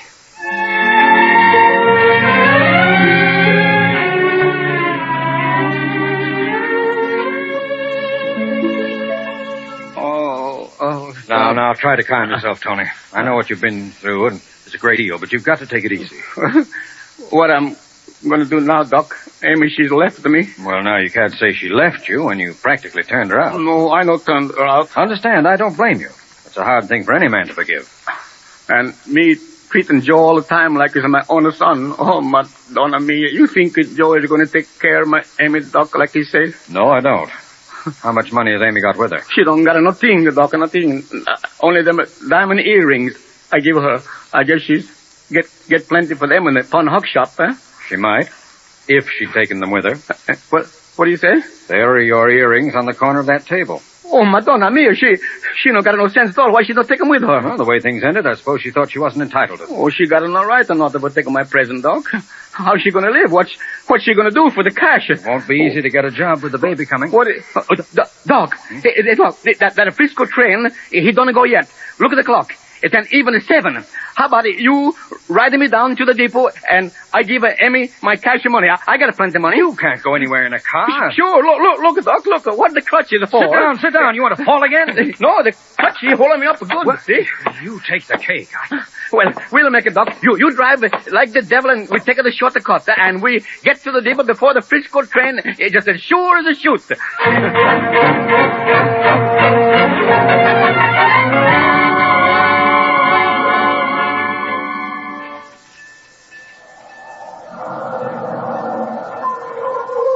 Look, Tony, there they are on the platform. Joe, come here to the car. Bring Amy. Doc, you brought Tony down here, huh? If I hadn't brought him, he'd have walked. Emmy, here's some money. You take the earrings, eh? You don't take those earrings. Look, I got it. No, Tony, no. I can't take your money. You're going to have a baby. How are you going to get along with no money? Tell me that. I got money. Yo, Santa Maria, oh boy, got nothing. Emmy, pretty quick. Joe is leaving you. I swear I'll see her through, Tony. Oh, it's no good. Joe is no good for looking after the woman. Emmy, you ain't going to have an old baby in the street. No, sir. Tony, don't let you. Oh, Tony, you mustn't worry about me. I just ain't no good. You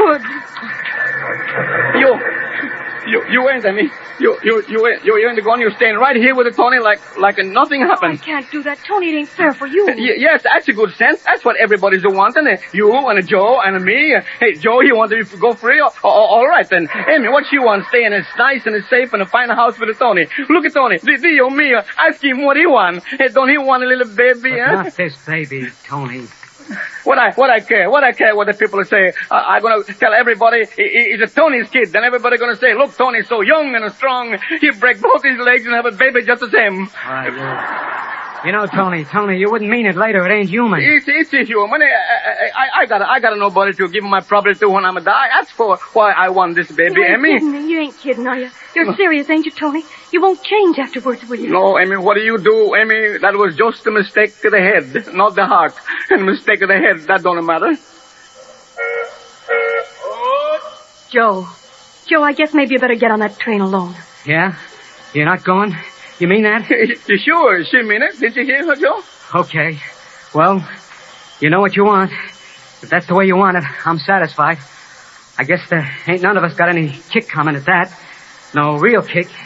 And that's a fact. Well, so long.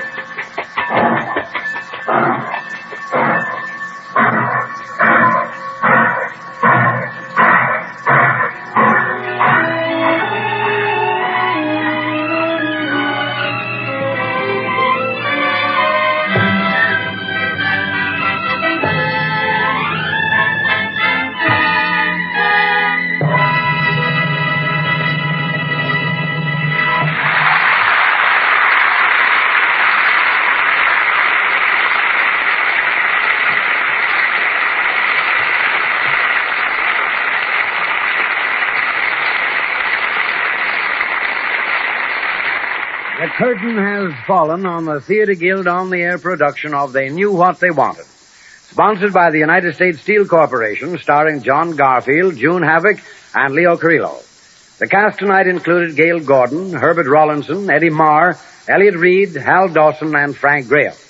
And here is Lawrence Langner again to tell you about next week's Theatre Guild play to be presented by the United States Steel. Mr. Langner. Ladies and gentlemen, next Sunday from New York, we're going to bring you Gene Kelly, who made such a success for the Theatre Guild in William Saroyan's play, The Time of Your Life, and also more recently on the screen in Anchors Aweigh. He will appear in the hilarious comedy Boy Meets Girl. This play, by Bella and Sam Spivak, spoofs certain Hollywood characters in a highly amusing manner. I think you'll enjoy listening in next week to Gene Kelly in our presentation of Boy Meets Girl. And now here is Mr. Brokenshire again. The United States Steel Corporation hopes that you'll be with us next week at the same time when the Theatre Guild on the Air will present Sam and Bella Spivak's famous satirical comedy of the motion picture business, Boy Meets Girl, starring Gene Kelly and Frank Lovejoy. Remember to listen next week to Boy Meets Girl, and remember, too, that when you see the USS label on any product, it means the steel is good. John Garfield may be currently seen in the Metro-Goldwyn-Mayer production, The Postman Always Rings Twice. Elliot Reed appears through the courtesy of Paramount Pictures.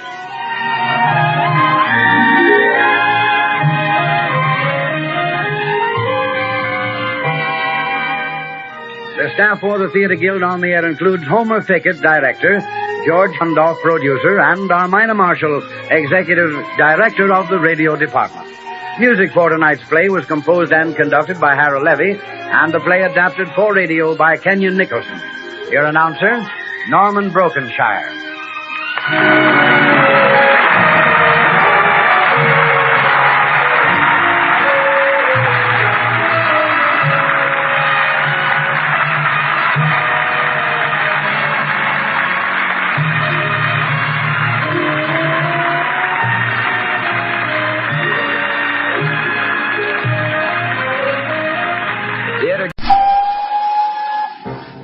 Thrilling Stories of the Railway by V.L. Whitechurch. Cases from the private notebook of Thorpe Hazel, book collector, railway enthusiast, and gentleman of independent means. The Stolen Necklace. Thorpe Hazel was dining at his club. They were accustomed to his eccentricities. A table was reserved, and on it stood a carafe of milk, a loaf of brown bread, and a dish of his favourite biscuits. Hello, Hazel. Don't overfeed yourself, old chap. Masters? Exclaimed Hazel. I thought you were out of town. I was till half an hour ago. I've just come up by the West Northland, and I'm frantically hungry. Where did you come from? Redminster. Ah, you took the express? Yes. Was it into time? To the minute. Jolly good train. No stop except Wisdom Junction, and I can't see the necessity for that. They take tickets there, replied Hazel. I know, but why the Johnny can't collect them on a train instead of just looking at them? The conversation took a general turn, and after a bit Hazel finished his meal and said good night to his friend. Next morning he had scarcely finished breakfast when he heard his servant show someone in. The visiting card read, Miss St. John Mallaby. In the study he found a remarkably pretty young lady, whose face, however, was very anxious. I hope you don't mind my coming here, Mr. Hazel, she began, but my brother told me what a clever railway detective you are. Hazel smiled. I'm scarcely a railway detective, as you put it. Oh, but you will help me, please. Of course, Miss Mallaby. What's it about? I've done something awfully wrong. I've lost a diamond necklace. I ought not to have worn it at all, she went on. It belongs to my aunt. She has promised to give it to me when I come of age, and that's why I borrowed it. Suppose, said Hazel kindly, you begin at the beginning? My mother and I came up to stay with Aunt. Well, Aunt had to go away unexpectedly. She left her keys in Mother's charge. And on Tuesday I was to go down to Appledon to a ball, and the idea struck me that I would love to wear the necklace. I know it was wrong, but I found myself saying that if Aunt had been at home, she would have lent me the diamonds. I yielded and took them. How did you get them? Simple. I had to borrow Mother's keys, and she gave me her chatelaine. Almost before I realized I had unlocked my aunt's safe, I took the necklace, locked up the safe, and gave Mother the keys. Did you tell her what you had done? No. She does not know even yet. Where did you put the necklace? In my dressing case, which never leaves me when I travel. I went down to Appledon with my maid and wore the diamonds at the ball. It was on the return journey, yesterday, that I lost them. In the train? Yes. That's why I came to you, Mr. Hazel. I think it must have happened on the train. Because after we had got in, I wanted something from my case and unlocked it. The necklace was there then, I'm positive. What train was it? The 5:40 p.m. express from Redminster. I was travelling with my maid in a first-class compartment. Was anyone else with you? The girl blushed. One of the guests at Appledon, Mr. Kestren, travelled with me. The Honourable George Kestren? Yes. I know him slightly, replied Hazel, remembering a rumour to the effect Kestren was rather hard up, had borrowed money, so it was said. Miss Mallaby noticed a certain tone in Hazel's voice. No, I can't suspect him. Had you then? It was partly for that reason I did not go to the police. Go on with your story, please. Perhaps you will tell me how you were seated in the carriage. She explained that she was seated in the corner next to the corridor with her back to the engine, and Kestren was opposite. Her maid was on her left by the window, with the dressing case covered over by a rug between them. After a while, Kestren had suggested changing places, as she had said something about travelling with her back to the engine. She was careful to move the dressing case over to her side. Afterwards, Kestren had changed his place again and sat next to her until Wisden Junction, the dressing case being between them. "Have you known Mr. Kestren long?" asked Hazel. We danced a good deal together that night, but I had not known him very long. That was why I asked my maid to stay in the compartment. How came he to travel with you? He had asked me the night before what train I was going by. I see. Well, when did you miss the necklace? She told him it was after the train had left Wisden Junction. She put her hand into the outside pocket of the case where she kept her purse, and discovered that a long slit had been cut through the inner side. She unlocked the case and the necklace was missing. Kestren had got out at Wisden, having to take a train from there on business. "Do you know his address?" asked Hazel.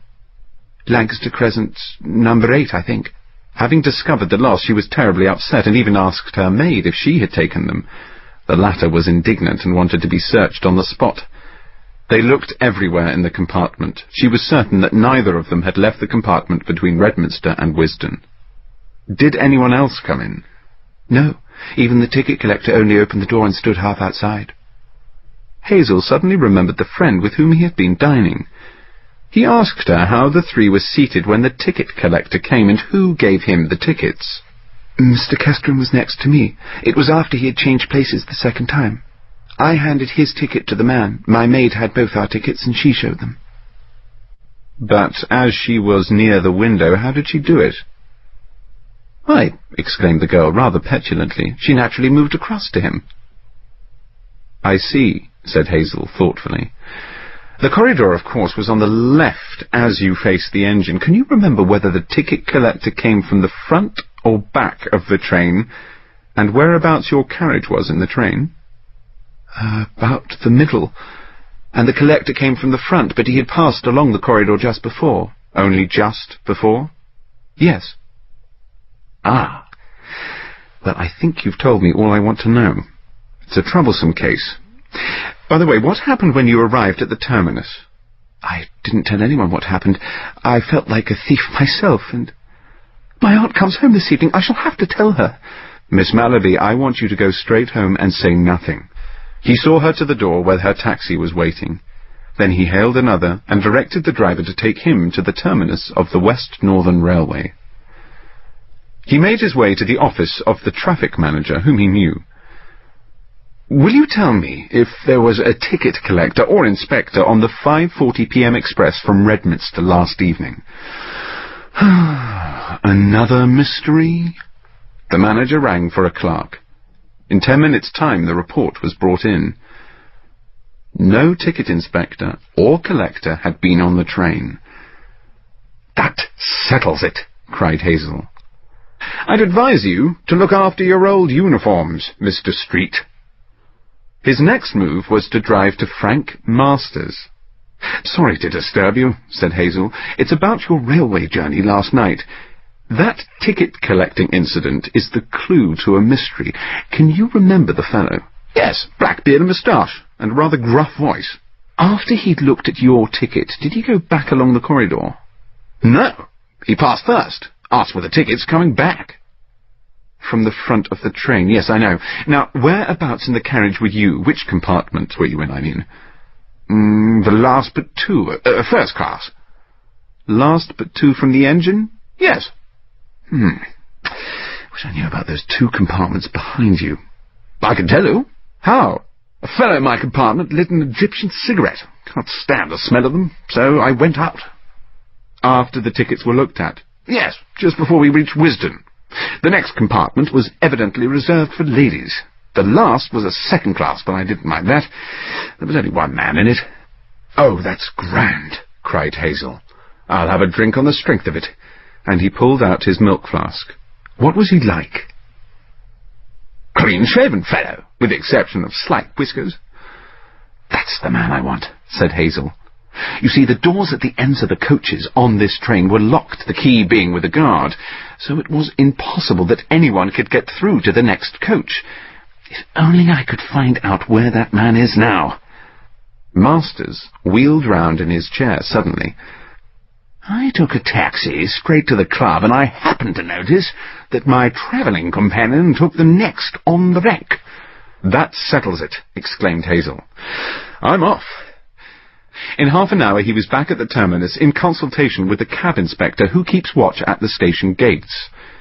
I want the number and destination of the taxi that followed immediately after the one bound for the Avenue Club last evening, from the 7:35 p.m. from Redminster.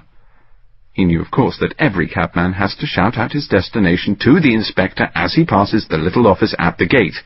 The man consulted his book. Number 28,533. Destination 8 Lancaster Crescent. Thorpe Hazel stood stunned. Kestren's address. I'm sorry for her, said Hazel to himself as he told his cabman to drive him there. But at least I can try to bluff him. There's a hitch in my reasoning somewhere, except, of course, this man must have been his tool. I can't make it out. He rang the bell of number 8, and a servant opened the door. Is Mr. Kestren in? No, sir. He went out half an hour ago. Ah. He has returned from the country, then? Yes, sir, late last night. About 8? No, sir, not till after 10. Oh, I thought he'd returned by the train arriving at about 7:30. No, sir. The valet came back with the luggage then, but Mr. Kestren arrived later. Instantly the solution flashed across his mind. Producing half a sovereign, he said to the girl, I want to see his valet. The bribe acted. In a couple of minutes the valet came into the room where Hazel had been shown. Without a word, the latter walked to the door and locked it. Then he turned upon the man. Do you find ticket collecting a paying business? He asked. I want that diamond necklace that was handed to you by Miss Mallaby's maid, he said. Sharp. The man gave a bound forward. It was a clever scheme you both hatched. No, he cried. I know exactly what happened. If you attempt any nonsense, you're done for, my man. Then he went on to explain that if the necklace were restored quietly, nothing more would be said. "Not for your sake, you know," he added grimly. "Give me the necklace and clear out of here." I'll go and get it." "Then I'll come with you." He looked at Hazel for a moment, then putting his hand in the inner pocket of his coat, drew out a small case and handed it over with a curse. Hazel opened it. The diamonds were intact. "Thanks. Out of mere curiosity, why did you ask for tickets in every compartment of that carriage?" "I thought it might allay suspicion if the alarm were given before the end of the journey." "Oh, it's very weak. How should you have changed into uniform if there had been anyone else in your compartment?" "There was the lavatory." "I see. You may think yourself very lucky, my friend." In an hour, the necklace was in the hands of Miss St. John Mallaby, who was profuse in her relief and gratitude. "And you are sure that Mr. Kestren had nothing to do with it?" "Absolutely. Now please ring for your maid." She came in. Hazel held the necklace in his hands. "You had better take yourself off at once," he said. "Mr. Kestren's valet is also out of the situation. Did you use your scissors or a knife to slit open that dressing case under the cover of the rug?" She stood, gasping for breath. Then she left the room without a word. "It has been an interesting case, Miss Mallaby," remarked Hazel. "And I'm glad to think that my little investigation has cleared a good man of suspicion and ended happily." Thrilling Stories of the Railway by V.L. Whitechurch was read by Benedict Cumberbatch. It was abridged and directed by Fiona Kelcher.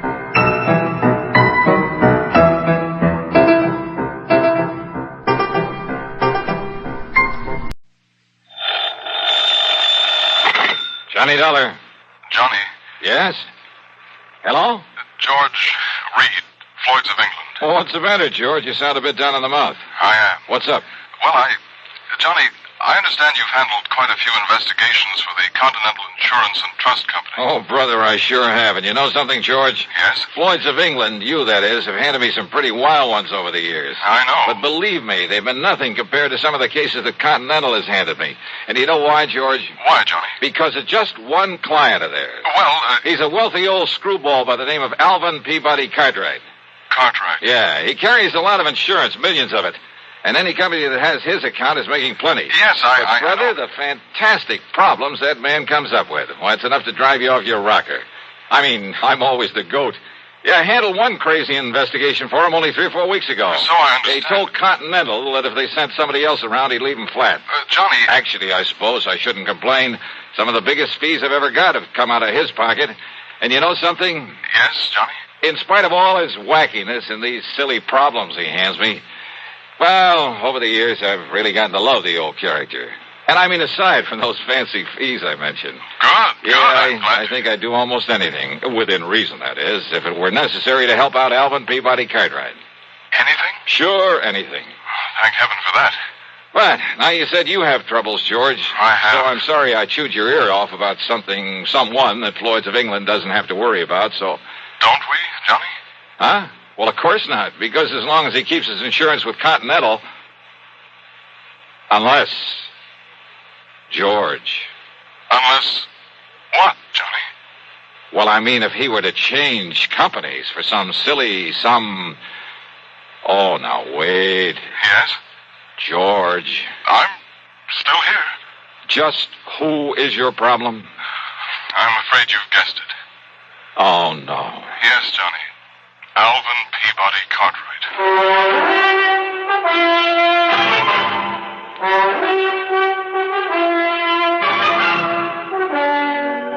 CBS Radio brings you Bob Bailey in the exciting adventures of the man with the action-packed expense account, America's fabulous freelance insurance investigator. Yours truly, Johnny Dollar.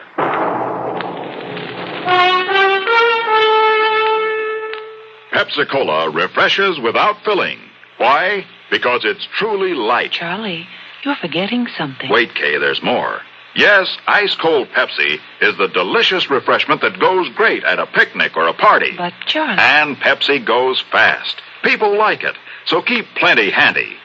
There. Oh, you did fine, except for one thing. Well, I mentioned lightness and how Pepsi refreshes and how fast it goes. You left out Pepsi sociability. You know the Be Sociable song. But, Kay, I can't sing. I can. Listen. Be sociable, look smart, keep up to date with Pepsi.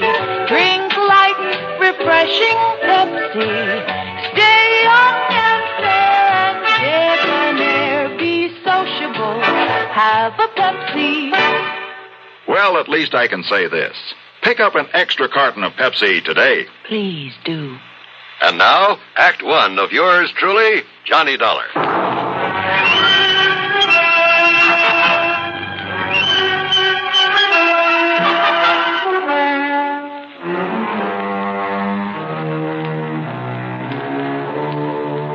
Expense account submitted by Special Investigator Johnny Dollar to Floyd's of England, North American Office, Hartford, Connecticut. Following is an account of expenses incurred during my investigation of the ALVIN'S ALFRED matter.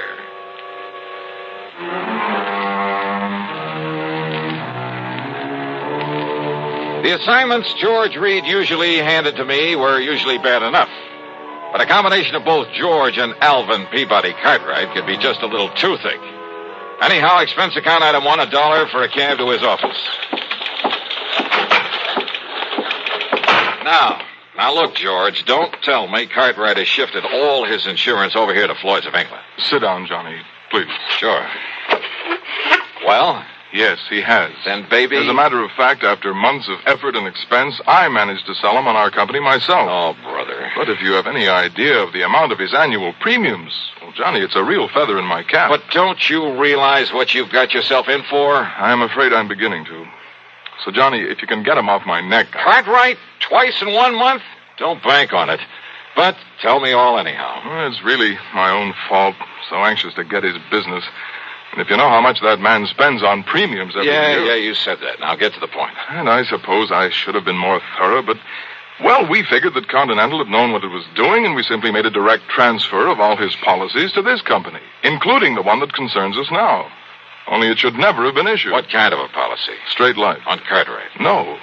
With all the riders attached to it. Johnny, it not only covers her life, but accident, injury, mysterious disappearance, just about anything you can think of. Covers whom? Well, the name on the policy. Alfred. Alfred? Alfred Cartwright. A relative? No. No. But if his last name No, is... Johnny, according to this policy, Alfred is a ward of Alvin Peabody Cartwright. That's funny. I never knew that Cartwright had a... Well, what's the difference? What's happened to this Alfred? According to Mr. Cartwright, it was an abduction. Oh, a kidnapping, huh? No, not exactly. Well, what do you mean? If he was abducted, that means he was... Wait a minute.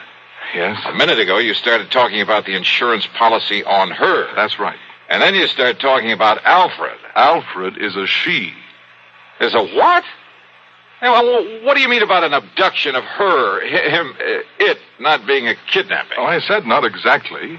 But Alfred was abducted. Yes. Oh, look, will you start making some sense about this? I wish I could. And if this sort of thing is typical of Cartwright... Come on, George. If Alfred was abducted but wasn't kidnapped, well, okay, what happened? Well, you see, Johnny, Alfred... A female. A female. Well? Alfred happens to be a dog. Okay, so what's the difference? If she's been abducted, she's... A dog? Yes. Oh, no.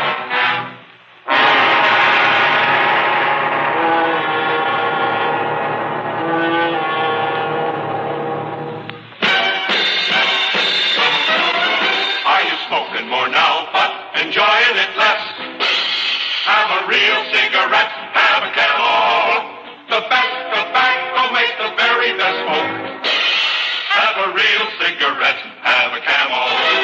Are you looking for flavor and mildness?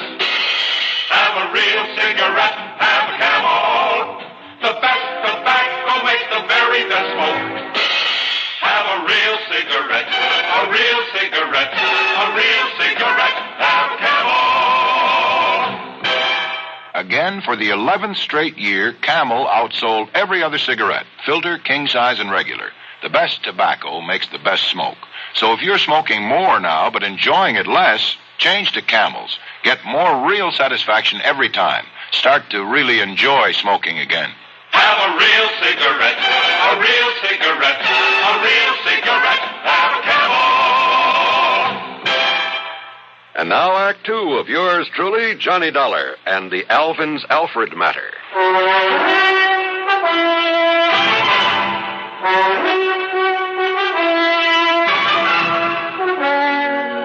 George.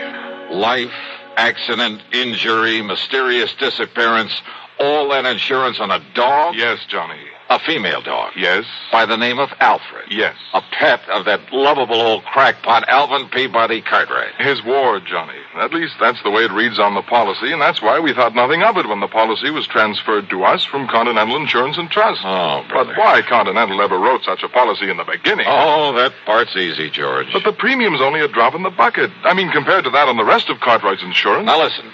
If they'd refused to write this complicated policy on his dog, they'd have lost all his business. Well, they have now, to us. And, Georgie, you can lose it just as fast unless you try to do something about this disappearance of that pooch. Unless you do something about it, Johnny. You've got to find Alfred and return her to him. So will you drive on over to Lakewood and talk to Mr. Cartwright, see what you can do? So help me, George. And, Johnny, I promise we'll not question a single item on your expense account, no matter what it is. Oh? As for a nice big extra fee, well, you name it. Well, will you do it? Okay, George, on one condition. Yes? That you keep this thing under your hat. I mean, after all, if the word ever got out that Johnny Dollar was chasing around the countryside looking for a dog napper... Johnny, I promise. I cross my heart and hope to die. What a business. With no limit on the expense account, I should have hired a Rolls, complete with liveried chauffeur. But instead, item 2 was $4.20 for a tank full of gas for my own car. Within the hour, I was pounding on the front door of the Cartwright home over in Lakewood.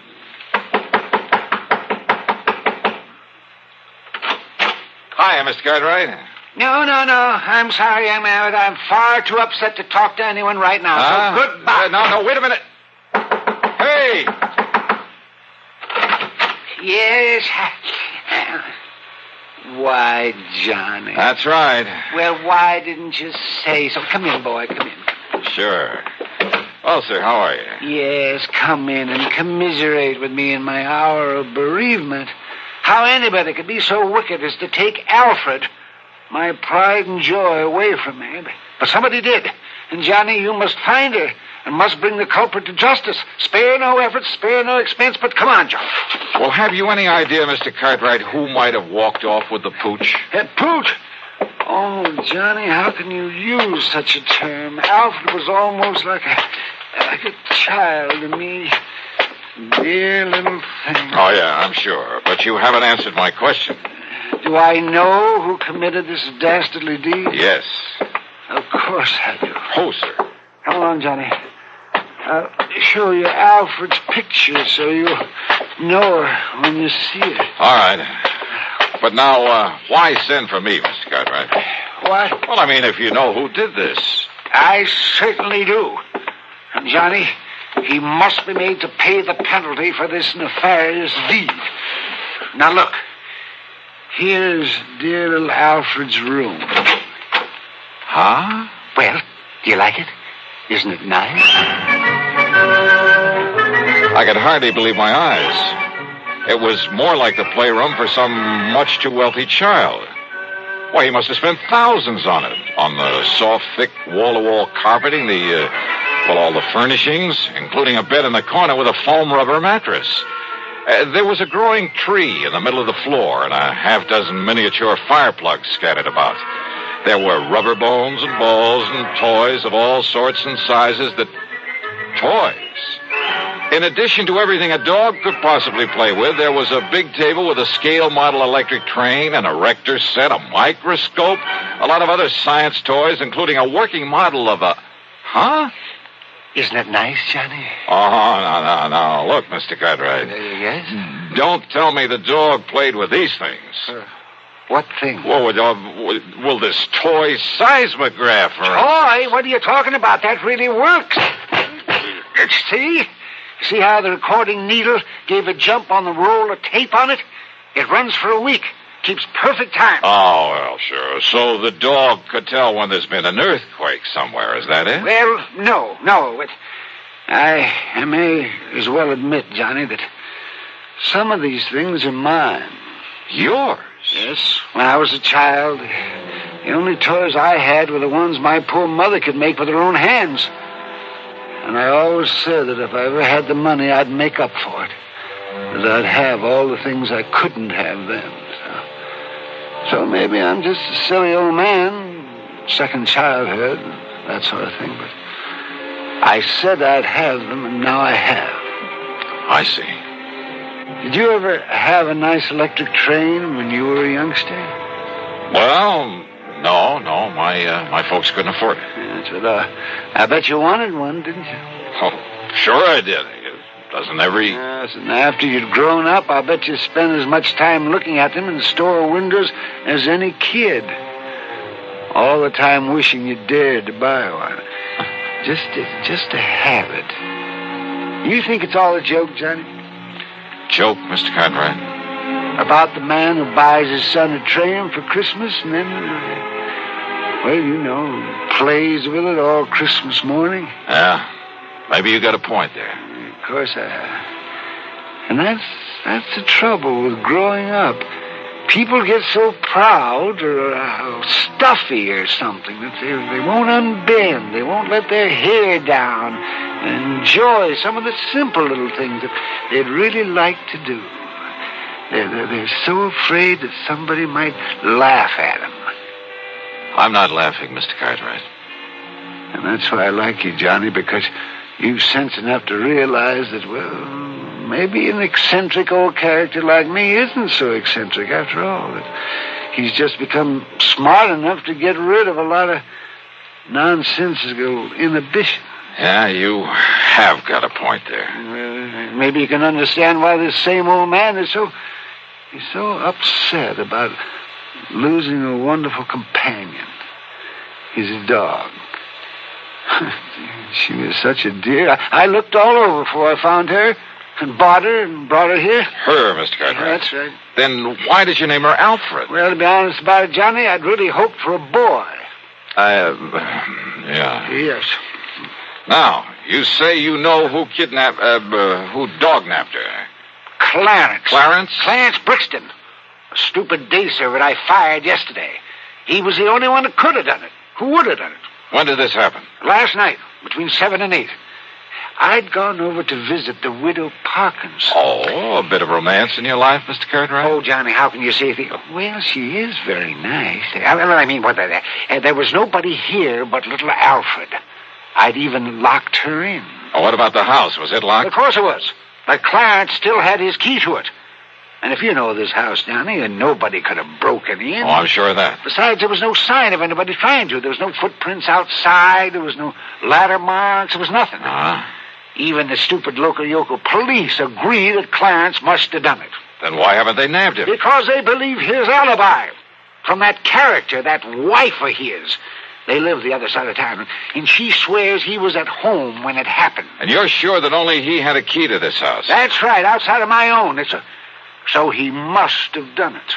Only the dumb police won't do anything because of his so-called alibi. And we got to break that alibi. That's right. But how? How, Johnny? Well, I got a crazy idea. Huh? Well, I thought I was the only one who got crazy. Let me take a real close look at one of these toys in here. One of these toys? Yeah, that's right. It's a long chance, Mr. Cartwright. But let's see what happens.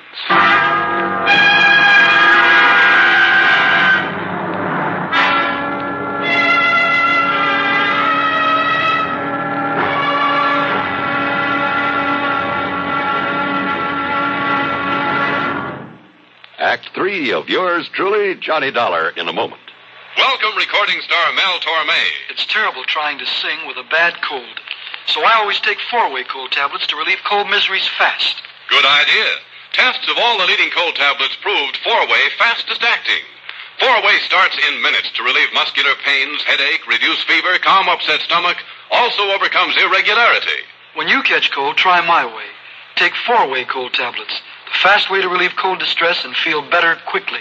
4-way, only 29 cents. Now here's a word about another fine product of Grove Laboratories. Had dandruff for years? Now get rid of it in 3 minutes with Fitch Dandruff Remover Shampoo. 3 minutes with Fitch regularly is guaranteed to keep unsightly dandruff away forever. Apply Fitch before wetting hair. Rub in 1 minute. Add water, lather 1 minute. Then rinse 1 minute. Every trace of dandruff goes down the drain. 3 minutes with Fitch. Embarrassing dandruff's gone. Fitch can also leave hair up to 35% brighter. Get Fitch Dandruff Remover Shampoo today. And now, Act 3 of yours truly, Johnny Dollar.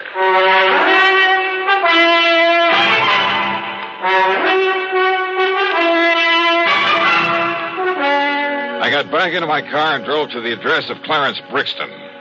I hoped he was as stupid as Cartwright seemed to think. Yeah, mister. Mrs. Brixton? That's right. I want to see your husband. No, who are you? Johnny Dollar, special investigator. No, get him out of here, Mabel. Throw him out. What are you so worried about, Brixton? First it was those dumb cops that crazy old geezer sends around here. Now it's you. Well, me, I'm full up to hear all this yakking about me taking that mangy little hound of his and that snapping, yipping little female. That's what she done to my Clarence. Them sharp teeth of hern. You show him your hand, Clarence. Yeah, forget it, Mabel, and shut up. You get these marks when you were hauling Alfred out of that playroom against her will? Huh? Now listen. A little dog, you said. Oh, not much bigger than Clarence's hand. Poisonous looking. Oh, then you've seen it, Mrs. Brixton. Well, no. Now, Clarence told me about it. Yeah, sure, I told her. Ah, I see. Well, what do you see? And I hope it means the dog is still alive. After all, if you took the trouble to bring it here. Well, what are you talking about? You trying to say I stole the dog off of him? So maybe nobody did, wise guy. Oh, what do you mean by that? Ask me, that lousy pooch got out of there on her own free will. Just to get away from that crazy Cartwright like anybody in her right mind. Oh, out of a locked room in a locked house? Sure. Cartwright always left the window open so she could sleep good.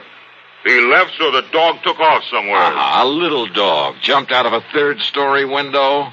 Why, it would have killed or crippled her. All right, so then he was wrong about when it happened. While he was out, he said. And he was out between 7 and 8 p.m. last night. And that's when somebody chased Alfred around until he caught her, then took her away. Prove it. Yeah, some big, clumsy ox like yourself, Clarence, who had a key, who knew the place, knew he'd better leave the place looking undisturbed before getting away. But he didn't. Yeah? Here. Take a look at this. What's that, huh? From a working model seismograph there in that playroom. What? You see, Clarence? Every clumsy footstep of yours registered in black and white for some 5 or 6 minutes during a period between 7 and 8 o'clock. Oh, don't look like his feet to me. But I didn't touch that thing. You didn't need to. You mean them squiggles on the paper, my footsteps? What do you think? And what do you think of modern scientific investigation, Clarence? Scientifical, huh?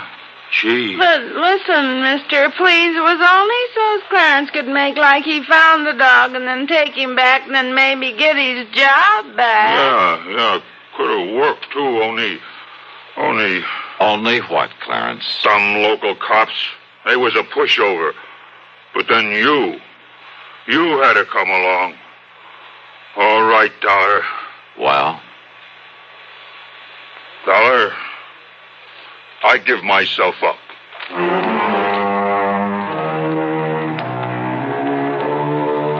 Oh, sure. Modern scientific investigation. But he fell for it. And Mabel brought the dog up from the cellar, and she was kind of a mangy little pooch. The dog, I mean. But she meant the difference between keeping or losing Cartwright's insurance account. Which reminds me, you can forget the expense account. Cartwright did well by me, as usual. And he'll probably break down and take Clarence back. Oh, well. Yours truly, Johnny Dollar.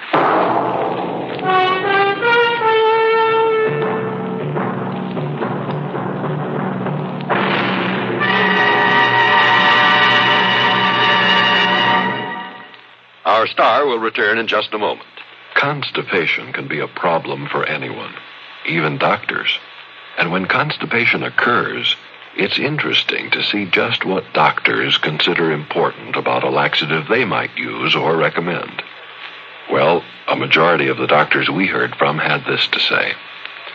A laxative should be effective, gentle, as close to natural acting as possible, and a medicine that can be used with complete confidence. Now, X-Lax has been popular with many doctors and millions of people over the years because chocolated X-Lax is effective. Overnight, it helps you toward your normal regularity. X-Lax is gentle. Next morning, it gives you the closest thing to natural action. And that's why many doctors and millions of people use X-Lax with complete confidence. X-Lax, the laxative that helps you toward your normal regularity gently, overnight. Is X-Lax in your medicine cabinet? Now, here's our star to tell you about next week's program. Well, first, a real hearty welcome to WATV in Birmingham, Alabama, and to KSOB in Cedar City, Utah. Glad to have you with us on the network. Next week, I run up the biggest, the fattest expense account you ever heard of. Join us, won't you? Yours truly, Johnny Dollar.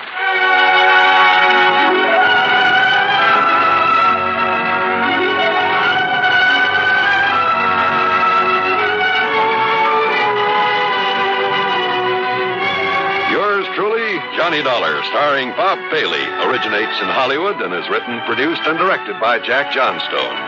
Heard in our cast were Virginia Gregg, G. Stanley Jones, Howard McNear, and Frank Gerstle. Be sure to join us next week, same time and station, for another exciting story of yours truly, Johnny Dollar. This is John Wall speaking.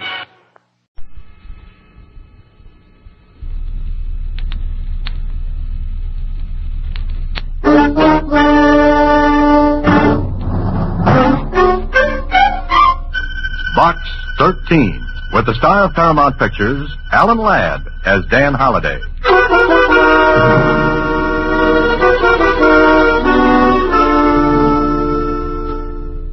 Box 13, care of Star Times. I have something that may intrigue your sense of adventure. I myself cannot follow it up because I am blind. However, if you will come to the Braille Room at the Public Library tomorrow at 11 in the morning, you may be able to find something. At 11 in the morning, you may be able to find something of interest. I think someone is in desperate danger, needs help. I'd like to know what you think. William Michaels. Well, the letter did intrigue me. And as I found out later, Mr. Michaels did have something.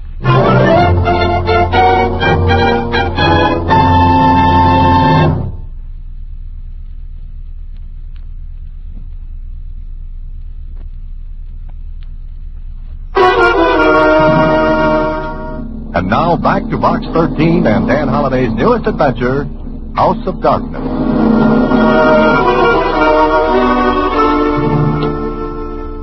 I wonder how this Mr. Michaels knew about Box 13, Mr. Holliday.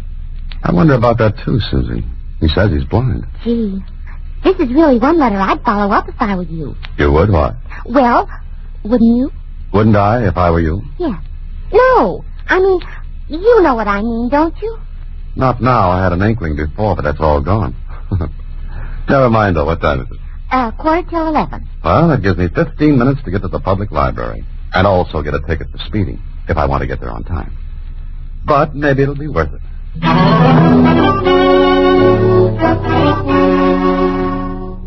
Well, I didn't get the ticket, and exactly 15 minutes later, I walked into the Braille Room at the library. There were only two people in the room, a man and a woman. The woman was busily running her sensitive fingers over a book. But the man was facing the door with a tense, expectant expression on his face. I walked over to him and sat down. He turned his face toward me and then... Box 13? That's right. You're William Michaels? Yes, that's right. I didn't know whether you'd come or not. As a matter of fact, I half wish you hadn't. Your letter mentioned adventure. I never turned that down. What have you got, Mr. Michaels? This book? Yes, it's in Braille, as you can see. Yes, I know that, but what about it? Let me read you a passage from page 80. Listen closely. Go ahead. And the terror of the night is hidden in the dark corners of my mind, and the shapes and phantoms that live in fancy are become real. Is that all? Yes, that's all on the page. All that was originally on the page. But listen to this. Help me. 1217 Granger Avenue. Wait a minute. You mean to tell me that's on the page? Yes. Someone who knows how to read and write Braille has used a pin or a needle to put this message on the bottom. Let me see that page. Uh-huh. The characters are faint. But someone has done what you said. What do you make of it? I don't know. Before we go any further, how did you come to write to Box 13? Well, I have a friend who reads the newspaper to me. He saw your ad in the Star-Times. Adventure wanted, will go any place, do anything, write Box 13. And being a romantic sort of fellow, he read it to me. Oh, I see. We sat and conjectured a lot of things, what you might get into through that ad. Oh, I managed to get into quite a lot of trouble, Mr. Michaels. But let's go back to this Braille message. Help me, 1217 Granger Avenue. When did you discover it? Well, yesterday morning, quite by accident. I almost ran my fingers past it. I thought the characters were imperfections in the paper, you see. That was at first. Mm-hmm. Run your fingers over it again, will you? Yes. I did. Why? They're still sharp enough for you to read the characters. Yes, that's true. Therefore, they haven't had time to be pressed down, make them illegible, so to speak. And what does that mean? That they were made quite recently. Yes. Yes, of course. That's clever. No, it's just common sense. Do you think I should have taken this to the police? I don't know. It may be a joke, a prank. Yes, I thought of that. Let's find out, shall we? Are you going to that address? Oh, no, not yet. Not until I find out the name of the person who had this book out at the library. How can you learn that? You see, every library book has a checkout card in the pocket on the inside of the front cover. Now, the checkout card has the number of the borrower's card on it. And the borrower's card has the name and address of the person. Now, let's go to the main desk, return this book, and see what the checkout card says. And that we did. We waited until the book was returned to the Braille room. Then we looked at it again. Well, does it tell you anything? The checkout card, I mean. Let me see your library card. Oh, yes. There. Mm-hmm. Your card number is 9E4839. Now, that's the last card number written on this checkout slip. Then the one before mine must be the card number of the person who had the book out before me. Mm-hmm. Maybe. There are 4 other borrowers' names ahead of yours. One of them has to belong to the person who put that message in the book. Copy them down, and maybe we can find out whose card it is. Uh-huh. Come on. Where to? The main desk again. Do you think it's some sort of joke? If it is, it's in bad taste. But coming at the end of that dismal paragraph you read me... Do you think that means anything? Your guess is as good as mine. Here we are. Oh, I beg your pardon, miss. Yes, sir. May I help you? I think you can. Here's a list of 4 card numbers. I'd like to know to whom the cards belong. Oh, I don't think I can give you that information, sir. Against regulation? Well, yes. Well, my name is Dan Holliday.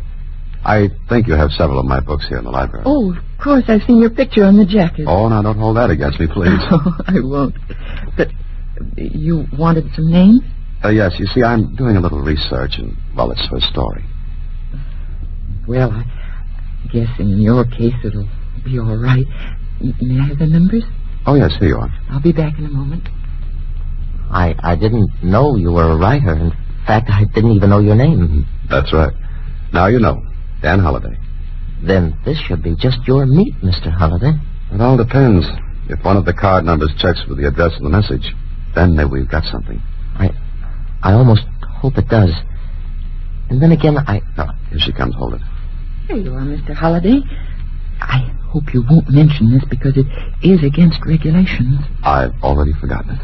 Are you writing a story about this? I don't know yet. But thank you very much. Not at all, Mr. Holliday. Well, what are the names? There are 4 of them, Mr. Michaels. And the last one on the list is Mrs. Martha Corbett, 1217 Granger Avenue.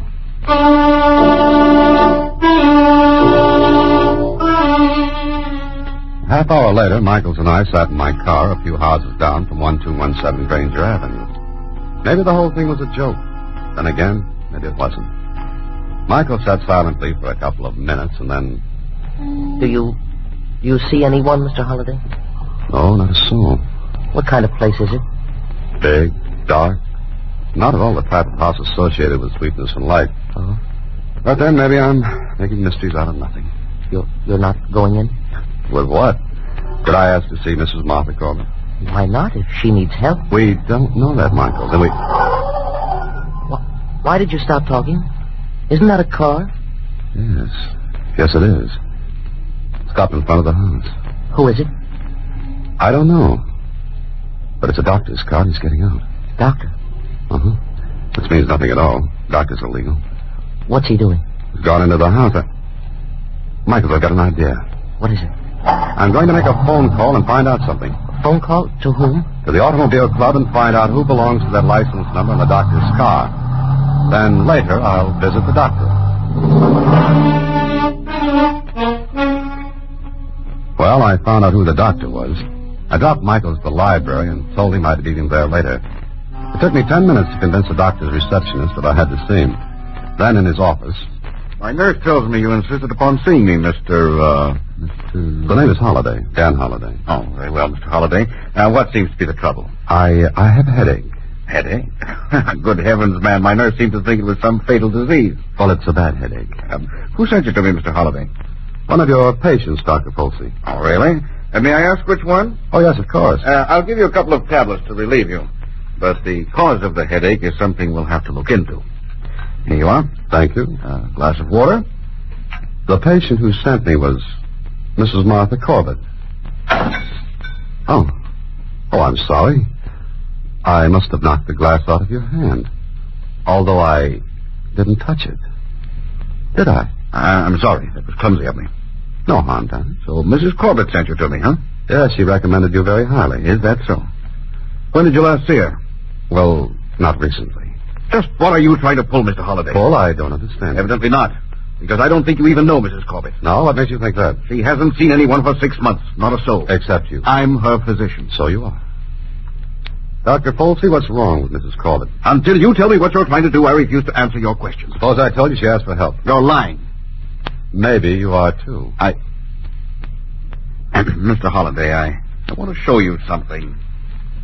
I have no idea what business this is of yours, but since you seem to think it is, I don't mind showing you these. Here, look at these papers. These are commitment papers for Mrs. Martha Corbett. Exactly. 7 years ago, she was confined to a sanatorium. I see. And now... And now, this. Who's the phone call to? The police, Mr. Holliday. Care to stay around for it? Put it down, Doctor. You win. Now, I'll give you just 1 minute to get out of my office. If you're not gone in that time, I'll complete that call. All right, Doctor. I'm sorry to have bothered you. I won't do it again. That's right. You won't. And you left his office, Mr. Holliday? What else could I do?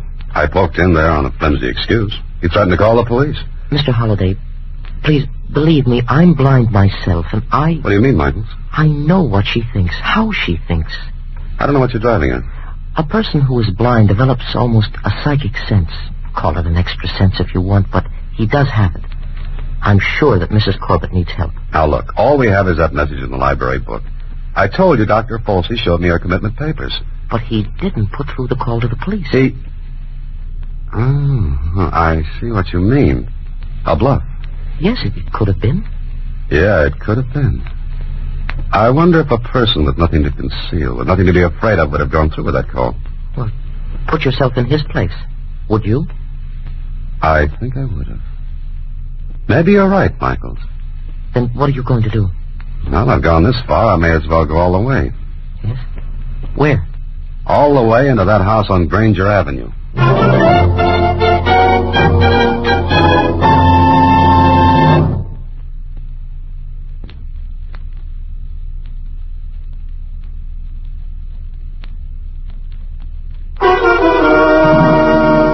And now back to House of Darkness, another Box 13 adventure with Alan Ladd as Dan Holliday.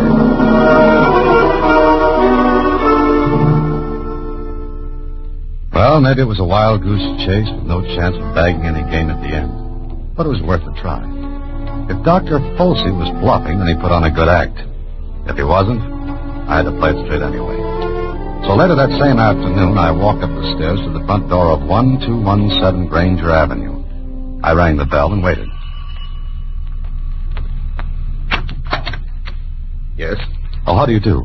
My name is Holliday. Yes, what do you want? I'm the inspector from the power company. I have to look over the wiring and fixtures in your house. No? If it's convenient, yes. Well, it really isn't at the moment. It'll only take a few minutes. I know it's a nuisance, but it has to be done. How long will you be? How many rooms have you got? Only 6 that we use. Oh. Then it'll be about a half hour. Well, all right, come in. If you have something to do, I can make the rounds myself. I'll go with you. I'll show you the rooms we use. All right. Please lead the way. The library is here. One ceiling fixture, 2 wall fixtures. Any lamp outlets on the baseboards? 2, right here. Uh-huh. Well, they look okay. Ceiling picture seems all right. Ever have any trouble with shorts, blown fuses? No, none at all. Everything in the house is in perfect working order. Oh, that's good. Makes my job easier. All right, Mr. The name is Whitley, and didn't you know that? I cover about a dozen houses a day. Names don't mean a thing to me. Only fixtures. Oh. Well, come this way. The dining room is just off the library. Next to that is the kitchen.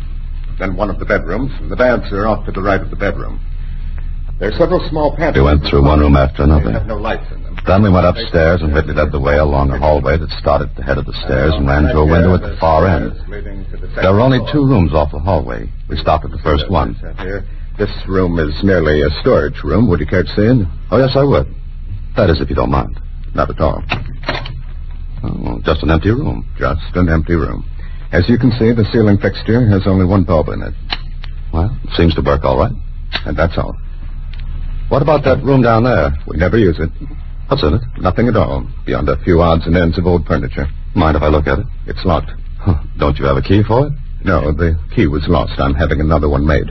Perhaps if you come again sometime. It's an inside room, isn't it? No windows, I mean. Does that make any difference? I assure you the room is never used. The lighting fixtures were sealed up some years ago. Oh, I see. Now, if that's all, and if you don't mind, I have some other things to do. And what's that? This is an old house. The water pipes are defective. This way, Mr. Holliday. Oh, certainly. Oh, have you a phone? Why, yes, downstairs. I'd like to use it if you don't mind. All right, if you'll follow me.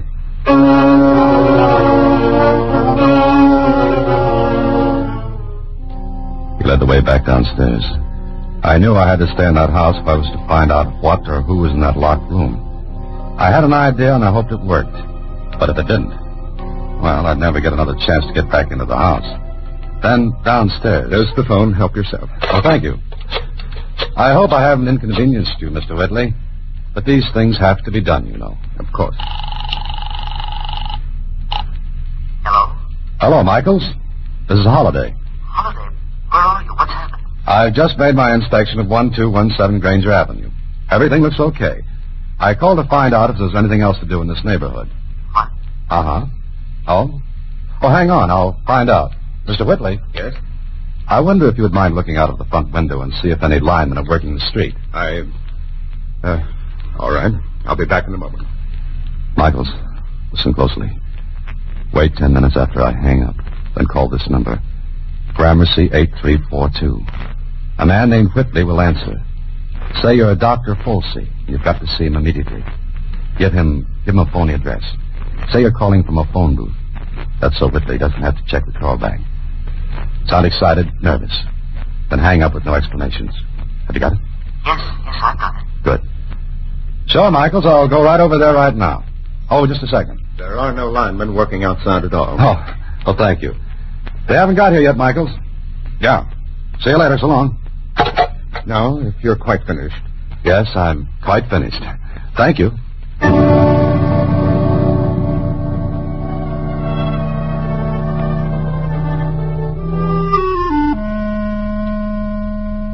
Whitley saw me to the door. I went to my car and pretended to drive away. But I parked around the corner, then walked back toward the house. I hid in a doorway until I saw Whitley leave the house. He was in a hurry, so I knew Michael's fake call had reached him. It was evening and almost dark. I circled the house and tried all the windows until I found one leading into the basement that I could force. Brother, I was breaking the law, but I had to. I went upstairs to the room Whitley hadn't let me see. I knocked. What do you want? Please go away. Leave me alone. Mrs. Corbett. Mrs. Corbett, I've come to help you. I found your message in the library book. You. Thank heaven. Come on in. I thought the door was locked. No. Where are you? Come closer. I'm right here. Who are you? Never mind that now. What's going on here? Please get me out of here. You must. The door wasn't locked. You could have gotten out. I'm blind. I'm afraid. I tried to get out before, but someone's always there. Well, there's no one in the house now. Whitley's gone. Gone? For good? No, he'll come back. Who is he? Why are you kept in here? He's my nephew. They want me to sign the will. He's drawn up and then they'll kill me. No, they won't. Day after day I put messages in books they brought me from the library. First I wrote them, but they found them. Then I put the message in Braille. I know all that. You said something about a will. Yes. If I sign it, they'll kill me, and I can't stand it much longer. I'll have to sign it, and then they'll kill me. As soon as I sign it, they'll kill me. Mrs. Corbett, I saw Dr. Folsey. I saw commitment papers he had. It's not true. He forged them. Forged them for my nephew. Don't you see? If I ever got out, they'd have those papers to prove that I... Yes, I see. How long have you been here? A year. Please, you've got to get me out. Look, Mrs. Corbett, I broke the law by getting in here. If it happens you're not telling the truth, I'm in a bad spot. They could prosecute me. You've got to believe me. Please. Maybe I do. All right, I'll take the chance. Listen, someone came in downstairs. They're coming back. Something must have gone wrong. You can't get out of here. There aren't any windows. Listen, now you've got to help me. I'll get in that closet. Don't give any sign that you know I'm here. Hurry. They mustn't find you. That's up to you. I got into the closet and waited. Then I heard... Well, Aunt Martha, I was a little worried about you. Whitley, we've got to get her out of here. Don't worry, Folsey, we will. You had to fall for that fake inspector guy. Shut up. Aunt Martha, we'll give you one more chance. Sign the will now and nothing will happen to you. If you don't, we'll... No, I won't sign it now. What does she mean, now? I don't know.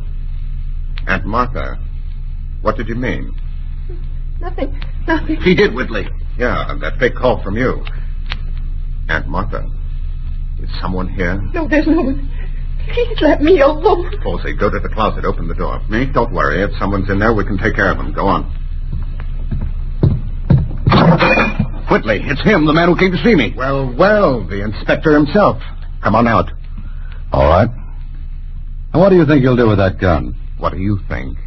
Folsey. What? Call your office. Arrange for an ambulance to come here. What are you going to do? What we have to do. Look, no killings, please. Shut up. Ask how you found out about the fake call from our Dr. Folsey. I called his office when he wasn't where he was supposed to be. Well, Folsey, go on. Please, Whitley, no killing. You're in this up to your neck. You'll do as I say. Oh, sure, do what he says, Dr. Folsey. Throw away a lifetime of helping others. Isn't that what a doctor does? You shut up. All right, I will. Whitley, there's some other way. I don't think so. No, there's no other way, Dr. Folsey. Just do what he says. Forget that you once took an oath that all doctors take. It's easy to forget, isn't it? You'll stop talking now, Holliday, or I'll see that you do. One way or the other, I'll get it. So why shouldn't I talk now? Go ahead, Doctor. Call the ambulance. Take Mrs. Corbett and me out of here. Go ahead. Folsey, go on. We left the house. Whitley had a gun in my back. Mrs. Corbett had been drugged and was put on a stretcher. The ambulance waited in front. I looked around. The street was almost deserted except for one man walking slowly toward the house. Then I heard it. The tapping of a cane. The lone man coming closer. It was Michaels. He stopped. Holiday, get in the ambulance. Go on.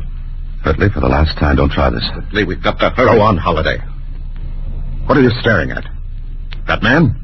No. He's blind, isn't he? Holiday, that man, do you know him? No, I don't. I think you do, and you make one sound, one move to let him know what's going on, he goes with us, too. I said I don't know him. I don't believe you. Remember what I said, one move and he goes along. If you want that to happen, do as you please. That's better. Remember what I said. Let him get past. I'm sorry. I stumbled. It's all right. Hurt? No. I caught myself against the side of his car. All right. It frightened me. I seem to have dropped my cane. Here you are. Oh, thank you. Thank you so much. Well, that's being a good boy, Holiday. You would have killed him too, wouldn't you? Yes.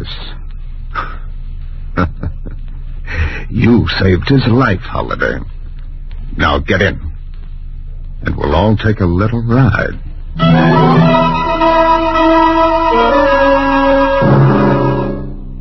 Well, it looked hopeless. This was going to be a great ride. Our only hope was Michael's, but how could he help? He was blind. Whitley must have read my mind because he laughed. You were very smart, Holiday, but you seem to have outsmarted yourself. Yeah, it looks that way, doesn't it? But do you really think you're going to get away with this? Why not? Your only hope is a blind man. Whitley. What's that? Posey, what's that? Police cars. All right, don't get excited. They can't be after us. Whitley, they are after us. Don't lose your head. Looks like something slipped up, doesn't it, Whitley? You're whistling in the dark. Look, they're signaling us to stop. Huh? Go on. Get going. Outrun them. No use. We can't do it. There's a traffic signal ahead. Well, have them go through it. No, they'll shoot. Holiday, this is your fault. I'll get you. I'll kill you. Oh, no, you don't. Kill you. Oh. Looks like this is your last ride, Whitley. Polsey, tell the driver to stop this ambulance. Yes, Mr. Holiday. I don't know how Michaels did it, Whitley. But I'm very glad he did.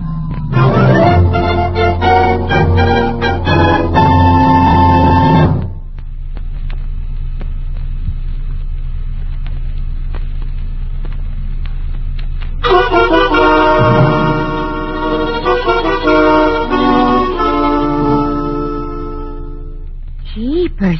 How'd you ever do it, Mr. Michaels? With these.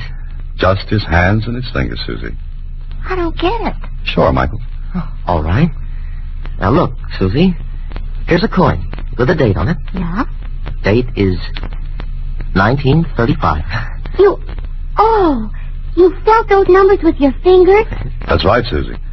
And it was simple for him to run his fingers over the license plates of the ambulance. When I stumbled, I dropped my cane. I ran my hands over the car. I knew it wasn't a regular automobile. And I felt the license plate. Gee, and then you went to police. That's right. And that, Susie, is what you call using your head and fingers. Good night. Listen in again next week when, through the courtesy of Paramount Pictures, Alan Ladd stars as Dan Holliday in Box 13. Box 13 is directed by Richard Sandville, and this week's original story was written by Sam Walters. Original music is composed and conducted by Rudy Schrager, and the part of Susie is played by Sylvia Picker. Vern Karstensen is in charge of production. Box 13 is a Mayfair production from Hollywood.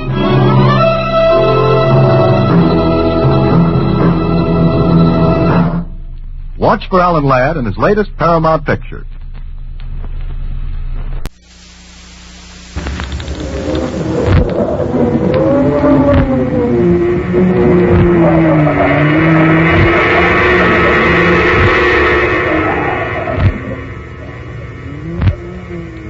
Dark fantasy.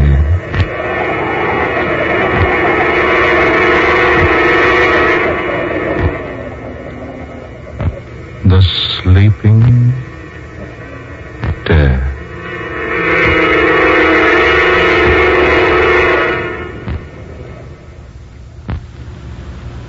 I'll just lie quietly, Mr. Wentworth. Cotton nurse. Yes, doctor. Antiseptic. Yes. Pulse? Normal. Temperature normal. How long have you had these symptoms, Mr. Wentworth?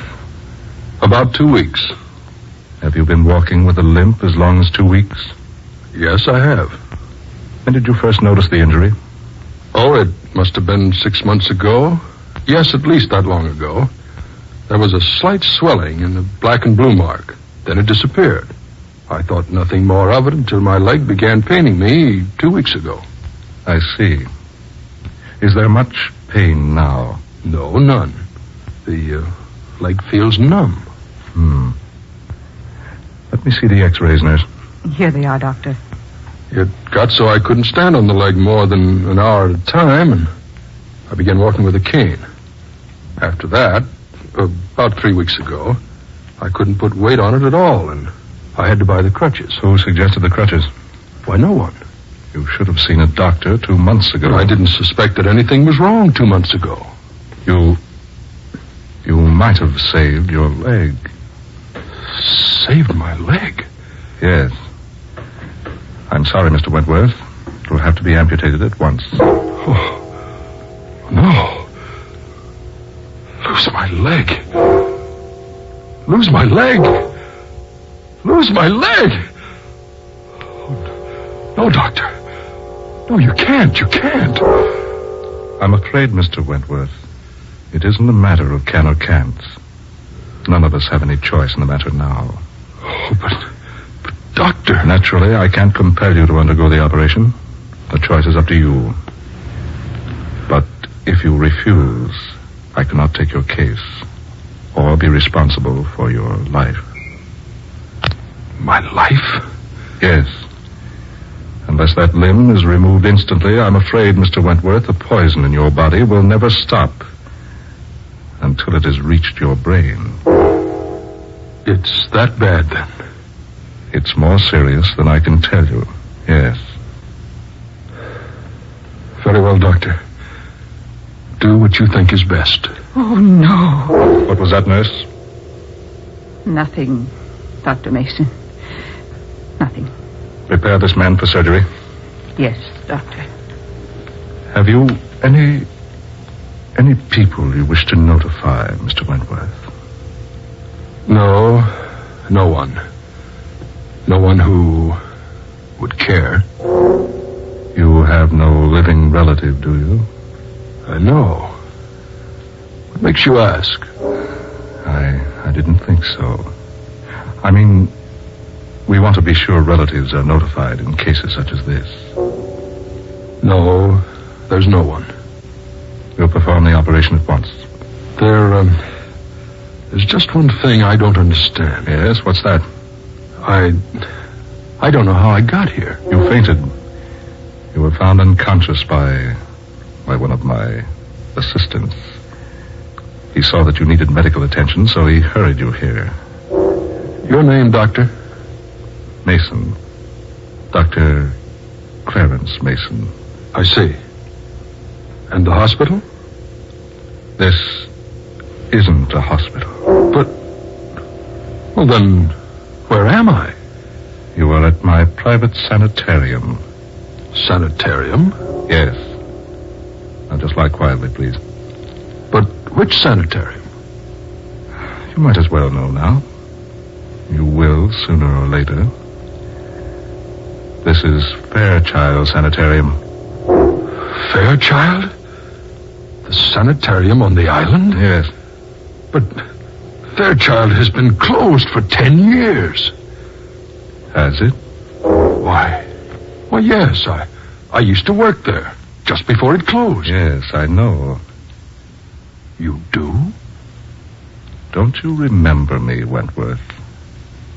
No, I've never seen you before. Certainly you have. Look at me closely. Look into my eyes. Imagine me without this beard. Picture me as you think I might have looked 10 years ago. Holtz. Abraham Holtz. You see? You hadn't forgotten me. But don't you wish you had? Holtz. No, it can't possibly be. Do you remember, Wentworth, that I once told you nothing is impossible for Abraham Holtz? It is you, Holmes. Yes. I finally caught up with you. Caught up with me? Yes. I warned you 10 years ago that you would suffer for what you did to me. What I did to you? Of course. You thought your testimony against me would give you a good position at the sanitarium, didn't you? My testimony against you was given regretfully, but in good faith. Good faith, you say. Good faith, indeed. You thought by ridding the sanitarium of me, you would win your way into the good graces of Dr. Van Sickle. Dr. Van Sickle died about a week after your trial. Yes. A pity. And strange, wasn't it? What do you mean? That the man who swore out the charges against me didn't live 200 hours afterward. You. They said there was something strange about Van Sickle's death, but whatever it was, it completely baffled the experts. Yes, they're so easily baffled. Poor, stupid nincompoops. You killed Van Sickle. Do you think you could prove that, Wentworth? You were supposed to be in the penitentiary at the time. Yes, and so I was. What? I was in the penitentiary.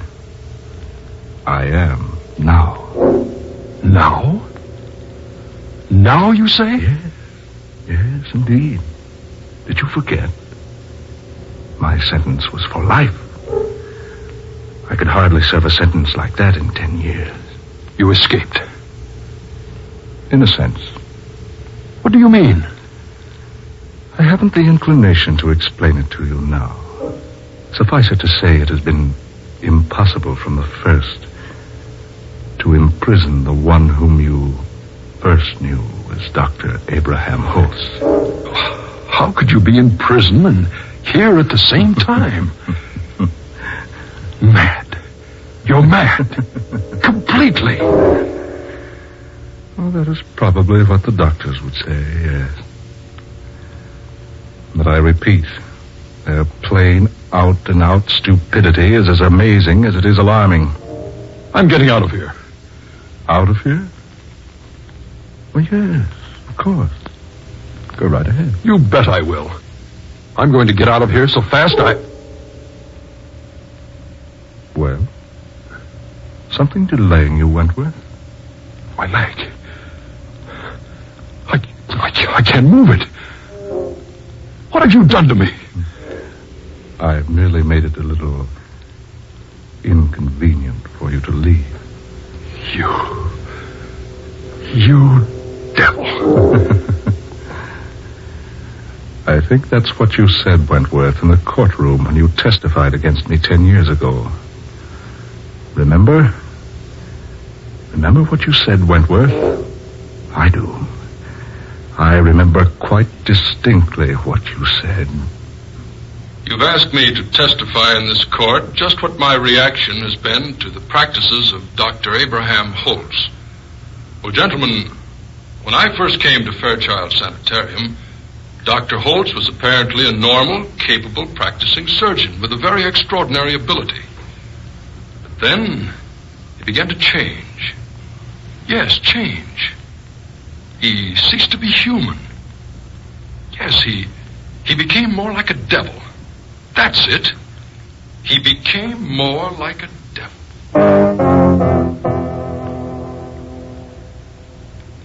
You remember that, don't you, Wentworth? Oh, I only said what I thought was true. You did cease to be human. You treated me and the rest of the interns like we were beasts. You were like beasts to me. Suddenly everyone became beast-like.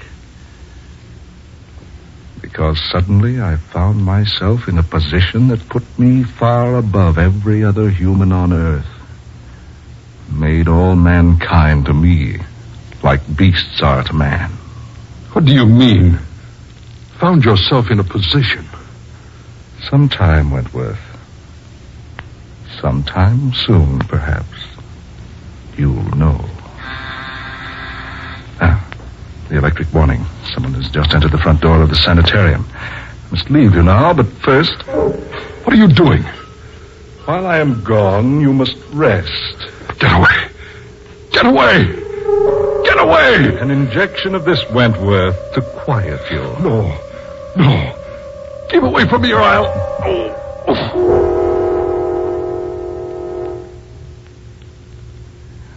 There. What will happen next will probably amaze you. You devil. You persist in calling me that, do you? Very well, Wentworth. At first, I was going to take only one of your legs in exchange for what you did to me with your testimony. Now, I shall take them both. No. You can't do a thing like that to me.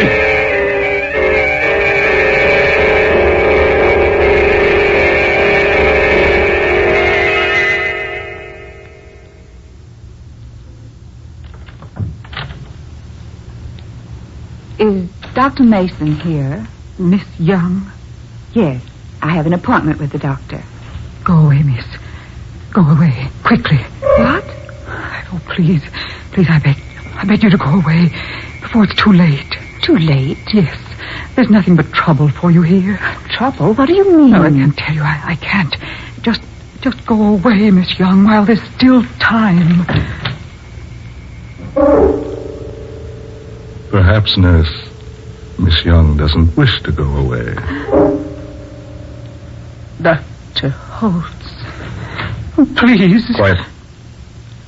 You will go take care of the patient in surgery, nurse. Yes, doctor.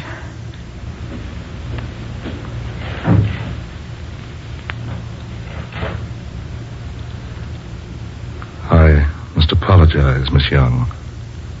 You see, my nurse is quite upset. One of our surgeons operated this morning under most adverse conditions. A death resulted.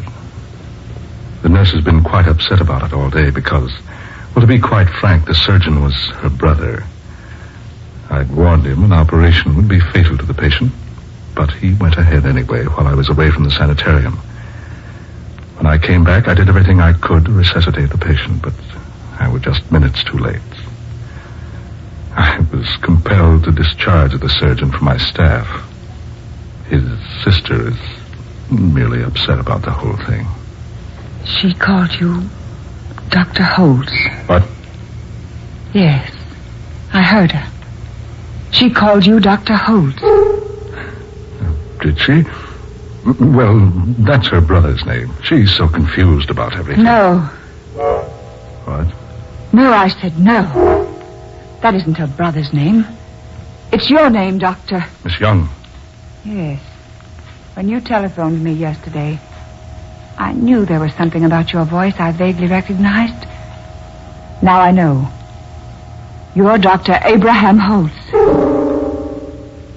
You always were a very keen and intelligent woman, Miss Young. Dr. Holtz.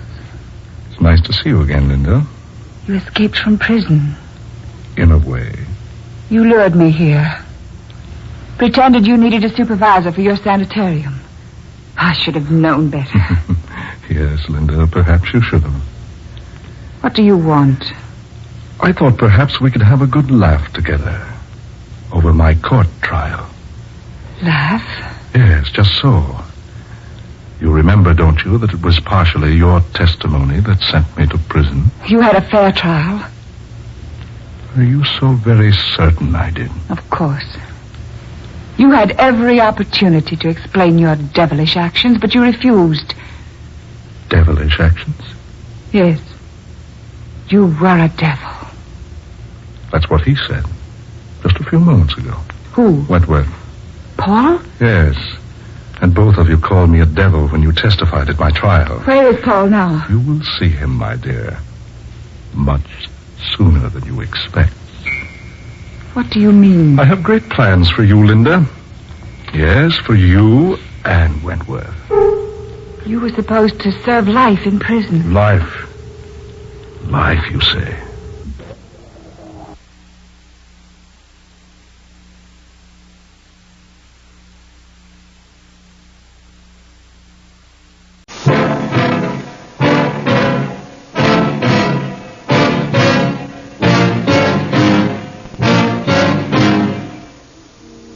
If the girl that's being held prisoner has been harmed in any way, you two men can toss coins to see which one I gunned down first.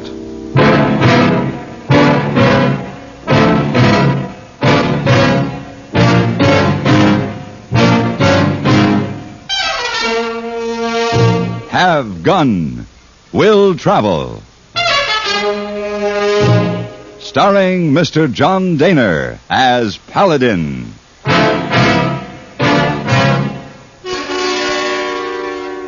San Francisco, 1875. The Carlton Hotel, headquarters of a man called Paladin.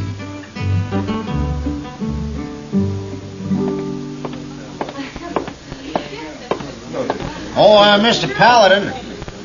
Yes, Mr. Laird? In regard to that matter we were discussing this morning, well, I've given it a little thought and, Mr. Paladin. Excuse me, Mr. Laird. Over here, hey, boy. Oh, Mr. Paladin, a telegraph message come just now for you. Here. Thank you. As I was saying, Paladin, I've given the thing some thought, and, while I must admit you drive a hard bargain... Hey, boy, I want you to help me with my things. I'll be leaving. Paladin, I'm prepared to meet your terms. $3,000. I'm sorry. I've just received a better offer. A better offer? How much? Not a cent, Mr. Laird. This offer has nothing to do with money.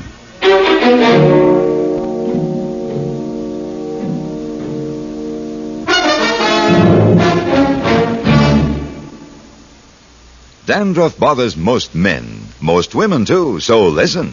Today you can get rid of embarrassing dandruff in just 3 minutes. Yes, with Fitch Dandruff Remover Shampoo. Unsightly dandruff's gone in 3 minutes. It's the quickest, easiest of all leading shampoos. That's not all. Using Fitch regularly is guaranteed to keep embarrassing dandruff away. Simply apply in the unique Fitch manner. Before you wet hair, rub in 1 minute. This way Fitch shampoo penetrates right down to the scalp. Next, add water. Lather 1 minute to wash every trace of dandruff out of your hair. Then rinse 1 minute. All that loosened dandruff goes down the drain. In 3 minutes with Fitch, 1 rubbing, 1 lathering, 1 rinsing, dandruff's gone. And never forget, gentle Fitch can also leave your hair up to 35% brighter. To get rid of dandruff problems forever, brighten hair too, use Fitch regularly. Get Fitch Dandruff Remover Shampoo today, only 59 cents.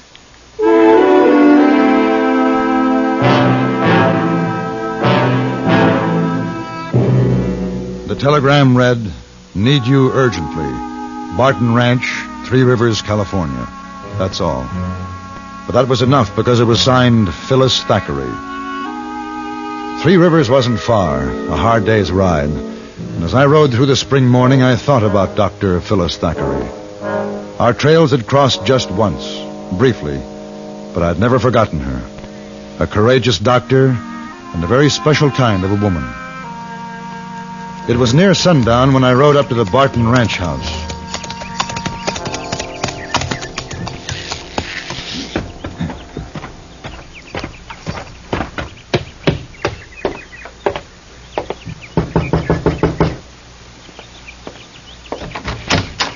Yes? My name is Paladin. Oh, yes, come in. I'm Tom Barton. Dr. Thackery asked me to send you the telegraph message. Where is she? We don't need you here, mister. Go on back to San Francisco. Who are you? This is my father. He owns this ranch. I'm here to see the doctor. Where is she? That telegram was a mistake. My son and I can handle things here. I want to see Dr. Thackery, and I want to see her now. Now, wait a minute. I'll give you just that, mister. 1 minute to show me that girl. You walk into my house and get rough with me, and I'll have Now, you... Pa, there's no reason for any fuss. Mr. Paladin just wants to see the doctor. That's your way, isn't it, Tom? Back away from anything tougher than a steak. Fall over and play dead when the man tells you to. That's not true, Pa. I just don't believe in fighting when there's no fight called for. Nor at any other time. Where is the doctor? There, in the study.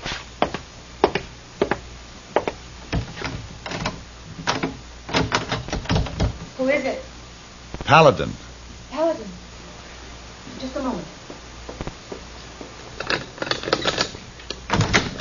Come in. Shut the door and bolt it. Paladin, my patient here is very sick, and it's contagious. Are you all right? I was vaccinated 2 years ago back east, but anyone can carry the germ. It's smallpox. I see. I should have said something in the telegram. You afraid I wouldn't come? Would you have? I didn't have anything important to do. Paladin. And I've been vaccinated, too. Hello, Phyllis. Hello, Paladin. How long have you been here by yourself? I guess I've lost count. Any sleep? Well, You need rest. Sit down on that cot. Is that coffee hot? Yes.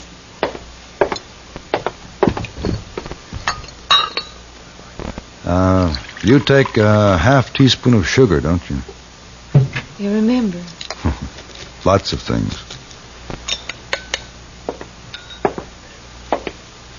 Here. Thank you. Why did you send for me? To help me do my duty as a doctor. At the point of your gun, if necessary. Uh-huh. It's serious, Paladin. The man on the cot over there, Nate, was the chuck wagon cook on the roundup. They sent him back to the ranch when he got too sick to work. He could have infected every man in the outfit. I have to see that each one of them is vaccinated. Well? There's a supply of vaccine at Fort Landis, and I've sent them a telegraph message. But it'll be 3 days before it gets here. The men will be back in the morning. 3 days. Well, can't they wait? Those men have worked 6 months without a break. They have 6 months' pay coming. They'll be so anxious to get paid off and get into Stockton, they won't wait for anything. Well, when you explain about the smallpox... Well, that's the trouble. We have to keep that a secret. They'd run like rabbits if they knew. You want me to keep them here? Yes. Paladin, you'll have to.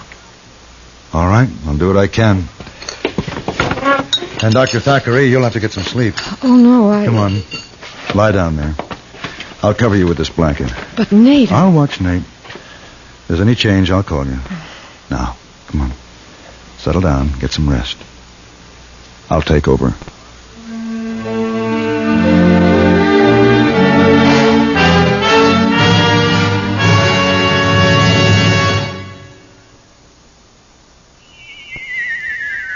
Be careful, you're going to land in the bathtub. Who's driving this flying saucer, you or me? Well, what do you see? Oh, germs. Millions and millions of germs. Sure, here on Earth, disease, germs, and viruses live in bathrooms. Wait, here comes a lady. She's putting a dash of Lysol in with those suds, and she's mopping the floor. Wow, look at those germs and viruses drop dead. Boy, are you stupid. I thought all Martians knew that Lysol brand disinfectant kills disease, germs, and many deadly viruses on contact. Disinfects from one cleaning to the next as nothing else can. That's right. I remember my 7 grandmothers saying Lysol makes your favorite cleaner work better, including many that claim to sanitize. I'm sorry you learned to speak English by listening to commercials. And Lysol comes in regular or pine fragrance for as little as 29 cents. How much is that in Martian money?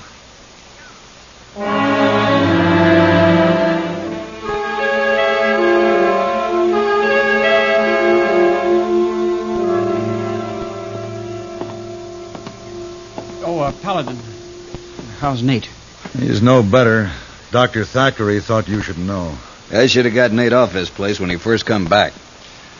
I understand the men who were with him on the roundup will be back in the morning. That's right.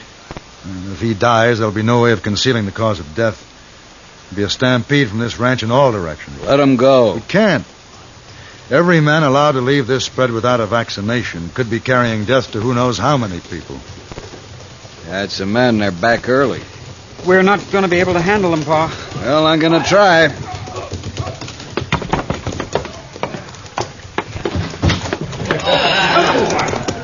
You're back early, Fred. Boys in a hurry to get paid off, Mr. Barton. We're leaving come early morning. Fred, why don't you come on in the house? Got to have a little talk before you go anyway. Sure thing. be back right after I get things put straight. You just get our pay ready meanwhile. Come on, fellas.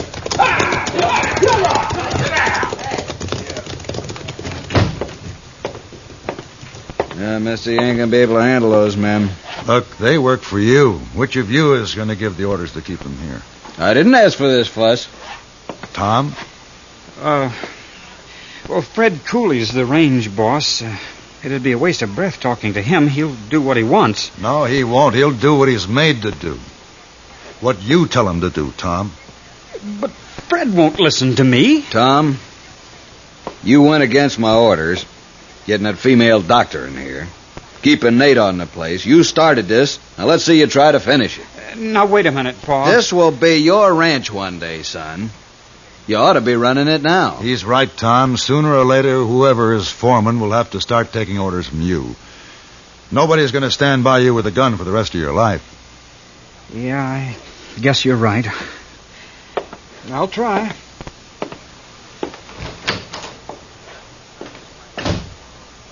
I hope he does it. He wasn't such a weakling. Tom will be all right. He's got no gumption. You gotta fight, Paladin. Talk's no good. Barton, I've let my gun speak for me too many times. Believe me, words are better. We'll see. Hours passed, and Phyllis slept fitfully while I sat watching the sick man. The false dawn was just beginning to break when I heard the men coming up from the bunkhouse. I walked out into the front room. Barton sat in a chair by the dying fire. They're coming. Yeah, it's after 5 o'clock. Let's go meet them.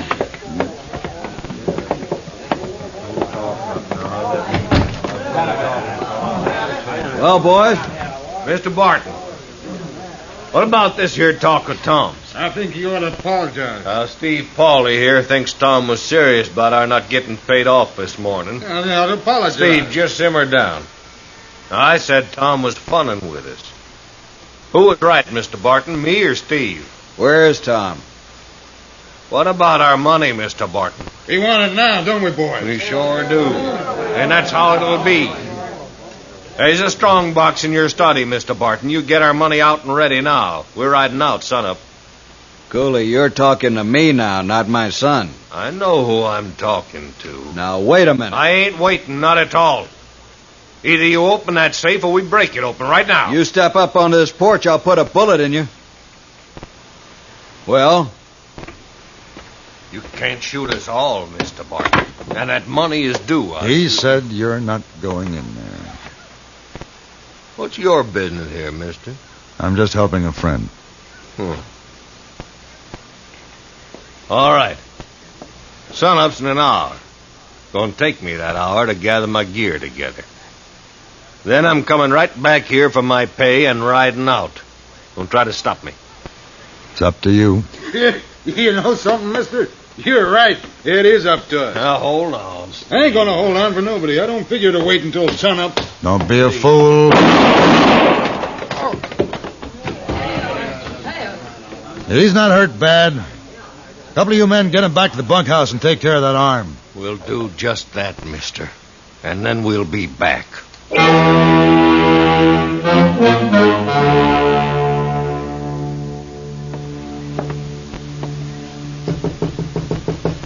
Phyllis?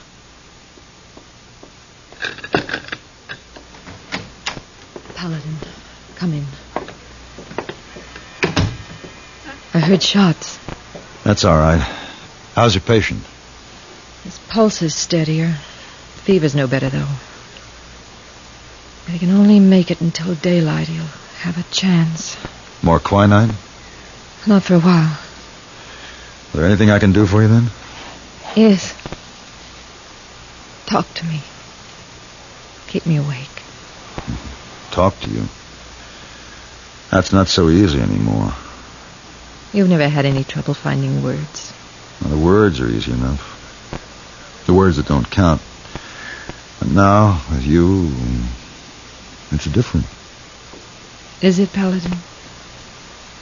It's because we're the kind of people we are. What kind of people are we, Paladin? We're neither of us ready for marriage. You have to go on with your work because it's important to you and to the people who need you. And you have to go on with your work because you're you. Yes. Paladin, I'm confused. Have you been proposing? No. No, I've been explaining why I haven't proposed. Oh. Well, it's flattering. I know there aren't many women to whom you feel it necessary to explain why you're not proposing. This is the first time. I believe it's time now for Nate's quinine. Can I help? No, I think... Paladin. He's better. His fever's dropped. I think he's going to live. You've done your job well, Doctor. I hope I meet with as much success with mine. Hear that? It's been a long night. Paladin. Good morning. Good morning. I'm glad, I guess. Hmm? That we're the kind of people we are. Oh. Of course. For now. Well, you've got work to do. I'll see you later. Where are you going? Out front. I've got a little job to do at sunup.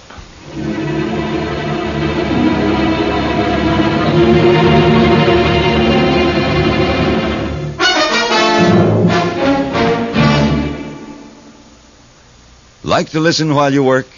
Then here's a reminder that each Monday through Friday over most of these CBS radio stations, you'll find a wealth of dramatic serials that are designed to keep you the best of company. We don't guarantee that they'll turn your housework into play, but they will help to speed it along. So you plan to listen. Take The Couple Next Door, for instance. Family comedy at its hilarious, warm-hearted best.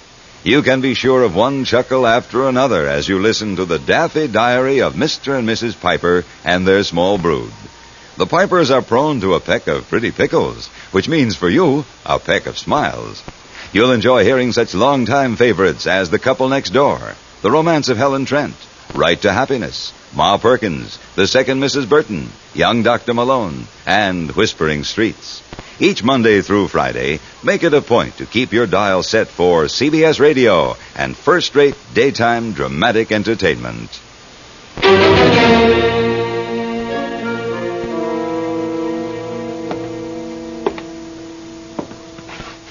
It's almost sunrise, Barton. Fred Cooley will be here. I know him. I'll be waiting. It's not for you to do. I don't like this letting another man do my work or my son's work. Where is Tom? He's still out somewhere. I guess he just don't have what it takes. I'll have to handle this myself. I'll be back. Tom?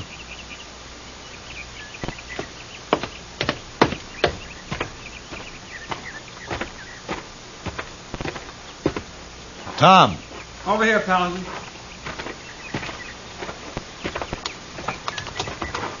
Saddling your horse. What's the idea? I guess you might say I'm figuring to run out. Oh? Paul's right. I can't face up to a fight. I tried to talk to the men. I did the best I could. I know you did. And what's more, you probably did as well as anyone could. But I failed. Tom, there's a rifle hanging on the wall in your house there. It's a symbol of an unfortunate truth. Sometimes talk has to be backed up with action. Paul don't think too much of me. He thinks you're a weakling, and he'll be sure of it if you run away. Your father's trying to give you a chance to prove yourself. This is going to be your ranch, Tom. Don't quit it. Paladin! Tom! Yeah, Pa? Dr. Thackery, she's hurt. Come on.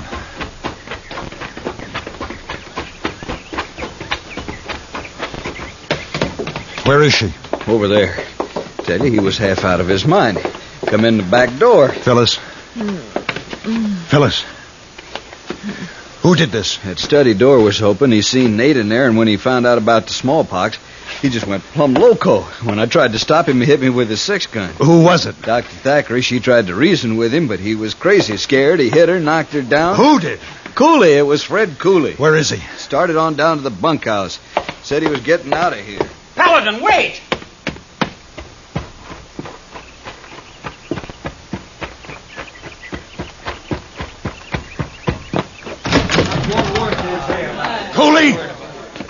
Go away, Paladin. I'm leaving this place fast. Not now.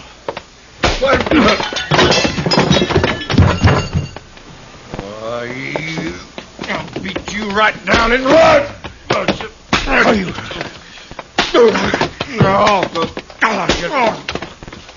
Paladin! Paladin, you're killing him! Paladin! That's enough, Paladin. I'm telling you. And this rifle's going to back up my words. It's one thing to shoot a man, another to beat him to death. I'll put a bullet in you if I have to. I'll handle this. All right. Yeah. All right, Tom. It seems like you've kind of taken over the running of things, doesn't it?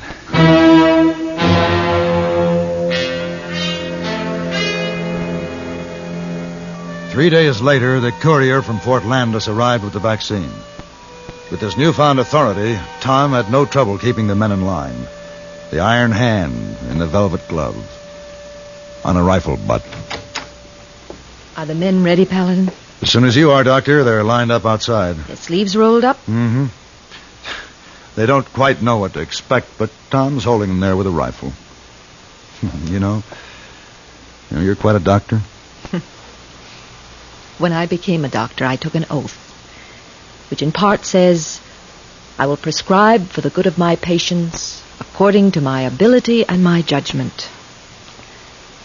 Draw your gun, Paladin, and bring 'em in.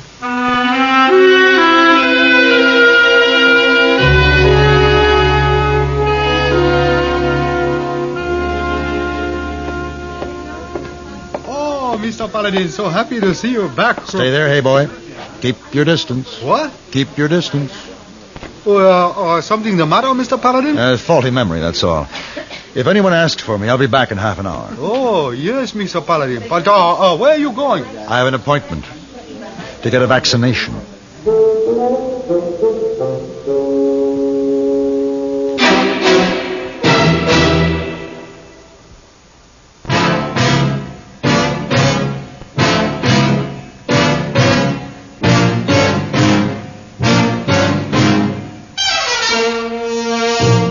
Have Gun, Will Travel. Created by Herb Meadow and Sam Rolfe, is produced and directed by Norman MacDonald and stars John Daner as Paladin, with Ben Wright as Hayboy. Tonight's story was written by Stanley Silverman and Sam Rolfe and adapted for radio by Ann Dowd. Featured in the cast were Gene Bates, Sam Edwards, Harry Bartell, Lou Krugman, and Lawrence Dobkin. Hugh Douglas speaking. Join us again next week for Have Gun, Will Travel.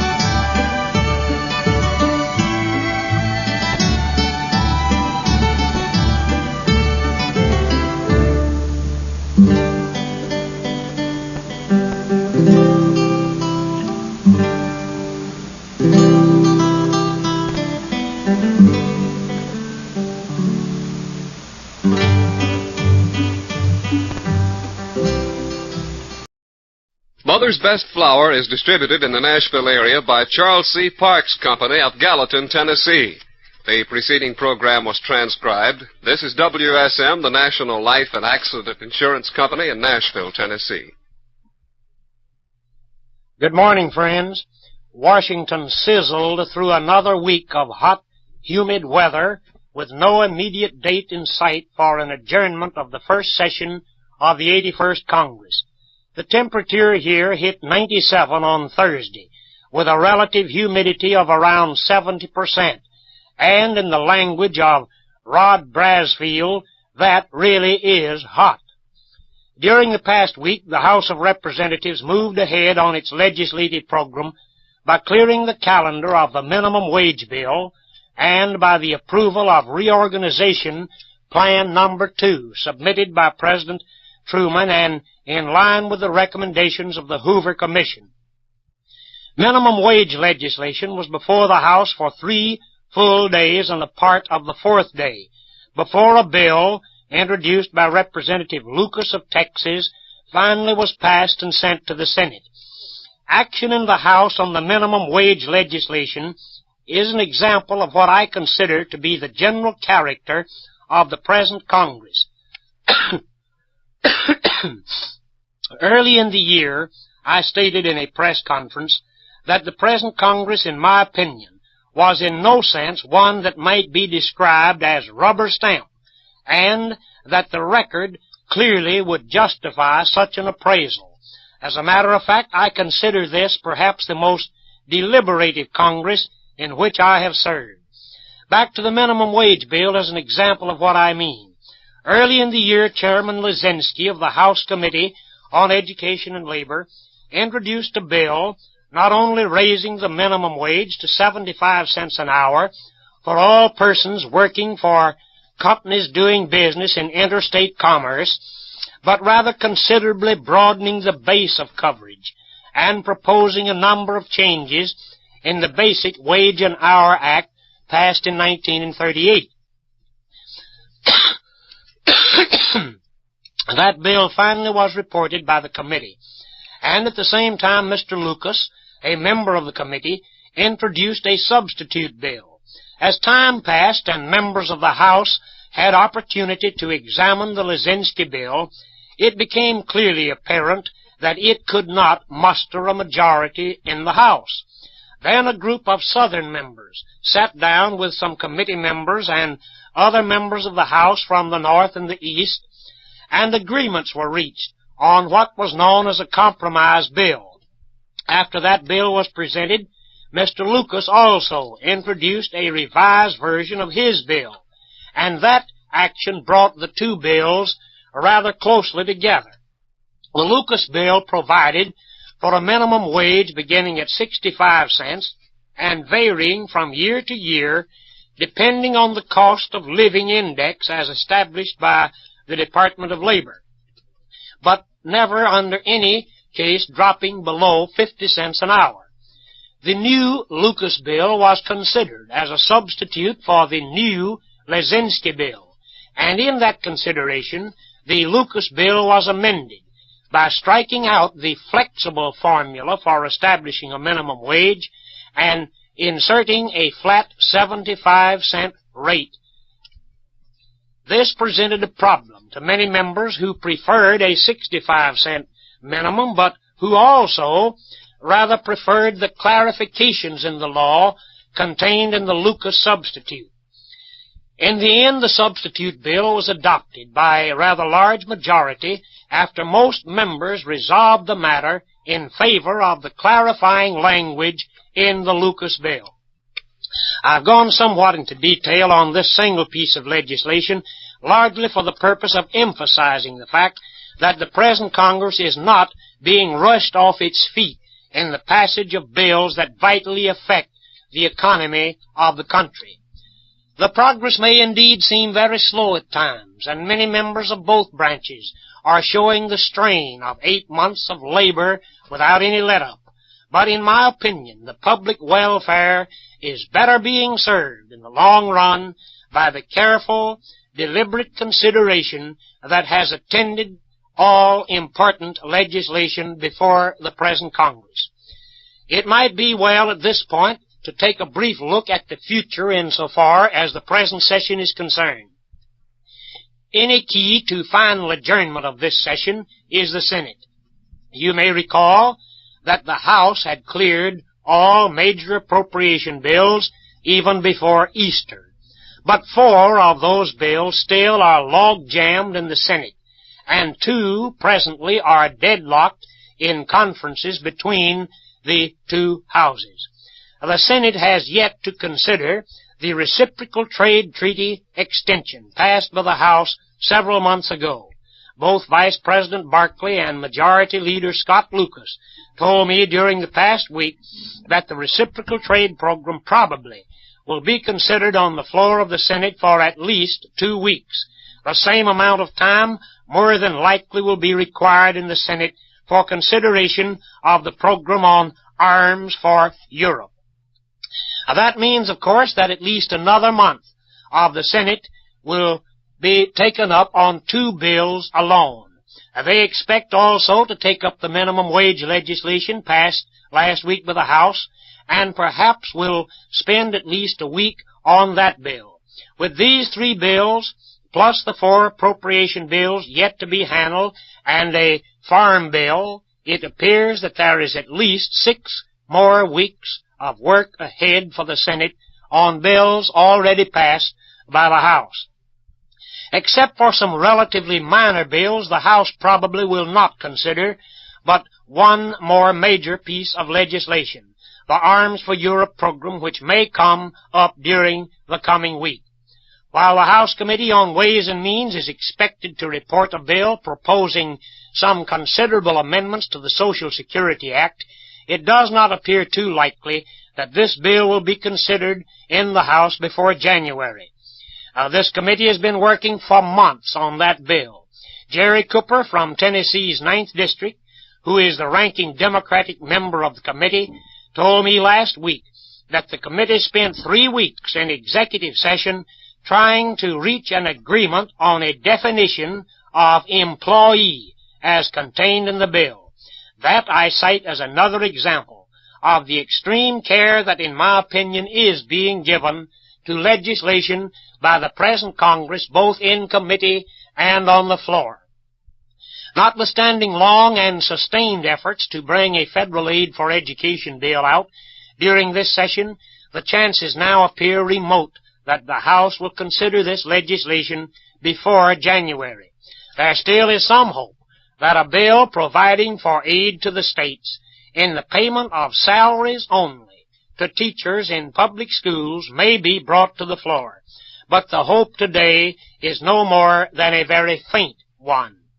To sum up, then, it appears that insofar as general legislation is concerned, the remainder of this session will bring final action on the reciprocal trade program, the Arms for Europe bill, minimum wages, appropriations, and the agriculture bill, which also is tied up in the Senate. But with committee action completed on a number of other major bills, the session beginning in January may be expected to start clearing legislation reasonably early in the next year. When the 81st Congress convened last January, it was a new Congress, and the control had shifted from the Republican to the Democratic Party. At least 3 weeks were required to complete the organization of the 2 houses and start committees to working on legislation. That, of course, will not be the case at the beginning of the second session of this Congress. Unquestionably, the most controversial legislation still ahead for the remainder of this session is the Foreign Arms Aid Bill. This legislation is designed, of course, to implement the recently ratified North Atlantic Pact. The bill has introduced calls for the authorization of $1,450,000,000 to aid Western European nations that are members of the Atlantic Pact to arm themselves. Its primary purpose is to aid these nations to so strengthen themselves that they will be in better position to turn back any effort of Soviet Russia to move across Europe. And, of course, nearly every member of the Congress greatly desires to accomplish that purpose. But on the question of whether the full amount declared by the military and State Department experts to be needed should be made available now, or whether it might be divided, there is considerable difference of opinion. There is a very real fear felt also by some that if arms are provided for the Western European nations, that they still might not be able to resist a Russian aggression, and that in the end these arms would fall into the hands of the Soviets. The bill, without any cut and without restrictions, is expected to be reported by a close vote from the House Committee on Foreign Affairs Monday, and the close fight that has characterized committee consideration of the bill then will be transferred to the floor of the House, where the same amendments will be offered and debated. As the matter nears consideration, the advice of Secretary Atchison, General Marshall, General Eisenhower, and others who hold the confidence of members of both the House and Senate that we should not cut one bullet out of the program, in my opinion, will carry sufficient weight to assure that the House will pass the bill in the end without many changes. This Arms for Europe plan is but one more step in our efforts to guarantee the peace of the world. It is a necessary step if the Atlantic Pact is to mean anything in a practical way.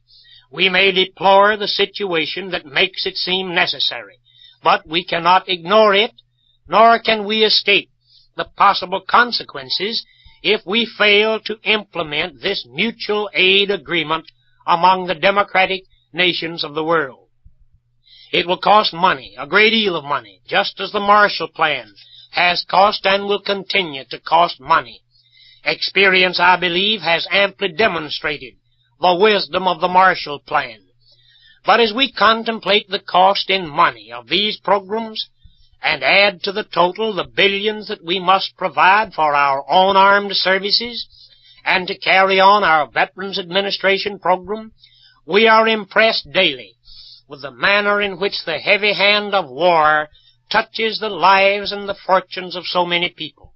Items in our own budget for the next fiscal year that are related to payment for war that has been fought or for preparing against the possibility of a future war total 76% of the entire federal expenditure.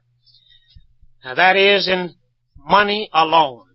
There is no way ever to estimate the cost of war in human sacrifice and misery.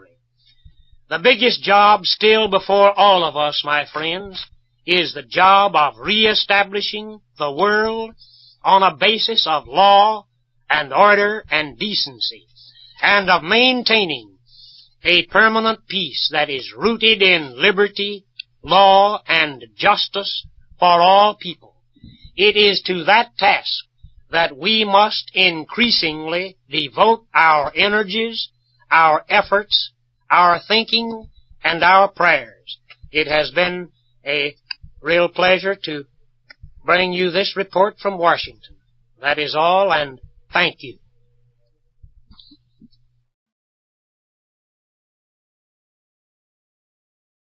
Suspense, which is heard on Thursday nights at this hour, is taking its customary summer holiday. Suspense returns to the air 2 weeks from now on Thursday, August 31st.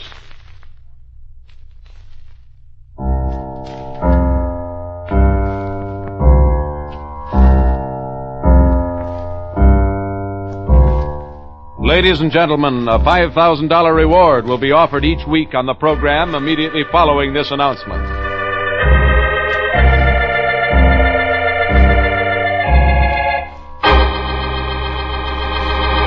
You out there, you who think you've committed the perfect crime, the perfect murder, and that there are no clues, no witnesses, that your identity is unknown.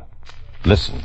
Somebody knows. Yes, you, wherever you may be, no matter where you're hiding.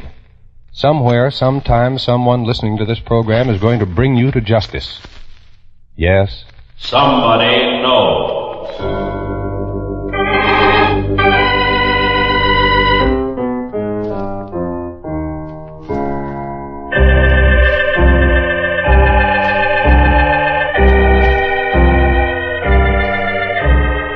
The Columbia Broadcasting System presents Somebody Knows, a program conceived in the public interest, dedicated to aiding the forces of law and order in the solution of this nation's unsolved crimes.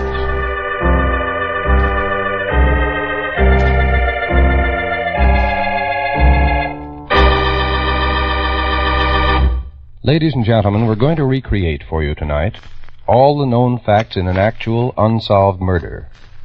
Somewhere, someone among you has had contact with the killer, or killers. Someone whose identity need never be known has seen evidence or possesses information that can lead to the solution of this crime. In the public interest, the Columbia Broadcasting System offers $5,000 reward for evidence or information leading to the arrest and conviction of the killer in this unsolved murder. We ask you then to please listen carefully, for you may be the one to win this reward. Somebody knows. It may be you.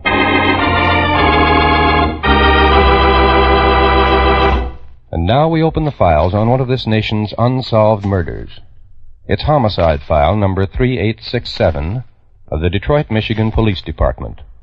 The unsolved murder of Mrs. Jean Long.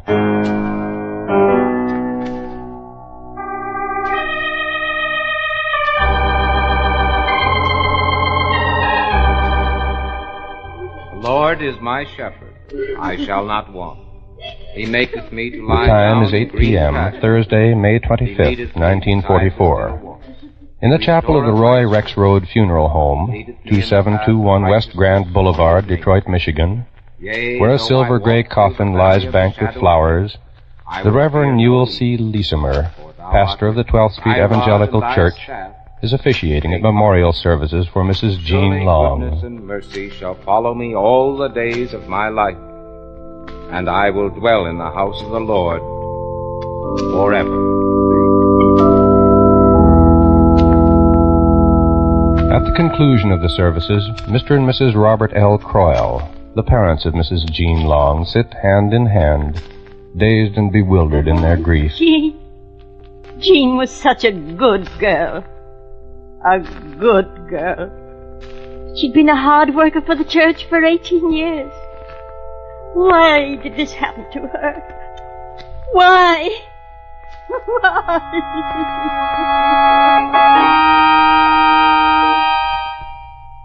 Let us see if it's possible to obtain an answer to Mrs. Croyle's question. Let us examine some of the more pertinent facts regarding the life and death of Jean Croyle Long.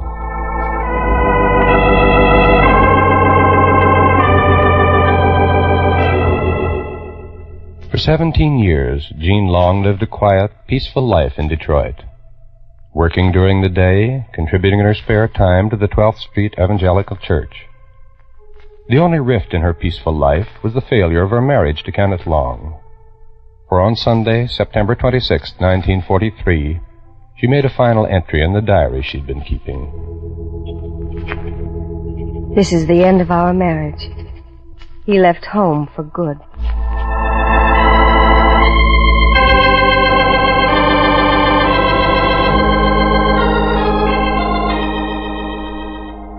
It is now Tuesday, May 23rd, 1944. The time is 8 o'clock in the evening. In the parsonage of the 12th Street Evangelical Church, the Reverend Newell C. Leesimer, pastor, is dictating letters to be sent to the members of his congregation who are in the service. Everyone has been putting his Jean back Long to the is wall. cutting the typewriter Every stencils available on them as he talks. spent in aiding and abetting the war work. But never for one moment are you out of our thoughts or our prayers. May the good Lord bless you and keep you safe from harm. Well, I guess that does it, Jean. They're wonderful letters, Reverend. Shall I enclose the church news bulletin with these? Yes, if you don't mind. Sorry I can't stay and help you, but Mrs. Leesimer and I have a few calls to make. Oh, that's all right. It'll only... Oh, say, I thought of a poem by Whittier the other day. I thought it might be nice to include in the bulletin. Oh? Which is it? The one that goes, I know not what the future hath of marvel or surprise, assured alone that life and death his mercy underlies. Mm-hmm. I know not where his islands lift their fronded palms in air.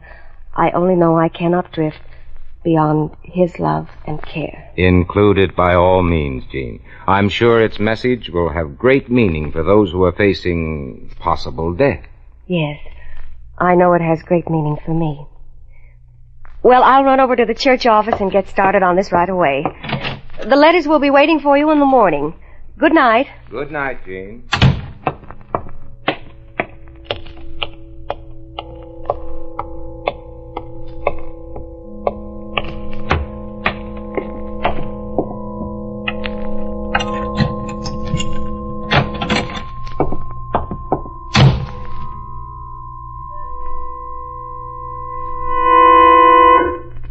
is now approximately 8:55 p.m., Tuesday, May 23rd, 1944.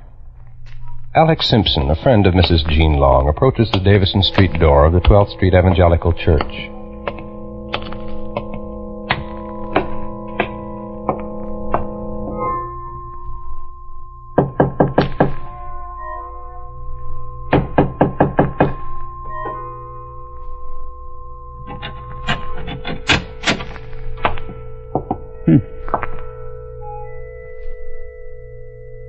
Jean?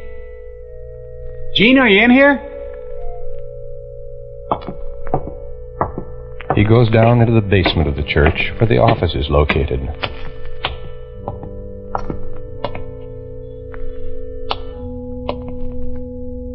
Jean? Are you down here, Jean?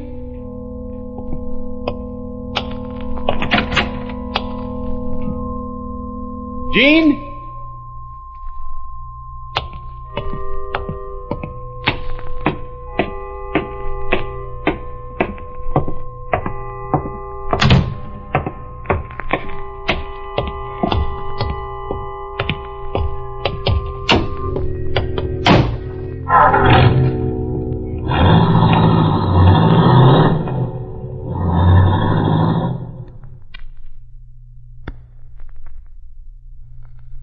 It is now 9:30 p.m.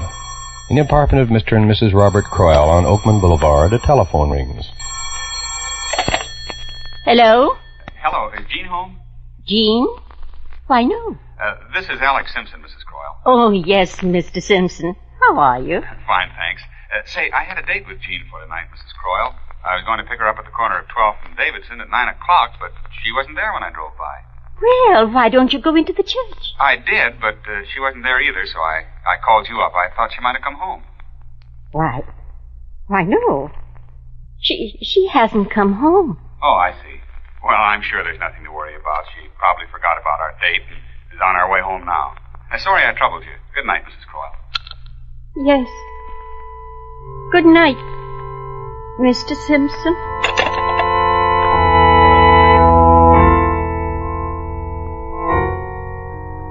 It is now approximately 11:30 p.m. Mr. Leesemer stands in the doorway of the parsonage after saying good night to a guest. He notices that a light is burning in the basement office of the church.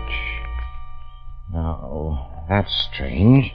Either Jean's working very late or... I'd better check on her.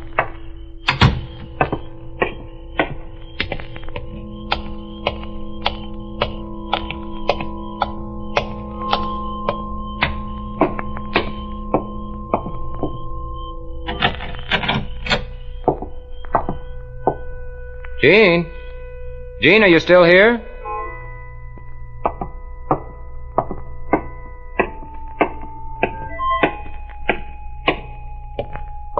Jean, are you still working? Jean? Oh, well, she must have just left and forgot to turn the lights out. Jean?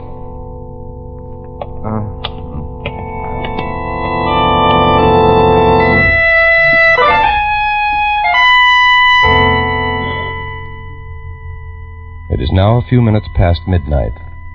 Wednesday morning, May 24th, 1944. On the 6th floor of police headquarters at 1300 Beaubien Street in Detroit, Michigan, a call comes into the headquarters switchboard. Police department. Hello? Hello? Police department. You've got to find her for me. You've got to find her. What is it, ma'am? Is someone missing? Yes. It's my daughter, Jean. Jean Long. She hasn't come home. No one knows where she's gone. Oh, you've got to do something. She's disappeared.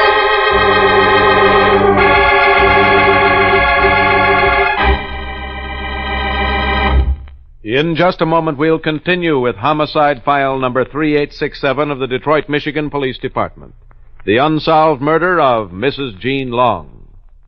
The United States Armed Forces need volunteers today in every branch of the services. You have the chance to choose not only the branch, but the type of work which you feel will be the most benefit to you in the years ahead. may we suggest that you go to your nearest recruiting office to see if you are eligible to volunteer and inquire about the many opportunities open to you.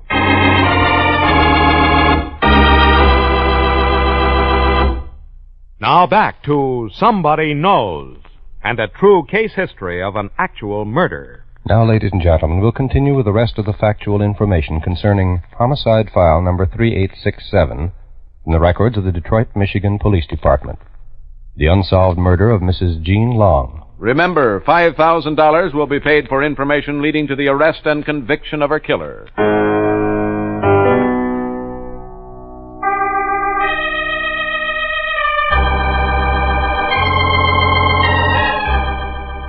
It is now about 9 in the morning, Wednesday, May 24th, 1944. Reverend Leesimer leaves his study and starts toward the side door of the parsonage. Noel, are you going over to the church? Oh, yes, dear. I want to pick up those letters that Jean got ready for me last night. Well, while you're there, you'd better look at the flowers on the altar. The choir's going to meet tonight. Yes, that's right. Those flowers are probably drooping by now. I'll take care of them.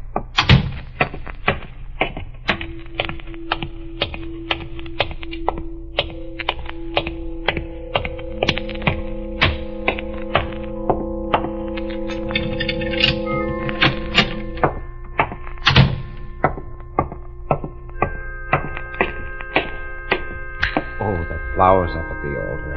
I'd better take care of them first.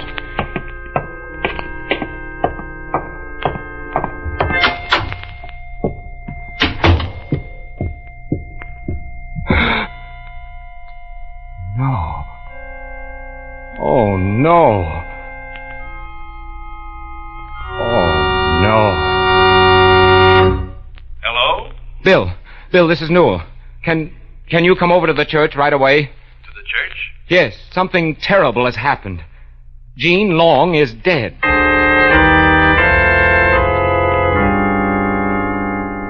The Reverend Leesimer's call has been to Mr. William A. Hammond, Vice President of the Board of Trustees of the 12th Street Evangelical Church. It takes Mr. Hammond about 5 minutes to arrive at the parsonage, and Mr. Leesimer leads him immediately into the nave of the church and down the middle aisle.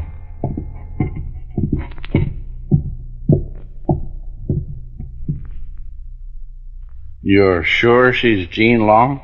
Those are her clothes, Bill. What's that paper covering her face?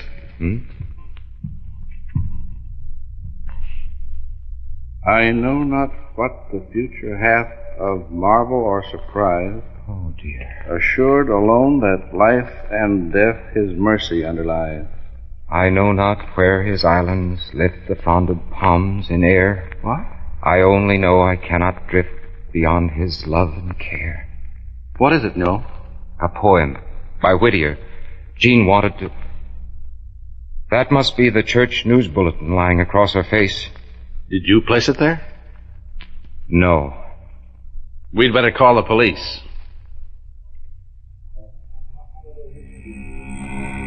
Police department. My name is Newell C. Leesimer. I'm pastor of the 12th Street Evangelical Church at the northeast corner of 12th and Davison. Yes, Mr. Leesimer? I want to report the death of my secretary. I believe she may have been murdered. Where is she, Mr. Leesimer? In the church. The nave. We'll have some men out there right away. Don't touch anything. Just stand. The emergency board operator immediately relays the information across the 6th floor of police headquarters to the operator of the West Side radio station, KQA 371. And the operator sets in motion the speedy, precise machinery of the Detroit police force. Within a few minutes, Chief of Detectives Paul H. Wenzel, Senior Inspector of Detectives Edward Graff, and Detective Inspector John Whitman, commanding the homicide squad, arrive at the scene. The investigation into the death of Jean Long begins.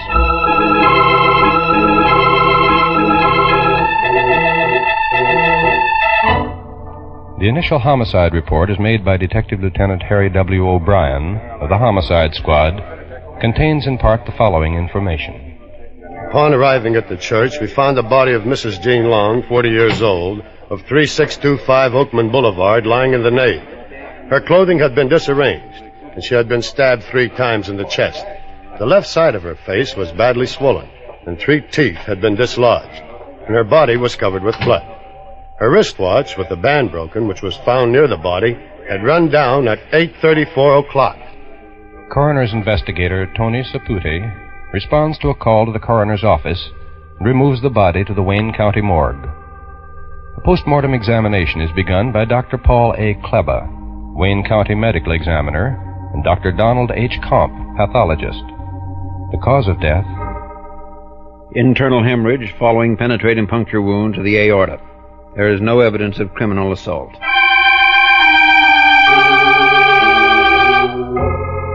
A search is conducted for the missing murder weapon. It is believed at first that the murder was committed with some sort of pocket knife. Then, in the small kitchen adjoining the basement office. Say, Inspector, mind taking a look at this? Here in this drawer. The lab men have finished the checking for prints, and I think we might check for a couple of more things. The paring knife. Yeah, it looks clean, all right. But it's got about a 4-inch blade. It's strong enough to make the wounds we saw. Okay, I'll have Lieutenant Payne check for blood reactions. Fine. A report from Detective Lieutenant James Payne, head of the Police Scientific Laboratory, states, we've obtained positive blood reactions on the paring knife. Blood reactions were also obtained in the kitchen sink and in the trap under the sink. There would seem to be little doubt that this was the weapon used in the killing of Jean Long.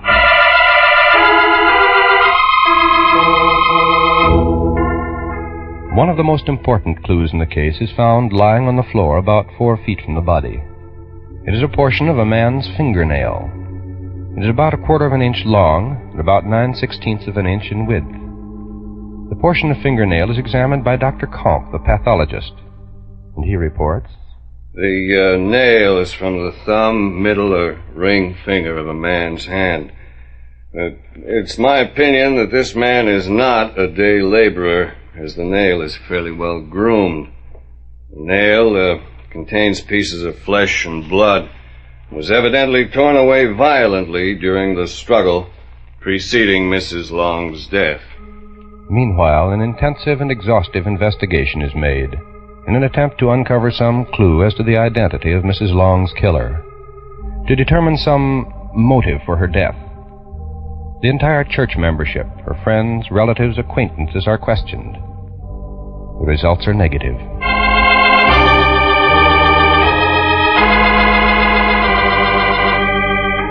However, from the thorough examination made at the scene of the crime, a number of facts are determined. A number of deductions are made. Now here are those facts, those deductions, as expressed by Detective Lieutenant Lane. The crime took place somewhere between the hours of 8 and 9 o'clock in the evening. No struggle took place in the office. Mrs. Long's work had not been completed. The counter on the mimeograph machine showed only 89 copies of the news bulletins run off, and there were 2 chairs at the desk and 2 stacks of envelopes in the process of being filled with the bulletins. As for the church bulletins spread over the dead woman's face, only someone who knew her would have done that, because only someone who knew his victim well would have found it so unbearable to look at her dead face. From these facts, these deductions, it is possible to form a theory as to what occurred on the night of Tuesday, May 23rd, 1944, to make a possible recreation of the murder of Mrs. Jean Long. Now here is our recreation of that crime.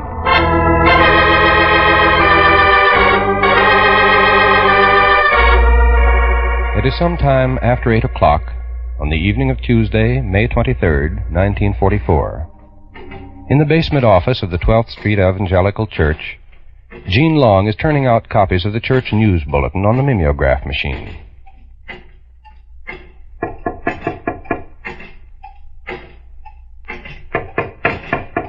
Oh, someone must be at the...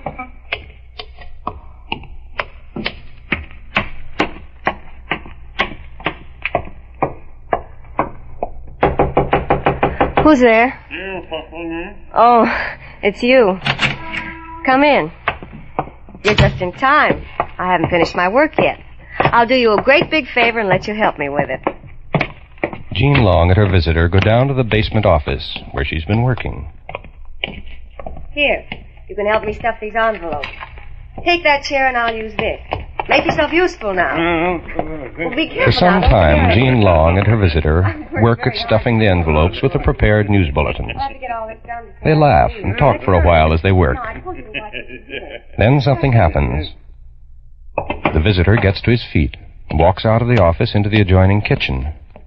He opens the drawer containing the kitchen utensils, looks down at it for a moment.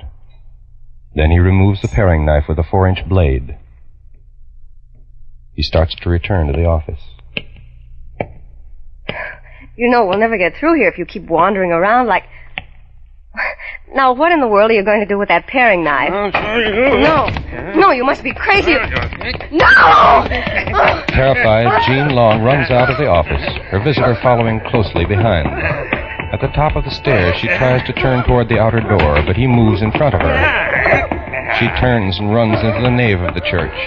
The visitor is right behind her now. He lunges for her, grasping the rear of her dress. No, don't.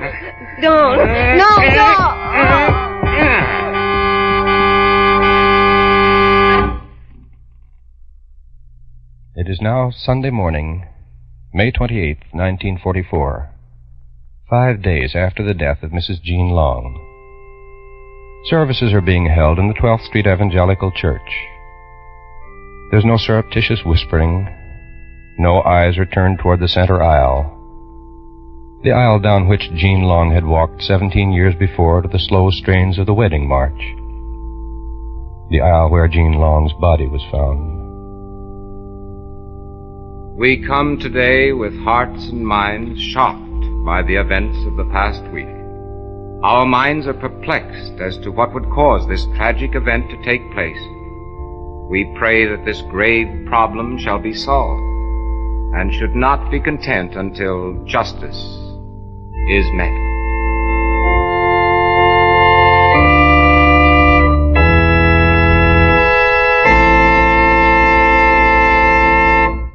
Now listen carefully, please. Listen, all of you, wherever you may be. We're going to give you a recapitulation of pertinent facts in the unsolved murder of Jean CROYLE Long. Better make a note of them. And remember, by following the instructions we shall give you in a moment, you may be the one to earn a $5,000 reward. Now, here are the actual facts in the case. Mrs. Jean CROYLE Long, 40 years of age, was stabbed to death at the 12th Street Evangelical Church, 12th Street and Davison Avenue in Detroit, Michigan. The time, somewhere between 8 and 9 o'clock in the evening, Tuesday, May 23rd, 1944. The police believe that the crime was committed by a person whom Mrs. Long knew rather well. The only tangible clue is a portion of a man's fingernail. It was apparently torn away during the struggle preceding Mrs. Long's death. The nail is from the thumb, middle, or ring finger. The nail is fairly well groomed, indicating that the man was probably not a day laborer.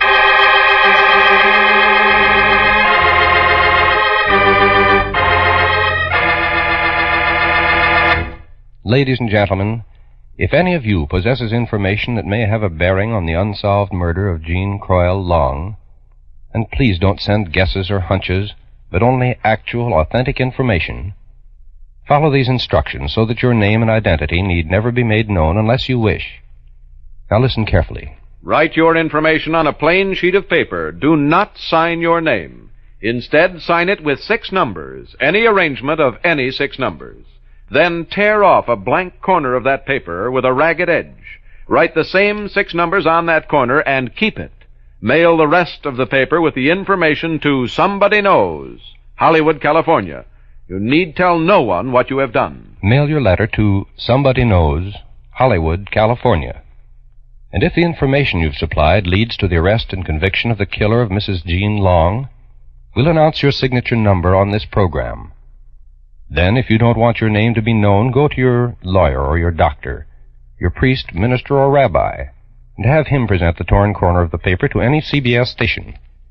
In this way, you do not need to appear in person. If the torn corner matches the original paper containing the information, the $5,000 reward will be yours. Remember, you, wherever you are, you whose name need never be known, may win a reward of $5,000.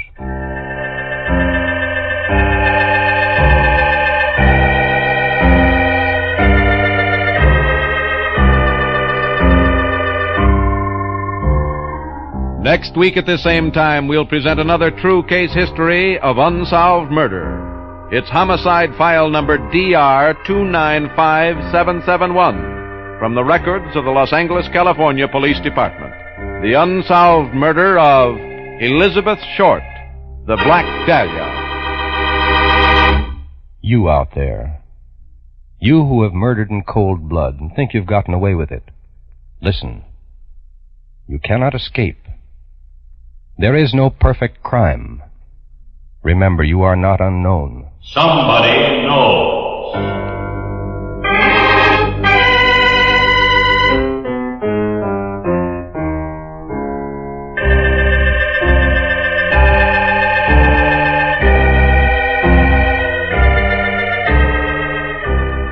Tonight's case was written by Sidney Marshall from information in the files of the Detroit, Michigan Police Department. Research was by Maurice Zim. Music was composed and played by Milton Charles. Somebody Knows is a James L. Saphir production in association with CBS by arrangement with the Chicago Sun-Times and is based on a copyright owned by W.L. Finstad. It was narrated and directed by Jack Johnstone.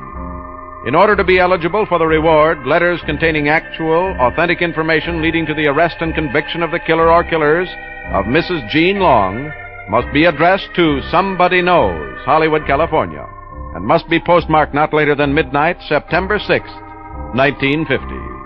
Arrest of the guilty person or persons must occur within 90 days of that date, and conviction must be within 1 year of tonight's broadcast. If more than one person gives the information leading to conviction, our judges will divide the $5,000 reward among them in proportion to the importance the judges attach to the facts supplied. And in this, the decision of our judges will be final. Until next Thursday at the same time, this is John Jacobs saying good night, and remember, somebody knows. There's always an unusual adventure in store for you when Casey, crime photographer, takes his camera in hand to track the criminal to his lair. Stay tuned for his latest adventure, which follows immediately on most of these same CBS stations. This is CBS, where you'll find Arthur Godfrey's daytime program every Monday through Friday on the Columbia Broadcasting System.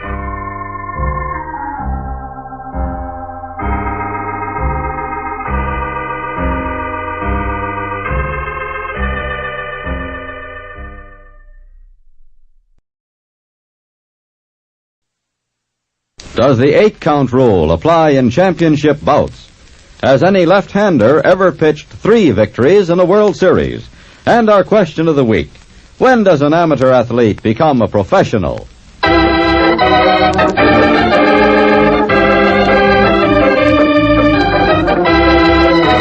The Sports Answer Man, presented by the sports staff of the Armed Forces Radio and Television Service. And now, here is your Sports Answer Man. Thank you, Fred Bealby, and hello there, sports fans. What's the lead-off question for today, Fred? Here's a pretty good one for a starter, Fred Hessler. Can you tell Navy storekeeper second class, George Custer at Navy number 926, whether or not the 8-count rule in boxing applies in championship bouts? Well, technically, when the rule was adopted, there was no mention of it not applying to championship bouts. But an out was quickly provided when a rider to the rule was adopted which stipulated that the 8-count may be waived in title fights. Thus, in a championship fight, the rule may be used or it may be waived, depending upon an agreement between the parties concerned. Usually, it is waived. Say, what do you know about left-handed pitchers in World Series competition, Mr. Sports Answer Man? Oh, a few things. What specifically is called for along that line? Well, a Marine, Corporal Joseph L. Kerrigan, Headquarters Battalion, 1st Marine Division, is curious as to whether or not any lefty has ever won 3 games in a single World Series. Yes, indeed. Only one left-hander has won 3 games in the same World Series, and he is Harry the Cat Brackeen, who captured 3 decisions in the 1946 series against the Boston Red Sox.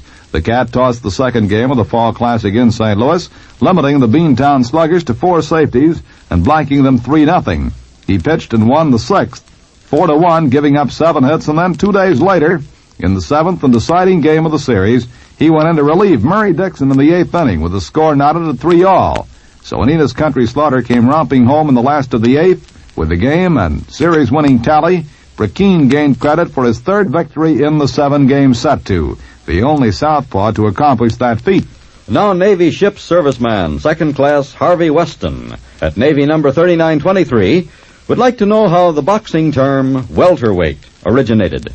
The term welterweight is applied to a weight division in the boxing ring, originated in England in the year 1792. Up to that time, the game of boxing had been pretty much limited to the bigger fellows, with scant attention paid to a breakdown of weights. In 1792, several small fighters began competition among themselves with certain specified weight limitations.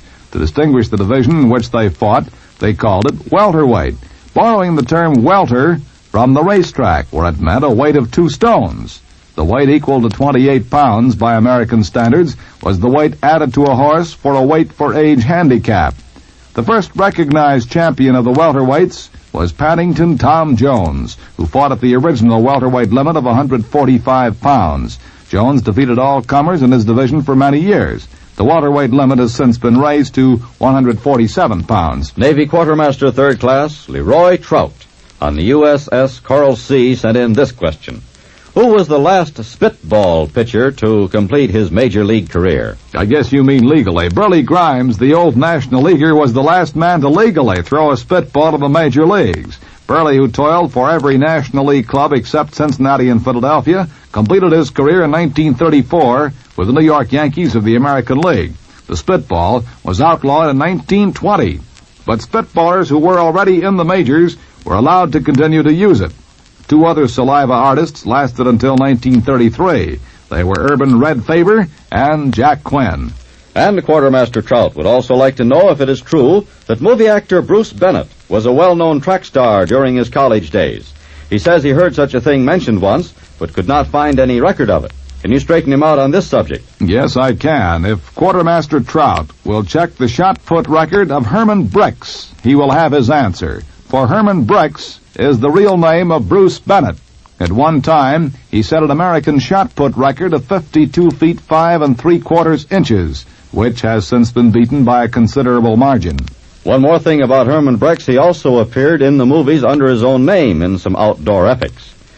And a University of Southern California football fan, Army PFC Chester W. Jameson, 8001st Army Unit, wants to know why USC's great Hawaiian lineman Charliani signed to play professional football with the Detroit Lions when he still had another year of collegiate eligibility.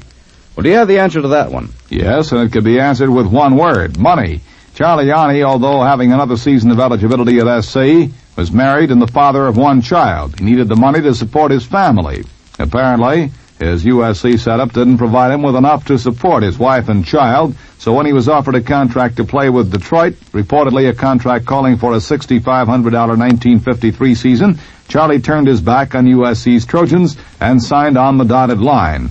We believe it's unnecessary to go into all the ramifications involved in the deal, such as any ethics or lack of ethics on the part of the Lions, or failure of USC perhaps to provide sufficient incentive to keep Ani in school as an amateur. Just suffice it to say that he needed the money, the Lions had the money, wanted his services, and the 2 situations resolved themselves into a 1953 professional football contract for Charlie Ani, much to the regret of the Trojan squad coaching staff and fans. It's time now for our question of the week, Mr. Sports Answer Man. But let me first remind our listeners that we welcome their questions on any sports topic. We'll do our best to find the answers, and we will reply to as many as possible on the air. In addition, we will answer by letter. So send those sports questions to the Sports Answer Man, Armed Forces Radio and Television Service, Los Angeles. Well, now here is our question of the week. Army Sergeant Ralph Morrison, who hears our program over the hospital network of KFLW, Fort Leonard Wood, Missouri, wants to know just what the dividing line is between amateurism and professionalism in sports. In other words, when does an amateur athlete become a professional? Well, this is a really debatable question. In fact, it even varies officially among different sports. Technically, a professional athlete is one who receives money for performing in or coaching sports. On the other hand, an amateur would be one who does not receive money for such participation. However, different sports make different provisions concerning what an amateur may accept in the way of expenses, gifts, and income from side activities. For instance, most amateur athletes may accept pay for writing sports articles, for selling athletic equipment, and still retain their amateur standing. Also, some sports allow participation between amateurs and professionals without jeopardizing the Simon Pure standing of the amateur. This is true of golf, squash, college baseball, and so on. But an amateur tennis player may not compete with a pro in the same sport, though they do engage in off-court exhibitions or practice, but then it's considered to be of a teaching nature. In organized bowling, all participants may accept cash prizes, except that an alleyman is somewhat restricted in that only one such player may compete on any team in a sanctioned tournament. An alleyman, by the way, is one who's employed by or who owns a bowling alley or who is paid for giving instructions, demonstrations, or exhibitions. Another aspect of the distinction between an amateur athlete and a professional is that certain sports maintain that a professional in one sport is a professional in all sports, whereas other groups say that a man may be a professional in one category and still retain his amateur status within their own organization. In some cases, a man may turn professional, then, should he desire to do so, gain reinstatement as an amateur by going through a probationary period. As far as the earning capacity is concerned, it is sometimes more profitable to compete in amateur circles. Take, for instance, the case of Australian tennis star Frank Sedgman, chief defender of the Davis Cup at one stage. Sedgman was so highly regarded by the tennis fans of his native Australia that when he married, he received more than $12,000 in wedding gifts, all as the result of his amateur tennis playing. Of course, he earned considerably more during a tour with Jack Kramer following. The same thing, the gift angle, occurs in collegiate sports, often on a smaller scale. Outstanding amateur athletes frequently have huge incomes from personal appearances, writing, so that actually there is no real dividing line between amateurism and professionalism. Well, now let's see if you can settle an argument for Air Force Sergeant Edward Jarman, Anderson Air Force Base, Guam. The sergeant wants you to help him enrich his financial resources by telling him and a buddy how many horses owned by Alfred G. Vanderbilt have been victorious in the Kentucky Derby. We have no way of knowing whether we're helping Sergeant Jarman increase his capital assets or not, but we regret to say that the colors of Mr. Vanderbilt have never been brought home first in the Kentucky Derby. Probably the best opportunity the Vanderbilt stables ever had to cop the run for the Roses was with Native Dancer in 1953. But as much as fans and turf figures wished to see it, the dancer wasn't quite able to make the grade against a very valiant Dark Star. It seems that fans were not only rooting for what appeared to be one of the all-time champions of the turf, but they wanted to see Mr. Vanderbilt's colors come home in the big event because of the great contributions he's made to the American horse racing sport. Many said that when Native Dancer failed to come through, it doomed the great turf figure to endless failure in his quest for a Derby winner. But strange things happen in horse racing, so there is definitely still hope that he'll someday walk down to the winner's circle at Churchill Downs, receive the trophy, the roses, the huge purse, and the plaudits which he certainly deserves. Well, let's get back to the favorite subject of baseball for our next query. From out at Naha, on the island of Okinawa, Navy Commissariman Neil Gilbertson wrote in to ask how the Major League All-Star baseball game originated. The All-Star game began in 1933 during the Chicago Century of Progress Exposition. It was suggested by Arch Ward of the Chicago Tribune as a sports attraction for the fair. The game, played that year at Comiskey Park in the Windy City, was won by the American League All-Stars 4-2. Teams at that time were chosen by a vote of fans throughout the country.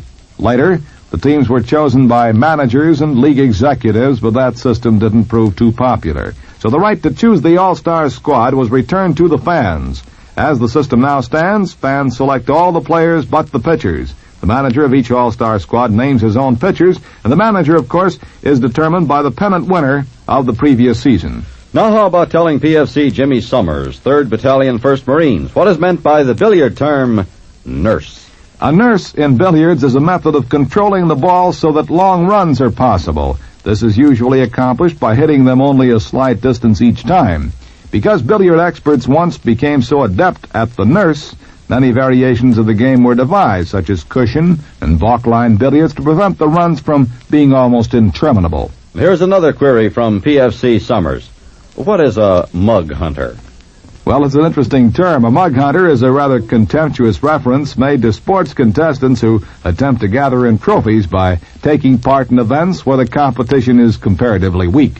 From the U.S. Naval Station at Subic Bay out in the Philippines, Navy Seaman Clyde Stevens wants to know, whether or not it is true that the famous Western novelist Zane Grey ever played professional baseball. Yes, it is true. Zane Grey played professional baseball for some time. His best year was in 1899 when he hit .317 while playing in the outfield for Toronto in the International League. But now can you tell Army PFC Roy Clayton, 31st Field Artillery Battalion, what kind of a football play a button-hook pass is? The button-hook play gets its name from the route followed by the intended pass receiver, who runs toward a defender as if to block him. Then, when he is very near that defensive player, he suddenly doubles back a few paces toward the passer to receive the toss. And here's an interesting query submitted by Clifford Markham, who gave no rank, but who wrote from the Army-Navy General Hospital at Hot Springs, Arkansas. Mr. Markham would like to know if Major League clubs are permitted to increase their player limit toward the end of the season. He says he notices a lot of rookies coming up in the minors near the end of each Major League season, and wonders how the big league team makes room for them if the player limit is not lifted. Yes, Major League clubs are allowed to increase their roster to 40 men after August 31st. Usually, new players are added by calling up those on option so that managers and coaches may get a line on their prospects for the following year. And now let's see if we can squeeze in a quickie here before we run out of time. What's the highest dive on record? Alex Wickham, a native of the Solomon Islands, dived from a height of 205 feet 9 inches at Melbourne, Australia back in 1918. Well, our time is up for this session with the Sports Answer Man. But remember, fans, we welcome your questions on any sports topic, and we'll do our best to find the answers for you. And we'll reply to as many as possible on the air. In addition, we will reply by letter. So send those sports questions to the Sports Answer Man, Armed Forces Radio and Television Service, Los Angeles. This is Fred Bealby speaking. Your Sports Answer Man has been Fred Hessler. Sports Answer Man is written and produced by Chet Riggins. This is the United States Armed Forces Radio and Television Service.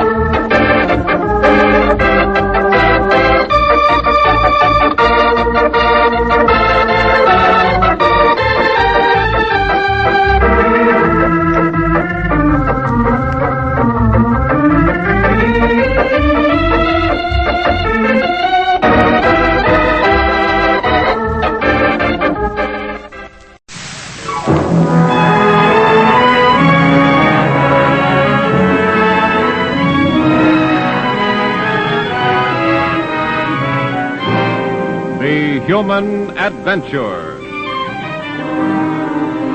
From station WGN with the University of Chicago for the radio audience of the Middle West. These Wednesday evenings, through science and scholarship, enter with us upon a new search toward the fuller understanding of our universe, ourselves, and our society. Our special host is Malcolm Sharp, professor of law at the University of Chicago. Our story is the story of man's search for knowledge, which is science, his search for wisdom, which is scholarship, the adventure in ideas, which is the human adventure.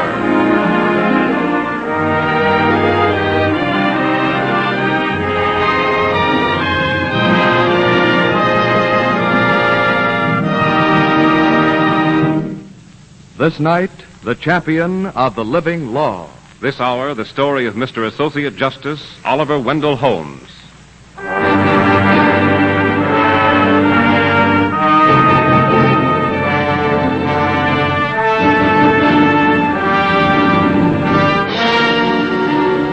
First, there is Captain David Holmes, who fought the Indians in 1758. And there is his wife, Temperance, who later told her son, "When I was a girl, I begged to go to school with the boys. But the elders were angry and said Latin was not for a woman's head. Go home, Tempy, they said, and learn to spin and weave. So I taught myself to read Virgil." Then there is the son of David and Temperance, whose name is Abiel, who became minister of the first parish in Cambridge, Massachusetts. Abiel Holmes, with the sternness and hellfire of old-time Calvinism, who one Sunday in 1809 passed judgment on a woman of his congregation. I pronounce this woman to be a person from whom the followers of Christ are to withdraw as from one who walketh disorderly. The sentence now passed is but a representation of a sentence inconceivably more awful to be passed at the judgment seat of Christ. Unsmiling old Abiel Holmes, who had a son he named Oliver. One night the bitter Boston cold had frosted the window pane of young Oliver's room. Old Abiel came to say good night. He stood before the window and with his finger wrote some words on the pane. What did you put on the window, Father? Per aspera ad astra, my boy. What's that mean, per aspera ad astra? That means through adversity to the stars. Remember that, Oliver. Remember it and tell it to your children. Through adversity to the stars.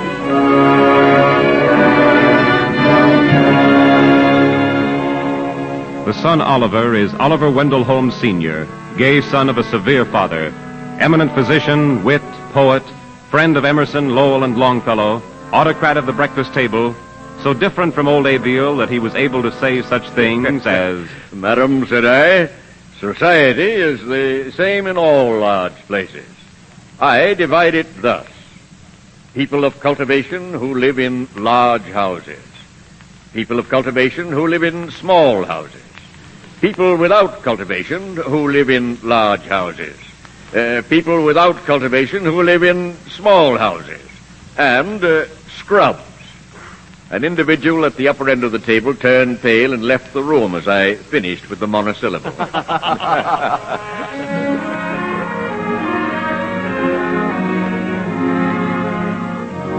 On the 9th of March, 1841, Dr. O.W. Holmes wrote his sister, Anne. His letter was facetious. His news was great. He wrote, My dear Anne, last evening, between 8 and 9, there appeared at number 8 Montgomery Place, Cambridge, Massachusetts, a little individual who may hereafter be addressed as Blank Holmes, Esquire, or the Honorable Blank Holmes, Member of Congress, or His Excellency Blank Holmes, President, etc., etc., but who for the present is content with scratching his face and sucking his right forefinger. Blank Holmes got a name.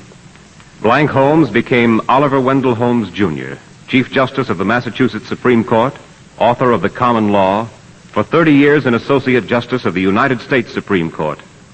But more than all that, he became a great scholar who made the law live, a great jurist who through adversity reached the stars, a strong American who saw the law as the ordering and discipline of a great people upon the human adventure.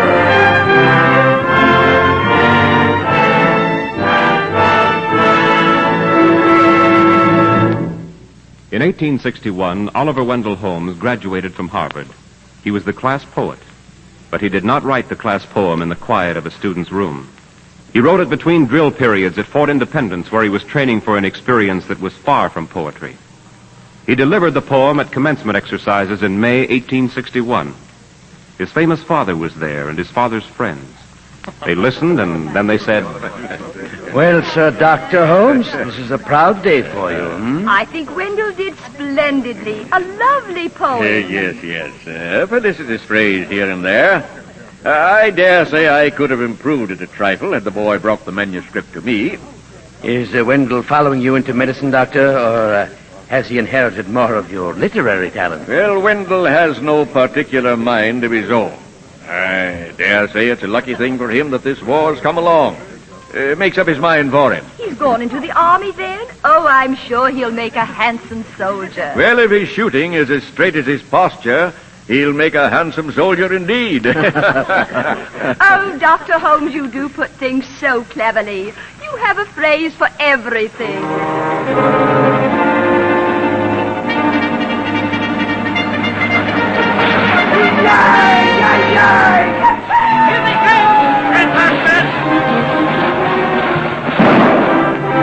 Boston casualties in the Battle of Ball's Bluff were Captain Putnam, right arm amputated, Captain Pearson, raking wound in the back, O.W. Holmes, wounded in the abdomen, Captain Dreher, shot in both thighs.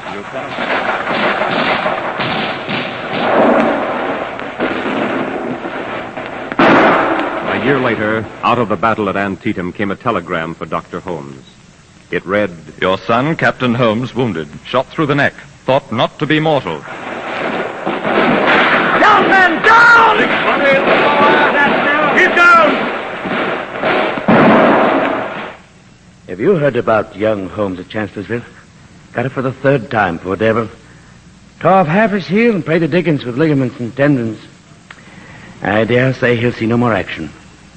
Fact is, young Holmes has seen enough action for one lifetime. enough action for one life, for some men perhaps. But that all depends on what you mean by action. 30 years later, when he was Chief Justice of the Massachusetts Supreme Court, Oliver Wendell Holmes made a speech and had his say about what action was and when a man had had enough of it. War, when you're at it, is horrible and dull. It's only when time has passed that you see its message. I hope it may be long before we are called again to sit at that master's feet, but some teacher of the kind we all need. For the joy of life is living, to put out all one's powers as far as they will go. The measure of power is obstacles overcome. Ride boldly at what is in front of you, be it fence or enemy. Pray not for comfort, but for combat. Keep the soldier's faith against the doubts of civil life, more besetting and harder to overcome than all the misgivings of the battlefield.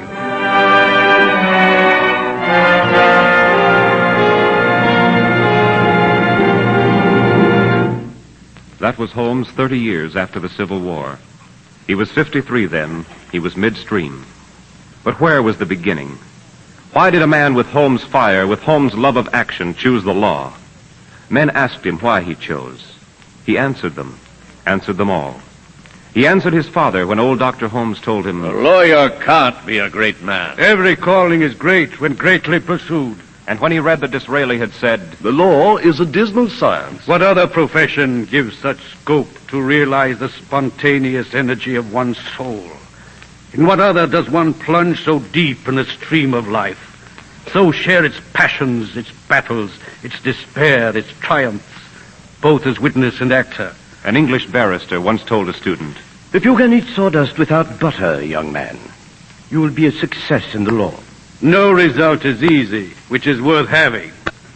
No man has earned the right to intellectual ambition until he has learned to lay his course by a star which he has never seen, to dig by the divining rod for springs which he may never reach.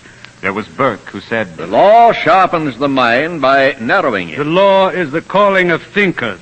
Or the novelist Thackeray who said, A good lawyer is a man who bends all the powers of a great mind to a mean profession. And Wendell Holmes only answered, Gentlemen, to our mistress, the law.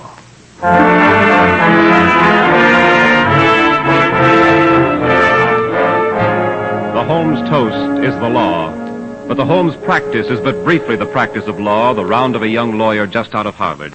He gives up practice and returns to study. Striving to understand his chosen mistress, he undertakes with a soldier's fierceness to rewrite the great law treatise, Kent's Commentaries. And of the student Holmes, Mrs. James of Boston writes to her own brilliant son, Harry, Wendell Holmes dined with us a few days ago. He's utterly absorbed in his work upon Kent. His pallid face and his fearful grip upon his work make him a melancholy sight.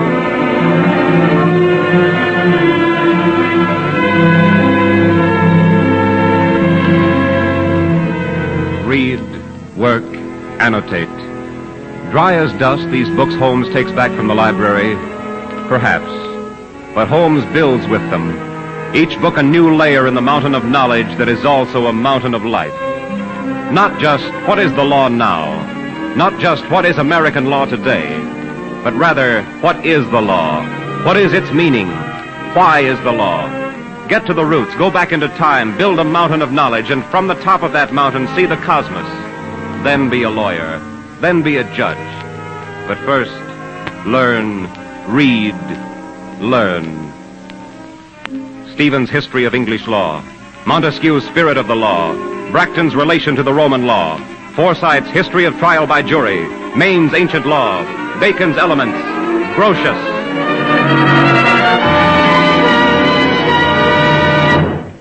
And if you ask me, Holmes will never get anywhere with all this silly bookwormish plodding.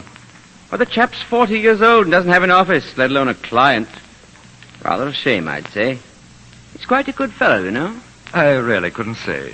But I've heard he's to deliver the lower lectures next month. Rather a feather in his cap.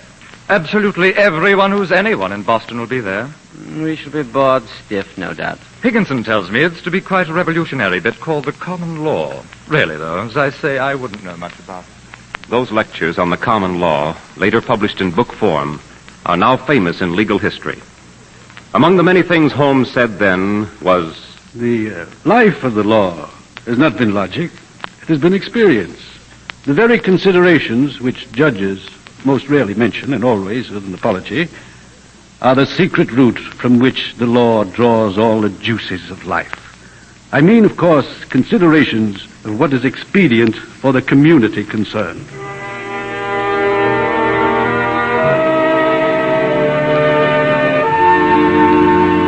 The preparation is done. Now comes action. Harvard Law School makes him a professor, but he teaches only briefly before he is called to the bench of the Supreme Court of Massachusetts, of which he became Chief Justice.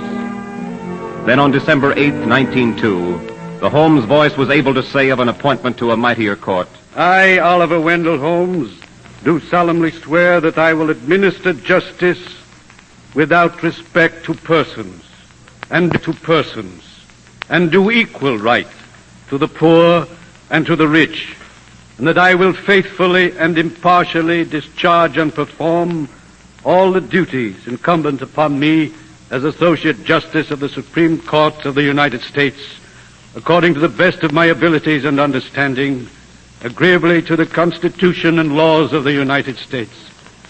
So help me God.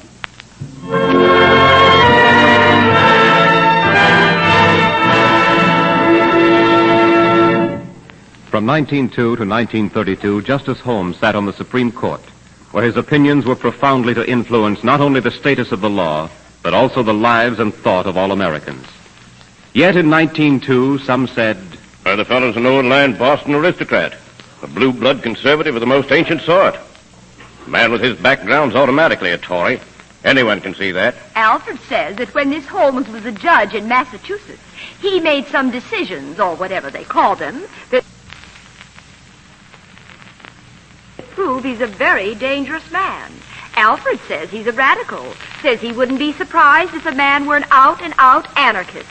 Soon those opinions came to test. America was soon to know if Wendell Holmes' ultra-conservative background dominated his mind, whether Holmes was a man more spacious than his own heritage, a jurist who judged the law by the way he felt about it or by the pedantic methods of justice. The first big test was in 1905, in the case of Lochner versus the state of New York. Lochner versus New York. This case tested whether a legislature could control the hours of work an employer could demand of his workmen. The decision of the court was 5-4, that the legislature could not control workmen's hours of work, that to do so was a violation of liberty of contract guaranteed by the Constitution. Holmes did not agree with the conservative majority, so he wrote a dissent in which he gave the world a glimpse of great judicial impartiality. Justice Holmes dissenting. This case is decided upon an economic theory which a large part of the country does not entertain. If it were a question of whether I agreed with that theory, I should desire to study it further and long before making up my mind. But I do not conceive that to be my duty, because I strongly believe that my agreement or disagreement has nothing to do with the right of the majority to embody their opinions in law. I think that the word liberty in the 14th Amendment is perverted when it is held to prevent the natural outcome of a dominant opinion. I regret sincerely that I am unable to agree with the judgment in this case, and that I think it my duty to express my dissent.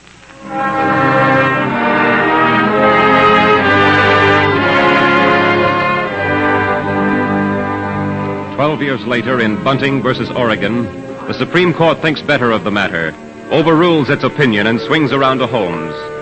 This is the beginning. His dissents are so important, so powerful, and so influential that he earns the title of the Great Dissenter. What were some of these Holmes dissents? Atkins versus Children's Hospital.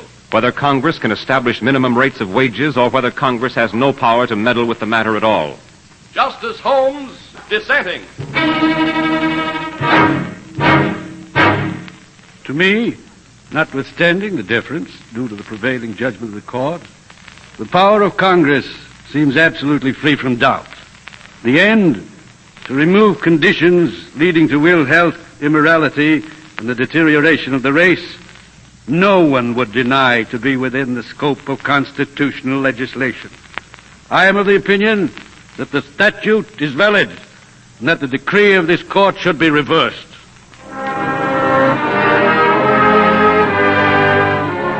That was 1923. By 1941, the Supreme Court in this matter was overruled by itself. And in another case, Hammer versus Degenhardt. Whether Congress, by exercising its power to regulate commerce among the states, can forbid the traffic of the products of child labor from one state into another, and thus largely abolish child labor itself. Justice Holmes dissenting. If there is any matter upon which civilized countries have agreed, it is the evil of premature and excessive child labor. It is not for this court to say that a phrase in the Constitution may allow Congress to forbid traffic of strong drink, but that the same phrase may not be used by Congress to prohibit traffic of the products of the ruined lives of children. The public policy of the United States is shaped with a view to the benefit of the nation as a whole. It seems to me entirely constitutional for Congress to enforce its understanding by all the means at its command. That was in 1918. By 1941, the Supreme Court had unanimously overruled itself in favor of these opinions of Oliver Wendell Holmes.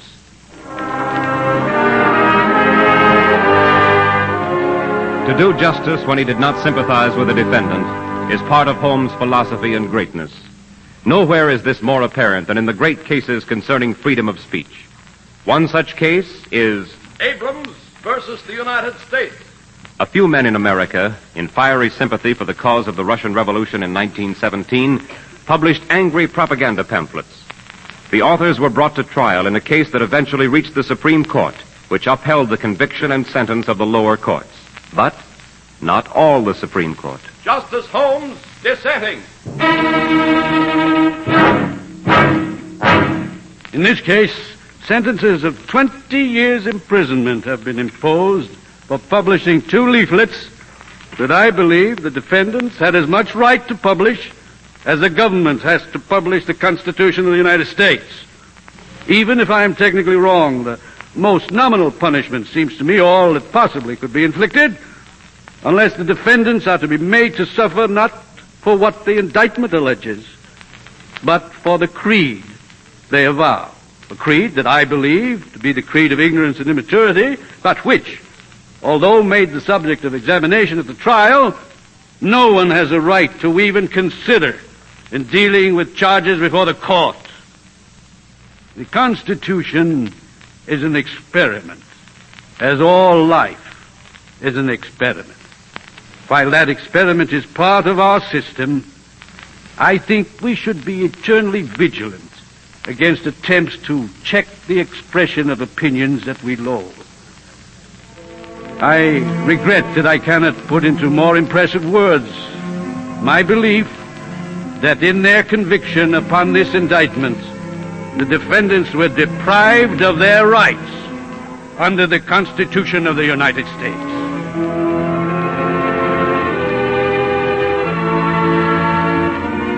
By 1941, Holmes' opinion in this case, too, had become the law.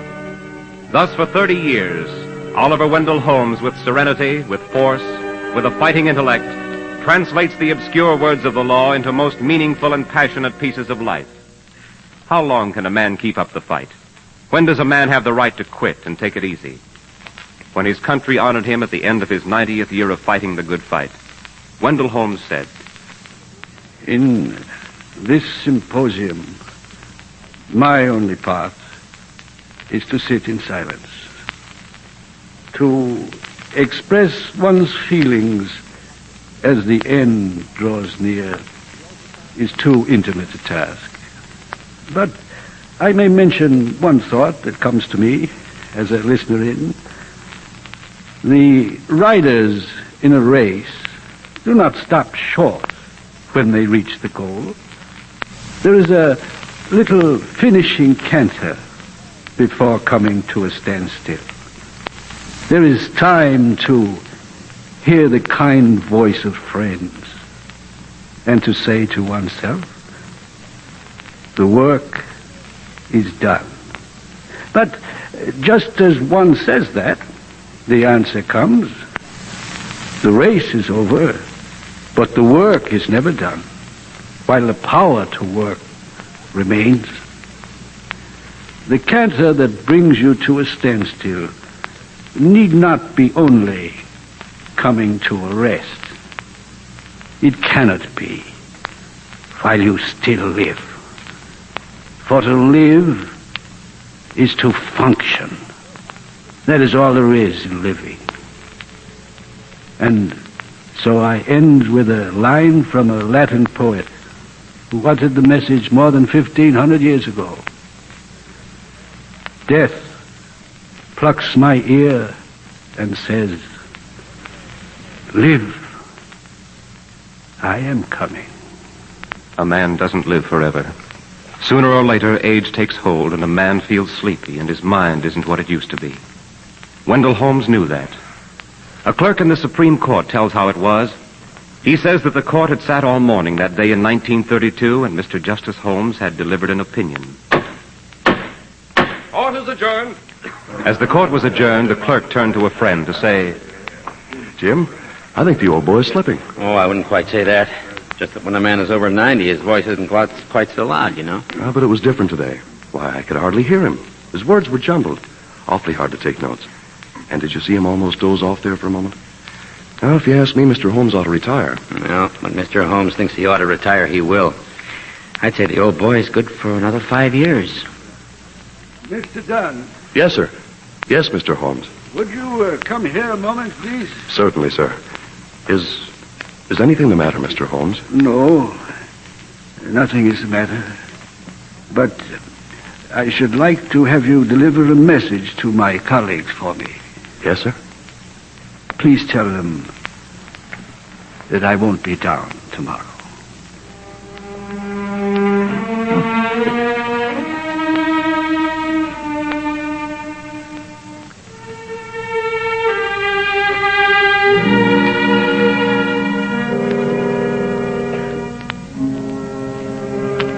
I won't be down tomorrow.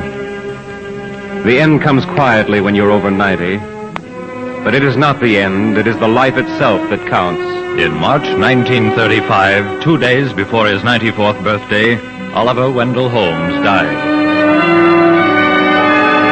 Per aspera ad astra. Through adversity to the stars.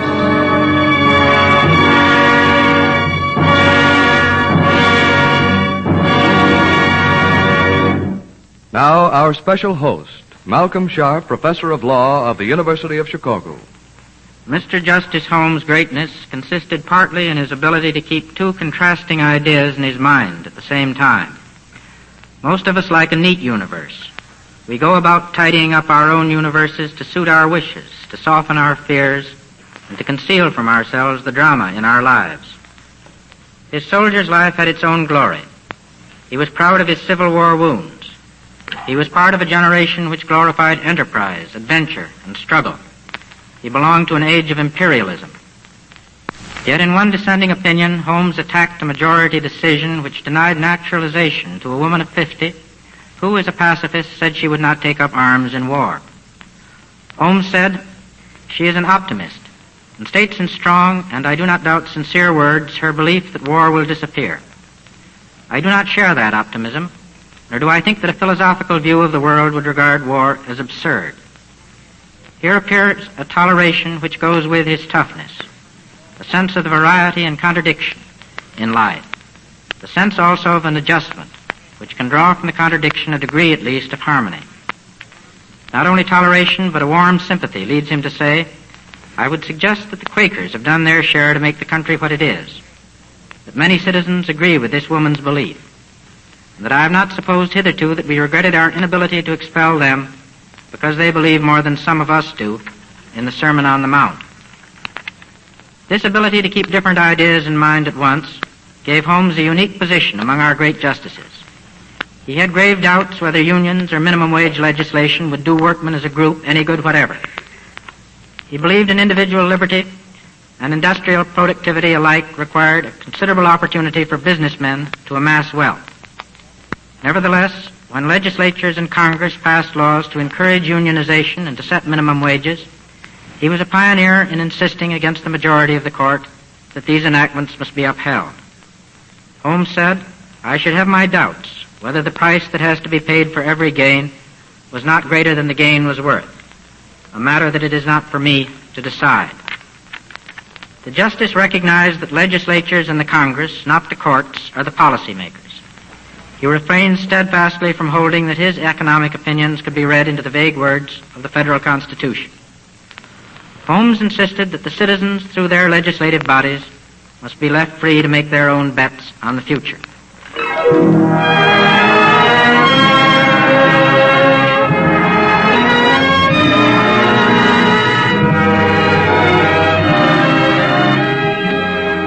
The Human Adventure is jointly presented by station WGN and the University of Chicago. Selected programs are transcribed for rebroadcast by the Overseas Network of the Armed Forces Radio Service. Music was by Kenneth Churchill, the conductor Henry Weber. The part of Justice Holmes was played by Herbert Butterfield.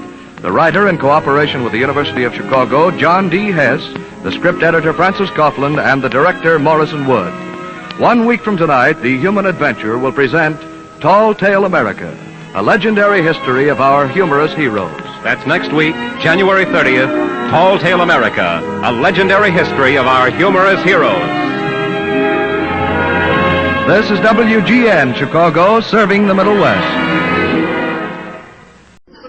The Kraft Foods Company presents Willard Waterman as the Great Gildersleeve.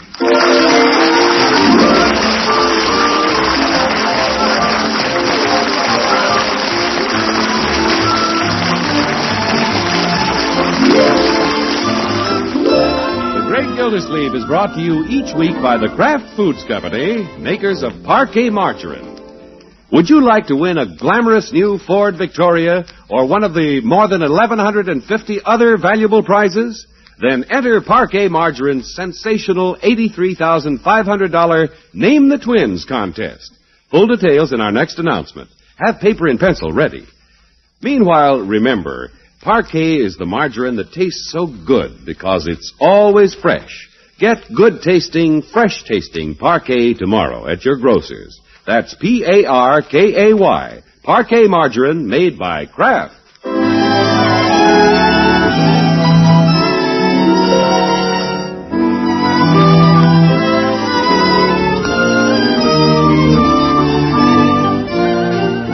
Now let's look in on the Great Gildersleeve. When there are babies in the house, it makes a lot of difference. There's more silence and more noise and more work and more play. In fact, there's more of everything going on. Yes, sir. Since the twins came to the Great Gildersleeve's house, the day begins pretty early. Listen to that. Pretty husky voice, huh, Leroy? Yeah. It must be the boy. Sounds like a baritone. You hope he doesn't wake up the little girl. He woke me up at 6 o'clock this morning. Yeah, with babies around the house, you don't need an alarm clock. Trouble is, you can't set them. They're liable to go off any time. Well, these twins have been pretty good. They've got that sunny Gildersleeve disposition. Yeah? Well, here comes Marjorie and Bronco with the babies. We're trying to get them back to sleep, Uncle. Yo, sorry, Marjorie. Good morning, Bronco. Good morning, Mr. Gildersleeve. Hello, Leroy. Hi. Oh, Leroy, you frightened the baby. I did. Now, big boy, that's just your Uncle Leroy. Big boy? Well, since we haven't selected names for the twins yet, we call them Big Boy and Little Girl. Yeah, cute idea. Hello, big boy. Gitchy, gitchy, gitchy, gitchy, gitchy, gitchy, gitchy, goo. Hey, look, he grabbed my finger. They'll grab anything. Look at him, hang on. He was asleep until that window shutter upstairs started banging. You? I thought you were going to have that shutter fixed, Mr. Gildersleeve. Well, I'm going to. I'll have it fixed right away. You said that last week. Well, Bronco. Big boy's going to sleep. Hey, why don't you keep him awake all day so he'll sleep later mornings? Quiet, Leroy. There's too much noise going on around here. Rasper! Yover! Bertie! Did I wake up the baby? Oh, that's all right, Bertie. Sure, that's all right, Bertie. Think nothing of it. It's been done before.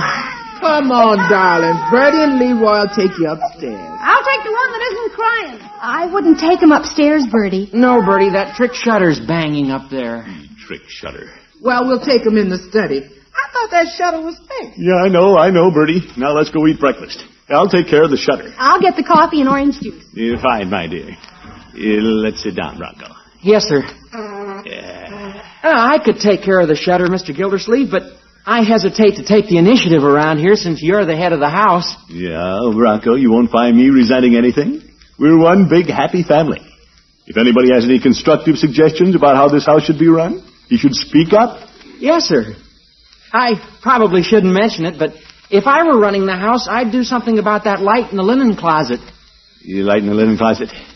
Yeah, I hadn't looked in there recently. Well, the switch doesn't work, but I wasn't going to mention it. Yeah, I want you to mention these things, my boy.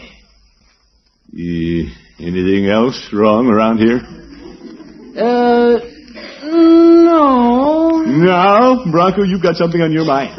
Out with it. Oh, it isn't anything big, Mr. Gildersleeve. None of these things are important. Well, they're getting important. Continue.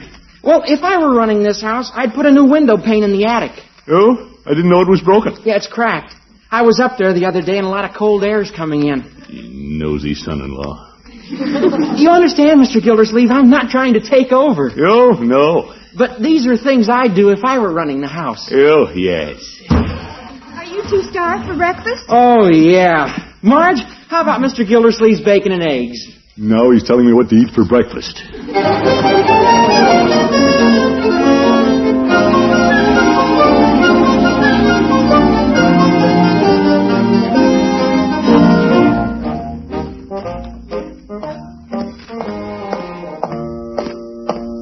I shouldn't have let that conversation with Bronco upset me this way.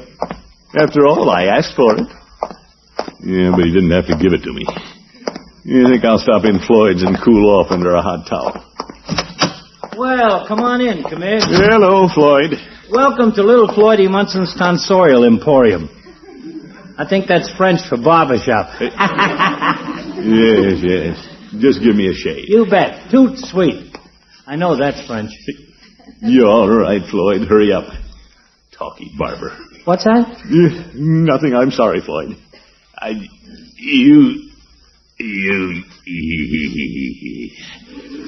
I guess I'm a little irritable this morning. What's the matter? Ain't you had your breakfast yet? I'll say I have. I was even told what to eat. Yeah? You ain't married. Who could be doing that? Well, I don't believe in talking about my relatives, Floyd. But I don't mind saying quite a change has come over Bronco. Yeah? I guess having twins would change any man. Yeah, that could have something to do with it, all right. Now that he has a family of his own, he wants to run the whole house. Uh-oh. If I were you, I'd do this, he tells me. If I were you, I'd do that. Big eye. Well, my wife, Lovey, tried to take over once, except she didn't say, if I were you. She said, if you don't. Yes, well, this is a little different, Floyd. Darn kid thinks he can run the house better than I can. I'd like to see him try it. Why don't you let him try? That's the way I shut up Lovey. You? She wanted to take charge of everything, so I let her. Right on the day the milk bill was due. And the clothesline fell down. Yes, Floyd, I couldn't shove all the responsibilities of the household on an inexperienced boy. Why not? Certainly learned Lovey a lesson. She ain't opened a yap since. She hasn't? And Lovey ain't exactly a clam. I let her handle everything, Commish. And in a week she was begging me to be boss again. Well, I wouldn't want Bronco to take over, then have to come begging me to... Say, why not? Now you're getting smart, Commish. Yeah. I'd only be doing it to teach the boy a lesson. Sure.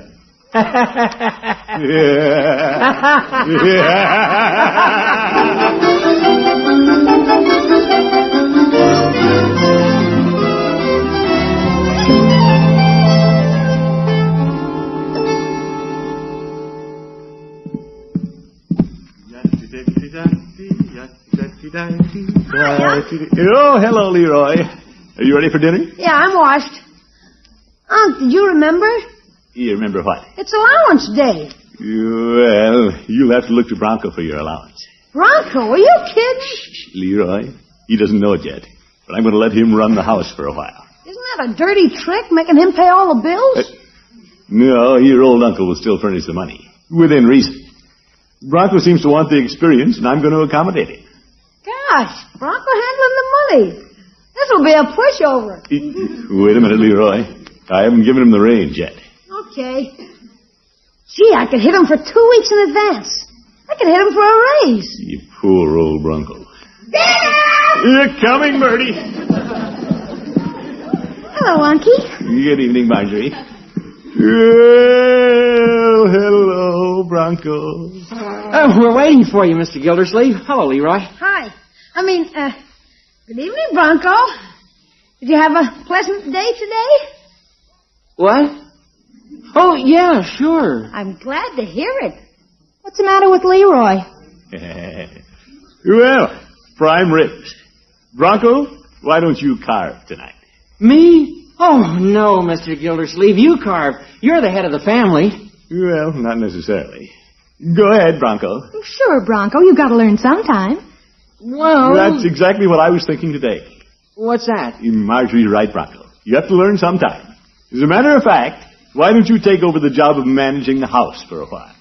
Oh, I couldn't do that. Yes, you can. We'll put everything in your hands. You can keep the books, pay the bills. Pay the allowances? You hold it, Leroy. What do you say, Bronco? It'll be up to you to keep things shipshape. Mr. Gildersleeve, does this have anything to do with what I said this morning? Oh, no. Like I said, I don't resent criticism. Well... And like you said, you need the experience. Of course, you'll make a few mistakes. Good, what the heck. Oh, I know I'd never be able to handle things the way you do. Oh, you seem to run the house without doing anything.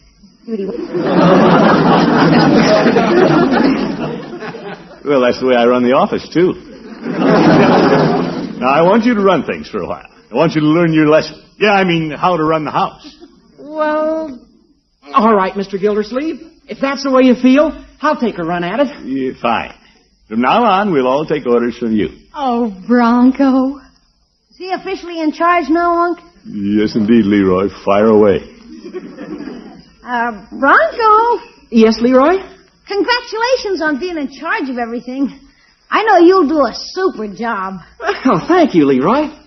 May I have my allowance now? You smooth boy. Leroy, about your allowance. Yeah? There's a broken window in the attic. There is? Uh-oh. Here's the potatoes and gravy.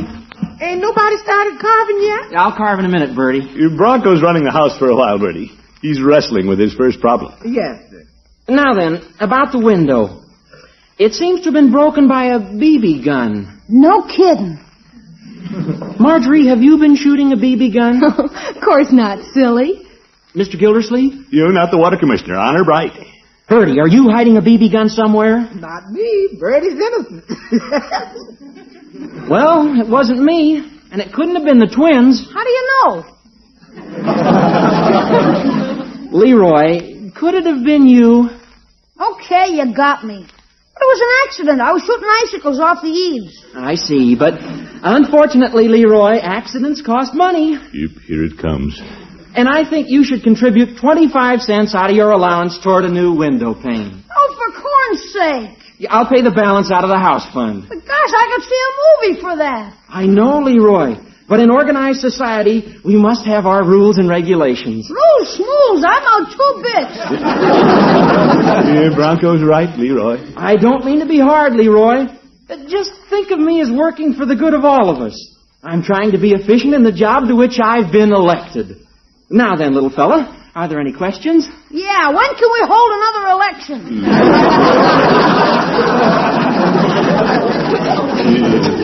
Bronco may be impeached before he can resign.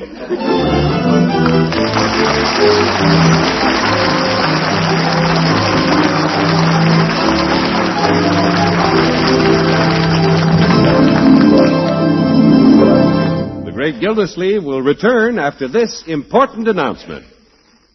Margie and Bronco still need names for their twins, and you may win the prize of a lifetime by helping them out. Yes, just listen to the prizes to be awarded in Parquet Margarine's $83,500 Name the Twins contest. Each week for 5 weeks, Parquet is awarding 4 glamorous new Ford Victorias. And in addition, 10 General Electric portable dishwashers, 20 General Electric triple whip mixers, 100 crisp new $20 bills, 100 crisp new $10 bills. That's 234 prizes each week for 5 weeks. Now, here's how you enter. Think of names for the twins. One's a boy, one's a girl, remember. Get an entry blank from your grocer. It will tell you how prize-winning entries are selected. Or use plain paper if you prefer. Send your names for the twins, plus your own name and address, to Parquet Margarine, Box 6799, Chicago 77, Illinois. With each entry, enclose the red end flap from a package of Parquet Margarine. And remember, if you'd like to try for a first prize plus a special $500 cash bonus, include 2 Parquet red end flaps. One end flap entitles your entry to full consideration for a Ford Victoria. 2 red end flaps entitle you to $500 extra if your entry wins one of the weekly first prizes. This week's contest ends at midnight this Saturday. So hurry! Remember the address, Parquet Margarine, Box 6799, Chicago 77, Illinois. Get your entry off tomorrow.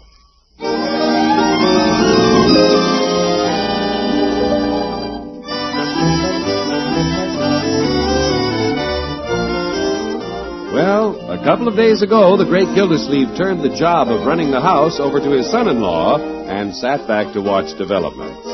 What's developed? Well, Bronco's doing a great job, and he seems to be saving the water commissioner money.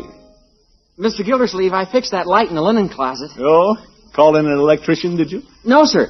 No, I cut off the master switch and fixed it myself. Well, Bronco, you're learning fast. That's exactly what I would have done, had I gotten around to it.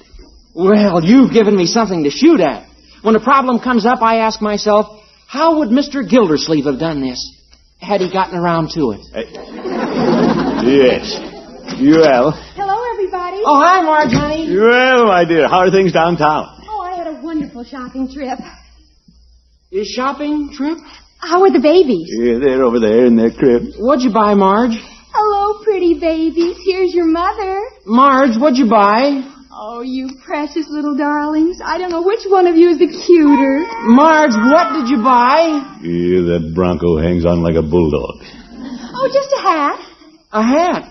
Yeah, but you have a hat. A lot of them. Well, maybe it's an Easter bonnet, Bronco. But she's already bought an Easter bonnet. But I couldn't resist this one. Wait till you see it. Open the box. Yeah, I'll open it, Bronco. You look too nervous. Well, I'm not nervous, but Marge, here it is, Margie. Here, put it on. Oh, thank you, Unky.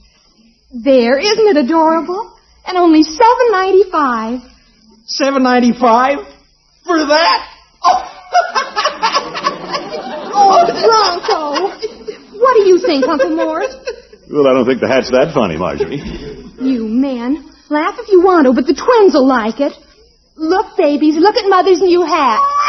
Oh, my goodness. Hey, you see, Marge, big boy agrees with his father. Well, I'll bet he's just hungry.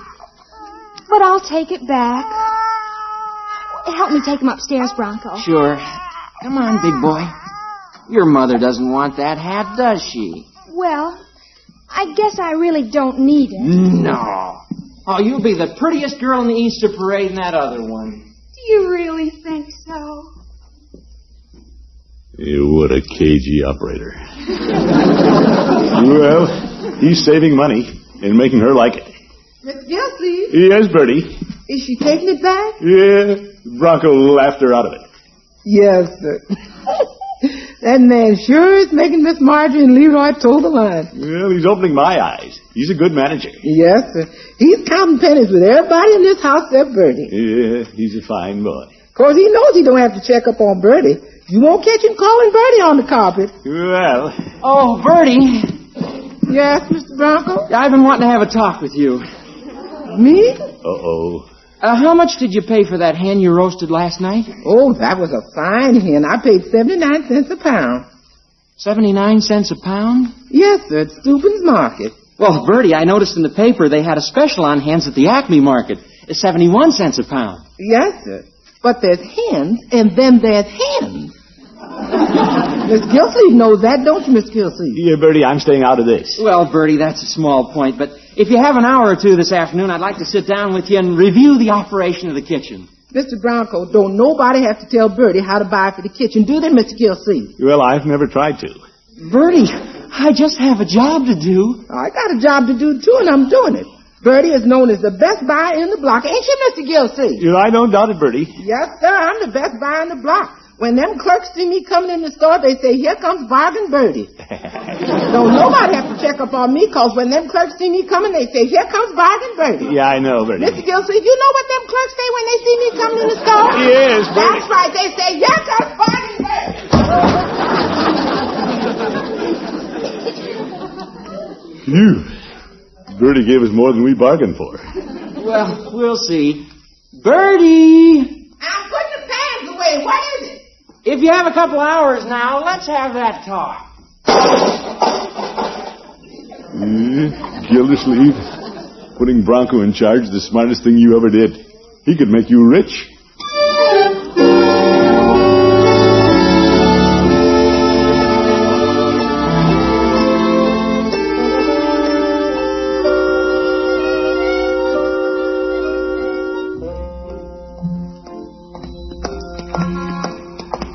Well, Bronco, you've had the reins almost a week now. You're doing a fine job. Oh, thank you, Mr. Gildersleeve. I'm just trying to drive down the middle of Economy Road. In the middle of Economy. Well, you're doing it, too. Let's stop in Petey's and have a Coke. You deserve it. Well, a nickel one. A nickel. Hello, Peavy. Hello, Mr. Gildersleeve. Bronco, what can I do for you? Mr. Gildersleeve invited me to have a Coke, Mr. Peavy. You okay? Yeah. I got a fine son-in-law, Peavy. You're doing a great job running the house. Yeah, so I hear. Well, there are a lot of little extravagancies we're trying to eliminate.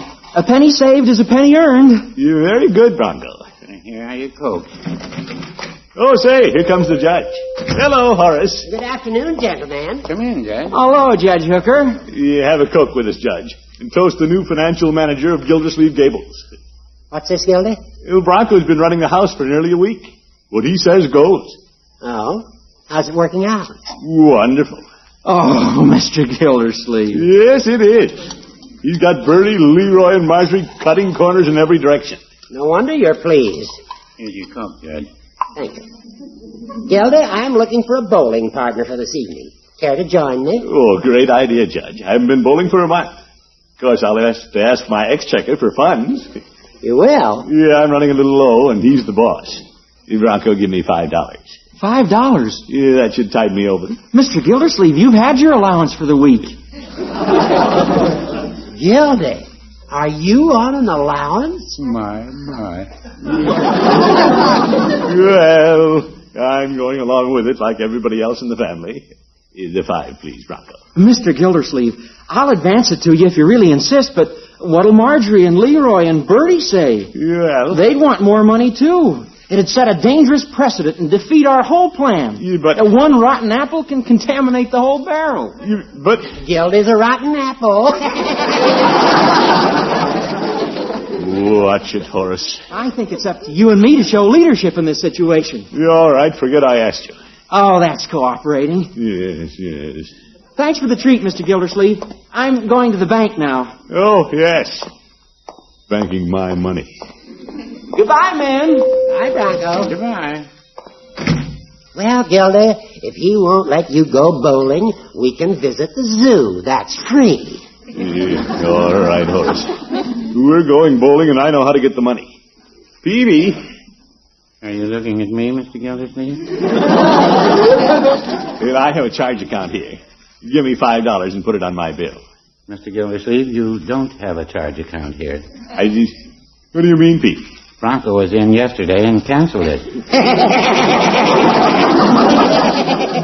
Canceled my charge account? That's right. It seems he's canceled them all over town. Yoper. That sneaky kid. Just wait till I get home. Wait a minute, Mr. Gildersleeve. That'll be 15 cents for the Coke. Baby, you're not worried about that 15 cents. No, I wouldn't say that. Oh, my goodness. Pay him, Judge. I'll pay you later.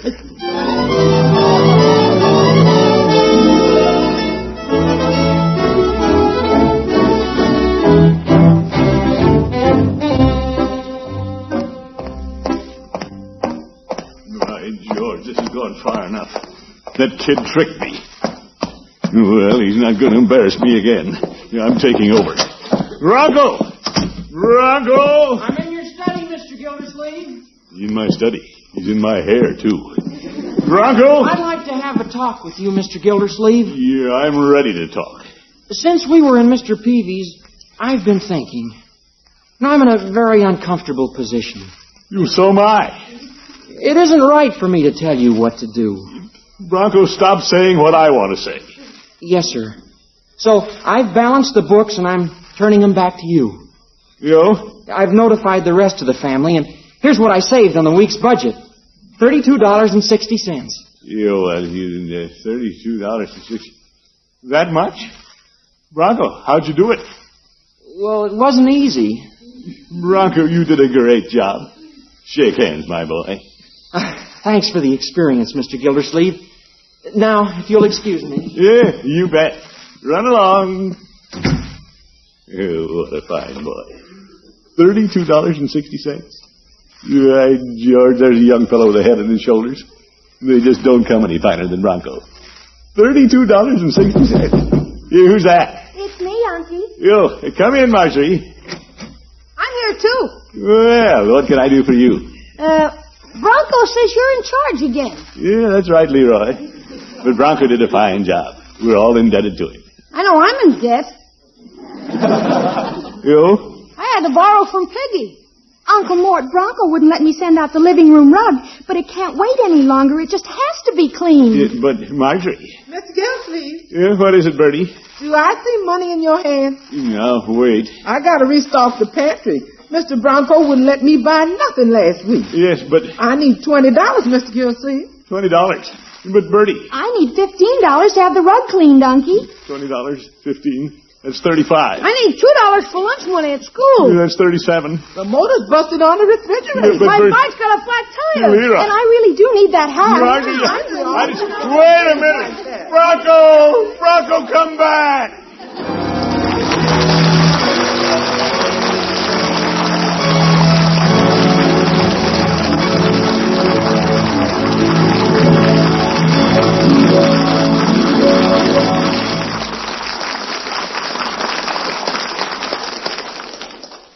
The Great Gildersleeve will be right back.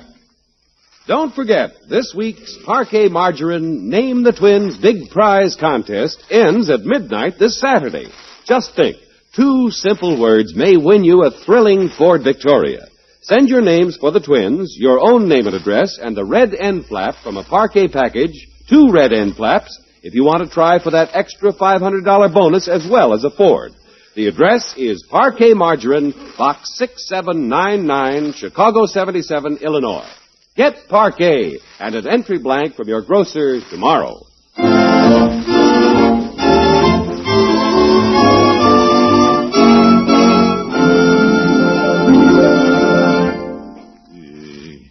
That darn Bronco. What a slicker. Takes all the credit for saving money around this house, and I'm the one who has to pay. I'll never forgive him for that. Oop. One of the twins waking up. Better go in and take a look. It's all right. Yeah. Go to sleep. Yeah, sure. Cute little tykes. Hope we get some good names for you. Yeah, they do look like Bronco and Marjorie.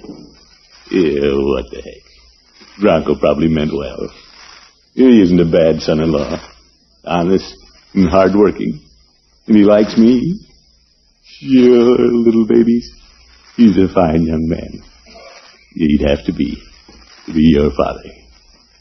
Good night. Good night, folks.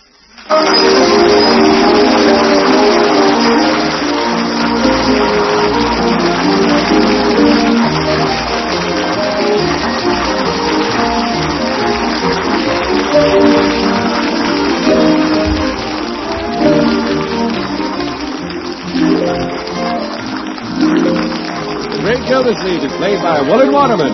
The show is written by Paul West, John Elliott, and Andy White, with music by Robert Armbruster. Included in the cast are Walter Tetley, Mary Lee Robb, Lillian Randolph, Dick Crenna, Lee Keel, Arthur Q. Bryan, Earl Ross, and Dick LeGrand. This is John Heaston saying goodnight for the Kraft Foods Company, makers of parquet margarine and those other famous quality food products. Be sure to listen in next Wednesday and every Wednesday for the further adventures of the Great Gildersleeve.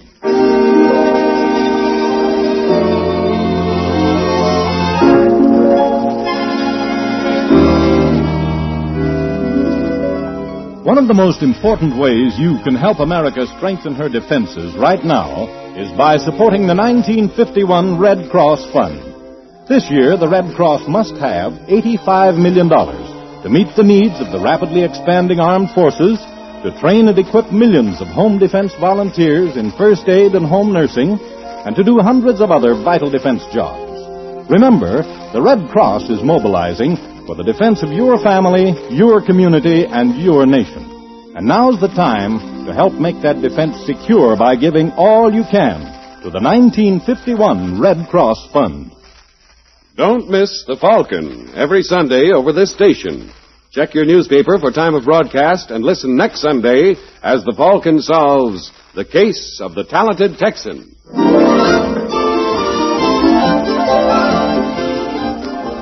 Enjoy Groucho Marx and You Bet Your Life on NBC.